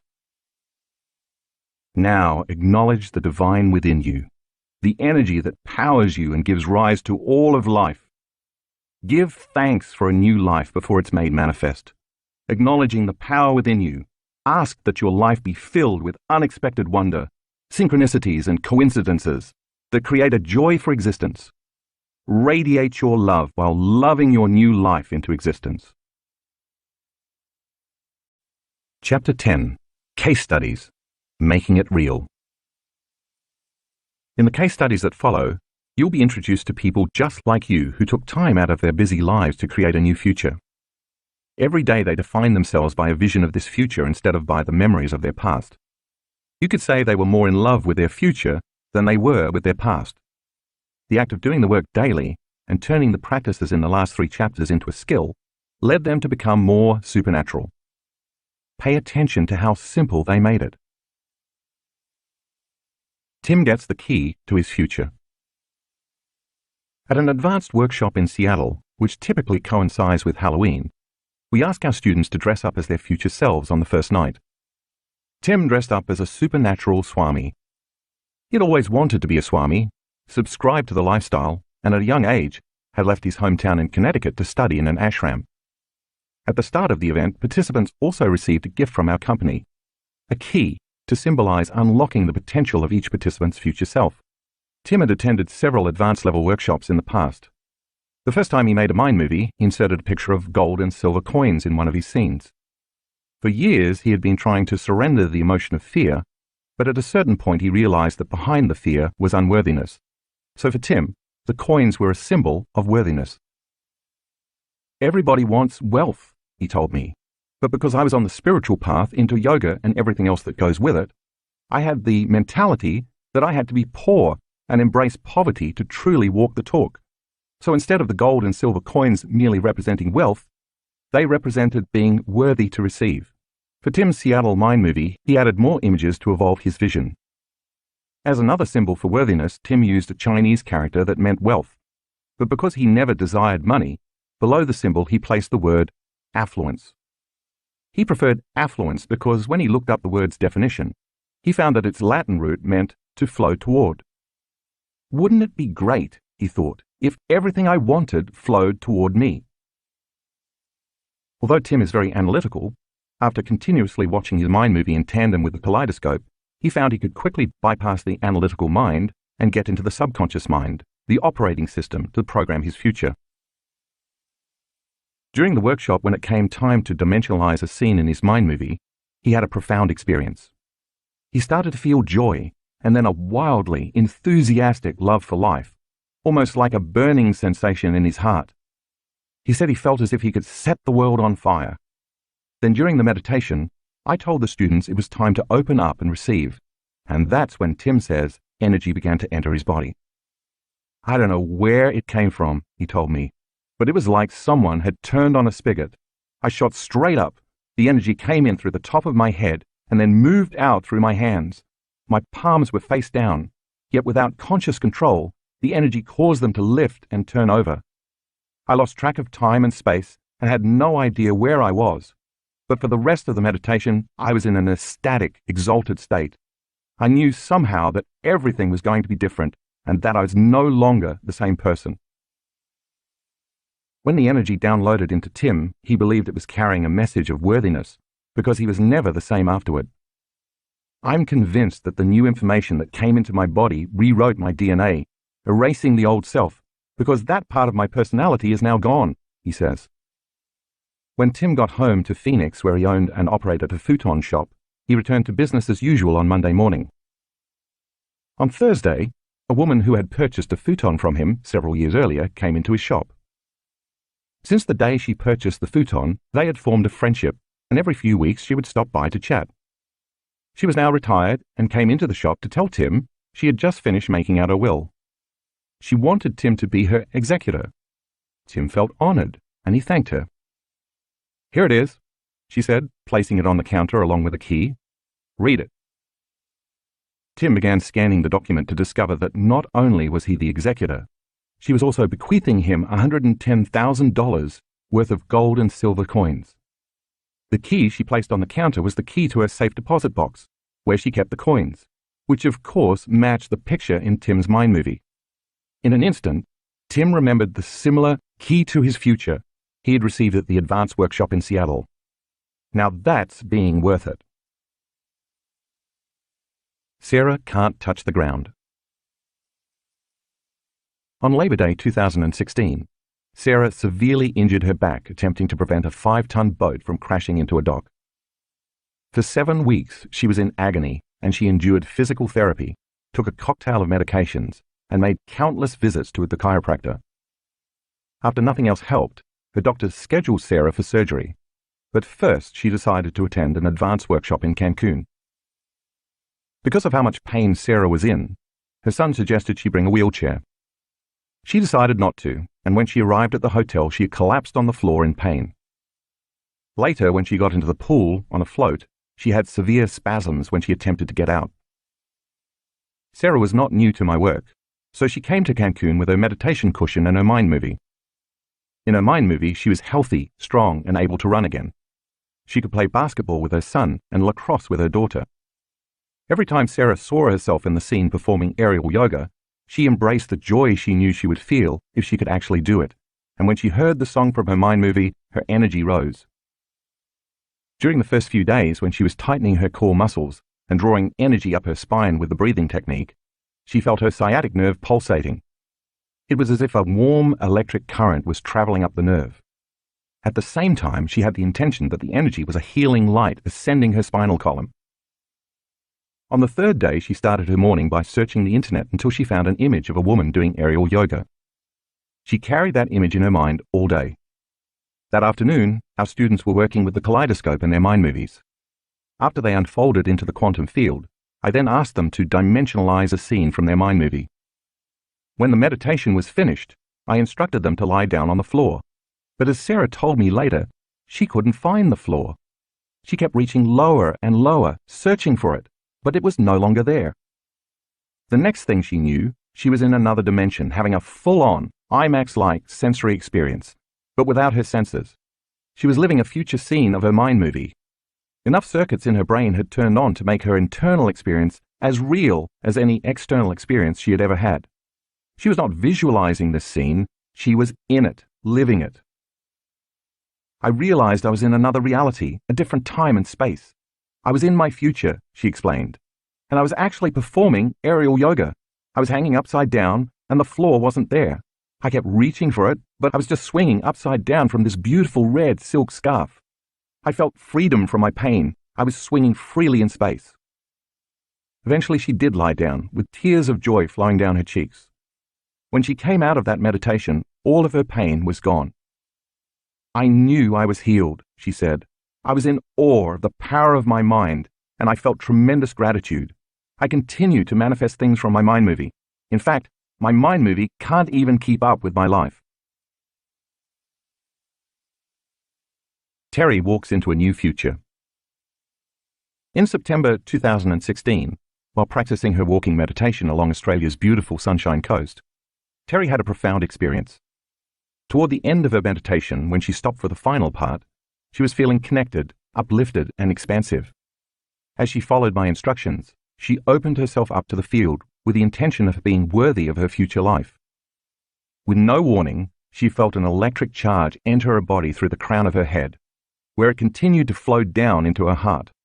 As the energy coursed through the rest of her body, surging through her thighs and down into her feet, her legs began shaking uncontrollably.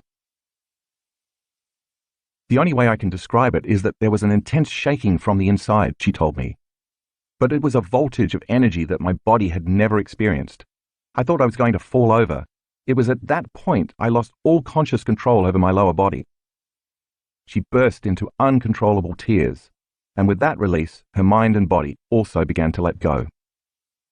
Time appeared to stand still. Terry understood that her body was surrendering a lifetime of past unresolved emotions. As the surge of electricity continued to move through her, she felt huge amounts of dense, dark matter falling away from her body. I believe this matter was trauma, not only from my lifetime, but also past lifetimes, she remembered.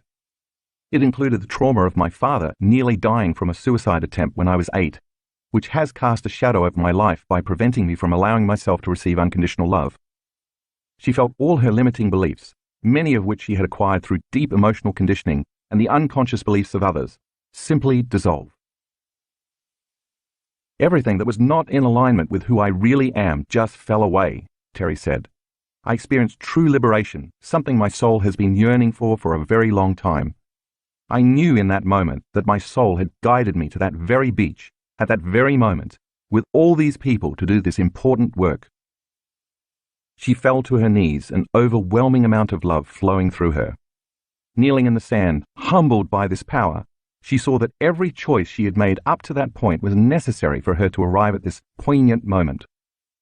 In that instant, she observed who she had been for the last year, consistently choosing to do the meditations every day, all the while falling in love with herself. She knew that her future self in that moment was calling her past self to have this experience of profound love. When Terry came back to the three-dimensional reality of her senses, she felt an overwhelming sense of peace and oneness with everything around her. She reported a deep reconnection to her physical, mental, emotional, and spiritual self, and said she felt more like herself than she had in a very long time. This experience reminded me that I am, as we all are, an aspect of divine energy, she said, and that I am worthy of receiving it. Chapter 11. Space-Time and Time-Space. We live in a three-dimensional universe, uni meaning one, where everything that exists is made up of people, objects, places, and time. For the most part, it's a dimension of particles and matter. Through our senses, we experience these things as form, structure, mass, and density. If I place an ice cube, your cell phone, or an apple pie in front of you, for example, you could not experience any of these objects without your senses. It's your senses that give rise to your experience of physical reality. While the ice cube, cell phone, and apple pie all have height, width, and depth, they only exist to you because you can see, hear, taste, smell, and feel them. If you lost your 5 senses, or they were simultaneously eliminated, you would be incapable of experiencing these physical objects because you would have no awareness of them. They would literally not exist to you because in this three-dimensional reality, you can't experience them without your senses. or can you? According to astrophysics, in this realm of 3 dimensions, the known universe, let's call it space-time reality, there's an infinite amount of space. Take a moment to ponder that concept. From the small perch where we sit staring out into the universe, when we look up at the night sky, we only see a sliver of the universe. It appears to us as infinite, and yet infinite is even bigger than that. In other words, in the realm of space-time, space is eternal. It has no end and goes on forever. But what about time? The way you and I typically experience time is by moving our bodies through space. For example, it might take you 5 minutes to set this book down, walk to the kitchen, pour a glass of water and return. This occurs because a thought that originated in your mind created a vision of what you were going to do in the kitchen. You acted on that thought, and consequently, you experienced time by moving from one point to another through space. Before you walked to the kitchen and as you were sitting in your chair, when you became conscious of the kitchen in relation to where you were sitting, you experienced a separation of 2 points of consciousness, where you sat and the kitchen. To close the gap between those 2 points of consciousness, you moved your body through space, and that took time. It makes sense then that the greater the space or distance between 2 points, the greater the time it takes to get from one point to the other.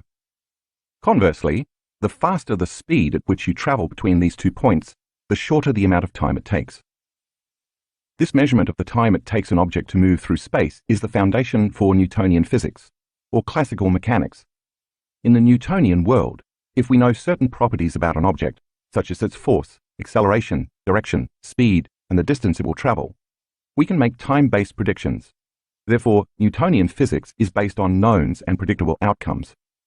We can say then that when there's a separation between 2 points of consciousness, as you move from one point of consciousness to another point of consciousness, you are collapsing space. As a result of collapsing space, you experience time. Take a look at figure 11.1 to further understand the relationship between space and time in our 3-dimensional world. Here's another example. If I'm writing this book and I want to finish this chapter, it's going to take time. I may not have to move my body very much through space, but I still experience time.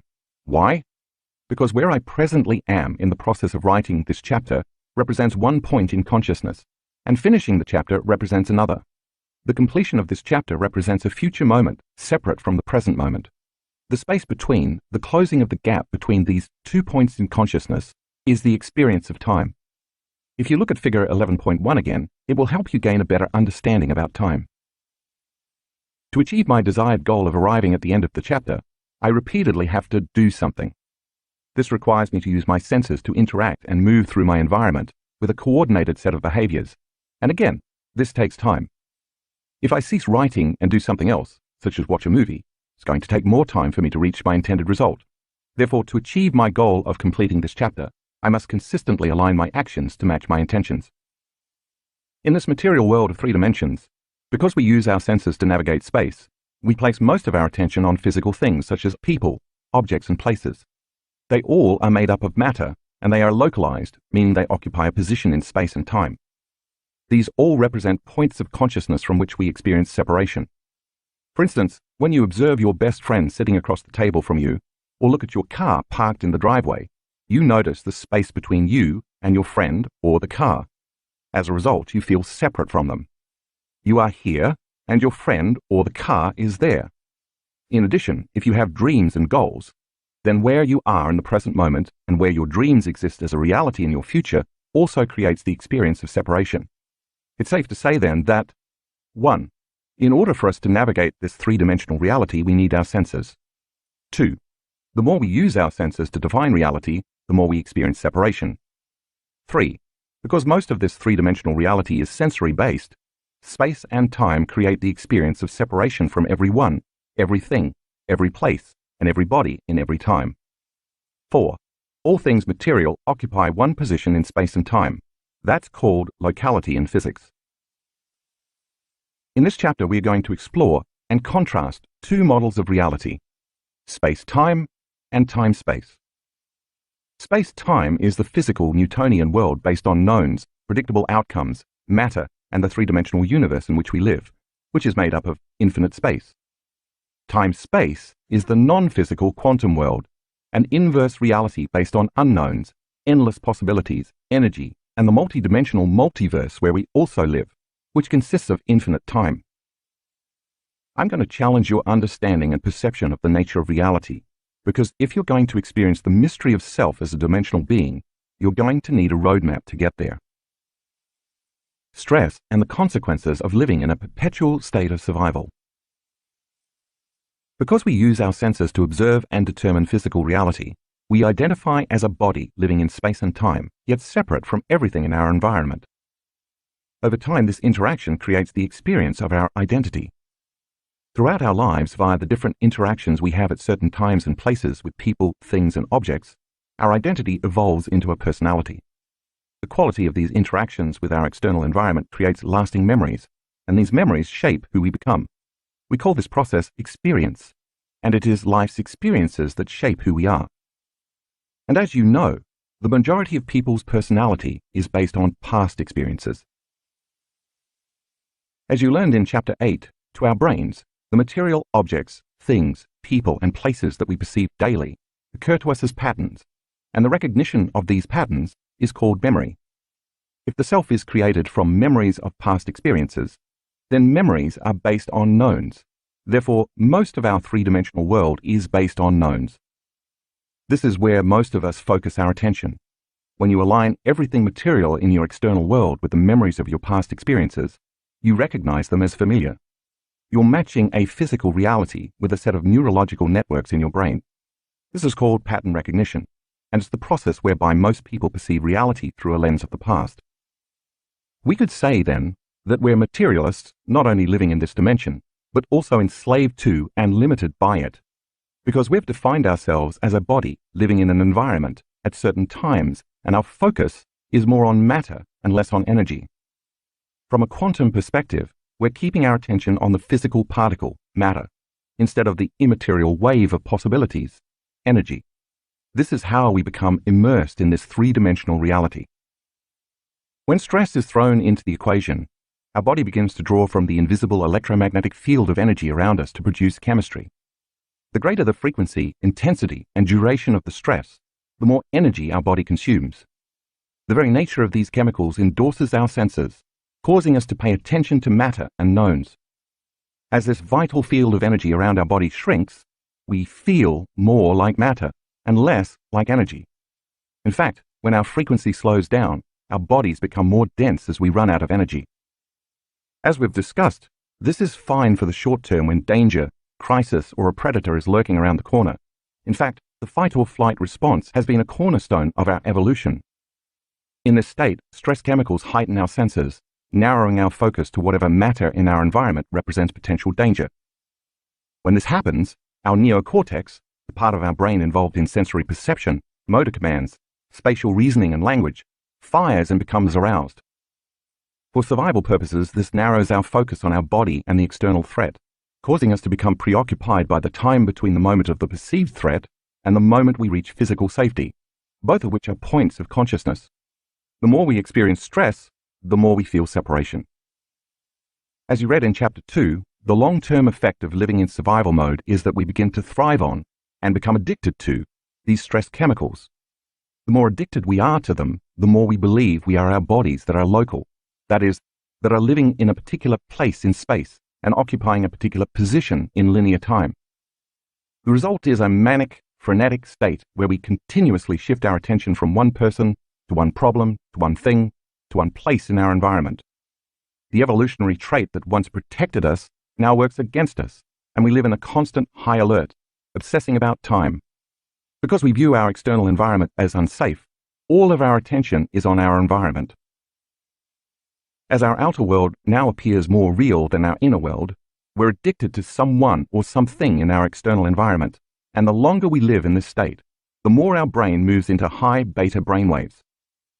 And as you know by now, prolonged high beta brainwaves cause us to feel pain, anxiety, worry, fear, anger, frustration, judgment, impatience, aggression, and competition.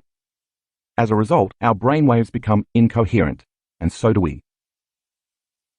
When the emotions of survival have a hold on us, we need the conditions in our external world, our problems with different people, financial hardships, fear of terrorism, disdain for our job, to reaffirm our addiction to those emotions.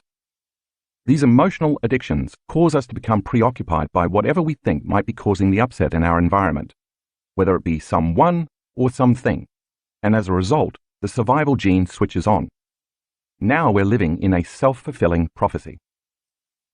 If you understand that where you place your attention is where you place your energy, you know that the stronger the emotional reaction associated with the cause, the more you will consistently place all your attention on a person, thing, or problem in your external world. When you do this, you are giving quite a bit of your power away to someone or something. Now all your attention and energy is anchored in this three-dimensional realm of the material, and your emotional state is causing you to continuously reaffirm your present reality. You can become emotionally attached to the reality you really want to change. This mismanagement of your energy keeps you enslaved to the world of the knowns, trying to predict the future based on the past. What's more, when you're in the survival state, the unknown or the unpredictable is a scary place. So for you to truly make changes in your life, you would have to step into the unknown, and if you don't, nothing ever really changes. The Newtonian 3D space-time reality, living as a somebody with something, somewhere in some time. If feelings and emotions are a record of the past, and those feelings are driving your hardwired thoughts and behaviors, you'll keep repeating your past and therefore become predictable. Now you're firmly ensconced in the Newtonian world because Newtonian physics is based on predictable outcomes. The more you live in stress, the more you are simply matter trying to affect matter, matter trying to fight, force, manipulate, predict, control, and compete for outcomes. As a result, everything you want to change, manifest, or influence is going to take a lot of time, because in this space-time reality, you have to move your physical body through space to create the outcomes you want. The more you are living in survival and using your senses to define reality, the more you experience separation from a new future. Between where you are presently, as one point of consciousness, and where you want to be, as another point of consciousness, lies a very long distance. Not to mention that your constant obsession on how it's going to happen is based on how you think and predict it should happen. But if you're predicting, your thinking is based on knowns, so there's no room for an unknown or new possibility in your life. If you were trying to buy a house, for example, you need to save for a down payment, look for a house, get a loan, go through the application process, beat out other buyers, and then spend 30 years dragging your body back and forth to work, through space, trying to pay it off. These 2 points in consciousness, having the idea to buy the house and having the house with the mortgage paid off, are going to take time to intersect.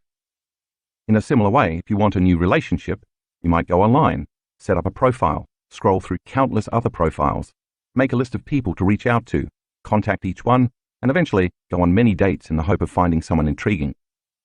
If you want a new job, you might take the time to create a resume, search for open positions, and go on interviews. What these processes have in common is they require time, which you experience as linear. You may get what you want, but the more you live in survival, the more time it's going to take because you're matter trying to influence matter. And there's a distinct separation in space and time between where you are and where you want to be. We can agree then that in this three-dimensional reality, within your experience of time, there's a definite past, present, and future. Since you live in linear time, you also experience a separation from time because the past, present, and future appear as separate moments in time. You are here and your future is there. Figure 11.2 graphically represents how the past, present, and future all exist as distinct, discontinuous moments. As I said earlier, thanks to Newtonian physics, we've unraveled the natural laws of force, acceleration, and matter, allowing us to predict outcomes. If we know the general direction, velocity, and rotation of an object traveling through space, for the most part, we can predict where it's going to end up and how long it will take. This is why we can travel from New York to Los Angeles by plane, predict how long it's going to take to get there, and know where the plane will land. Within the understanding of Newtonian physics and this three-dimensional world we live in, many of us spend most of our lives focusing our attention outward on trying to become a someone, have some body, own some things, go somewhere, and experience something in some time. When we don't have the things we want, we experience lack. and lack and separation cause us to live in a state of duality and polarity. It's natural for us to want what we don't have. In fact, this is how we create things. When we experience separation from our future desires, we think and dream of what we want and then set about performing a series of actions in linear time to get them. If we're always under financial stress, for example, we want money. If we have a disease, we want health. If we feel lonely, we want a relationship or companionship. Because of this experience of duality and separation, we are driven to create, and this is how we naturally evolve and grow toward our dreams. But if we are matter, focused on matter, trying to influence matter to get money, health, love, and so on, as we've established, it's going to take quite a bit of time and energy. When we finally attain what we're seeking, the emotion we feel from the fruition of our creation, or the meeting of those 2 points of consciousness, satiates the sense of lack we formerly experienced. When the new job comes, we feel secure. When the new relationship manifests, we feel love and joy. As we heal, we feel more whole. If we are living in this state, we are waiting for something or someone outside of us to change how we feel internally. Once we feel relief from the experience of lack, because we are embracing the emotion correlated with the manifestation of the external event, we pay close attention to whomever or whatever caused the relief. This cause and effect forms a new memory, and to some degree, we evolve. When something in our world doesn't happen, or seems to be taking a long time to happen, we experience more lack because we feel even more separate from what we are trying to create. Now, our own emotional state of lack, frustration, impatience, and separation is keeping our dreams at a distance, further increasing the time it will take for our desired outcome to occur. From somebody to nobody, from someone to no one, from something to no thing, from somewhere to nowhere, and from some time to no time. If Newtonian laws are an outward expression of the physical material laws of space-time, a dimension where there's more space than time, we could say, in a sense, that quantum laws are the inverse. The quantum is an inward expression of the laws of nature, an invisible field of information and energy that unifies everything material. This immaterial field organizes, connects, and governs all the laws of nature. It is a dimension where there's more time than space. In other words, it's a dimension where time is eternal. As you learned in chapters 2 and 3, when we take our attention off people and things at certain places in our external world, no longer placing our attention on our body and ceasing to think about time and schedules, we become no body, no one, no thing, nowhere, and in no time. We do this through a process of disconnecting from our body, our identity, our gender, our disease, our name, our problems, our personal relationships, our pain, our past, and so on. This is what it means to get beyond the self, to go from the consciousness of somebody to nobody, from the consciousness of someone to no one, from the consciousness of something to no thing, from the consciousness of somewhere to nowhere, and from the consciousness of being in some time to being in no time. See figure 11.3. And take a glance at figure 11.4. As we move from a narrow focus to an open focus and begin to surrender all aspects of self, we move away from the external world of people, things, places, schedules, to-do lists, and so on, and turn our attention to the inner world of energy, vibration, frequency, and consciousness. Our research shows that when we take our attention off objects and matter, and instead open our focus to energy and information, different parts of the brain work together in harmony. The result of this unification of the brain is that we feel more whole. When we do this properly, our heart begins to open, beat more rhythmically, and thus become more coherent. As the heart moves into coherence, so too does our brain. And because our identity is out of the way, meaning we've gotten beyond our body, a particular place in our known environment and time, the act of eliminating those things causes us to move to alpha and theta brainwave patterns, and we connect with the autonomic nervous system. As the ANS becomes activated, its job is to restore order and balance, causing coherence and wholeness in our heart, brain, body, and energy field. This coherence is then reflected in all aspects of our biology. It is in this state where we begin to connect to the quantum, or unified field. From the illusion of separation to the reality of oneness. If Newtonian physics explains the physical laws of nature and the universe on a grand scale, the gravitational force of the sun upon planets, the speed with which the apple falls from the tree, and so on, the quantum world deals with the fundamental nature of things at their smallest scale, such as atomic and subatomic particles. Newtonian laws are physical constants of nature, so the Newtonian world is an objective world of measurability and predictable outcomes. Quantum laws, however, deal with the unpredictable and the unseen, the world of energy, waves, frequency, information, consciousness, and all spectrums of light. Governing this world is an unseen constant, a single field of information called the unified field. We can think of the Newtonian world as dealing with the objective, where mind and matter are separate, and of the quantum world as dealing with the subjective, where mind and matter are unified by energy, or better yet, where mind and matter are so connected that it's impossible to separate the two. In the quantum or unified field, there's no separation between 2 points of consciousness. It is the domain of oneness or unity consciousness. Whereas in our three-dimensional reality, space is infinite, in the quantum world, time is infinite. If time is infinite and eternal, it's no longer linear, meaning there is no separation of past or future. With no past or future, everything is happening right now, in this eternal present moment. Because time is infinite in this time-space reality, as we move through time, we experience space or spaces. In the material world of things, when we move through space, we experience time. Yet in the immaterial quantum world of energy and frequency, the opposite is true. In the world of space-time, as we increase or decrease the speed with which we go from point A to point B, the time it takes to get there changes. In the world of time-space, as we become aware of an increase or decrease in the speed of the frequency or vibration of energy, we can go from one space to another space or from one dimension to another dimension. When we collapse space, we experience time in the material reality. When we collapse time, we experience spaces or dimensions in the immaterial reality. Each of those individual frequencies is carrying information or a level of consciousness that we experience as different realities as we become aware of them. In figure 11.5, you can see that as you move through time, you experience different dimensions in the eternal present moment. In space-time, you experience the environment with your body, your senses, and time. Time appears linear because you are separate from objects, things, people, and places, as well as the past and the future. In time-space, however, you experience this realm with your awareness, as a consciousness, not as a body with senses. This realm exists beyond your senses. You access this domain when you are totally in the present moment, so there is no past or future, just one long now. Since your awareness is beyond the realm of matter, because you have taken all of your attention off matter, you can become aware of different frequencies, all carrying information, and these frequencies allow you to have access to different unknown dimensions.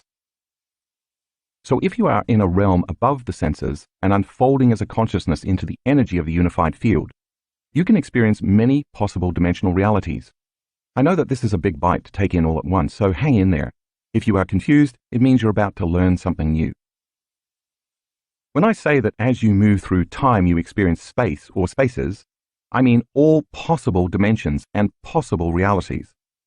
We could say then that in this time-space reality, all possible spaces or dimensions exist in an infinite time. This is the unified field, the realm of possibility, unknowns, and new potential realities, all of which exist in endless time, which is every time. Let's think of it another way. Everybody I know is always saying that they want or need more time to get more things accomplished. If you had more time, you could create more experiences, do more things, and therefore get more things done. This would mean more possibilities could happen and you could live more of life. So now imagine that there was an infinite amount of time because the past and the future no longer exists, so time is standing still. And you had all the time you needed. Wouldn't you agree that you could have endless possible experiences and therefore could live many lives? We could say then that an infinite number of experiences would be available to you, equal to your imagination. To say it yet another way, if time is eternal, then more spaces can exist in that infinite time. If we keep elongating or making more time, it makes sense that we can fit more spaces in time. If there is an infinite time, then there are infinite spaces we can fit in time, which are endless possibilities, potential realities, dimensions, and experiences.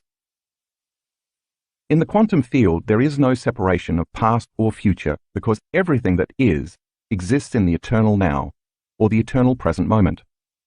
If everything that is exists unified or connected in the quantum field, then its infinite frequencies contain information about every body, everyone, everything, everywhere, and every time. As your consciousness begins to merge with the consciousness and energy of the unified field, you will go from the consciousness of somebody to the consciousness of nobody to the consciousness of everybody, from the consciousness of someone to the consciousness of no one to the consciousness of everyone, from the consciousness of something to the consciousness of no thing to the consciousness of everything, from the consciousness of somewhere to the consciousness of nowhere to the consciousness of everywhere, and from the consciousness of being in some time to the consciousness of being in no time to the consciousness of being in every time. Take a look at figure 11.6. The atom, fact and fiction. To help you understand how the quantum field is constructed, you first need to revisit the possibilities that exist in the atom. When we reduce matter to its smallest unit of measurement, we get the atom, and the atom vibrates at a very high frequency. If we could peel back the atom like an orange, we'd find a nucleus and subatomic particles such as protons, neutrons, and electrons. But for the most part, we'd find that it's 99.99999999999% empty space, or energy as you read earlier. Take a look at figure 11.7. On the left, we see the classical model of the atom that we were taught in grade school. But this is in fact an outdated model. In actuality, electrons don't move in fixed rotations around the nucleus like planets orbiting the sun. Instead, as you see on the right, the space around the nucleus is more like an invisible field, or a cloud of information. And as we know, all information is made up of light, frequency, and energy. To get an understanding of just how small these subatomic particles are, if the nucleus of an atom were increased to the size of a Volkswagen Beetle, the size of the electron would be equal to the size of a pea. Meanwhile, the space where the electron could exist would be 85,000 square miles. That's twice the size of Cuba. That's a lot of empty space for the electron to exist in. According to Heisenberg's uncertainty principle, we never know where the electron is going to appear in the electron cloud, yet from nothing comes something. This is why quantum physics is so exciting and unpredictable. The electron is not always physical matter. Rather, it exists as the energy or as the probability of a wave. It is only through the act of observation by an observer that it appears. Once an observer, mind, comes along and looks for it, the act of observation, directed energy, causes all that potential energy to collapse into an electron, matter. Thus it manifests from the realm of infinite possibilities, an unknown, to a known. It becomes local in space and time. When the observer is no longer observing it, the electron turns back into possibility. That's the wave function. In other words, it turns back into energy, returning to the unknown and to its own agenda. When it turns back to energy and possibility, it becomes non-local. In the realm of the quantum, mind and matter are indivisible. Therefore, if Newtonian physics is the world of the predictable, the quantum is the world of the unpredictable. When we close our eyes in meditation and open our focus to infinite space, this is exactly what we are doing. We are putting more of our attention on energy, space, information, and possibility rather than on matter. We are becoming less aware of the material realm and more aware of the immaterial realm. We are investing our energy into the unpredictable and unknown and disinvesting our attention and energy from the predictable and the known. Each time we do this, we develop a deeper understanding of what the unified field is. Before we go any further, let's briefly review what we just learned. Take a moment to review figure 11.8. The three-dimensional Newtonian world is made up of objects, people, places, matter, particles, and time. Basically most of the nouns, or everything we know in our external world. And in this world, there's more space than time. As a body, we use our senses to define this infinite space we live in, a universe of form, structure, dimension, and density. This is the realm of the known and predictable. Because we experience the material universe with our senses provide us with information that occurs as patterns in our brain, which we recognize as structures, and it is through this process that things in our external environment become knowns, It is also through this process that we become a somebody, a someone with some things in some place and in some time. Finally, because we experience the universe with our senses, we experience separation. Therefore, this is the realm of duality and polarity. Now review figure 11.9. If the Newtonian world is a material world defined by the senses, in the quantum world the opposite is true. This is an immaterial world defined by non-sense. In other words, there's nothing sensory based here, and there's no matter. Whereas the Newtonian world is based on predictable knowns such as matter, particles, people, places, things, objects, and time. This is an unpredictable dimension made up of light, frequency, information, vibration, energy, and consciousness. If our three-dimensional world is a dimension of matter, where there's more space than time, the quantum world is a dimension of antimatter, a place where there's more time than space. Because there is more time than space, all possibilities exist in the eternal present moment. Whereas the three-dimensional world is our universe, meaning one reality, the quantum world is a multiverse, meaning many realities. If the space-time reality is based on separation, then the immaterial quantum world, or unified field, is based on oneness, connectedness, wholeness, and unity, non-locality. In order for us to go from our known space-time, three-dimensional universe, a universe made up of matter where we experience duality and polarity, to the unknown time-space, five-dimensional, multiverse, a place where there is no matter, but instead light, information, frequency, vibration, energy, and consciousness, we have to cross a bridge. That bridge is the speed of light. When we become pure consciousness and become no body, no one, no thing, nowhere, in no time, we are crossing that threshold from matter to energy. When Einstein introduced the equation E equals mc squared in his theory of special relativity, for the first time in the history of science, he demonstrated from a mathematical standpoint that energy and matter are related. What converts matter to energy is the speed of light, which means anything material traveling faster than the speed of light leaves our three-dimensional reality and turns into immaterial energy. In other words, in the three-dimensional world, the speed of light is the threshold for matter, or anything physical, to retain its form. No thing can travel faster than the speed of light, not even information. Anything traveling from one point to another that is traveling slower than the speed of light is going to take time. Therefore, the fourth dimension is time. Time is the nexus that connects the three-dimensional world to the fifth-dimensional world and beyond. Once something is traveling faster than the speed of light, there is no time or no separation between 2 points of consciousness, because every thing, material, becomes energy. This is how you go from 3 dimensions to 5 dimensions, from a universe to the multiverse, from this dimension to all dimensions. Let me give you an example to help simplify this complex idea. French physicist Alain Aspect performed a famous quantum physics experiment in the early 1980s called the Bell test experiments. In the study, scientists entangled 2 photons, causing them to bond together. They then shot the 2 photons in opposite directions, creating distance and space between them. When they influenced one photon to disappear, the other photon vanished at exactly the same time. This experiment was a cornerstone study in the breakthrough of quantum physics because it proved that Einstein's theory of relativity wasn't completely correct. What it showed was that there is a unifying field of information existing beyond 3-dimensional space and time that connects all matter. If the 2 particles of light were not connected by some invisible field of energy, it would have taken time for information to travel from one local point in space to the other local point in space. According to Einstein's theory, if one particle disappeared, the other particle should disappear a moment later, unless they were occupying the same space at the same time. Even if the second photon was affected a millisecond later, because they were separated by space, time would have played a factor in relaying the information. This would have reaffirmed that the ceiling of this physical reality is the speed of light, and everything material that exists here is separate. Because the 2 particles vanished at exactly the same time, it proved that all matter, bodies, people, things, objects, places, and even time are connected by frequency and information in a realm beyond 3-dimensional reality and time. Everything beyond the material is unified in a state of oneness. The information was communicated between those 2 photons non-locally. Since there is no separation between 2 points of consciousness in the 5-dimensional reality, there is no linear time. There is only all times. Mystical quantum physicist David Bohm called the realm of the quantum the implicate order, where everything is connected.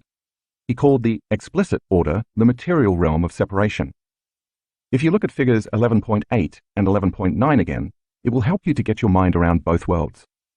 When you take your attention off being somebody, someone, something, somewhere, in some time, and you become no body, no one, no thing, nowhere, in no time, you are becoming pure consciousness.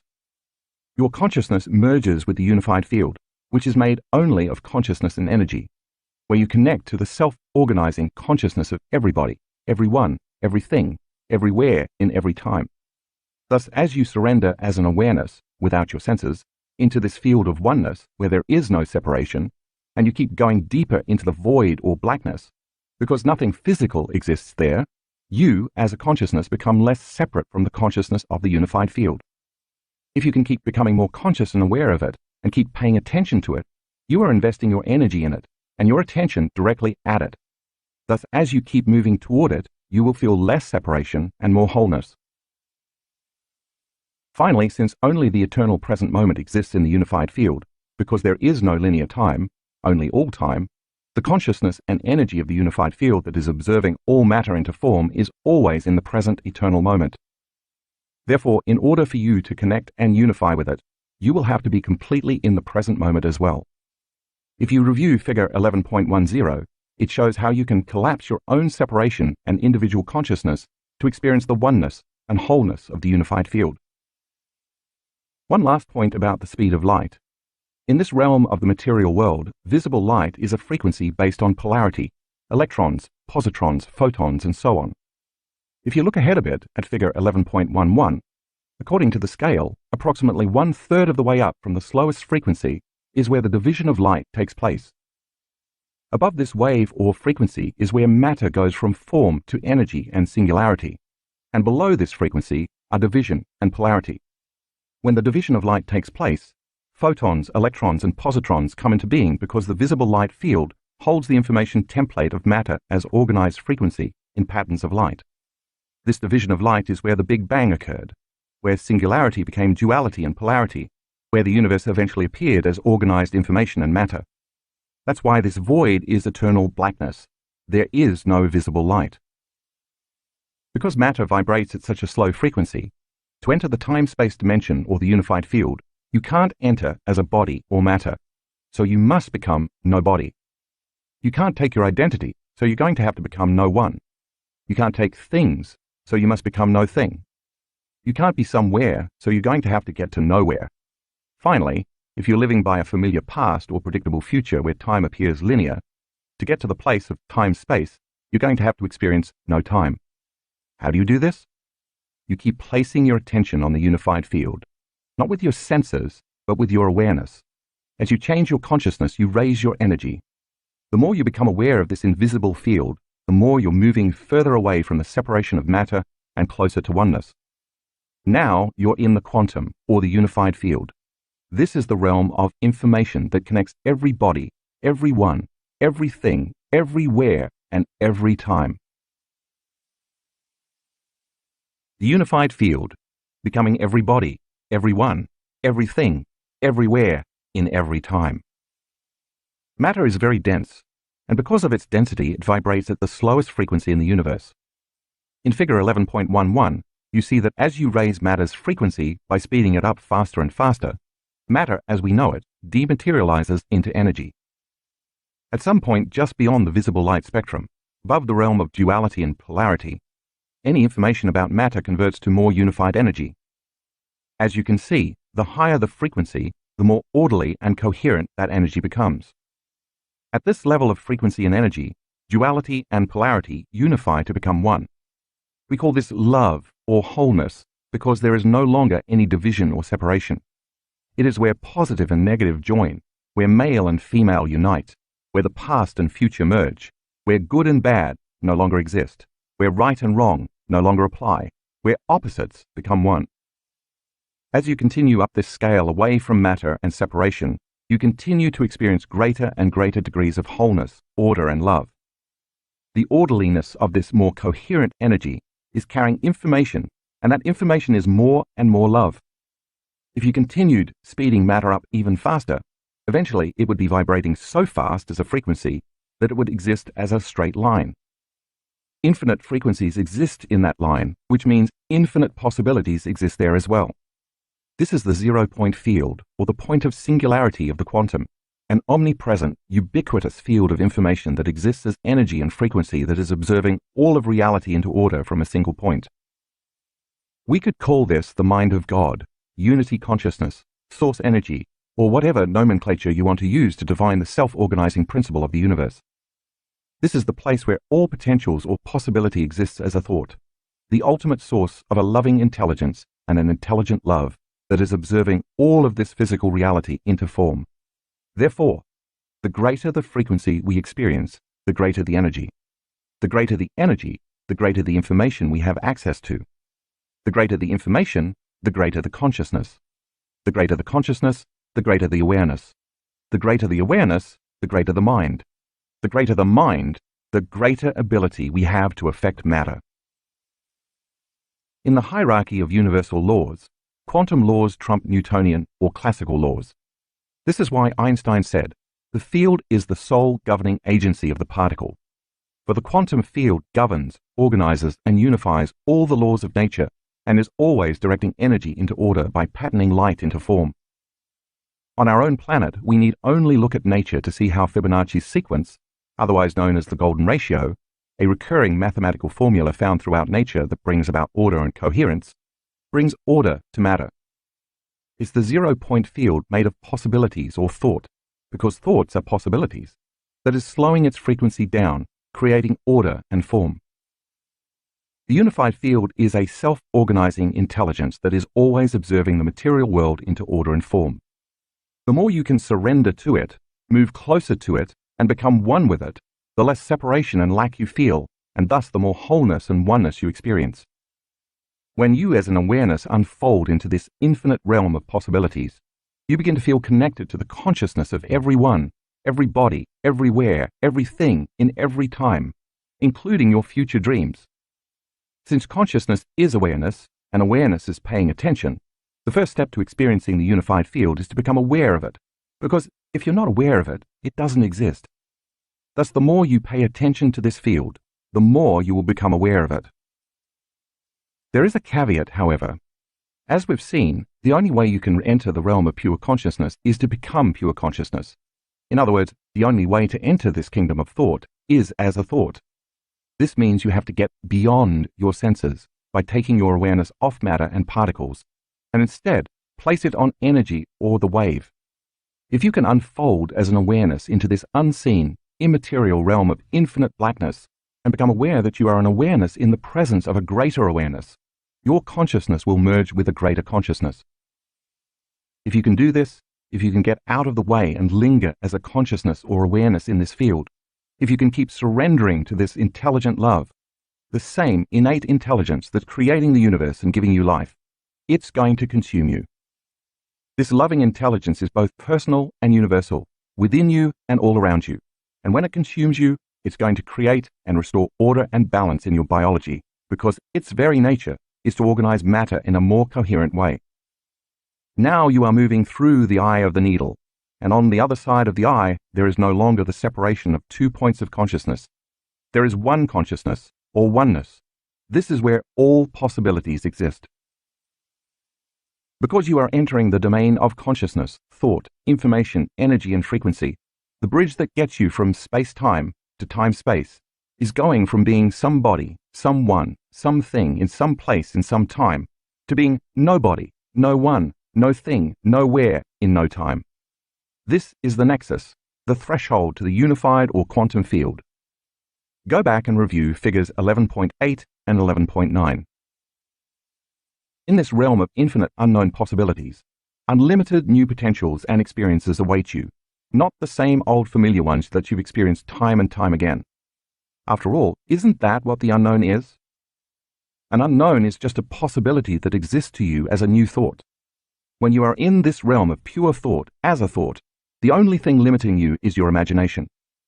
But when in this realm of thought, if you find yourself thinking again about someone, something, somebody, somewhere, in some known time, your awareness, and thus your energy, is back in the known reality of three-dimensional space and time, back to the realm of separation. Since every thought you think has a frequency, the moment you start thinking about the pain in your body, or the advancement of your disease, or the problems at work, or the issues you have with your mother, or the things you must do within a certain amount of time, you are back in this space and time. Your awareness is back in the realm of the material world, and your thoughts are producing the same frequency equal to matter and particles. Review figure 11.10. Your energy is back to vibrating at the same level of the known physical world of three-dimensional reality, so you exert less of an effect on your personal reality. You are back to vibrating as matter, and we know how that goes. As your frequency moves further and further into density, you are moving further and further away from the unified field. As a result, you feel separate from it. In this scenario, if your dreams exist as thoughts in the unified field, it's going to take a lot of time for your dreams to come true. If you are thinking about somebody, someone, something at some place in some time, you are not getting beyond your identity, which has been shaped by the totality of your past experiences. You are literally still in the same memories, habitual thoughts, and conditioned emotions that you've associated with all the familiar people and things at certain times and places in your known reality, which means your attention and energy are bound to your past, present, personal reality. You're thinking equal to your identity, so your life is going to stay the same. You're the same personality, trying to create a new personal reality. When I say you have to get beyond yourself, it means to forget about yourself. Take your attention off your personality and your past personal reality. It makes sense then that to heal your body, you're going to have to get beyond your body. To create something new in your life, you're going to have to forget about your same old life. To change some problem in your external environment, you're going to have to get beyond your memory and the corresponding emotions related to that problem. And if you want to create a new, unexpected event in your future timeline, you'll have to stop unconsciously anticipating the same predictable future based on your familiar memories of the past. You are going to have to move to a greater level of consciousness than the consciousness that created any of those realities. In the unified field, there is nowhere to go because you are everywhere. There is nothing you can want because you are so whole and complete that you feel like you have everything. You can't judge anyone because you are everyone. And it's no longer necessary to become anybody because you are everybody. And why would you be worried that there is never enough time if you exist in a domain where there's infinite time? The more whole you feel, the less lack you experience, and therefore the less you want. How can you want or live in lack when you feel whole? If there is less lack, there is less of the need to create from duality, polarity, and separation. How can you want when you're whole? When you create from wholeness, you feel like you already have it. There is no longer wanting, trying, wishing, forcing, predicting, fighting, or hoping. After all, hope is a beggar. When you create from a state of wholeness, there are only knowing and observing. This is the key to manifesting reality, being connected, not separate. If time in your three-dimensional world is created by the illusion of space between two objects, or 2 points of consciousness, then the more one you are with the unified field, the less separation there is between you and everything material. When your consciousness merges or becomes more connected to the unified field, to the realm of wholeness and unity, there is no longer separation between 2 points of consciousness. This wholeness is then reflected in your biology, chemistry, circuitry, hormones, genes, heart, and brain, thus restoring balance to your entire system. A greater frequency or energy is now moving through your autonomic nervous system, a system that continuously gives you life, whose agenda it is to create balance and order. This energy is carrying a message of wholeness, and as a result you become more holy. The greater the frequency you experience, the shorter amount of time it takes to unfold in this three-dimensional space-time reality. As we learned earlier in this chapter, when you diminish the space between 2 points of consciousness, you collapse time. When this illusion of separation no longer exists, you perceive less space between you, an identity living in a body in a physical environment in linear time, and people, objects, things, places, matter, and even your dreams. Therefore, the closer you move to the unified field, the more connected you feel you are to everyone and everything. You as a consciousness are in the realm of oneness, and because there is no separation, time is eternal.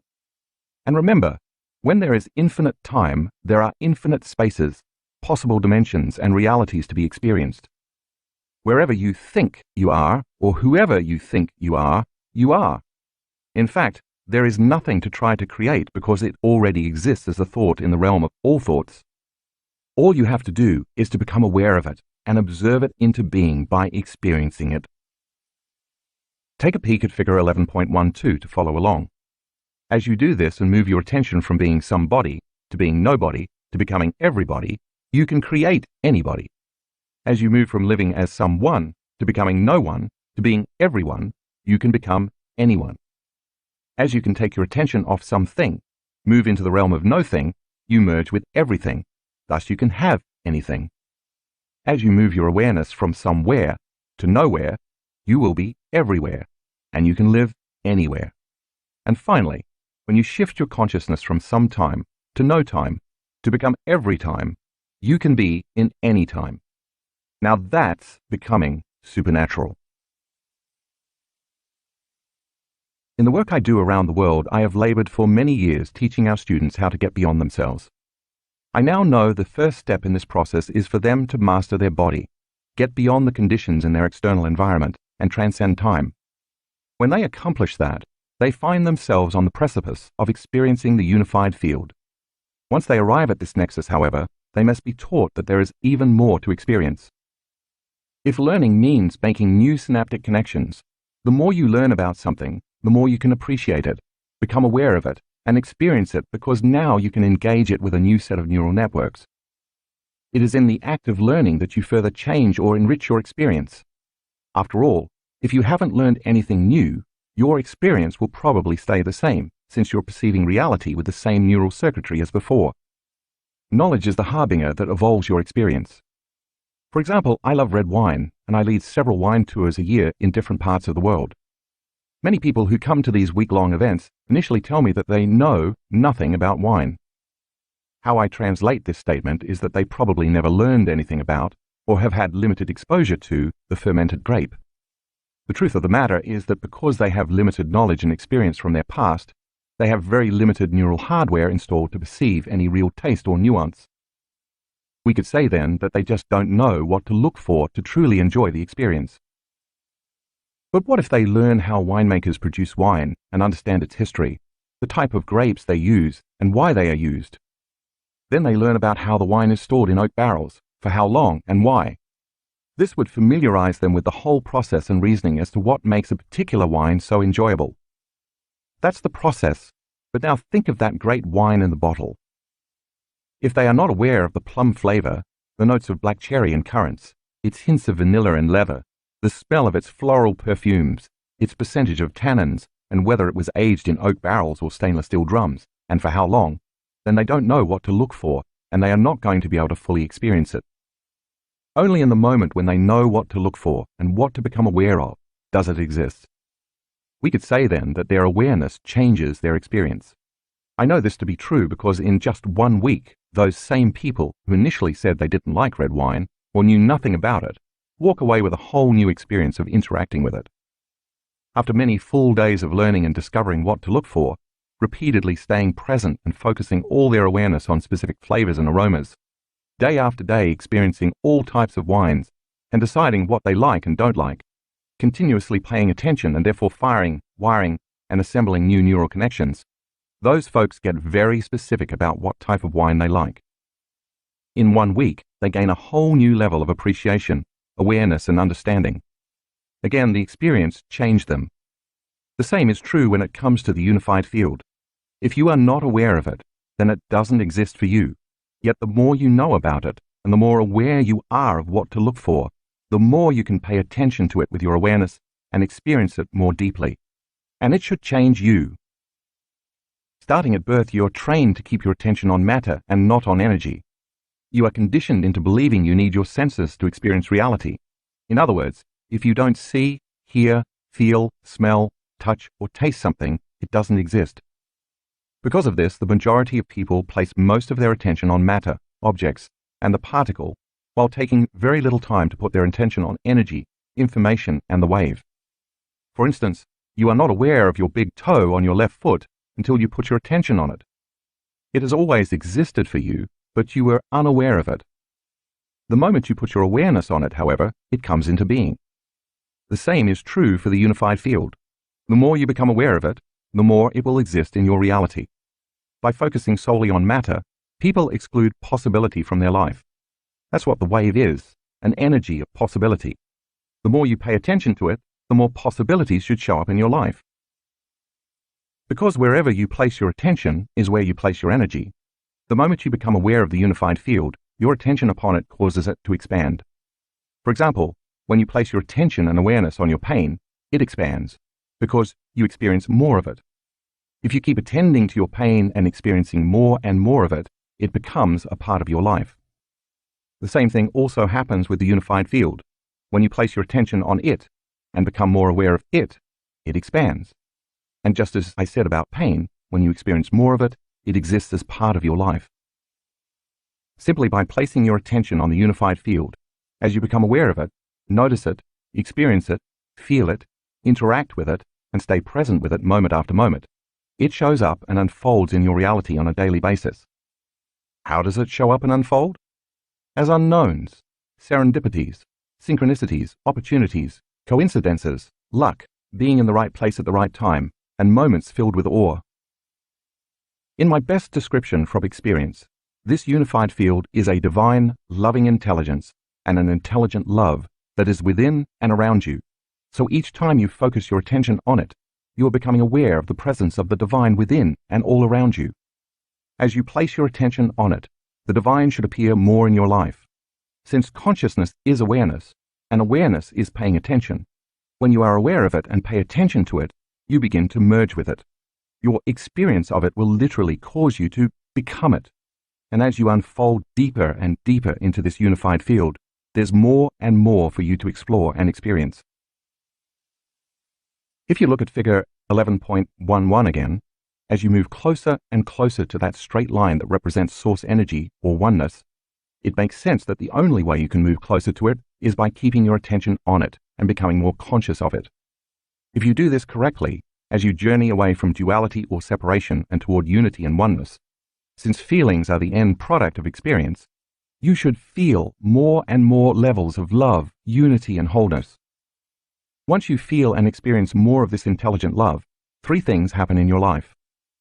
The first thing that happens is that as you place your attention and awareness on the unified field, as you move closer to source and deeper into it, you experience more of it.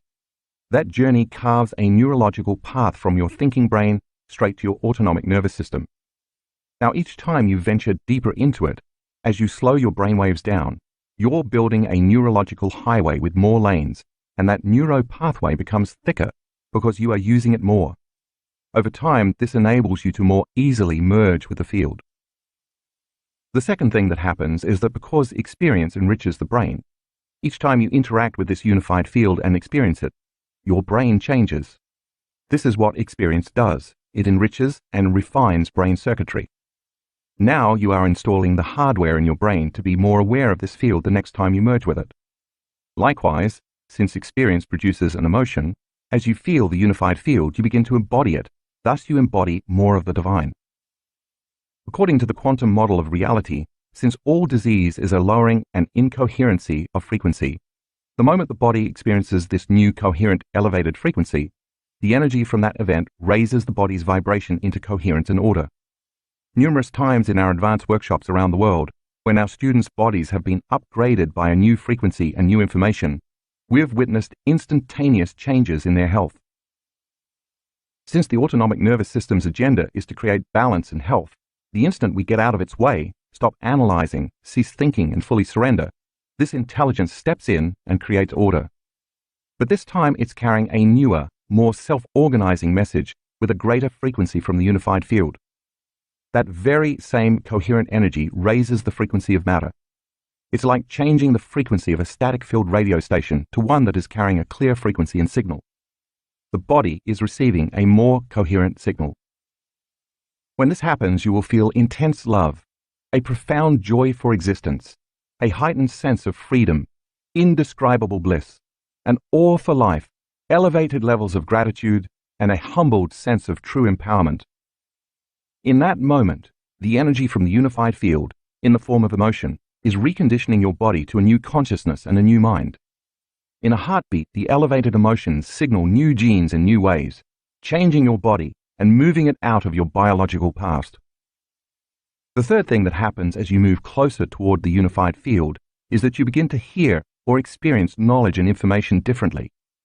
That's because you've changed your brain circuits and are no longer the same person. You will meet truth on a whole new level, and things that you thought you knew will seem like a brand new encounter. Your inner experience has changed your perception of what is happening in your outer world. In other words, you've awakened.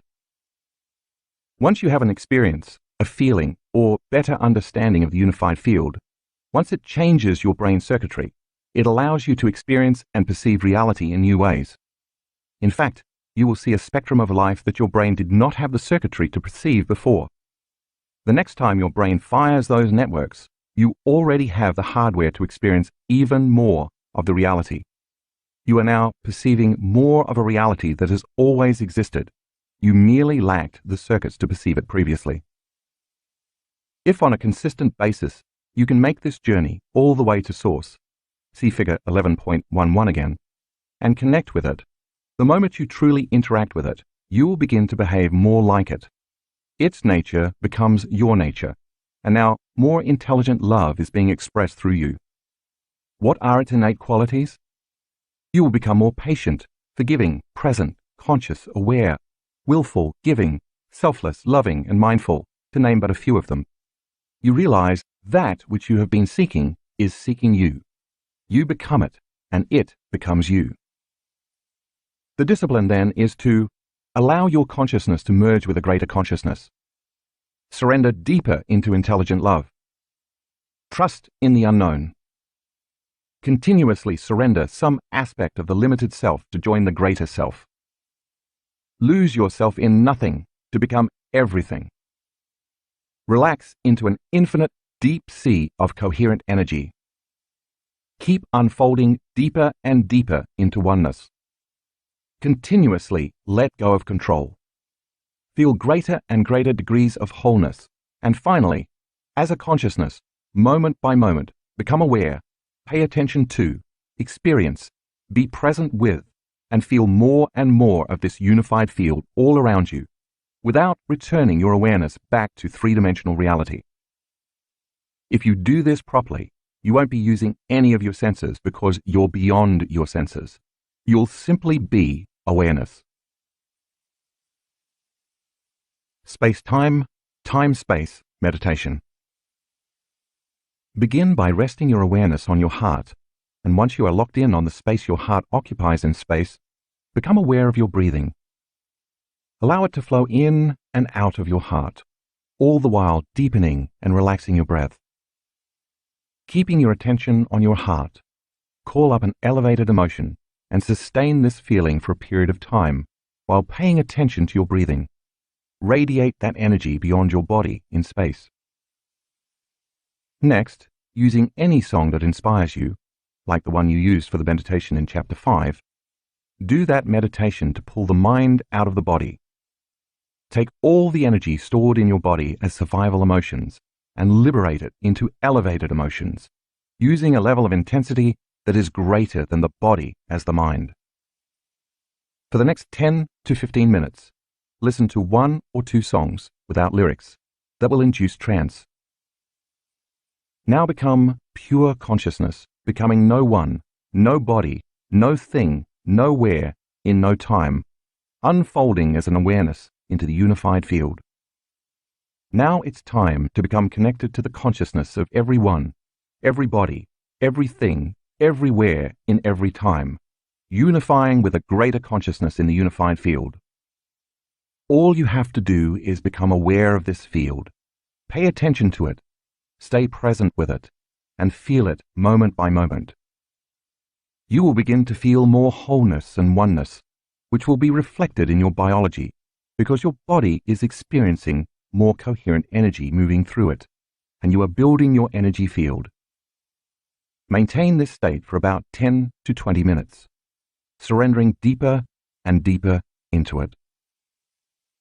When you're done, Bring your awareness back to a new body, to a new environment, and to a whole new time.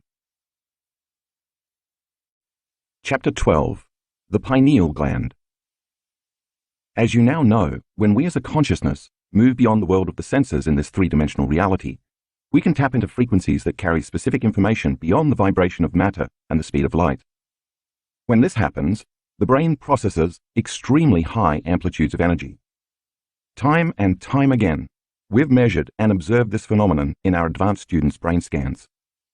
You've also learned that when there is an increase in energy in the brain, there will always be an increase in consciousness and awareness, and vice versa. In fact, it's very difficult to determine whether it is the energy or the level of consciousness that causes these extreme measurements.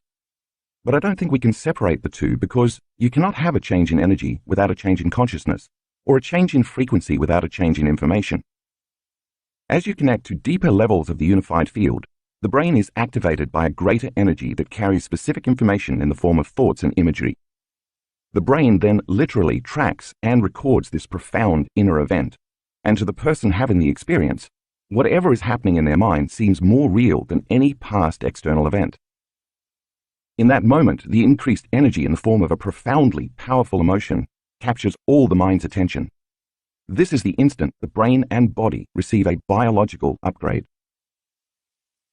If someone can sit in a chair with their eyes closed during meditation and have a significantly heightened sensory experience without their senses, it begs the question, what is happening in the brain to explain this supernatural effect? To the person having the experience, despite the fact that they're sitting still, it seems more real than any other experience, determined by their senses, that they've ever had. This begs more inquiry. How can we have a fully amplified sensory experience without our senses? What are the specific functions of the brain and body that translate interactions with the quantum field into profound inner experiences? In other words, if we can interface with a more coherent field of information, which then creates such stimulating inner events, there must be a neurological, chemical, and biological explanation for such supernatural occurrences. What are the unique systems, organs, glands, tissues, chemicals, neurotransmitters, and cells involved that could give rise to such intensely profound experiences? Could there be physiological components that are just sitting dormant, waiting to be activated? 4 states of consciousness will help provide a framework for the information in this chapter. The first is wakefulness, which of course is when we are aware and conscious. Next is sleep, where we are unconscious and the body is restoring and repairing. Then comes dreaming, which is an altered state of consciousness when the body is catatonic, but our minds are engaged in inner visual imagery and symbolism. And finally, there are transcendental moments of consciousness that are beyond our understanding of reality. These transcendent events seem to change us and the way we look at the world forever. I want to give you my best understanding about the biology, chemistry, and neuroscience of those transcendental experiences. Let's start with the molecule melatonin, which is responsible for all of this. Melatonin, the dreaming neurotransmitter. When you wake up in the morning and return to the world of the senses, the moment your eye perceives light through your iris, receptors in the optic nerve send a signal to a part of your brain called the suprachiasmatic nucleus. It then sends a signal to the pineal gland, which responds by making serotonin, the daytime neurotransmitter. As you will recall, neurotransmitters are chemical messengers that transmit and communicate information between nerve cells. The neurotransmitter serotonin tells your body it's time to wake up and start your day. As you integrate information between all your senses in order to create meaning between your inner and outer world, serotonin stimulates your brainwaves from delta to theta to alpha to beta, causing you once again to realize you're in a physical body in space and time. Thus, when your brain is firing in beta brainwaves, you put much of your attention on your outer environment, your body and time. That's normal. As night falls and it gets dark, a similar but inverse process occurs. The inhibition of light sends a signal along the same route back to the pineal gland, but now the pineal gland transmutes serotonin into melatonin, the nighttime neurotransmitter. This production and release of melatonin slows down your brainwaves from beta to alpha, making you sleepy, tired, and less likely to want to think or analyze. As your brainwaves slow down to alpha, you become more interested in returning your attention to your inner world rather than your outer world. Eventually, as your body falls asleep and goes into a catatonic state, your brainwaves move from alpha to theta to delta, thus inducing periods of dreaming as well as deep, restorative sleep. By living within the rhythm of our external environment, within this diurnal pattern of wakefulness and sleep, based on where we live in the world, our brain becomes automatically entrained to the daily production of these chemicals at very specific times in the morning and evening. This is called the circadian rhythm. Most of us know that when we move out of this natural rhythm, we become out of sorts, such as when we travel to another part of the world where the sun rises and sets several hours ahead of our normal time zone. This is jet lag, and we need some time to recalibrate. When the body gets out of its natural circadian rhythm, it will usually take a few days to readjust to the new environment's rhythm of sunrise and sunset. This is all chemistry produced from our interaction with our external, three-dimensional world, from our eyes' reaction to the sun and the frequency of visible light. Melatonin induces rapid eye movement, REM sleep, a phase of the circadian rhythm that causes dreaming. As the thoughts and chatter in our head diminish, giving way to sleep and eventually the dreaming state, the brain begins to internally see and perceive in images, pictures, and symbols. But before we get into why melatonin is so important, let's take a closer look at the molecular structure of this dreaming neurotransmitter. The process of creating melatonin starts with the essential amino acid, L-tryptophan, the raw material responsible for making serotonin and melatonin. To be converted into melatonin, it must pass through a series of chemical changes known as methylation. Methylation is the process of taking a single carbon and 3 hydrogens, known as a methyl group, and applying it to countless critical functions throughout our body, such as thinking, repairing DNA, turning genes on and off, fighting infections, and so on. In this case, it's part of the production of melatonin. In figure 12.1, we see methylation in action. Because this methyl group is made up of very stable chemicals, the basic structure of the 5- and 6-sided rings stay the same during this series of chemical reactions. However, as different groups of molecules attach to those rings, they change the properties and characteristics of the molecule. Beginning with L-tryptophan, the pineal gland transmutes it into 5-hydroxytryptophan, 5-HTP, which then becomes serotonin. Serotonin is a more stable molecule than 5-HTP, can sustain itself in the brain, and has a more useful function, as we'll soon see. Through another chemical reaction, the pineal gland converts serotonin into N-acetyl-serotonin, and then an additional reaction turns it into melatonin. And all of this happens in the pineal gland.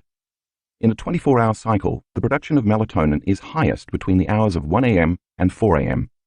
This is important to remember. We now know there's an inverse relationship between our adrenal hormones and melatonin. As adrenal cortisol levels go up, melatonin levels go down. This is the reason why we can't sleep when we're under stress. In antiquity, this served as a biological safety mechanism. For instance, if you were chased by a predator a few times on the way to the watering hole, and then you spotted more large beasts in your territory, your body, in its innate intelligence, would want to prevent you from becoming prey yourself. In such cases, sleep and restoration become less important than surviving. More aptly put, staying alive by remaining awake through the night is more valuable than sleeping and risking death.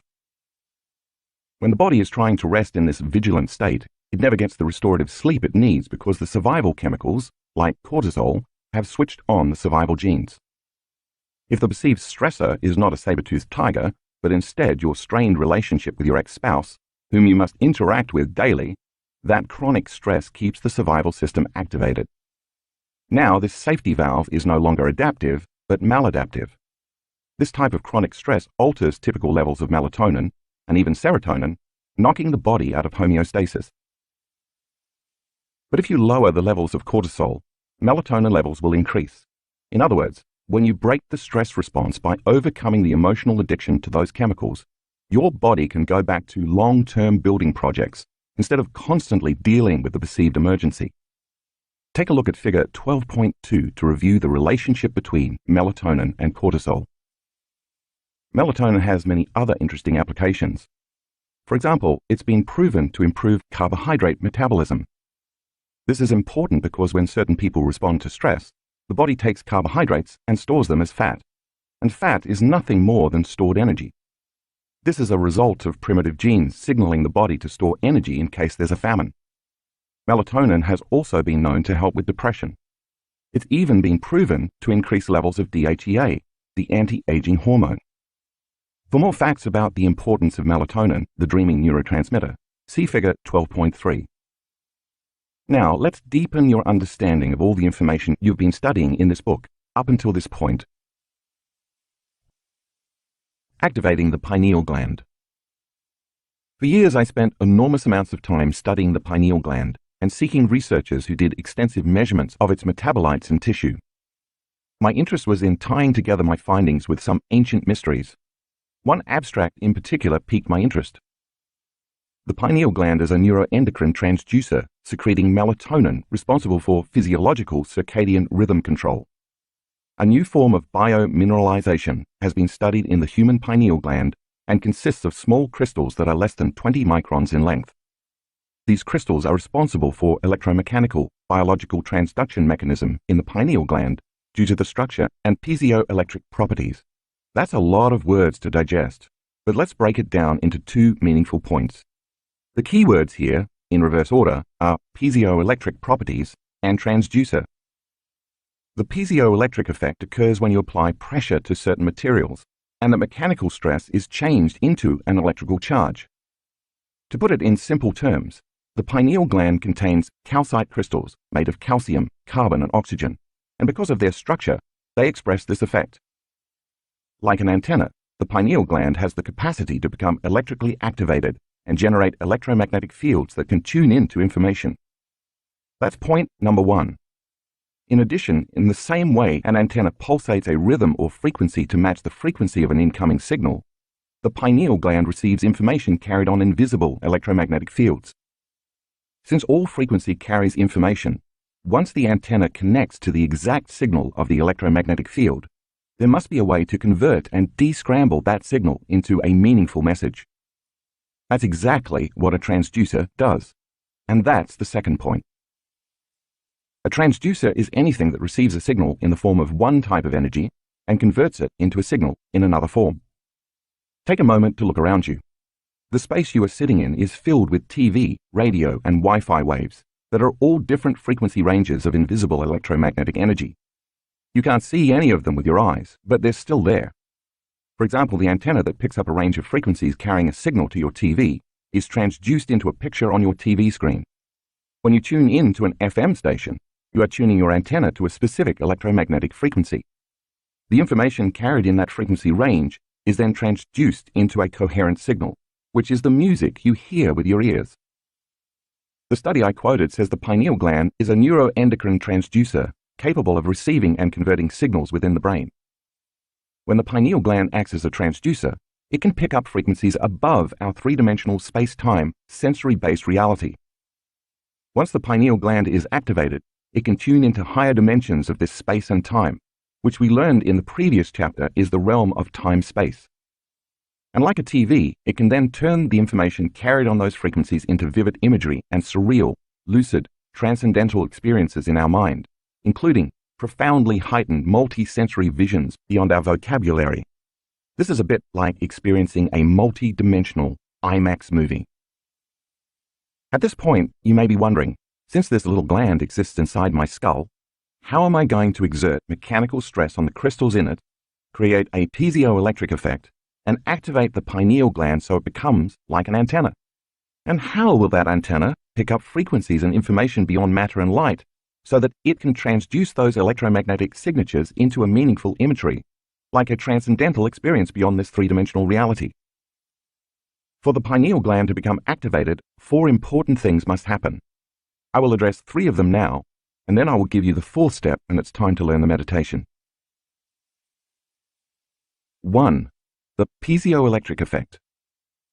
Critical to creating the piezoelectric effect in the pineal gland are the calcite crystals mentioned above and shown in figure 12.4. Remember, these are very tiny crystals, approximately 1 to 20 microns in length. To put this in context, their size can range anywhere from 1/100th to 1/4 the width of a human hair. For the most part, they are octahedron, hexahedron, and rhombohedron in shape.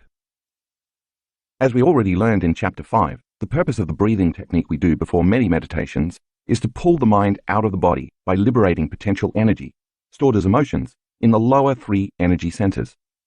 As we inhale and contract those intrinsic muscles, follow our breath from the perineum all the way up our spine to the top of our head, and then hold our breath and squeeze those muscles more. We're increasing intrathecal pressure. As I mentioned earlier in the book, this is the internal pressure created when you push up against your insides. For example, when you hold your breath and lift something heavy. The word piezoelectric is derived from the Greek words piezein, which means to squeeze or press, and piezo, which means to push. So it's no coincidence that I ask you to hold your breath and squeeze those intrinsic muscles. When you do this, you are pushing cerebrospinal fluid up against the pineal gland, exerting mechanical stress on it. This mechanical stress translates into an electrical charge, and it's this exact action that compresses the stacked crystals in the pineal gland and creates a piezoelectric effect. The crystals of the pineal gland generate an electric charge in response to the stress you're applying. One of the unique characteristics of the piezoelectric effect is that it's reversible, meaning that the materials exhibiting the direct piezoelectric effect, the crystals, also exhibit a converse piezoelectric effect. Once the crystals in the gland are compressed and are creating an electrical charge, the electromagnetic field that is emanating from the pineal gland causes the crystals in it to stretch as the field increases. When the crystals generating the electromagnetic field reach their limit and can stretch no further, they contract, and the electromagnetic field reverses direction and moves inward toward the pineal gland. When the electromagnetic field reaches the pineal gland crystals, it compresses them again, producing yet another electromagnetic field. This cycle of expanding and reversing the field perpetuates a pulsating electromagnetic field. It's no wonder then that I ask you to hold your breath, squeeze and contract those muscles. And it's no surprise that I insist you repeat this process over and over. As you keep doing the breath and holding and squeezing again and again, with every cycle of breathing, you are activating the piezoelectric properties of the pineal gland. The more you do this, the more you speed up the cycles per second of the expansion and contraction of this electromagnetic field, making the pulses get faster and faster. Now the pineal gland becomes a pulsating antenna, capable of picking up subtler and subtler, faster electromagnetic frequencies. Take a close look at figure 12.5. We talked about the movement of cerebrospinal fluid during the breath in chapter 5, but let's build on the teaching. As the fluid enters the brain, it moves up through the central canal, through the space between the spinal column and the spinal cord. From this juncture, it flows in 2 directions. First, the fluid moves into the 4th ventricle, followed by the 3rd ventricle. As the fluid travels from the 4th to the 3rd ventricle, it passes through a narrow path or channel, and nestled right at the back of the 3rd ventricle rests what looks like a tiny pine cone. That's what pineal means. This is the pineal gland, and it's about the size of a large grain of rice. Second, the cerebrospinal fluid also flows around the back of the cerebellum to the other side of the pineal gland, surrounding the entire gland with pressurized fluid. By increasing the intrathecal pressure, you funnel a greater volume of fluid into the chamber of the 3rd ventricle, as well as from the space around the cerebellum. So when you hold your breath and squeeze, this extra volume of fluid exerts pressure from both directions up against the crystals, causing them to compress and create the piezoelectric effect. This is the first event that must take place to activate the pineal gland. 2. The pineal gland releases its metabolites. Cerebrospinal fluid moves through a closed system called the ventricular system. Review figure 12.5. The ventricular system facilitates the movement of this fluid from the base of the spine, up through the spinal column, through the 4 chambers of the brain, called aqueducts or ventricles, and back down to the sacrum, the base of the spine. When you inhale and follow your breath to the top of your head, and then hold your breath and squeeze up and in, you are accelerating the cerebrospinal fluid. On the surface of the pineal gland are tiny hairs called cilia, Latin for eyelashes. See figure 12.6. The action of the accelerated fluid moving faster than normal through the chambers of the ventricular system tickles the tiny hairs, which overstimulates the pineal gland.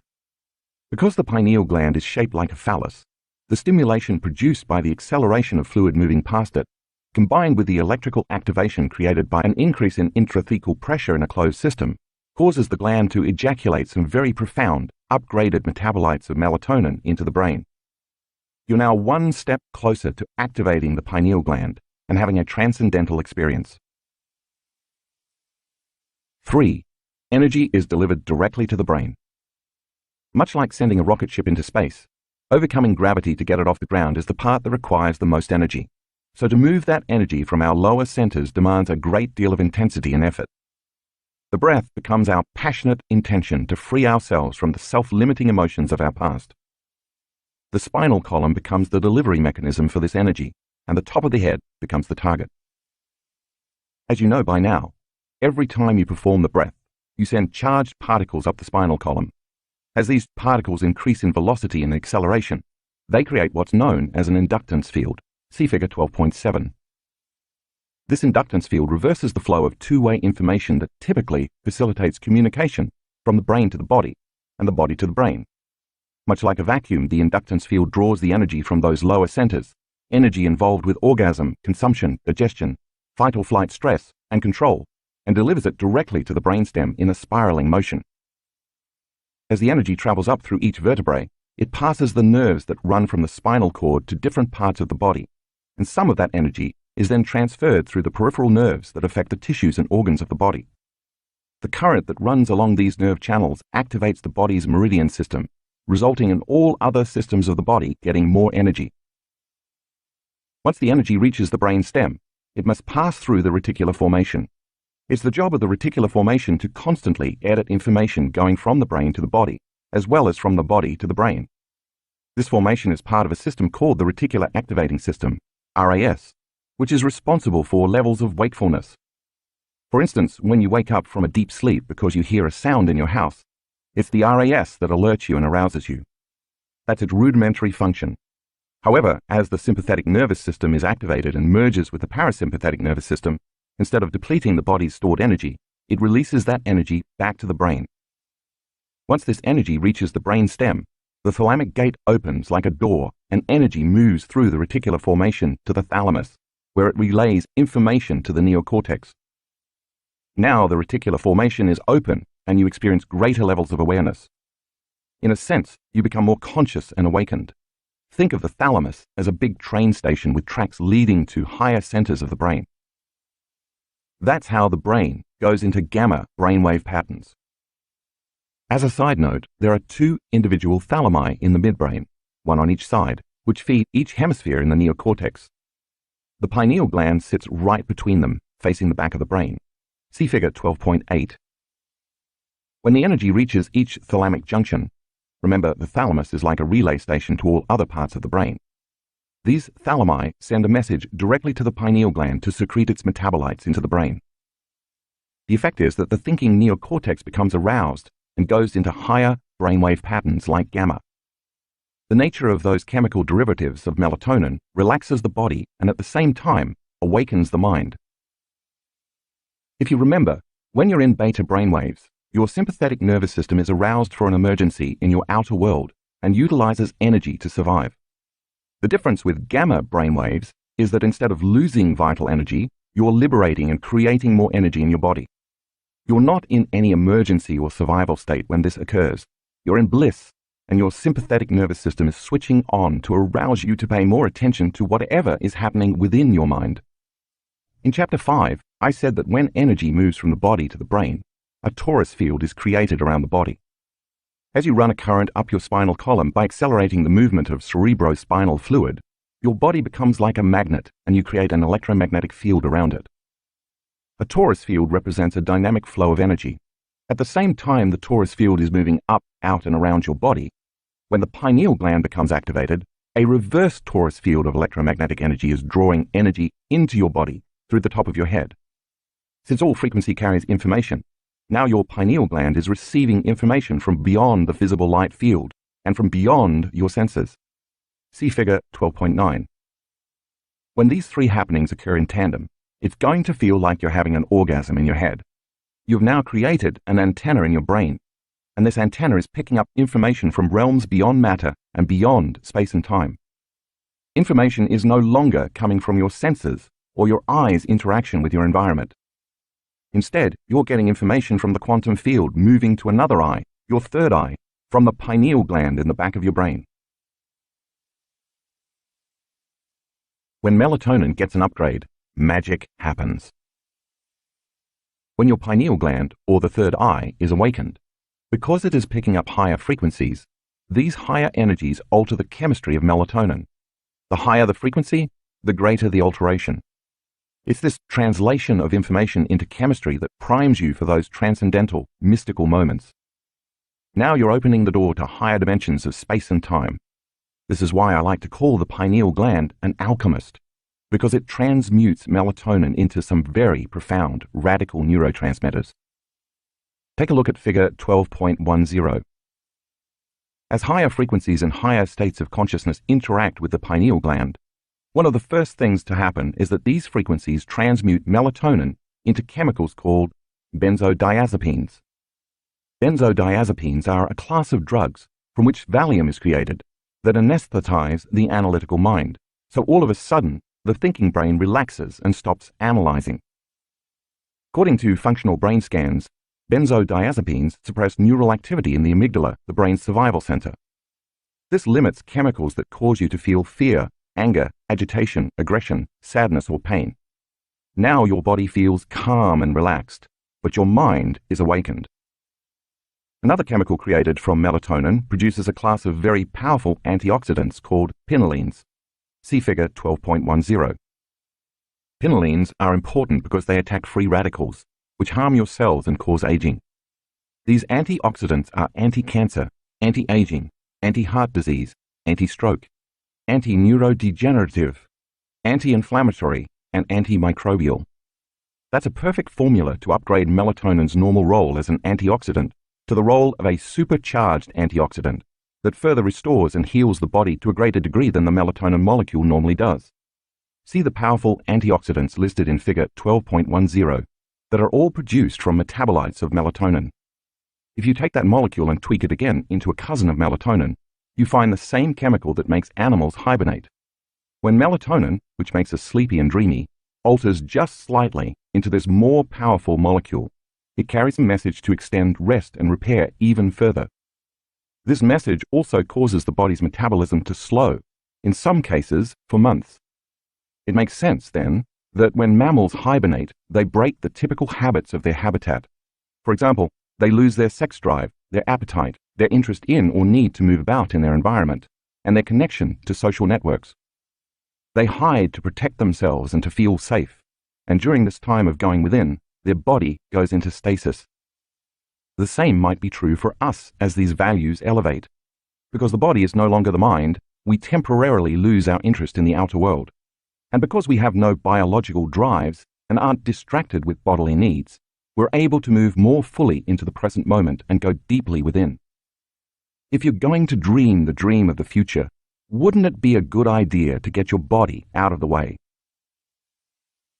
If you take that molecule and advance it yet again, you produce the same chemical found in electric eels, a phosphorescent, bioluminescent chemical that amplifies energy in the nervous system. You can refer to figure 12.10 again. This chemical can be powerful enough to cause a significant shock. I have a strong hunch this is the rare chemical that influences the brain to process those increased amplitudes of energy that we've repeatedly measured in our students. Just imagine an electric eel that literally lights up with energy when it gets stimulated. That's what happens in the brain when it gets activated. But the energy and information that are created do not come from an experience in our environment that we perceive through our senses, but instead from within the brain, caused by an upgrade in frequency. When we see those high energy levels in the brain, we know that the person is having a profound, subjective experience that can be measured objectively. Think about that for a moment. Via sensory input from our environment through our eyes, the pineal gland makes serotonin and melatonin. This visible light coming from the sun causes us to move into harmony with our environment, which we call the circadian rhythm. As a result of this process, serotonin and melatonin carry information equal to the frequency coming from the physical world. Because we perceive visible light through our senses, those molecules are inherent to humans, thus they are equivalent to the realm of our three-dimensional reality. Remember, as Einstein said, that the ceiling of this material world is the speed of light. But what happens as the brain processes an increase in frequency and information from a realm beyond the senses and beyond the speed of light? Is it possible that information and energy coming from the unified field change the chemistry of melatonin to become another chemical counterpart in the brain? And could our brain translate those frequencies into a message? If energy is the epiphenomenon of matter, it makes sense that the information coming from a frequency faster than visible light would be able to alter the molecular structure of melatonin into profound elixirs within our brain. The pineal gland is responsible for translating that information into a chemical variation of melatonin. Therefore, that molecule carries a different message equal to that frequency. That new frequency is now influencing an enhanced superchemical. That's no longer natural, that's supernatural. Melatonin gets an upgrade.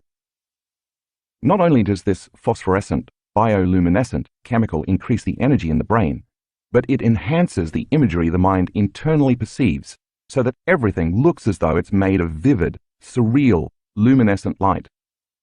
As a result, people have reported experiencing colors they've never seen before because they exist outside their known experience of the visible light spectrum. These colors appear as profound, otherworldly, glowing lights in a technicolor, lucid, opalescent world of suspended beauty. Everything appears as if it's emitting beautiful light made of vivid, radiant energy that you can feel. This world of golden, shimmering, bright halos within and around everything appears more illuminated than your sensory-based reality. And of course, it will be difficult to take your attention off all its beauty. Because all your attention is on this experience, it will seem as though you are actually there, totally present in this other world or dimension. Take a look at figure 12.10 again. Alter melatonin one more time and you produce the chemical dimethyltryptamine, DMT, one of the most powerful hallucinogenic substances known to man. This is the same chemical found in ayahuasca, a traditional spiritual plant medicine used in ceremonies by the indigenous people of the Amazon. DMT's primary active ingredient is said to create spiritual visions and profound insights into the mystery of the self. When ayahuasca or other plant chemicals containing this molecule are ingested, the body receives only DMT. But when the pineal gland is activated, it receives the whole blend of aforementioned chemicals, and this causes some very profound inner experiences. Some of these experiences have been reported to create profound time dilation. Time appears infinite, time travel, journeys to paranormal realms, visions of complex geometric patterns, encounters with spiritual beings, and other mystical, interdimensional realities. Many of our students during the pineal gland meditation report amazing encounters beyond their known physical world. When these chemicals are released in the brain, the mind has experiences that appear more real than anything that person has ever encountered in their sensory-based reality. This new dimension is difficult to articulate with language. The novel experience that results will occur as a complete unknown, and if you surrender to it, it's always worth it. Tuning in to higher dimensions, the pineal gland as a transducer. Depending on the translation you're using, in Matthew chapter 6, verse 22, Jesus said, "If thine eye be single, thy whole body shall be full of light." I believe he was talking about activating the pineal gland, because this allows us to experience a broader spectrum of reality. Many of our students can attest to the fact that when their pineal gland becomes activated, when they fully connect with the unified field, their whole body becomes filled with energy and light. Beginning from the cosmic field, energy from beyond their senses enters through the top of their head and travels down throughout their whole body. When this occurs, they experience downloadable information beyond their memory base or the predictable knowns of their daily lives, and it all begins with the chemical alteration of melatonin in the pineal gland. In all of my research about the pineal gland, I've evolved my own understanding of it into the following definition. The pineal gland is a crystalline superconductor that sends, as well as receives, information through the transduction of energetic vibrational signals, frequency beyond the senses, also known as the quantum field, and translates it into biological tissue, the brain and the mind, in the form of meaningful imagery, the same way as an antenna translates different channels onto a TV screen. When the pineal gland is activated, because you now have this tiny antenna in your brain, the higher the frequency it picks up, the more energy it exerts towards altering and transmuting the chemistry of melatonin. As a result of this change in chemistry, you're going to get a very different experience from what melatonin normally produces. Perhaps a better way to say it is that you're going to get a clearer picture. Think of it this way. The higher the frequency, the more your experience will feel like you've gone from the picture of a 1960s television screen to a 360-degree IMAX 3D experience, complete with surround sound. Melatonin, the dreaming neurotransmitter, evolves into a more powerfully lucid neurotransmitter to make our dreams more real. Throughout this process, the pineal gland has a co-conspirator called the pituitary gland. The pituitary gland looks like a pear, and it sits behind the bridge of the upper nose, right in the middle of the brain. The front, anterior, part of it is responsible for making most of the chemicals that influence the glands and hormones associated with each of our energy centers. Once the pineal gland is activated and it releases certain upgraded metabolites, the back, posterior, of the pituitary gland awakens, causing it to produce two important chemicals, oxytocin and vasopressin. The first chemical, oxytocin, is known to produce elevated emotions that cause your heart to swell with love and joy. It's been referred to as the chemical of emotional connection or the bonding hormone. When oxytocin levels are elevated above normal, most people experience intense feelings of love, forgiveness, compassion, joy, wholeness, and empathy. Not an inner state you'd probably be willing to trade for something outside of you. These states are, after all, the beginning of unconditional love. When oxytocin levels go up beyond a certain level, research shows that it's difficult to hold a grudge. In a study conducted by scientists at the University of Zurich, 49 participants played a variation of what is known as the trust game 12 consecutive times. In this game, an investor with a certain amount of money must decide either to keep it or to share some of it with another player called the trustee. Whatever sum the investor shares with the trustee is automatically tripled. The trustee is then faced with a decision: keep all the money, leaving the investor with nothing, or share the tripled sum with the investor, who is obviously hoping to make a profit. Basically, the either-or decision comes down to betrayal. While a selfish act is a win for the trustee, it leaves the investor at a loss. But what if oxytocin is introduced into the equation? In the study, the researchers gave some players a squirt of oxytocin in their nose before the game, giving the others a squirt of placebo. The researchers then took fMRI, functional magnetic resonance imaging, scans of the investors' brains as they made their decisions regarding the amount to invest and whether or not to trust. After the first 6 rounds, the investors were given feedback on their investments and were notified that their trust had been betrayed about half of the time. The participants who received the placebo before playing the game felt angry and betrayed, so they invested much less in the closing 6 rounds. The participants who received a squirt of oxytocin, however, invested the same amount as they had in the first rounds, despite having been betrayed. The fMRI scans showed the key areas of the brain affected were the amygdala, associated with fear, anxiety, stress, and aggression, and the dorsal striatum, which guides future behaviors based on positive feedback. Participants who received the oxytocin had much lower activity in the amygdala, equating to less anger and fear of being betrayed again, as well as less fear of financial loss. They also had much lower activity in the dorsal striatum, meaning they no longer needed to rely on positive results to make future decisions.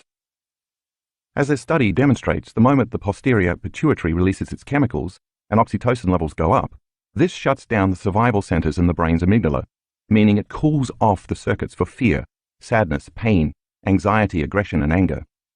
Then the only thing we feel is a love for life. We've measured the levels of oxytocin in our students before and after our workshops. At the conclusion of the event, some of them had elevated their levels significantly. When we interviewed those students, many of them kept saying, "I'm just so in love with my life and everyone in it. I never want this feeling to go away. I want to remember this feeling forever. This is who I really am." The other chemical the pituitary gland makes as the pineal gland is activated is called vasopressin, or antidiuretic hormone. As vasopressin levels go up, the body naturally retains fluids, causing the body to become more water-based. This is important because if you're going to process a greater frequency, you need water to act as a conduit to better handle the higher frequency in the body, and to then translate that frequency into your cells. The moment vasopressin goes up, it creates a more stable thyroid gland, which affects the thymus and the heart, which affects the adrenals, which affects the pancreas, which produces a chain cascade of positive effects all the way down to the sexual organs. When we tune in to these higher frequencies, we have access to a different kind of light, a frequency faster than visible light, and all of a sudden we are activating a greater intelligence within us. Now, because the pineal gland is activated, we can pick up higher frequencies, which in turn produces a change in chemistry. The higher the frequency we pick up, the more it alters our chemistry, which means the more visual, hallucinogenic, and higher energy experiences we have. The crystals in our pineal gland, acting like a cosmic antenna, are the doorway to these higher vibrational realms of light and information. This is how we have internal experiences that are more real than our external ones. These pineal metabolite chemicals your body produces fit into the same receptor sites as serotonin and melatonin, but they carry a very different chemical message from a realm beyond sensory-based material reality. As a result, the brain is now primed for a mystical experience, opening the door to other dimensions and moving the individual from space-time reality to a time-space reality. Since all frequency carries a message, and that message is a change in chemistry, once the pineal gland gets activated and you start experiencing and processing these higher frequencies, energies, and elevated levels of consciousness, they often present themselves as complex, changing, geometric patterns, usually perceived in the mind's eye. This is good. This is information. When you have these mystical experiences, because your nervous system is so coherent, it's able to tune in to these super coherent messages. In the darkness of the void, the pineal gland becomes the vortex for these very organized patterns and packets of information, and as you place your attention on them, just like a kaleidoscope, they constantly change and evolve. The same way a TV picks up frequencies and turns them into pictures on the screen, the pineal gland chemically transduces higher frequencies into vivid, surreal images. In graphic 13 in the color insert, you can see some of these geometric patterns which are called divine or sacred geometry. Such patterns have been around for thousands of years.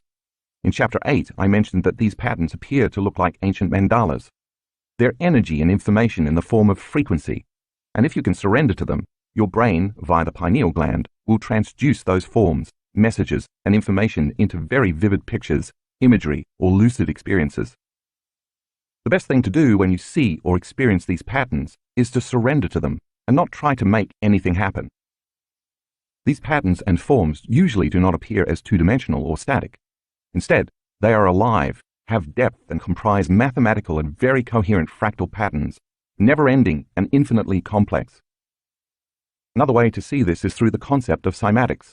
Derived from the Greek word for wave, cymatics are a phenomenon based on vibration or frequency. Here's a way to picture them. Imagine if you took the cover off an old speaker box and laid it flat. If you filled that speaker with fluid, shined a light on it, and began playing classical music up through it, the frequency and vibration of the music would eventually create coherent standing waves. These waves would interfere with each other and eventually create geometric patterns within patterns within patterns. As with a kaleidoscope, you would see these evolving geometric arrangements become more highly organized. The difference between the images in the kaleidoscope and cymatics is that the images in the kaleidoscope appear two-dimensional. Geometric patterns such as cymatics, however, appear to be alive and are three-dimensional or even multi-dimensional. In addition to water, the vibrational effects of cymatics are translatable to sand and air. In other words, these three mediums pick up vibration and frequency and turn them into coherent geometric patterns. If you search, you can find several videos showing this on YouTube. When your pineal gland picks up information, it's picking up these same types of waves in the environment around you. These coherent, highly organized standing waves that exist beyond the visible light spectrum are constantly being consolidated into packets of information and transduced into images by your pineal gland.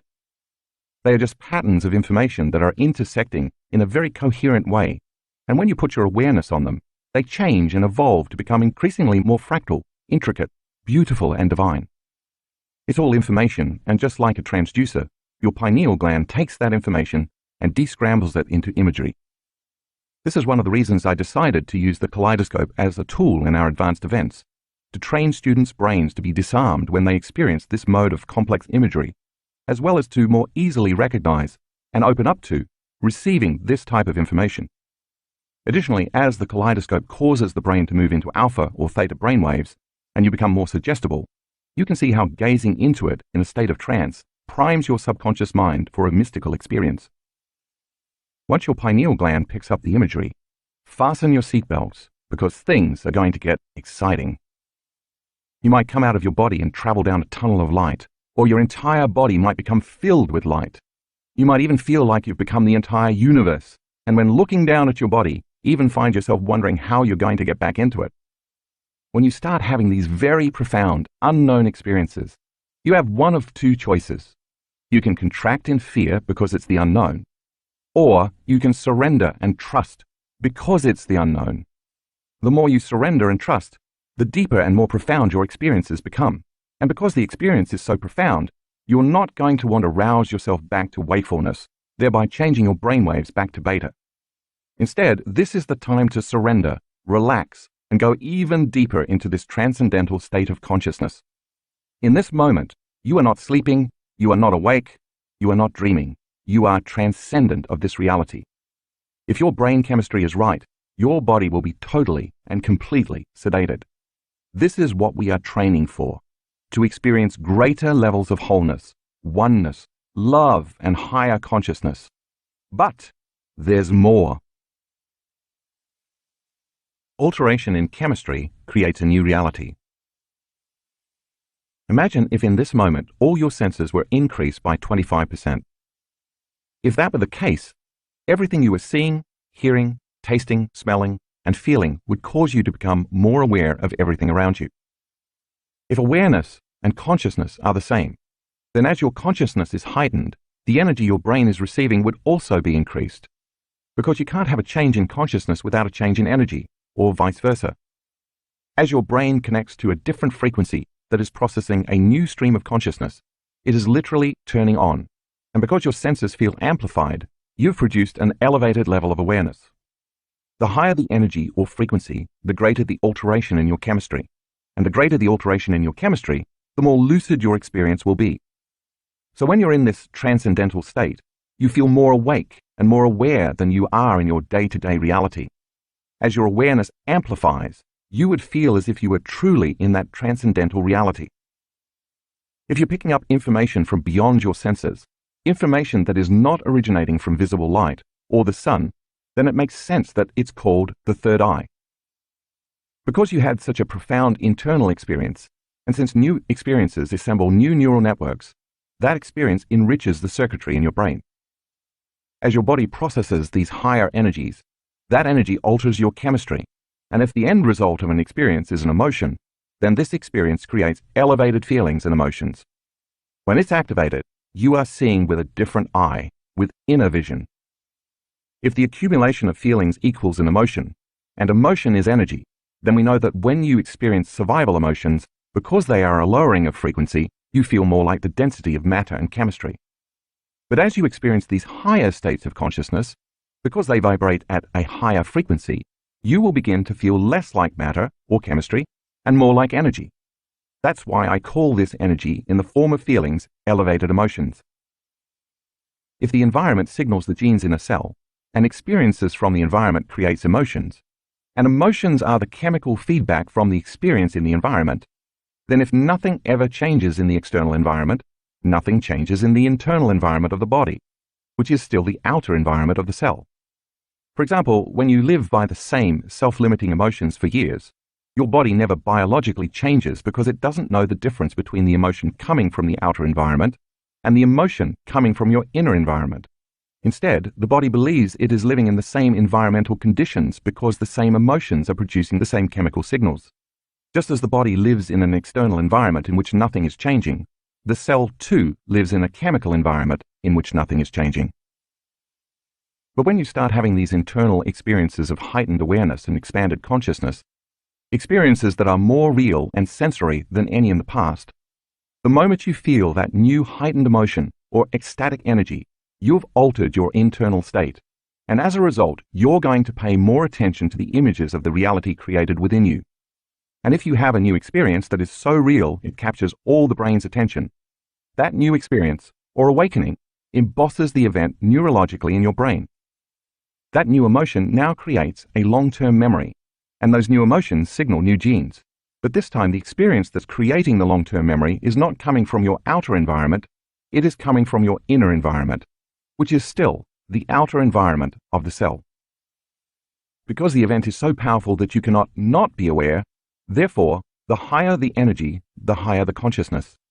The higher the consciousness, the greater the awareness. The greater the awareness, the broader experience of reality you have. As we know, all perception is based on how the brain is wired from our experiences in the past. We don't perceive things in our reality the way they are. We perceive reality the way we are. If you just had an internal experience in which you saw profound, mystical beings, witnessed a glow, a halo, or light around everything, felt the wholeness, oneness, and interconnectedness of everything and everyone, or experienced a completely different time and space, when you open your eyes after the experience, your spectrum of reality in your waking state will be broadened. That's because the inner experience changed your brain, and now you're neurologically wired to perceive a greater expression of reality. This is how you begin to change who you are, from the inside out. This is how you alter your experience of the three-dimensional world of matter. Evolution on both an individual and a species level is a slow process. You have experiences, you get hurt, you learn your lesson, you grow a little bit. Then you have some more pain, you get the next lesson, you move on to the next challenge, you succeed and achieve goals, you set more goals, you grow again, and the cycle continues. It's a slow process because you're not receiving much new information from your outer environment. But once you have these unknown internal experiences that are more real than anything in your external world, you can never again see reality in the same manner because the experience changes you so profoundly. Another way to say it is that you receive an upgrade or a software update.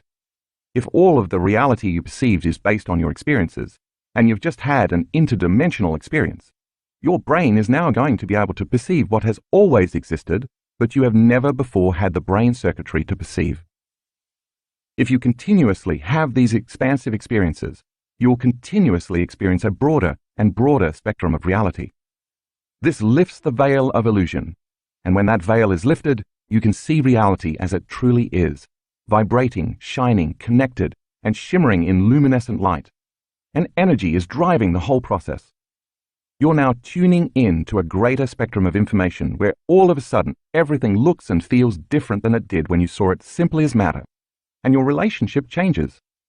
This is how the mystics and masters made their way, by tuning into their inner world and thus broadening their perception of the nature of reality in their outer world.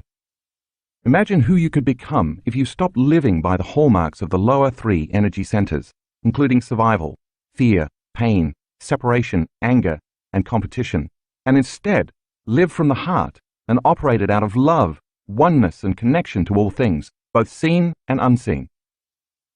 By having enough interdimensional experiences from information beyond the senses, the mystics and the masters no longer saw equal to the genes they were born with. They no longer processed things the way the brain they'd been given at birth had been wired, the way the human brain has been imprinted for thousands of years. Instead, because of their interaction with the field, they created the awareness, the circuitry, and the mind to perceive a different reality, one that's always been there. These mythic and magical properties of the pineal gland, the brain's alchemist, are certainly not new information, although it seems modern science is just now catching up to what ancient civilizations have always known. Melatonin, mathematics, ancient symbols, and the pineal gland. On July 23, 2011, a crop circle that looks very much like the chemical structure of melatonin appeared in the English countryside in Roundway near Devizes, Wiltshire. See figure 12.11. Is the crop circle an elaborate hoax? Or is somebody somewhere in another dimension trying to tell us something? As you read this section, you can decide for yourself whether such things happen by coincidence or intelligent design. The brain has two hemispheres, and if you divided them in half by slicing the brain down the middle, you would perform what is known as a sagittal cut. When looking at a sagittal cut in figure 12.12, pay particular attention to the location and collective formation of the pineal gland, thalamus, hypothalamus, pituitary gland, and corpus callosum. Does that formation remind you of anything? Meant to signify protection, power, and good health, it's the ancient Egyptian symbol called the Eye of Horus. Is it possible that there was an ancient teaching about the autonomic nervous system, the reticular activating system, the thalamic gate, and the pineal gland? The Egyptians must have known the significance of the autonomic nervous system and realized that activating the pineal gland meant they could enter the other world, or other dimensions. In the Egyptian system of measurement, the Eye of Horus also represented a fractional quantification system to measure parts of the whole. In modern mathematics, we call this the Fibonacci constant, or Fibonacci sequence. As I mentioned earlier in the book, this is a mathematical formula that shows up everywhere in nature, displayed in patterns you can see in sunflowers, seashells, pineapples, pine cones, eggs, and even the structure of our Milky Way galaxy. Also known as the golden spiral, the golden mean, or the golden ratio, the Fibonacci constant is characterized by the fact that every number after the first two is the sum of the preceding two. If you superimpose this formula over the brain and began dividing squares while adding another square and another square, you'd get a fractal pattern, a never-ending pattern that repeats itself at every scale. Starting at the pineal gland, this formula outlines the exact structure of the brain. See figure 12.13. Are you beginning to think that there might be something special going on with the pineal gland? In Greek mythology, Hermes was a messenger of the gods who could move in and out of earthly and divine realms. He was considered a god of transitions and dimensions, as well as a guide to the afterlife. His main symbol was the caduceus, which consists of two snakes wrapped around a rod, the top of which unfolds into wings or birds. See figure 12.14. The caduceus, which Hermes used as a staff, is often considered a symbol of health. Do you think those snakes moving up the staff represent the movement of energy up the spine from the body to the brain? And the wings, the liberation of the self when the energy arrives at the pineal gland to signify enlightenment? The crown represents our highest potential and our greatest expression of the divine when we activate our pineal gland, represented by the pine cone. The crowning of the self is the conquering of the self. This is why I chose this image for the cover of this book. Tuning in to higher dimensions of time and space meditation. Since melatonin levels are at their height between 1 a.m. and 4 a.m., that's the best time to do this meditation. Start by activating your heart center for one song. Then bless your energy centers, starting with the lowest one, as you learned in the Blessing of Your Energy Centers meditation in Chapter 4. Bless this energy center by resting your attention first in the space of that energy center, and then in the space around it. Do this for the first and then for the second energy center, and then focus your attention on the first and second center at the same time. Continue this process with each energy center, creating a bigger field by connecting each new energy center to the prior centers.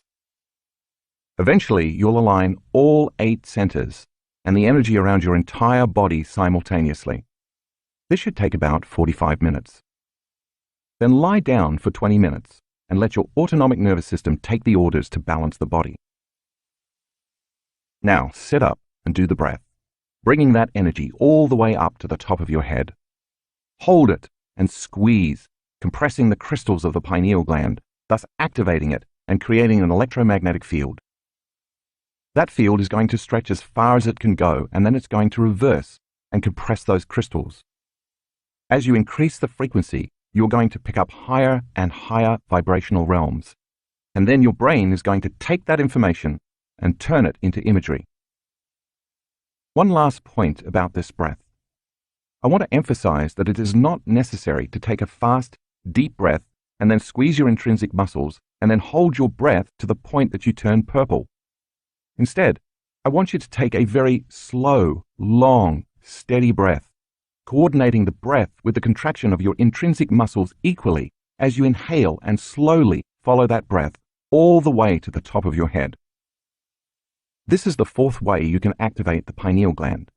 When you're done with the breath, rest your attention between the back of your throat and the back of your head in space.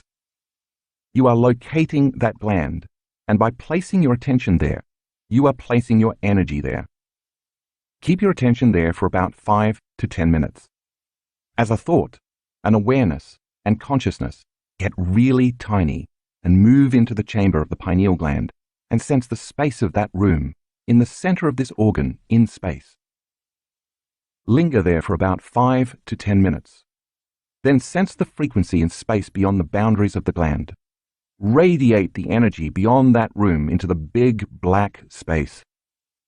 Direct that energy to carry the intention that this gland release its sacred metabolites for the mystical experience. Broadcast that information into the space beyond your head in space. Now open up. Tune into the energy beyond your head in that vast, eternal black space, and just receive. The longer you're conscious of this energy, and the more you can receive that frequency, the more you are altering and upgrading melatonin to its radical metabolites.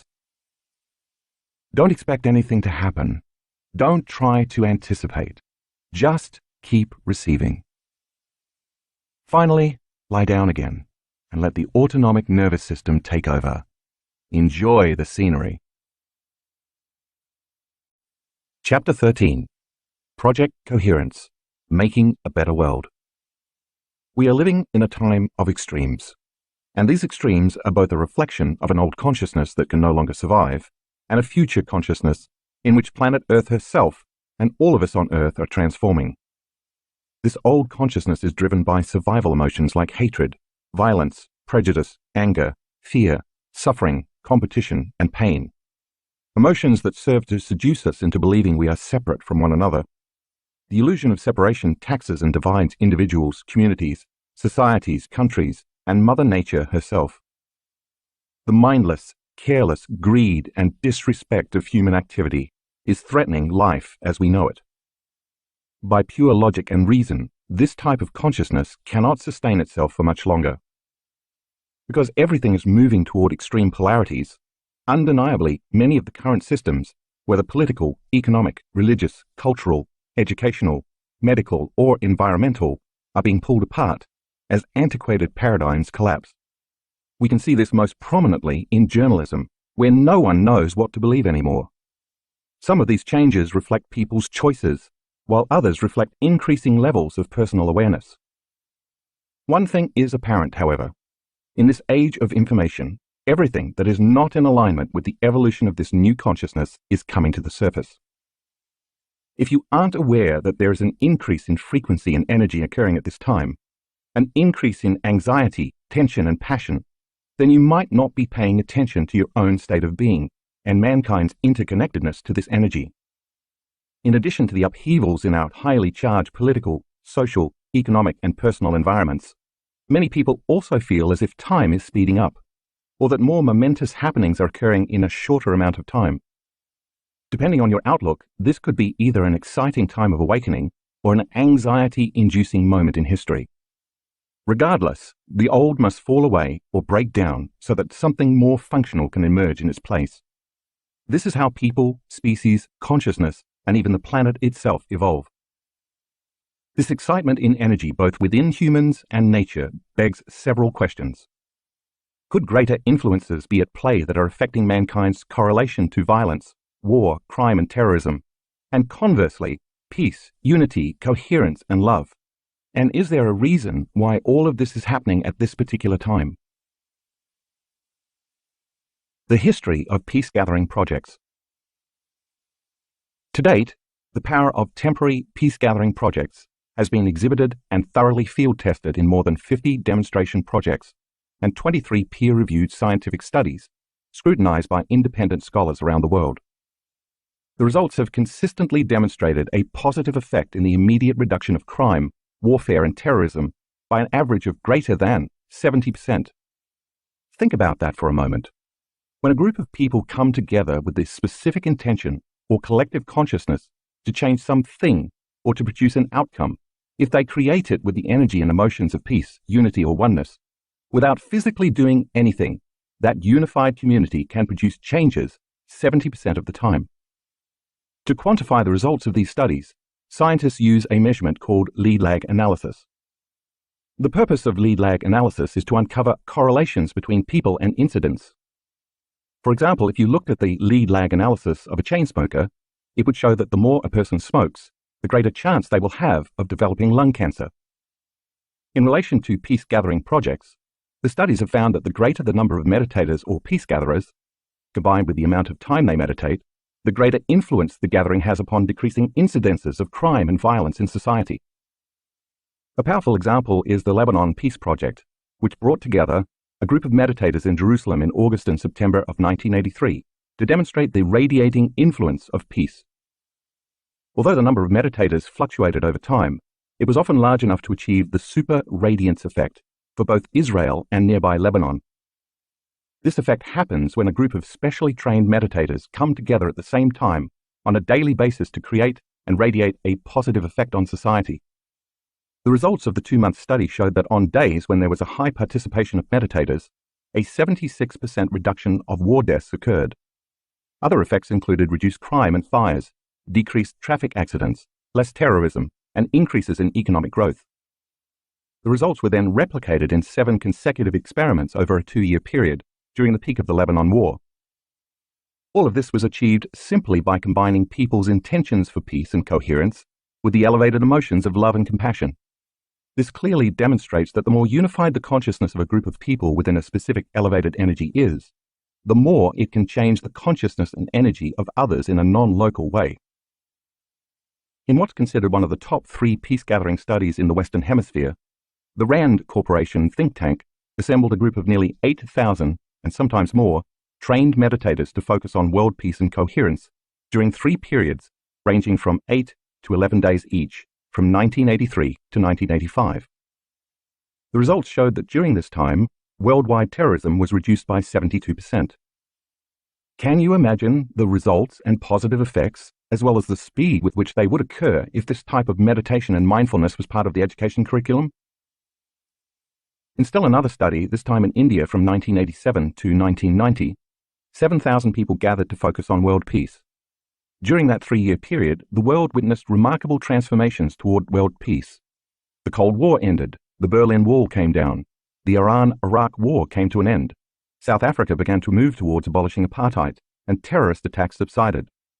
What surprised everyone was the swiftness with which these global changes occurred, all in a relatively peaceful manner. In 1993, from June 7th to July 30th, approximately 2,500 meditators gathered in Washington, D.C., in a highly controlled experiment to focus on peace and coherent energy. For the first 5 months of the year, violent crime had been steadily on the rise, yet soon after the study began, a significant statistical reduction in violence, as measured by FBI uniform crime reports, crime and stress in Washington, D.C., began to occur. These results point to the fact that a relatively small group of people united in love and purpose can have a statistically significant effect on a diverse population. On September the 11th, 2001, due to the immediacy of global media, human beings all over the planet felt horror, shock, fear, terror, and grief as planes crashed into the New York City's World Trade Center, the Pentagon in Washington, D.C., and a field near Shanksville, Pennsylvania. In an instant, the world's collective consciousness tuned into this event. Powerful emotional outpourings around the globe occurred as people bonded, formed communities, and took care of one another. During the unfolding of events on 9/11, scientists at Princeton University's Global Consciousness Project were collecting data via the internet from more than 40 devices around the world. As data poured into a central server in Princeton, New Jersey, the scientists witnessed dramatic changes in the patterns in their random event generator. Think of a random event generator as a computerized coin toss. It's measuring heads or tails, or ones and zeros, so according to statistics, it should produce nearly 50-50 results. The dramatic changes in patterns right after the event caused the scientists to determine that the collective emotional response of people's outpouring was enough that it could actually be measured in the Earth's magnetic field. What all of these studies ultimately point to is that there's significant evidence that group meditations of the right size with skilled meditators who change their emotions and energy can influence and create non-local, measurable effects on peace and global coherence. If these peace-gathering projects are a force for coherence throughout a society, are there antithetical forces that could be working against humans to produce incoherence? The Earth's relationship to solar cycles. As the Earth rotates daily on its axis, every morning the sun brings light to the darkness, warmth and comfort to the chill of night, photosynthesis to plants and security to humans. It's for this reason that as far back as 14,000 BCE, adoration of the sun has been sketched onto stone tablets and cave walls. Countless mythologies, including civilizations in ancient Egypt and Mesopotamia, the Mayans and the Aztecs, and the Australian Aborigines, to name just a few, have extolled the sun as worthy of worship, as well as a source of enlightenment, illumination, and wisdom. No matter the location, most cultures have recognized the sun as the prime controller of all life on Earth, because without it, life here could not exist.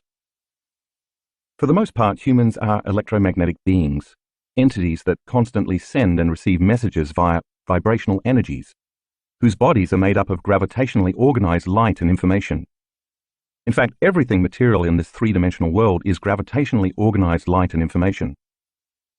Just as we are individual electromagnetic beings, we are but a small link in the chain of an electromagnetic world, the individual parts of which cannot be separated from the whole. On a grand scale, it is impossible to deny the interconnectivity between the sun's energy, the Earth's energy, and the energy of all living species. On a micro level, all you have to do is look at the life cycle of a fruit or vegetable to understand this interdependence. The vegetable or fruit begins as a seed when environmental conditions such as water, temperature, nutrient-rich soil, and photosynthesis conspire. These conditions enable the seed to germinate. Eventually, the blossom of the seed becomes an integral part of an ecosystem, as well as the source of sustenance and nourishment for various forms of life. This complex chain and delicate balance of events all begins with the Earth's uniquely situated location in our solar system. Known as the circumstellar habitable zone, this is a range of orbital distance around a star, our Sun, in which a planet can support liquid water. While the Sun may be almost 93 million miles away, when it becomes active, it has significant consequences to life on Earth, because the Earth and the Sun are related by electromagnetic fields. The purpose of the Earth's electromagnetic field, see figure 13.1, is to protect it from the harmful effects of solar radiation and sunspots, cosmic rays, and other forms of space weather. Although not totally understood, sunspots are relatively dark, cool areas of the Sun, caused by interactions within the Sun's magnetic field. They can be up to 32,000 miles in diameter. You can think of sunspots as a cap on a seltzer bottle. If you shake the bottle and then remove the cap, it's going to produce a large release of photons, light, and other forms of high-frequency radiation.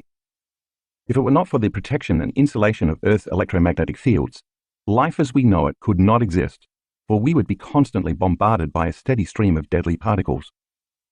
For example, when there are solar flares, the Earth's electromagnetic field protects the planet by deflecting trillions of tons of photonic emissions called mass coronal ejections. Mass coronal ejections are huge explosions of plasma and magnetic fields from the Sun's corona that can extend millions of miles into space. Their effects tend to reach the Earth an average of 24 to 36 hours after they occur. These ejections compress the Earth's field, heating the Earth's iron core. As this core becomes altered, it changes the planet's electromagnetic field. These ejections are part of solar cycles that occur approximately every 11 years, and they have the potential to disturb all living organisms on Earth. The recording of solar cycles began in 1755, but in 1915, an 18-year-old Russian boy named Alexander Chizhevsky took mankind's understanding of the Sun and its relation to the Earth to the next level when he spent his summer observing our Sun. During that summer, he began hypothesizing that periods of solar activity might have effects on the organic world. A year later, he entered World War I, and when not fighting for Russia, he again cast his observations towards the Sun. He noticed in particular that battles tended to wax or wane depending on the strength of solar flares. See graphic 14 in the color insert. Chizhevsky later compiled the histories of 72 countries from 1749 to 1926, comparing the annual number of important political and social events, such as the start of wars, revolutions, outbreaks of diseases and violence, with increased solar activity, demonstrating a correlation between the Sun's activity and human excitability. Equally interesting, solar activity has also been associated with great human flourishing, including innovations in architecture, science, the arts, and social change. Every place where you see the red line spiking in the graphic represents an active solar flare or sunspot that occurred between the years 1750 and 1922. The blue lines represent historically important events that took place within the same period. Chizhevsky eventually determined that 80% of these countries' most significant events occurred during solar events and geomagnetic activity.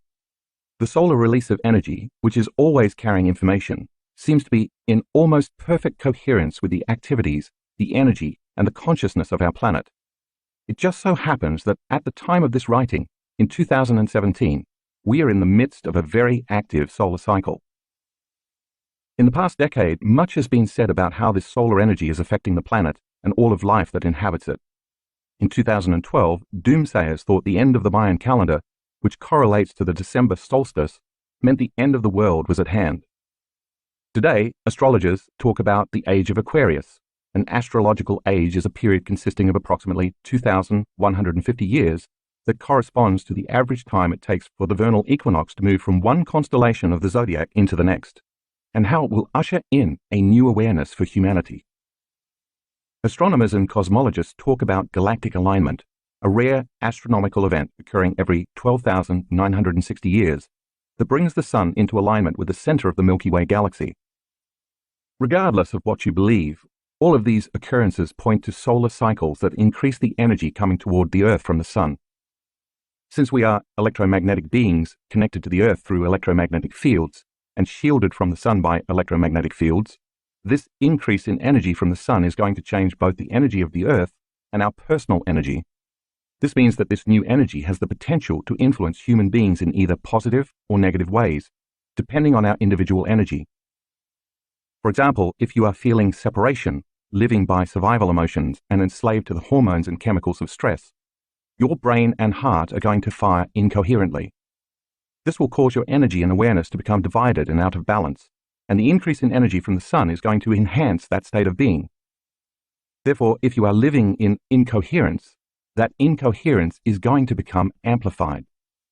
By the same means, if you are living in the coherent alignment of head and heart, working daily in your meditations to connect to the unified field, and to overcome your limited beliefs and attitudes, you are going to be propelled even further into the truth and understanding of who you are and what your purpose is. The bottom line is that we are in the midst of an initiation, and it is going to take a tremendous amount of will, awareness, and consciousness to stay focused so as not to succumb to these excitable energies. If we can maintain our focus, then instead of being victims of the uncertainty, we can transmute this energy into greater degrees of orderliness, coherence, and even peace, both personally and globally. In the simplest terms, this energy is going to endorse who you are being, that is, how you are thinking and feeling. The Schumann resonance. In 1952, German physicist and professor W.O. Schumann hypothesized that there were measurable electromagnetic waves in the atmosphere in the cavity or space between the Earth's surface and the ionosphere.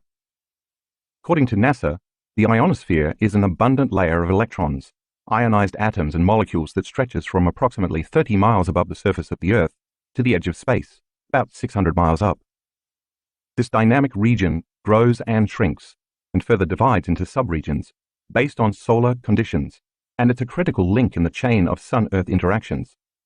It's this celestial power station that makes radio communications possible. In 1954, Schumann and H.L. Koenig confirmed Schumann's hypothesis by detecting resonances at a main frequency of 7.83 Hz. Thus, the Schumann resonance was established by measuring global electromagnetic resonances generated and excited by lightning discharges in the ionosphere. You can think of this frequency as a tuning fork for life. In other words, it acts as a background frequency influencing the biological circuitry of the mammalian brain, the subconscious brain below the neocortex, which is also the home of the autonomic nervous system. The Schumann frequency affects our body's balance, health, and very nature as mammals. In fact, the absence of the Schumann resonance can cause serious mental and physical health issues in the human body. This was demonstrated through research by German scientist Rutger Weaver from the Max Planck Institute for Behavioral Physiology in Erlangen-Andechs, Germany. In the study, he took young, healthy student volunteers for 4 weeks at a time and placed them in hermetically sealed underground bunkers that screened out the Schumann frequency. Throughout the 4 weeks, the students' circadian rhythms changed, causing them to suffer emotional distress and migraine headaches. When Weaver introduced the Schumann frequency back into the bunkers, after only a brief exposure to 7.83 Hz, the volunteers' health returned to normal. As far back as we know, the Earth's electromagnetic field has been protecting and supporting all living things with this natural frequency pulsation of 7.83 Hz. You can think of the Schumann resonance as the Earth's heartbeat. The ancient Indian rishis referred to this as Om, or the incarnation of pure sound. Whether by coincidence or not, 7.83 Hz also happens to be a very powerful frequency used with brainwave entrainment, as is associated with low levels of alpha and the upper ranges of theta brainwave states. It is this range of brainwaves that allows us to get beyond the analytical mind and into the subconscious. Thus, this frequency has also been associated with high levels of suggestibility, meditation, increased human growth hormone levels, and increased cerebral blood flow levels. It appears then that the Earth's frequency and the brain's frequency have very similar resonances, and that our nervous system can be influenced by the Earth's electromagnetic field. Perhaps this is why getting out of the city and into nature often provides such a calming effect. The concept of emergence. In 1996, researchers at the HeartMath Institute discovered that when an individual's heart is in a state of coherence, or harmonious rhythm, it radiates a more coherent electromagnetic signal into the environment, and that this signal can be detected by the nervous systems of other people as well as animals. In fact, as you know by now, the heart generates the strongest magnetic field in the body, and it can be measured several feet away. This provides a credible explanation for the fact that when someone walks into a room, you can feel or sense that individual's mood or emotional state, independent of their body language. From a purely scientific standpoint, we can then ask, if this phenomenon works on an individual level, can it work on a global level? In 2008, more than a decade later, the HeartMath Institute launched the Global Coherence Initiative, GCI, a science-based, international effort that seeks to help activate the heart of humanity to promote peace, harmony, and a shift in global consciousness. GCI is based on the beliefs that 1. Human health, thoughts, behaviors, and emotions are influenced by solar, geomagnetic, the Earth's magnetic field, activity. 2. The Earth's magnetic field is a carrier of biologically relevant information that connects all living systems. 3. All human beings influence the Earth's electromagnetic field of vital information. 4. Collective human consciousness, where large numbers of people are intentionally focused on heart-centered states, creates or affects the global information field. Therefore, elevated emotions of care, love, and peace can generate a more coherent field environment that can benefit others and help offset the current planetary discord and incoherence. Because human heart rhythm and brain frequencies, as well as cardiovascular and autonomic nervous systems, overlap with the Earth's resonance field, GCI scientists suggest we are part of a biological feedback loop in which we not only receive relevant biological information from the field, but we also feed information into this field. In other words, human thoughts, consciousness, and emotions, energy, interact with and encode this information into the Earth's magnetic field, and this information is then distributed on carrier waves, a signal on which the information is impressed or carried, around the globe. To further their research and test this hypothesis, using state-of-the-art sensors located in various locations around the globe, the HeartMath Institute created the Global Coherence Monitoring System, GCMS, to observe changes in the Earth's magnetic field. Designed to measure global coherence, the GCMS uses a system of highly sensitive magnetometers to continuously measure magnetic signals that occur in the same range as human physiological frequencies, including our brain and cardiovascular systems. They also continuously monitor activity caused by solar storms, flares, and solar wind speed activity resulting from solar storms, disruptions of the human resonances, and potentially the signatures of major global events that have a strong emotional component. Why are they doing this, and what does it point to?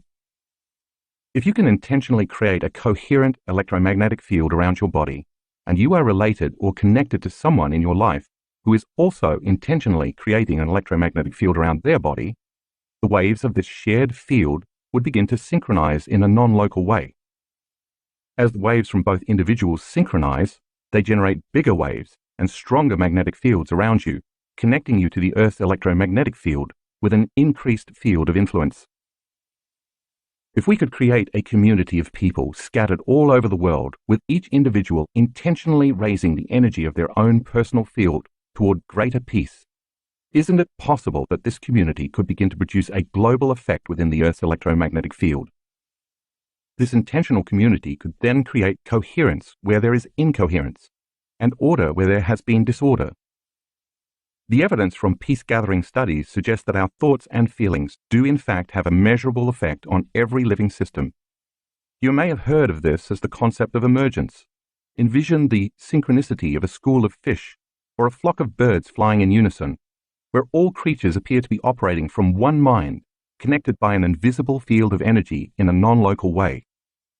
What is unique about this phenomenon is that it is not a top-down phenomenon, meaning there is no leader. Instead, it is a bottom-up phenomenon, meaning everyone is leading because they are acting as one mind.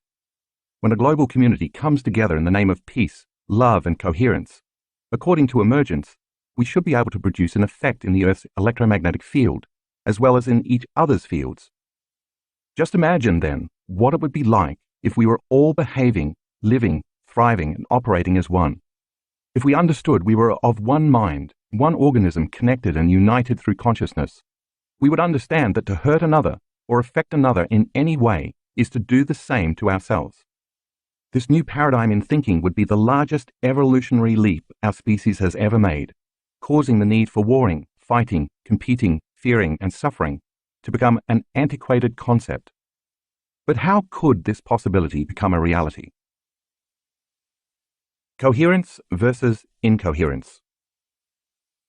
In order for us to create some type of effect in the Earth's field, which in turn can influence another individual's field, as you might guess, we have to activate two significant centers in the human body, the heart and the brain.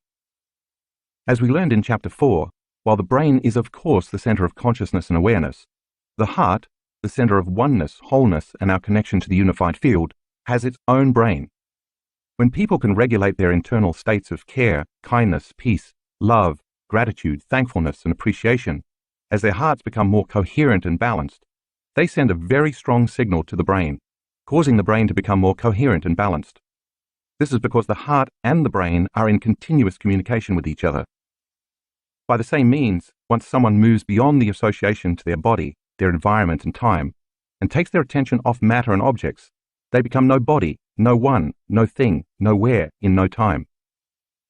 As you well understand by now, when they get beyond themselves and put their awareness on the immaterial world of energy, they connect to the unified field, the place where there's no longer separation between any body, any one, anything, and anywhere in any time. This causes them to unify with the consciousness of every body, every one, everything, and everywhere in every time. As a consciousness, they have now entered the quantum field of energy and information, the place where consciousness and energy can influence the material world in non-local ways. The side effect of this process is that it creates more coherence in the brain and in our energy, so our biology becomes more whole. In our research, we found that when the brain becomes more coherent, it affects the autonomic nervous system and the heart. The heart, our connection to the unified field, then acts like a catalyst to amplify the process of coherence back into the brain. Because the heart sends more information to the brain than the brain sends to the heart, the more coherence you can achieve through the elevated emotions of the heart, the more the brain and the heart synchronize. This synchronization produces measurable effects not only within the body, but also within the electromagnetic field surrounding the body. And the bigger the field we produce around our body, the more we can affect others in a non-local way. How do we know this? Because we've seen this over and over in our students' HRV measurements. Evidence of the influence of the heart's electromagnetic field upon the field of another's heart can also be seen in a heart math study in which 40 participants were divided into groups of 4 around 10 card tables. While the heart rhythms of all 4 participants at the table were being measured, only 3 people were trained to raise their emotions through heart math techniques. When the 3 trained participants raised their energy and sent positive feelings to the untrained participant, that person also went into higher states of coherence. The authors of the study concluded that evidence of heart-to-heart synchronization across subjects was found, which lends credence to the possibility of heart-to-heart biocommunications. Key to the process of coherence is getting beyond the analytical mind. We know this because we've measured it enough times in the brain scans of our students. Their participation has also demonstrated that with enough practice, coherence can be achieved in a relatively short amount of time. When the thinking brain is quieted, it moves into alpha or theta brainwave states, and this opens the doorway between the conscious and subconscious mind. The autonomic nervous system then becomes more receptive to information. By raising our energy through the feelings of elevated emotions, we become less matter and more energy, less particle and more wave. The bigger the field we can create with these energies, as energy, awareness, and consciousness, the more we can influence others in a non-local way. The greater energy you can create through the elevated emotions of the heart, the more you're going to connect with the unified field, which means you're going to experience more wholeness, connection, and oneness. But you can't experience that connection when you're incoherent, feeling separate, or living by the hormones of stress. When the chemicals released during stress rouse the brain, we feel disconnected from the unified field, and we tend to make less evolved choices. We know without a doubt that the emotions of competition, fear, anger, unworthiness, guilt, and shame keep us separate from one another because they produce slower and lower frequencies than elevated emotions like love, gratitude, care, and kindness, which produce faster and higher frequencies. We also know that the faster the frequency, the more energy is present. This prompted us to ask several questions. What if we assembled a community of several hundred people in one room, had them open their hearts and generate elevated energetic states, and then asked them to send the intention for the greatest good of a select group of people gathered in the same room? What would happen if the electromagnetic field around each person's body merged with the field of the person sitting next to them? Could those elevated emotional states then begin to produce a change in energy in the room? Is it possible that everybody experiencing elevated emotions and energy could begin to create coherence within a community? Building a collective coherent field. Since early 2013, we've partnered with our friends at the HeartMath Institute to further our research. Since we began measuring our students' physiological states, we've scanned thousands of brains and hearts, resulting in a significant amount of information. We have been overwhelmed and mystified by some of the data we've collected when common people start doing the uncommon. Over the course of this journey, in collaboration with HeartMath, we've witnessed amazing measurements in our students. We've taken equally amazing measurements of the collective energy in the rooms where our students have gathered, measurements that show consistent daily increases in energy, using a sophisticated sensor from Russia called Sputnik, mentioned briefly in Chapter 2. Since elevated emotions related to the activity of the autonomic nervous system produce electromagnetic fields, increasing those emotions results in changes in blood microcirculation, perspiration, and other functions of the body. Because Sputnik is so sensitive, it can quantify environmental fluctuations by measuring barometric shifts, relative humidity, air temperature, electromagnetic fields, and more. Take a look at graphics 15A and 15B in the color insert. In these measurements from our workshops, you can see a trend that demonstrates an increase in the collective energy of the room. The first line in red is our baseline measurement and shows the room's energy before the start of the event. As you look at the red, blue, green, and finally the brown lines, each color representing a different day, you can see that each day the energy steadily increases. In graphics 15C and 15D, the same color scale applies. However, these measurements reflect specific time intervals during each day's morning meditations. This means our students are getting better at raising the energy of the room by creating more unified coherence. The Sputnik readings demonstrate that the collective energy created by our students from the first day of the workshop to the final day consistently makes incremental increases. Within that trend, we've found that most groups are extremely focused and the energy rises every day. About 1/4 of the time, the energy stays relatively the same for the first day or two, but in the following days, the energy increases significantly. We believe this is because during the first day or two, the group is working on overcoming themselves by breaking the energetic emotional bonds that keep them connected to their past-present reality. So during this time, they are drawing from the unified field to build their own personal electromagnetic fields. This siphoning from the field tends to cause the collective energy in the room to drop. But once those individual fields become greater, more enhanced, and coherent, they entrain to one another, which is when we tend to see dramatic increases in the energy of the room. Figure 13.2 shows that when two coherent waves come together, they create a bigger wave. This is called constructive interference. The bigger the wave, the higher the amplitude of energy. As a result of our students' more coherent waves coming together during our workshops, the energy of the group field increases, and then there's more energy to heal and to create or access greater levels of mind, which can sometimes lead to mystical experiences.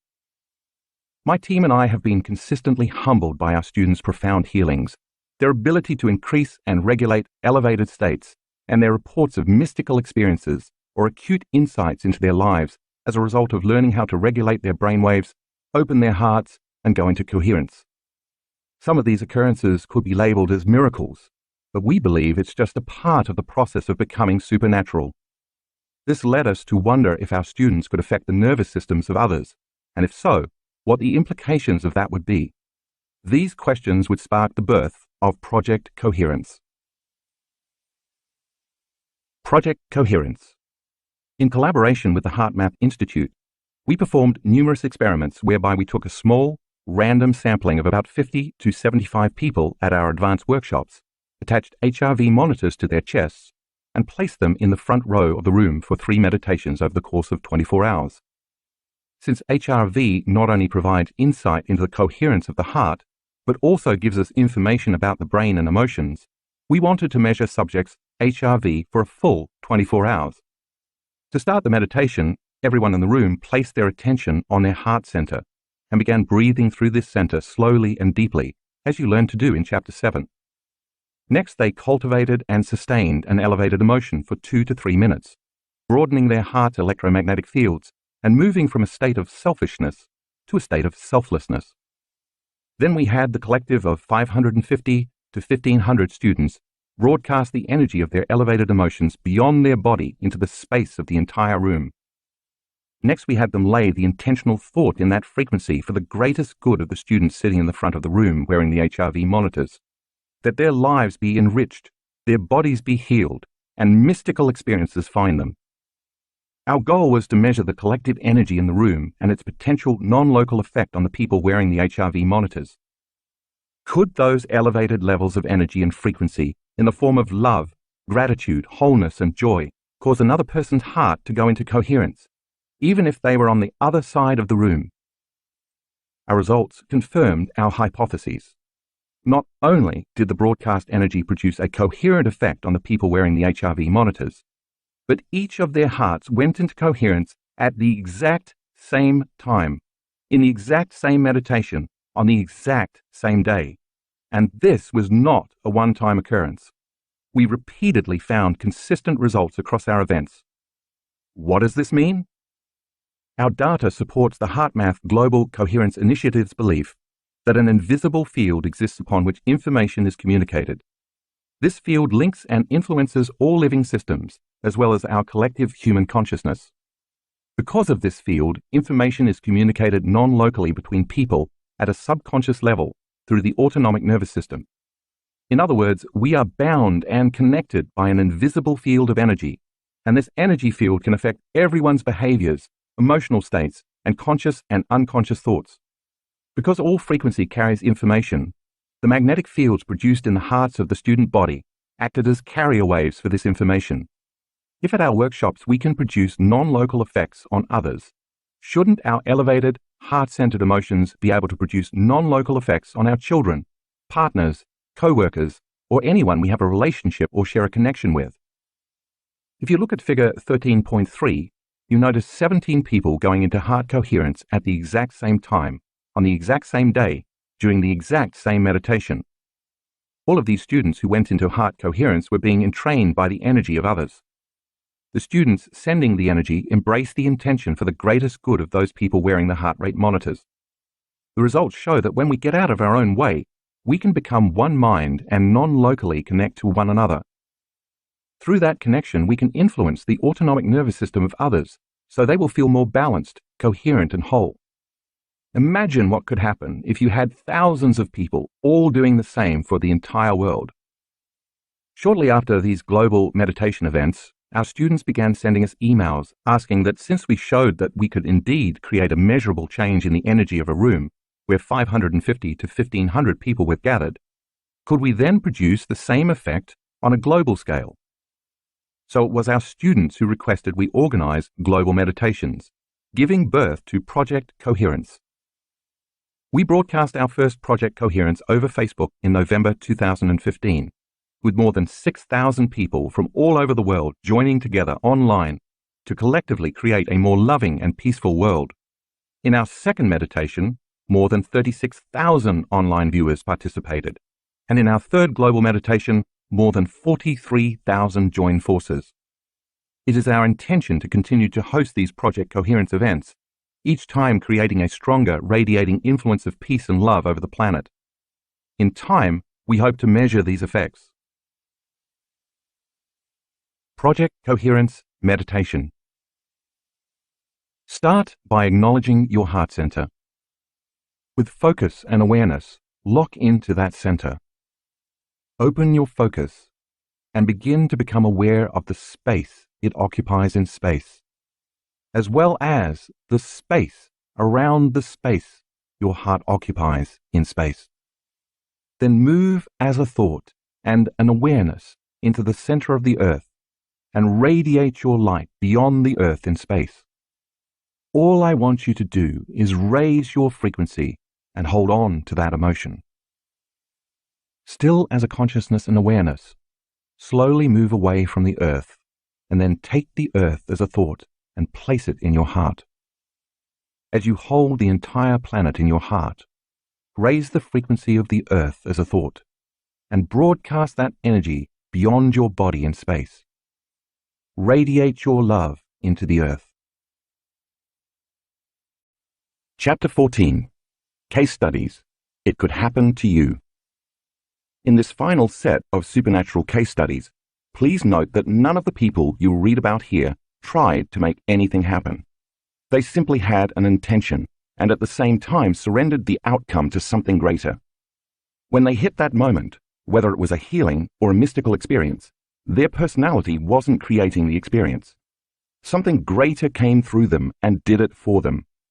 They connected to the unified field, and it was their interaction with this intelligence that moved them in some way. As you know by now, after everything you have read in this book, that intelligence also lives within you. Divine. Can you hear me? In 2014, Stacy began experiencing severe headaches. For 25 years, she had worked in healthcare as both a registered nurse and an acupuncturist. She had always maintained a healthy lifestyle and rarely took medications, so the sudden appearance of headaches so excruciating they nearly caused her to black out was alarming. After a year of exploring countless alternative therapies, she finally went to a doctor who ordered a CAT scan. The diagnosis was a meningioma, a benign tumor that wraps around certain nerve tissue in the spinal nerves. Stacy's was sitting on or near her 8th cranial nerve, which began obstructing her acoustic nerve and creating significant changes in her neurological functions. The acoustic nerve has 2 branches, one for hearing and the other for balance. So, in addition to unrelenting pain and loss of hearing, she was dizzy and nauseated. As the lesion grew, it also began pushing against another cranial nerve that ran along her face and continued down into her shoulder, resulting in a diagnosis of Pitcher's shoulder. Soon, she also experienced pain in her eye. According to her physician, the only solution was a craniotomy, which basically entailed drilling a large hole in the back of her head to remove the tumor. Stacy did not want to pursue this path, so she continued exploring other healing modalities. By the time she attended her first weekend workshop in Seattle in 2015, she estimated she had lost 70% of her hearing in her left ear. In the fall of 2016, she attended her first advanced workshop in Cancun, where she felt herself surrender at a whole new level. Then, in the winter of 2017, she attended another advanced workshop in Tampa. Upon arrival on Thursday, she had a very intense earache that became much worse the next day. She said the sensation she felt was that her ear was closing up. By the end of that day, after the blessing of the Energy Center's meditation, her earache curiously ended. Then on Sunday morning, during the Pineal Gland meditation, Stacy lost track of time and space. I almost felt like I was going to fall off my chair, she said. In that moment, this amazing flash of light consumed the left side of my head. Imagine if you put 1,000 diamonds together and shined a light on them. That wouldn't even begin to touch this light. Then, boom! Her body shot upright and a bluish-white light, like nothing she had ever seen or experienced, entered her ear. It was the most divine, loving feeling that I've ever had, she reported. I felt like the hand of God was caressing me with grace. It was so powerful and amazing that I struggle to put it into words, but every time I think of it, I still cry. First her sinuses cleared, then the whole left side of her head cleared, and then her left shoulder relaxed and let go. Finally, for the first time in 3 years, she could hear out of her left ear. I just sat there in awe, laughing and crying as tears flowed down my face, she said. Music was playing and I could hear it crystal clear. It was as if I could hear the celestial sound of angels singing above the song. I knew that what I was hearing was beyond the normal auditory range. The energy continued to move through the back of the left side of my head, which for years had felt like cement. When I instructed everyone to lie down, relax, and let the autonomic nervous system take the orders, the energy continued to move through Stacy's whole body, down her arms, and into her hands. She began to shake uncontrollably. It was as if I could feel every synapse and muscle in my body firing, in my toes, my legs, my head, and my neck and chest. My heart center felt wide open. I just remember thinking, whatever this is, I'm taking the ride. She completely surrendered to the unknown, and once again she lost track of time and space. When that portion of the meditation ended, she found herself sitting in her chair, with the energy slowing and quieting down. Her thinking brain began to kick in. Even though she could hear, she began to doubt what had just occurred. Perhaps her ear was not totally healed. Perhaps the tumor was still present. Or perhaps she wasn't even worthy of healing. No sooner did she have that thought than the energy and light appeared in front of her. But this energy was different. It was red like the heart and blue like energy, and it was three-dimensional, she remembered. It was about 2 feet in front of me and was almost slithering like a snake.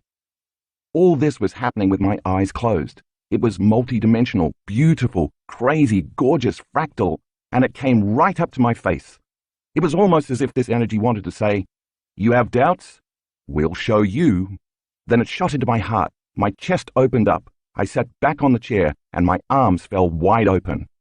I knew it was the energy of everything, the energy of chi, of spirit, of the divine, of the universe. Life is different now, she told me. For one, my hearing is at 100%. But it's more than that. It's hard to put into words, but I know that no matter what, I'm going to be okay. Life will never be the same because I know underneath everything, it's spirit who is looking to be heard and healed. Janet hears, "You are mine." While Janet occasionally meditated, it was never a regular habit. Yet one afternoon, 25 years ago, during a meditation, she had what she calls a spontaneous experience. With her eyes closed, she was suddenly in the presence of an incredibly bright light, yet the light had a softness that didn't hurt her eyes. She described it as the purest, most intense, perfect love she had ever experienced. For the next 25 years, she prayed, meditated, and did everything else she could to try to recreate that transcendental experience.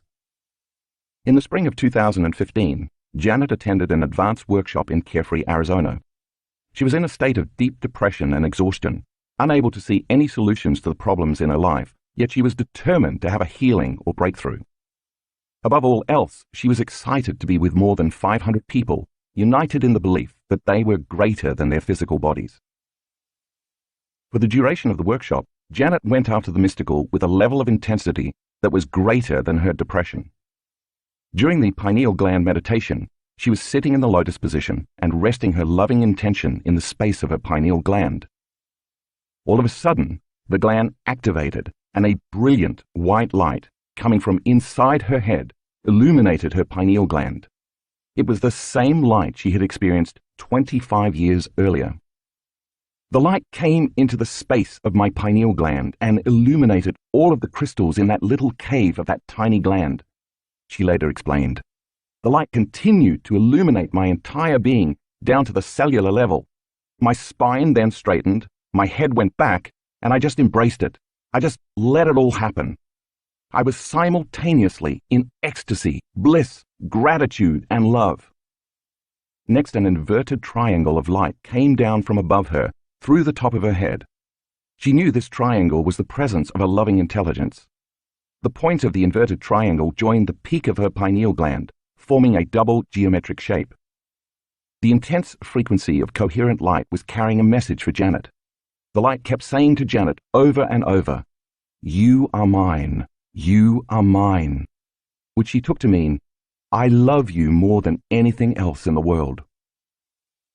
"Please enter and take charge of my life," Janet responded, and as she surrendered to it, she started to experience a download of information coming through the top of her head in the form of the brilliant light.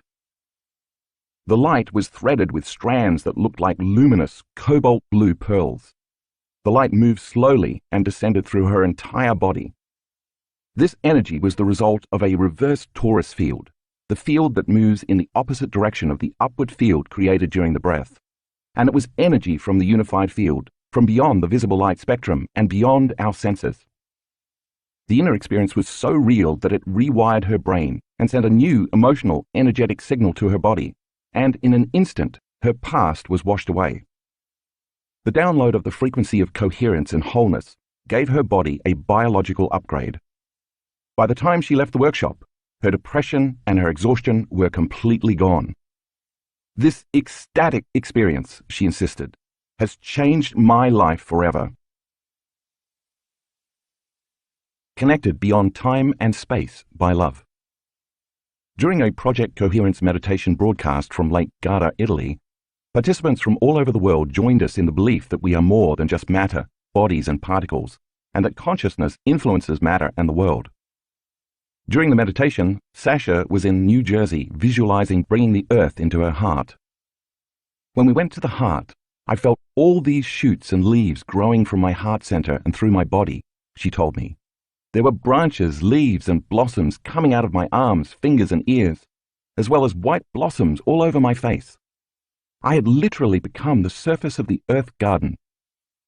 As soon as the meditation was over, Sasha looked down at her phone and saw that her best friend, Heather, had sent her a picture from Ireland. While we had been doing the meditation, Heather had been walking through a garden.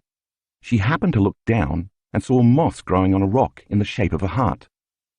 Heather took a picture of the moss with her phone and sent it to Sasha with a note that says, "Saw this and had the overwhelming feeling of your presence. Love you." Donna helps souls cross over. When Donna attended her first weekend workshop in 2014 in Long Beach, California, she never would have called herself a meditator.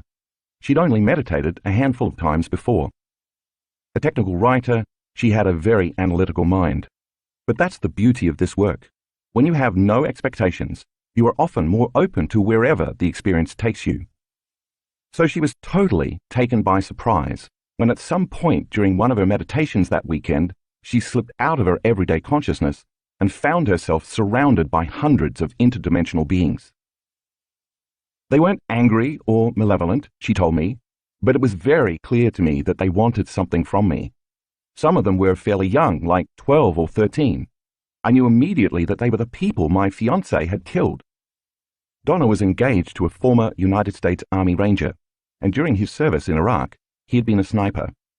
When Donna returned home from the workshop and told her fiancé about her experience, he confirmed that some of the people he killed to protect his fellow soldiers were quite young. While she found the connection curious and fascinating, she didn't know what to do with the information. But there was no question in her mind that the experience was real because it was beyond anything she could have simply conjured. 2 years later, Donna was at an advanced workshop in Carefree, Arizona. After completing the first meditation, she turned to a friend sitting next to her and said in a daze, without even being aware of what she was saying, "There are beings in this room, and they are here to help us." Early Sunday morning for the Pineal Gland meditation, Donna was slated to have her brain scanned. Once again, at some point during the meditation, Donna found herself suddenly in the company of the same interdimensional beings who had surrounded her during her first workshop 2 years earlier. But this time they were standing in a line off to her right. "Again, I felt like they wanted something from me, but I didn't know what it was," she said. Then, in my mind's eye, as though I was looking through a virtual reality headset, I saw another line forming on my left. There were 2 types of beings in this line. One type looked human-like, but they were very large and had a shimmering golden look, and the other type seemed to have a blue hue to them. She innately knew that if she took the people who were killed by her fiancé in the war, who were lined up on the right, and gave them to the beings on the left, the people on the right would receive what they needed. Because the people who had been killed by sniper fire had died so suddenly without any warning, some were confused about whether they were alive or dead. Some weren't sure where to go or what to do, while others were trying to stay in this dimension because they were attached to their loved ones and couldn't move on. They were stuck in between matter and light, yet somehow they recognized that Donna was the bridge, or the facilitator, who could help them cross over. And it was all happening in a very real, very lucid experience. To say I handed them over to the other beings is not quite right, she explained. But it was something like me passing them over.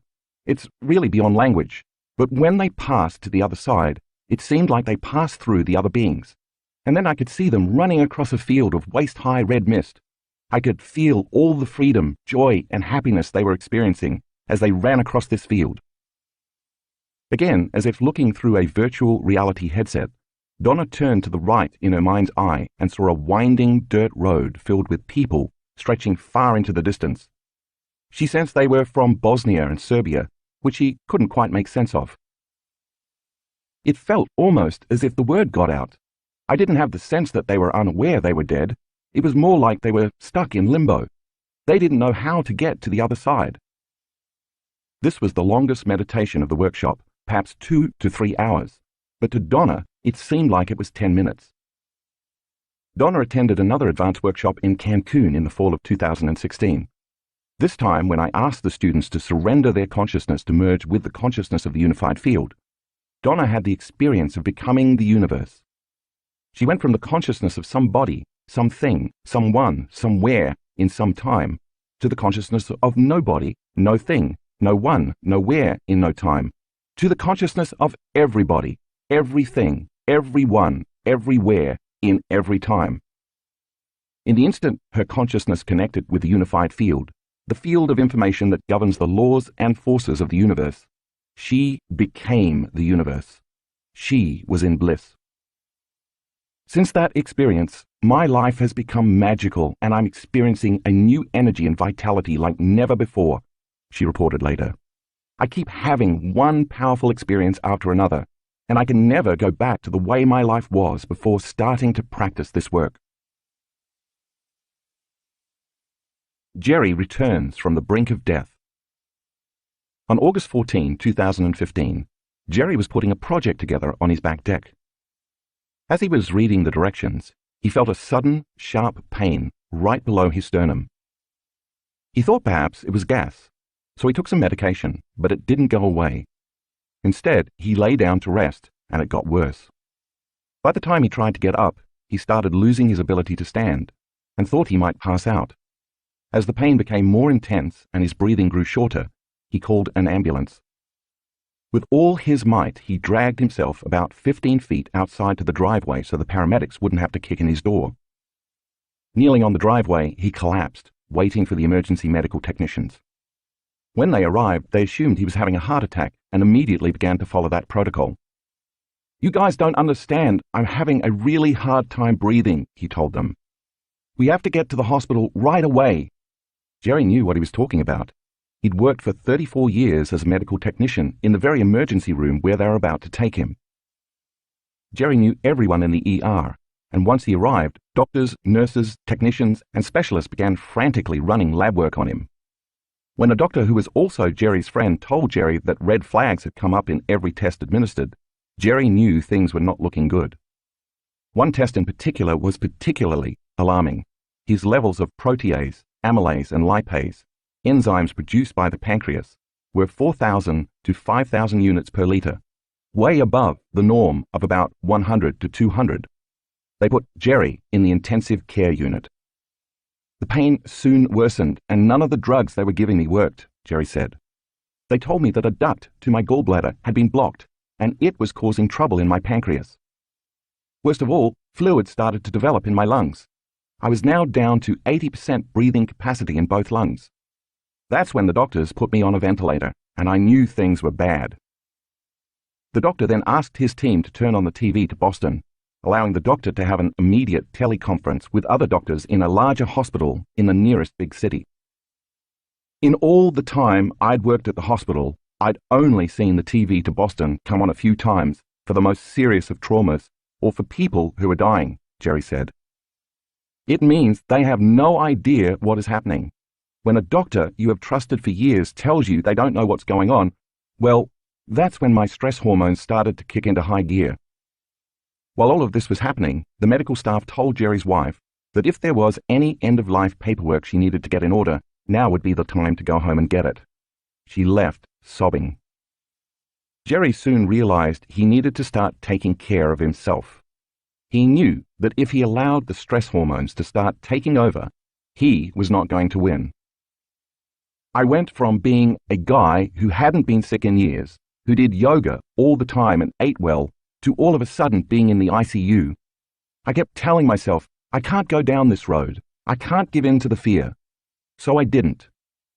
Since he'd recently read my book, You Are the Placebo, he started thinking, I gotta change these thought patterns. I can't allow these thoughts to make more cortisol to get into the body and start doing more damage to what's left of me. The doctors eventually found out that Jerry had a large mass blocking a duct in his pancreas.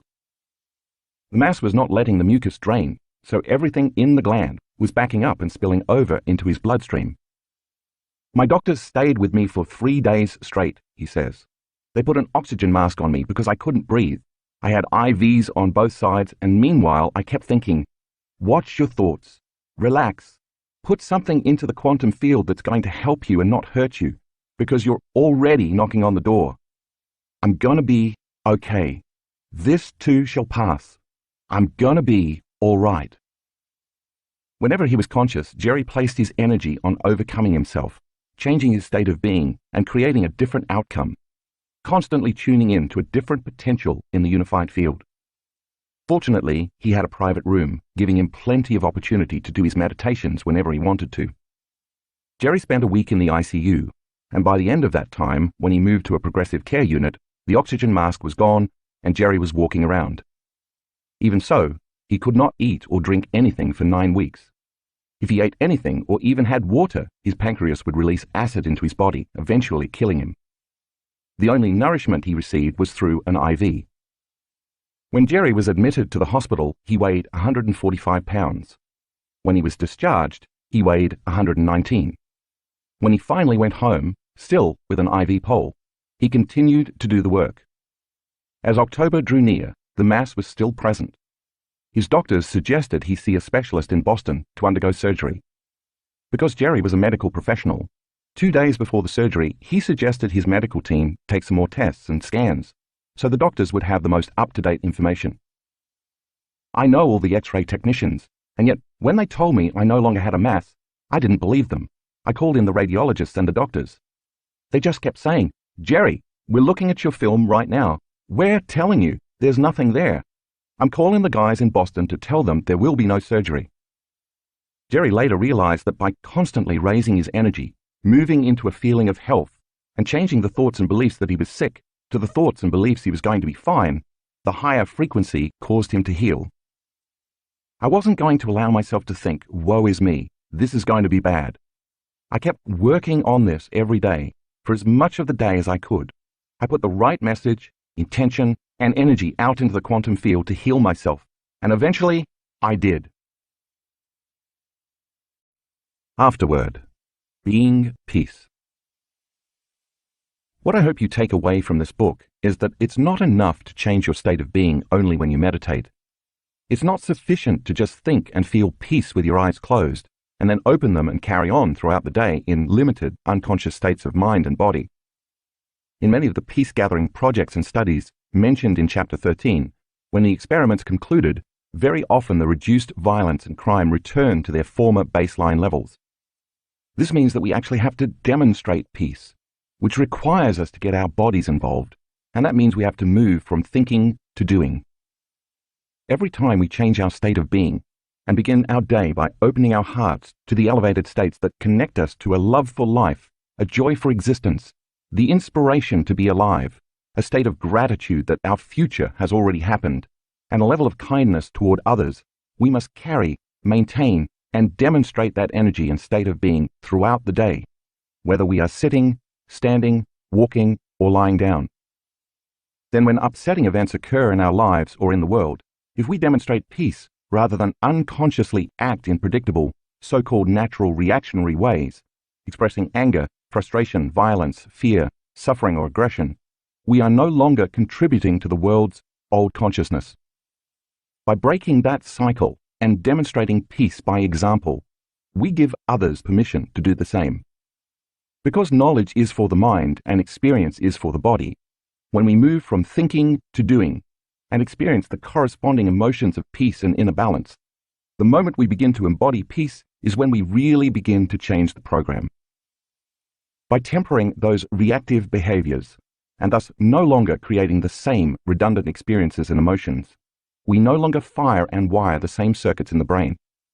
This is how we cease conditioning the body to live in the self-limiting emotions of the mind, and this is how we change ourselves and our relationship to the world around us.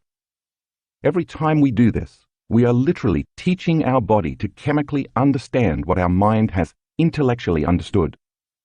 This is how we select and instruct the latent genes that cause us to thrive, not just survive. Now peace is within us, and we are knocking on the genetic door to biologically become exactly that. Isn't that what every great charismatic leader, saint, mystic, and master throughout history has continually preached? Of course, it's going to feel unnatural in the beginning to go against years of automatic conditioning, unconscious habits, reflexive emotional reactions, hardwired attitudes, and generations of genetic programming. But that is exactly how we become supernatural. To do what feels unnatural means going against how we have all been genetically programmed or socially conditioned to live when we are threatened in some way. I'm sure any creature that has broken from the consciousness of the tribe, the pack, the school, or the herd in order to adapt to a changing environment must have felt the discomfort and uncertainty of the unknown. But let's not forget that living in the unknown means that we are in the realm of possibility. The real challenge is not to return to the level of mediocrity that the prevailing social consciousness agrees on merely because we don't see anyone else doing what we are doing. True leadership never needs confirmation from others. It just requires a clear vision and a change in energy, that is, a new state of being, that is sustained for a long enough period of time and executed with a strong enough will that it causes others to raise their own energy and become inspired to do the same. Once they do raise themselves from their own limited state of being to a new energy, they see the same future that their leader sees. There is power in numbers. After all my years of teaching people about personal transformation, I know no one changes until they change their energy. In fact, when someone is truly engaged in change, they are less likely to talk about it and more prone to demonstrate it. They are working on living it. This requires awareness, intent, staying present, and constant attention to their inner states.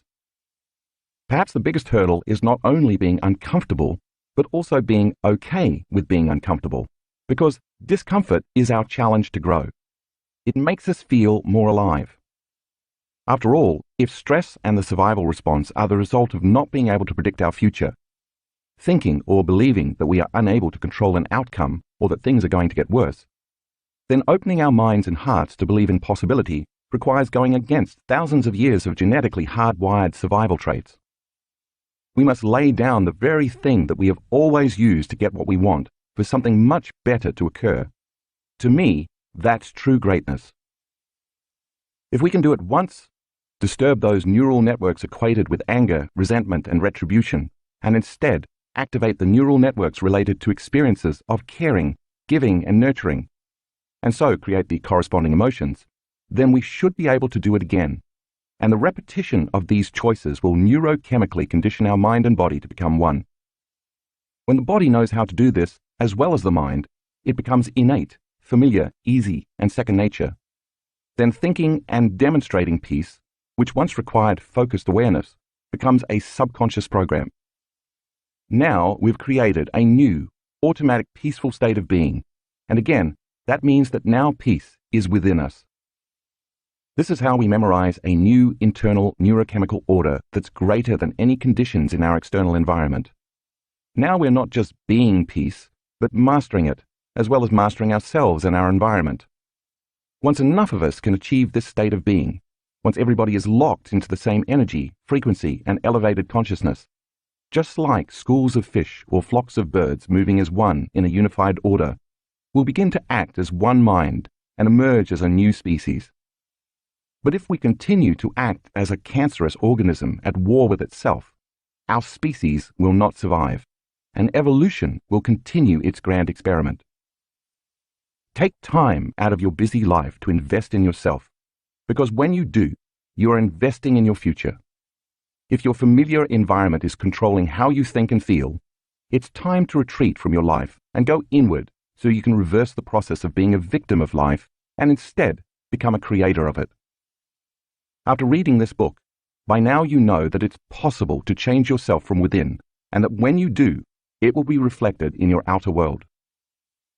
This is a time in history when it's not enough to simply know. This is a time to know how.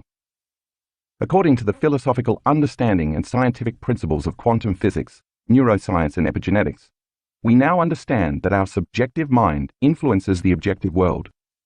Because mind influences matter, we are compelled to study the nature of mind. Our understanding then allows us to assign meaning to what we're doing. If knowledge is the precursor to experience, then the more knowledge we have about how powerful we are, as well as understanding the science behind how things work, the more we can understand the limitlessness of our potential, both as individuals and as a collective. Because we are constantly deepening and broadening our understanding of the interconnectedness of all living systems, and because each of us is a contributor to the Earth's field, I believe we can collectively create and guide a new, peaceful, and prosperous future upon this planet.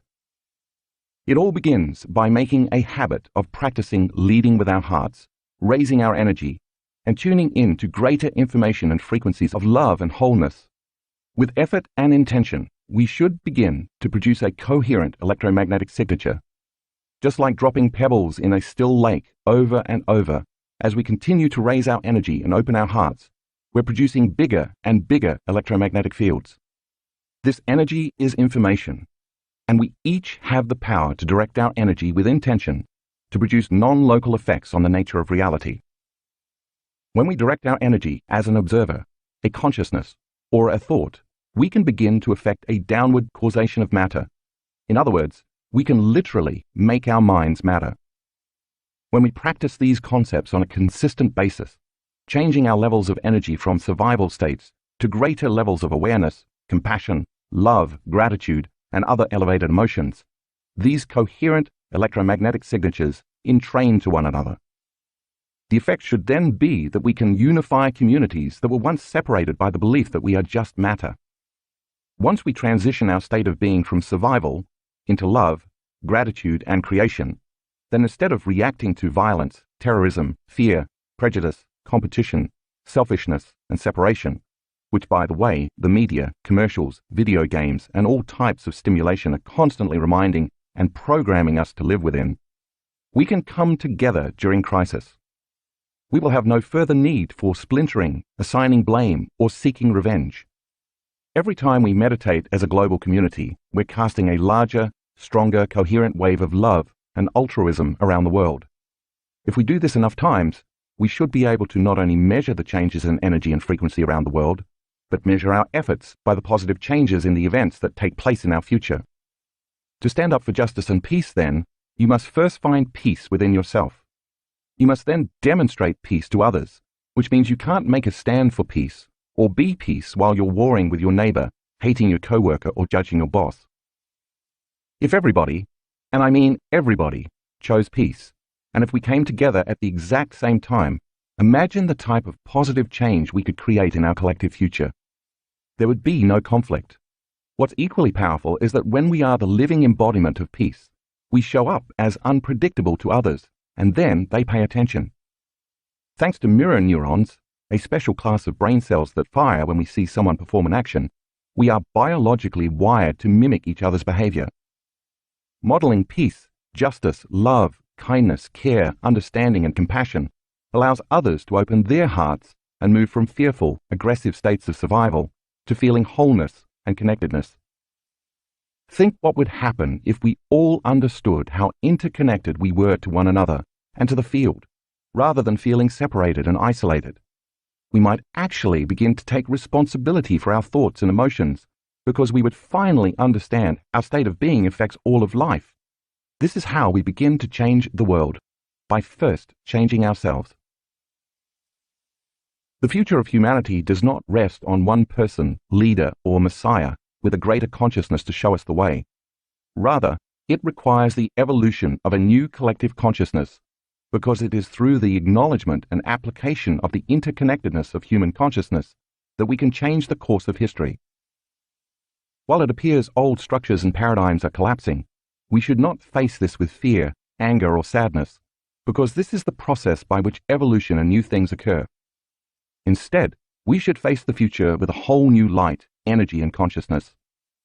As I have mentioned, the old has to fall apart and fall away before something new flourishes. Integral to this process is not squandering our energy by emotionally reacting to leaders or people in power.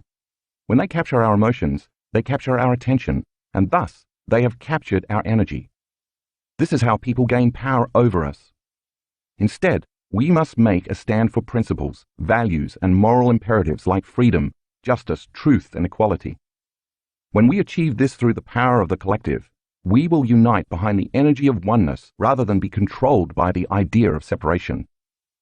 This is when standing up for truth is no longer personal, but through unifying and building community becomes universal. I believe we are on the verge of a great evolutionary jump. Another way to say it is that we are going through an initiation. After all, isn't an initiation a rite of passage from one level of consciousness to another? And isn't it designed to challenge the fabric of who we are so we can grow to a greater potential? Maybe when we see, remember, and awaken to who we truly are, human beings can move as a collective consciousness from a state of surviving into a state of thriving. It's then that we can emerge into our true nature and fully access our innate capacity as human beings, which is to give, to love, to serve, and to take care of one another and the earth. So why not ask yourself every day, what would love do?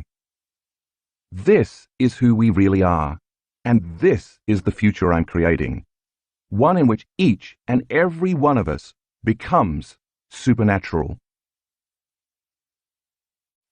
Thank you for listening. For more information about Dr. Joe Dispenza's workshops, meditations, and products, please visit drjoedispenza.com. Becoming Supernatural: How Common People Are Doing the Uncommon, by New York Times best-selling author Dr. Joe Dispenza. Read by Adam Boyce. Audible hopes you have enjoyed this program.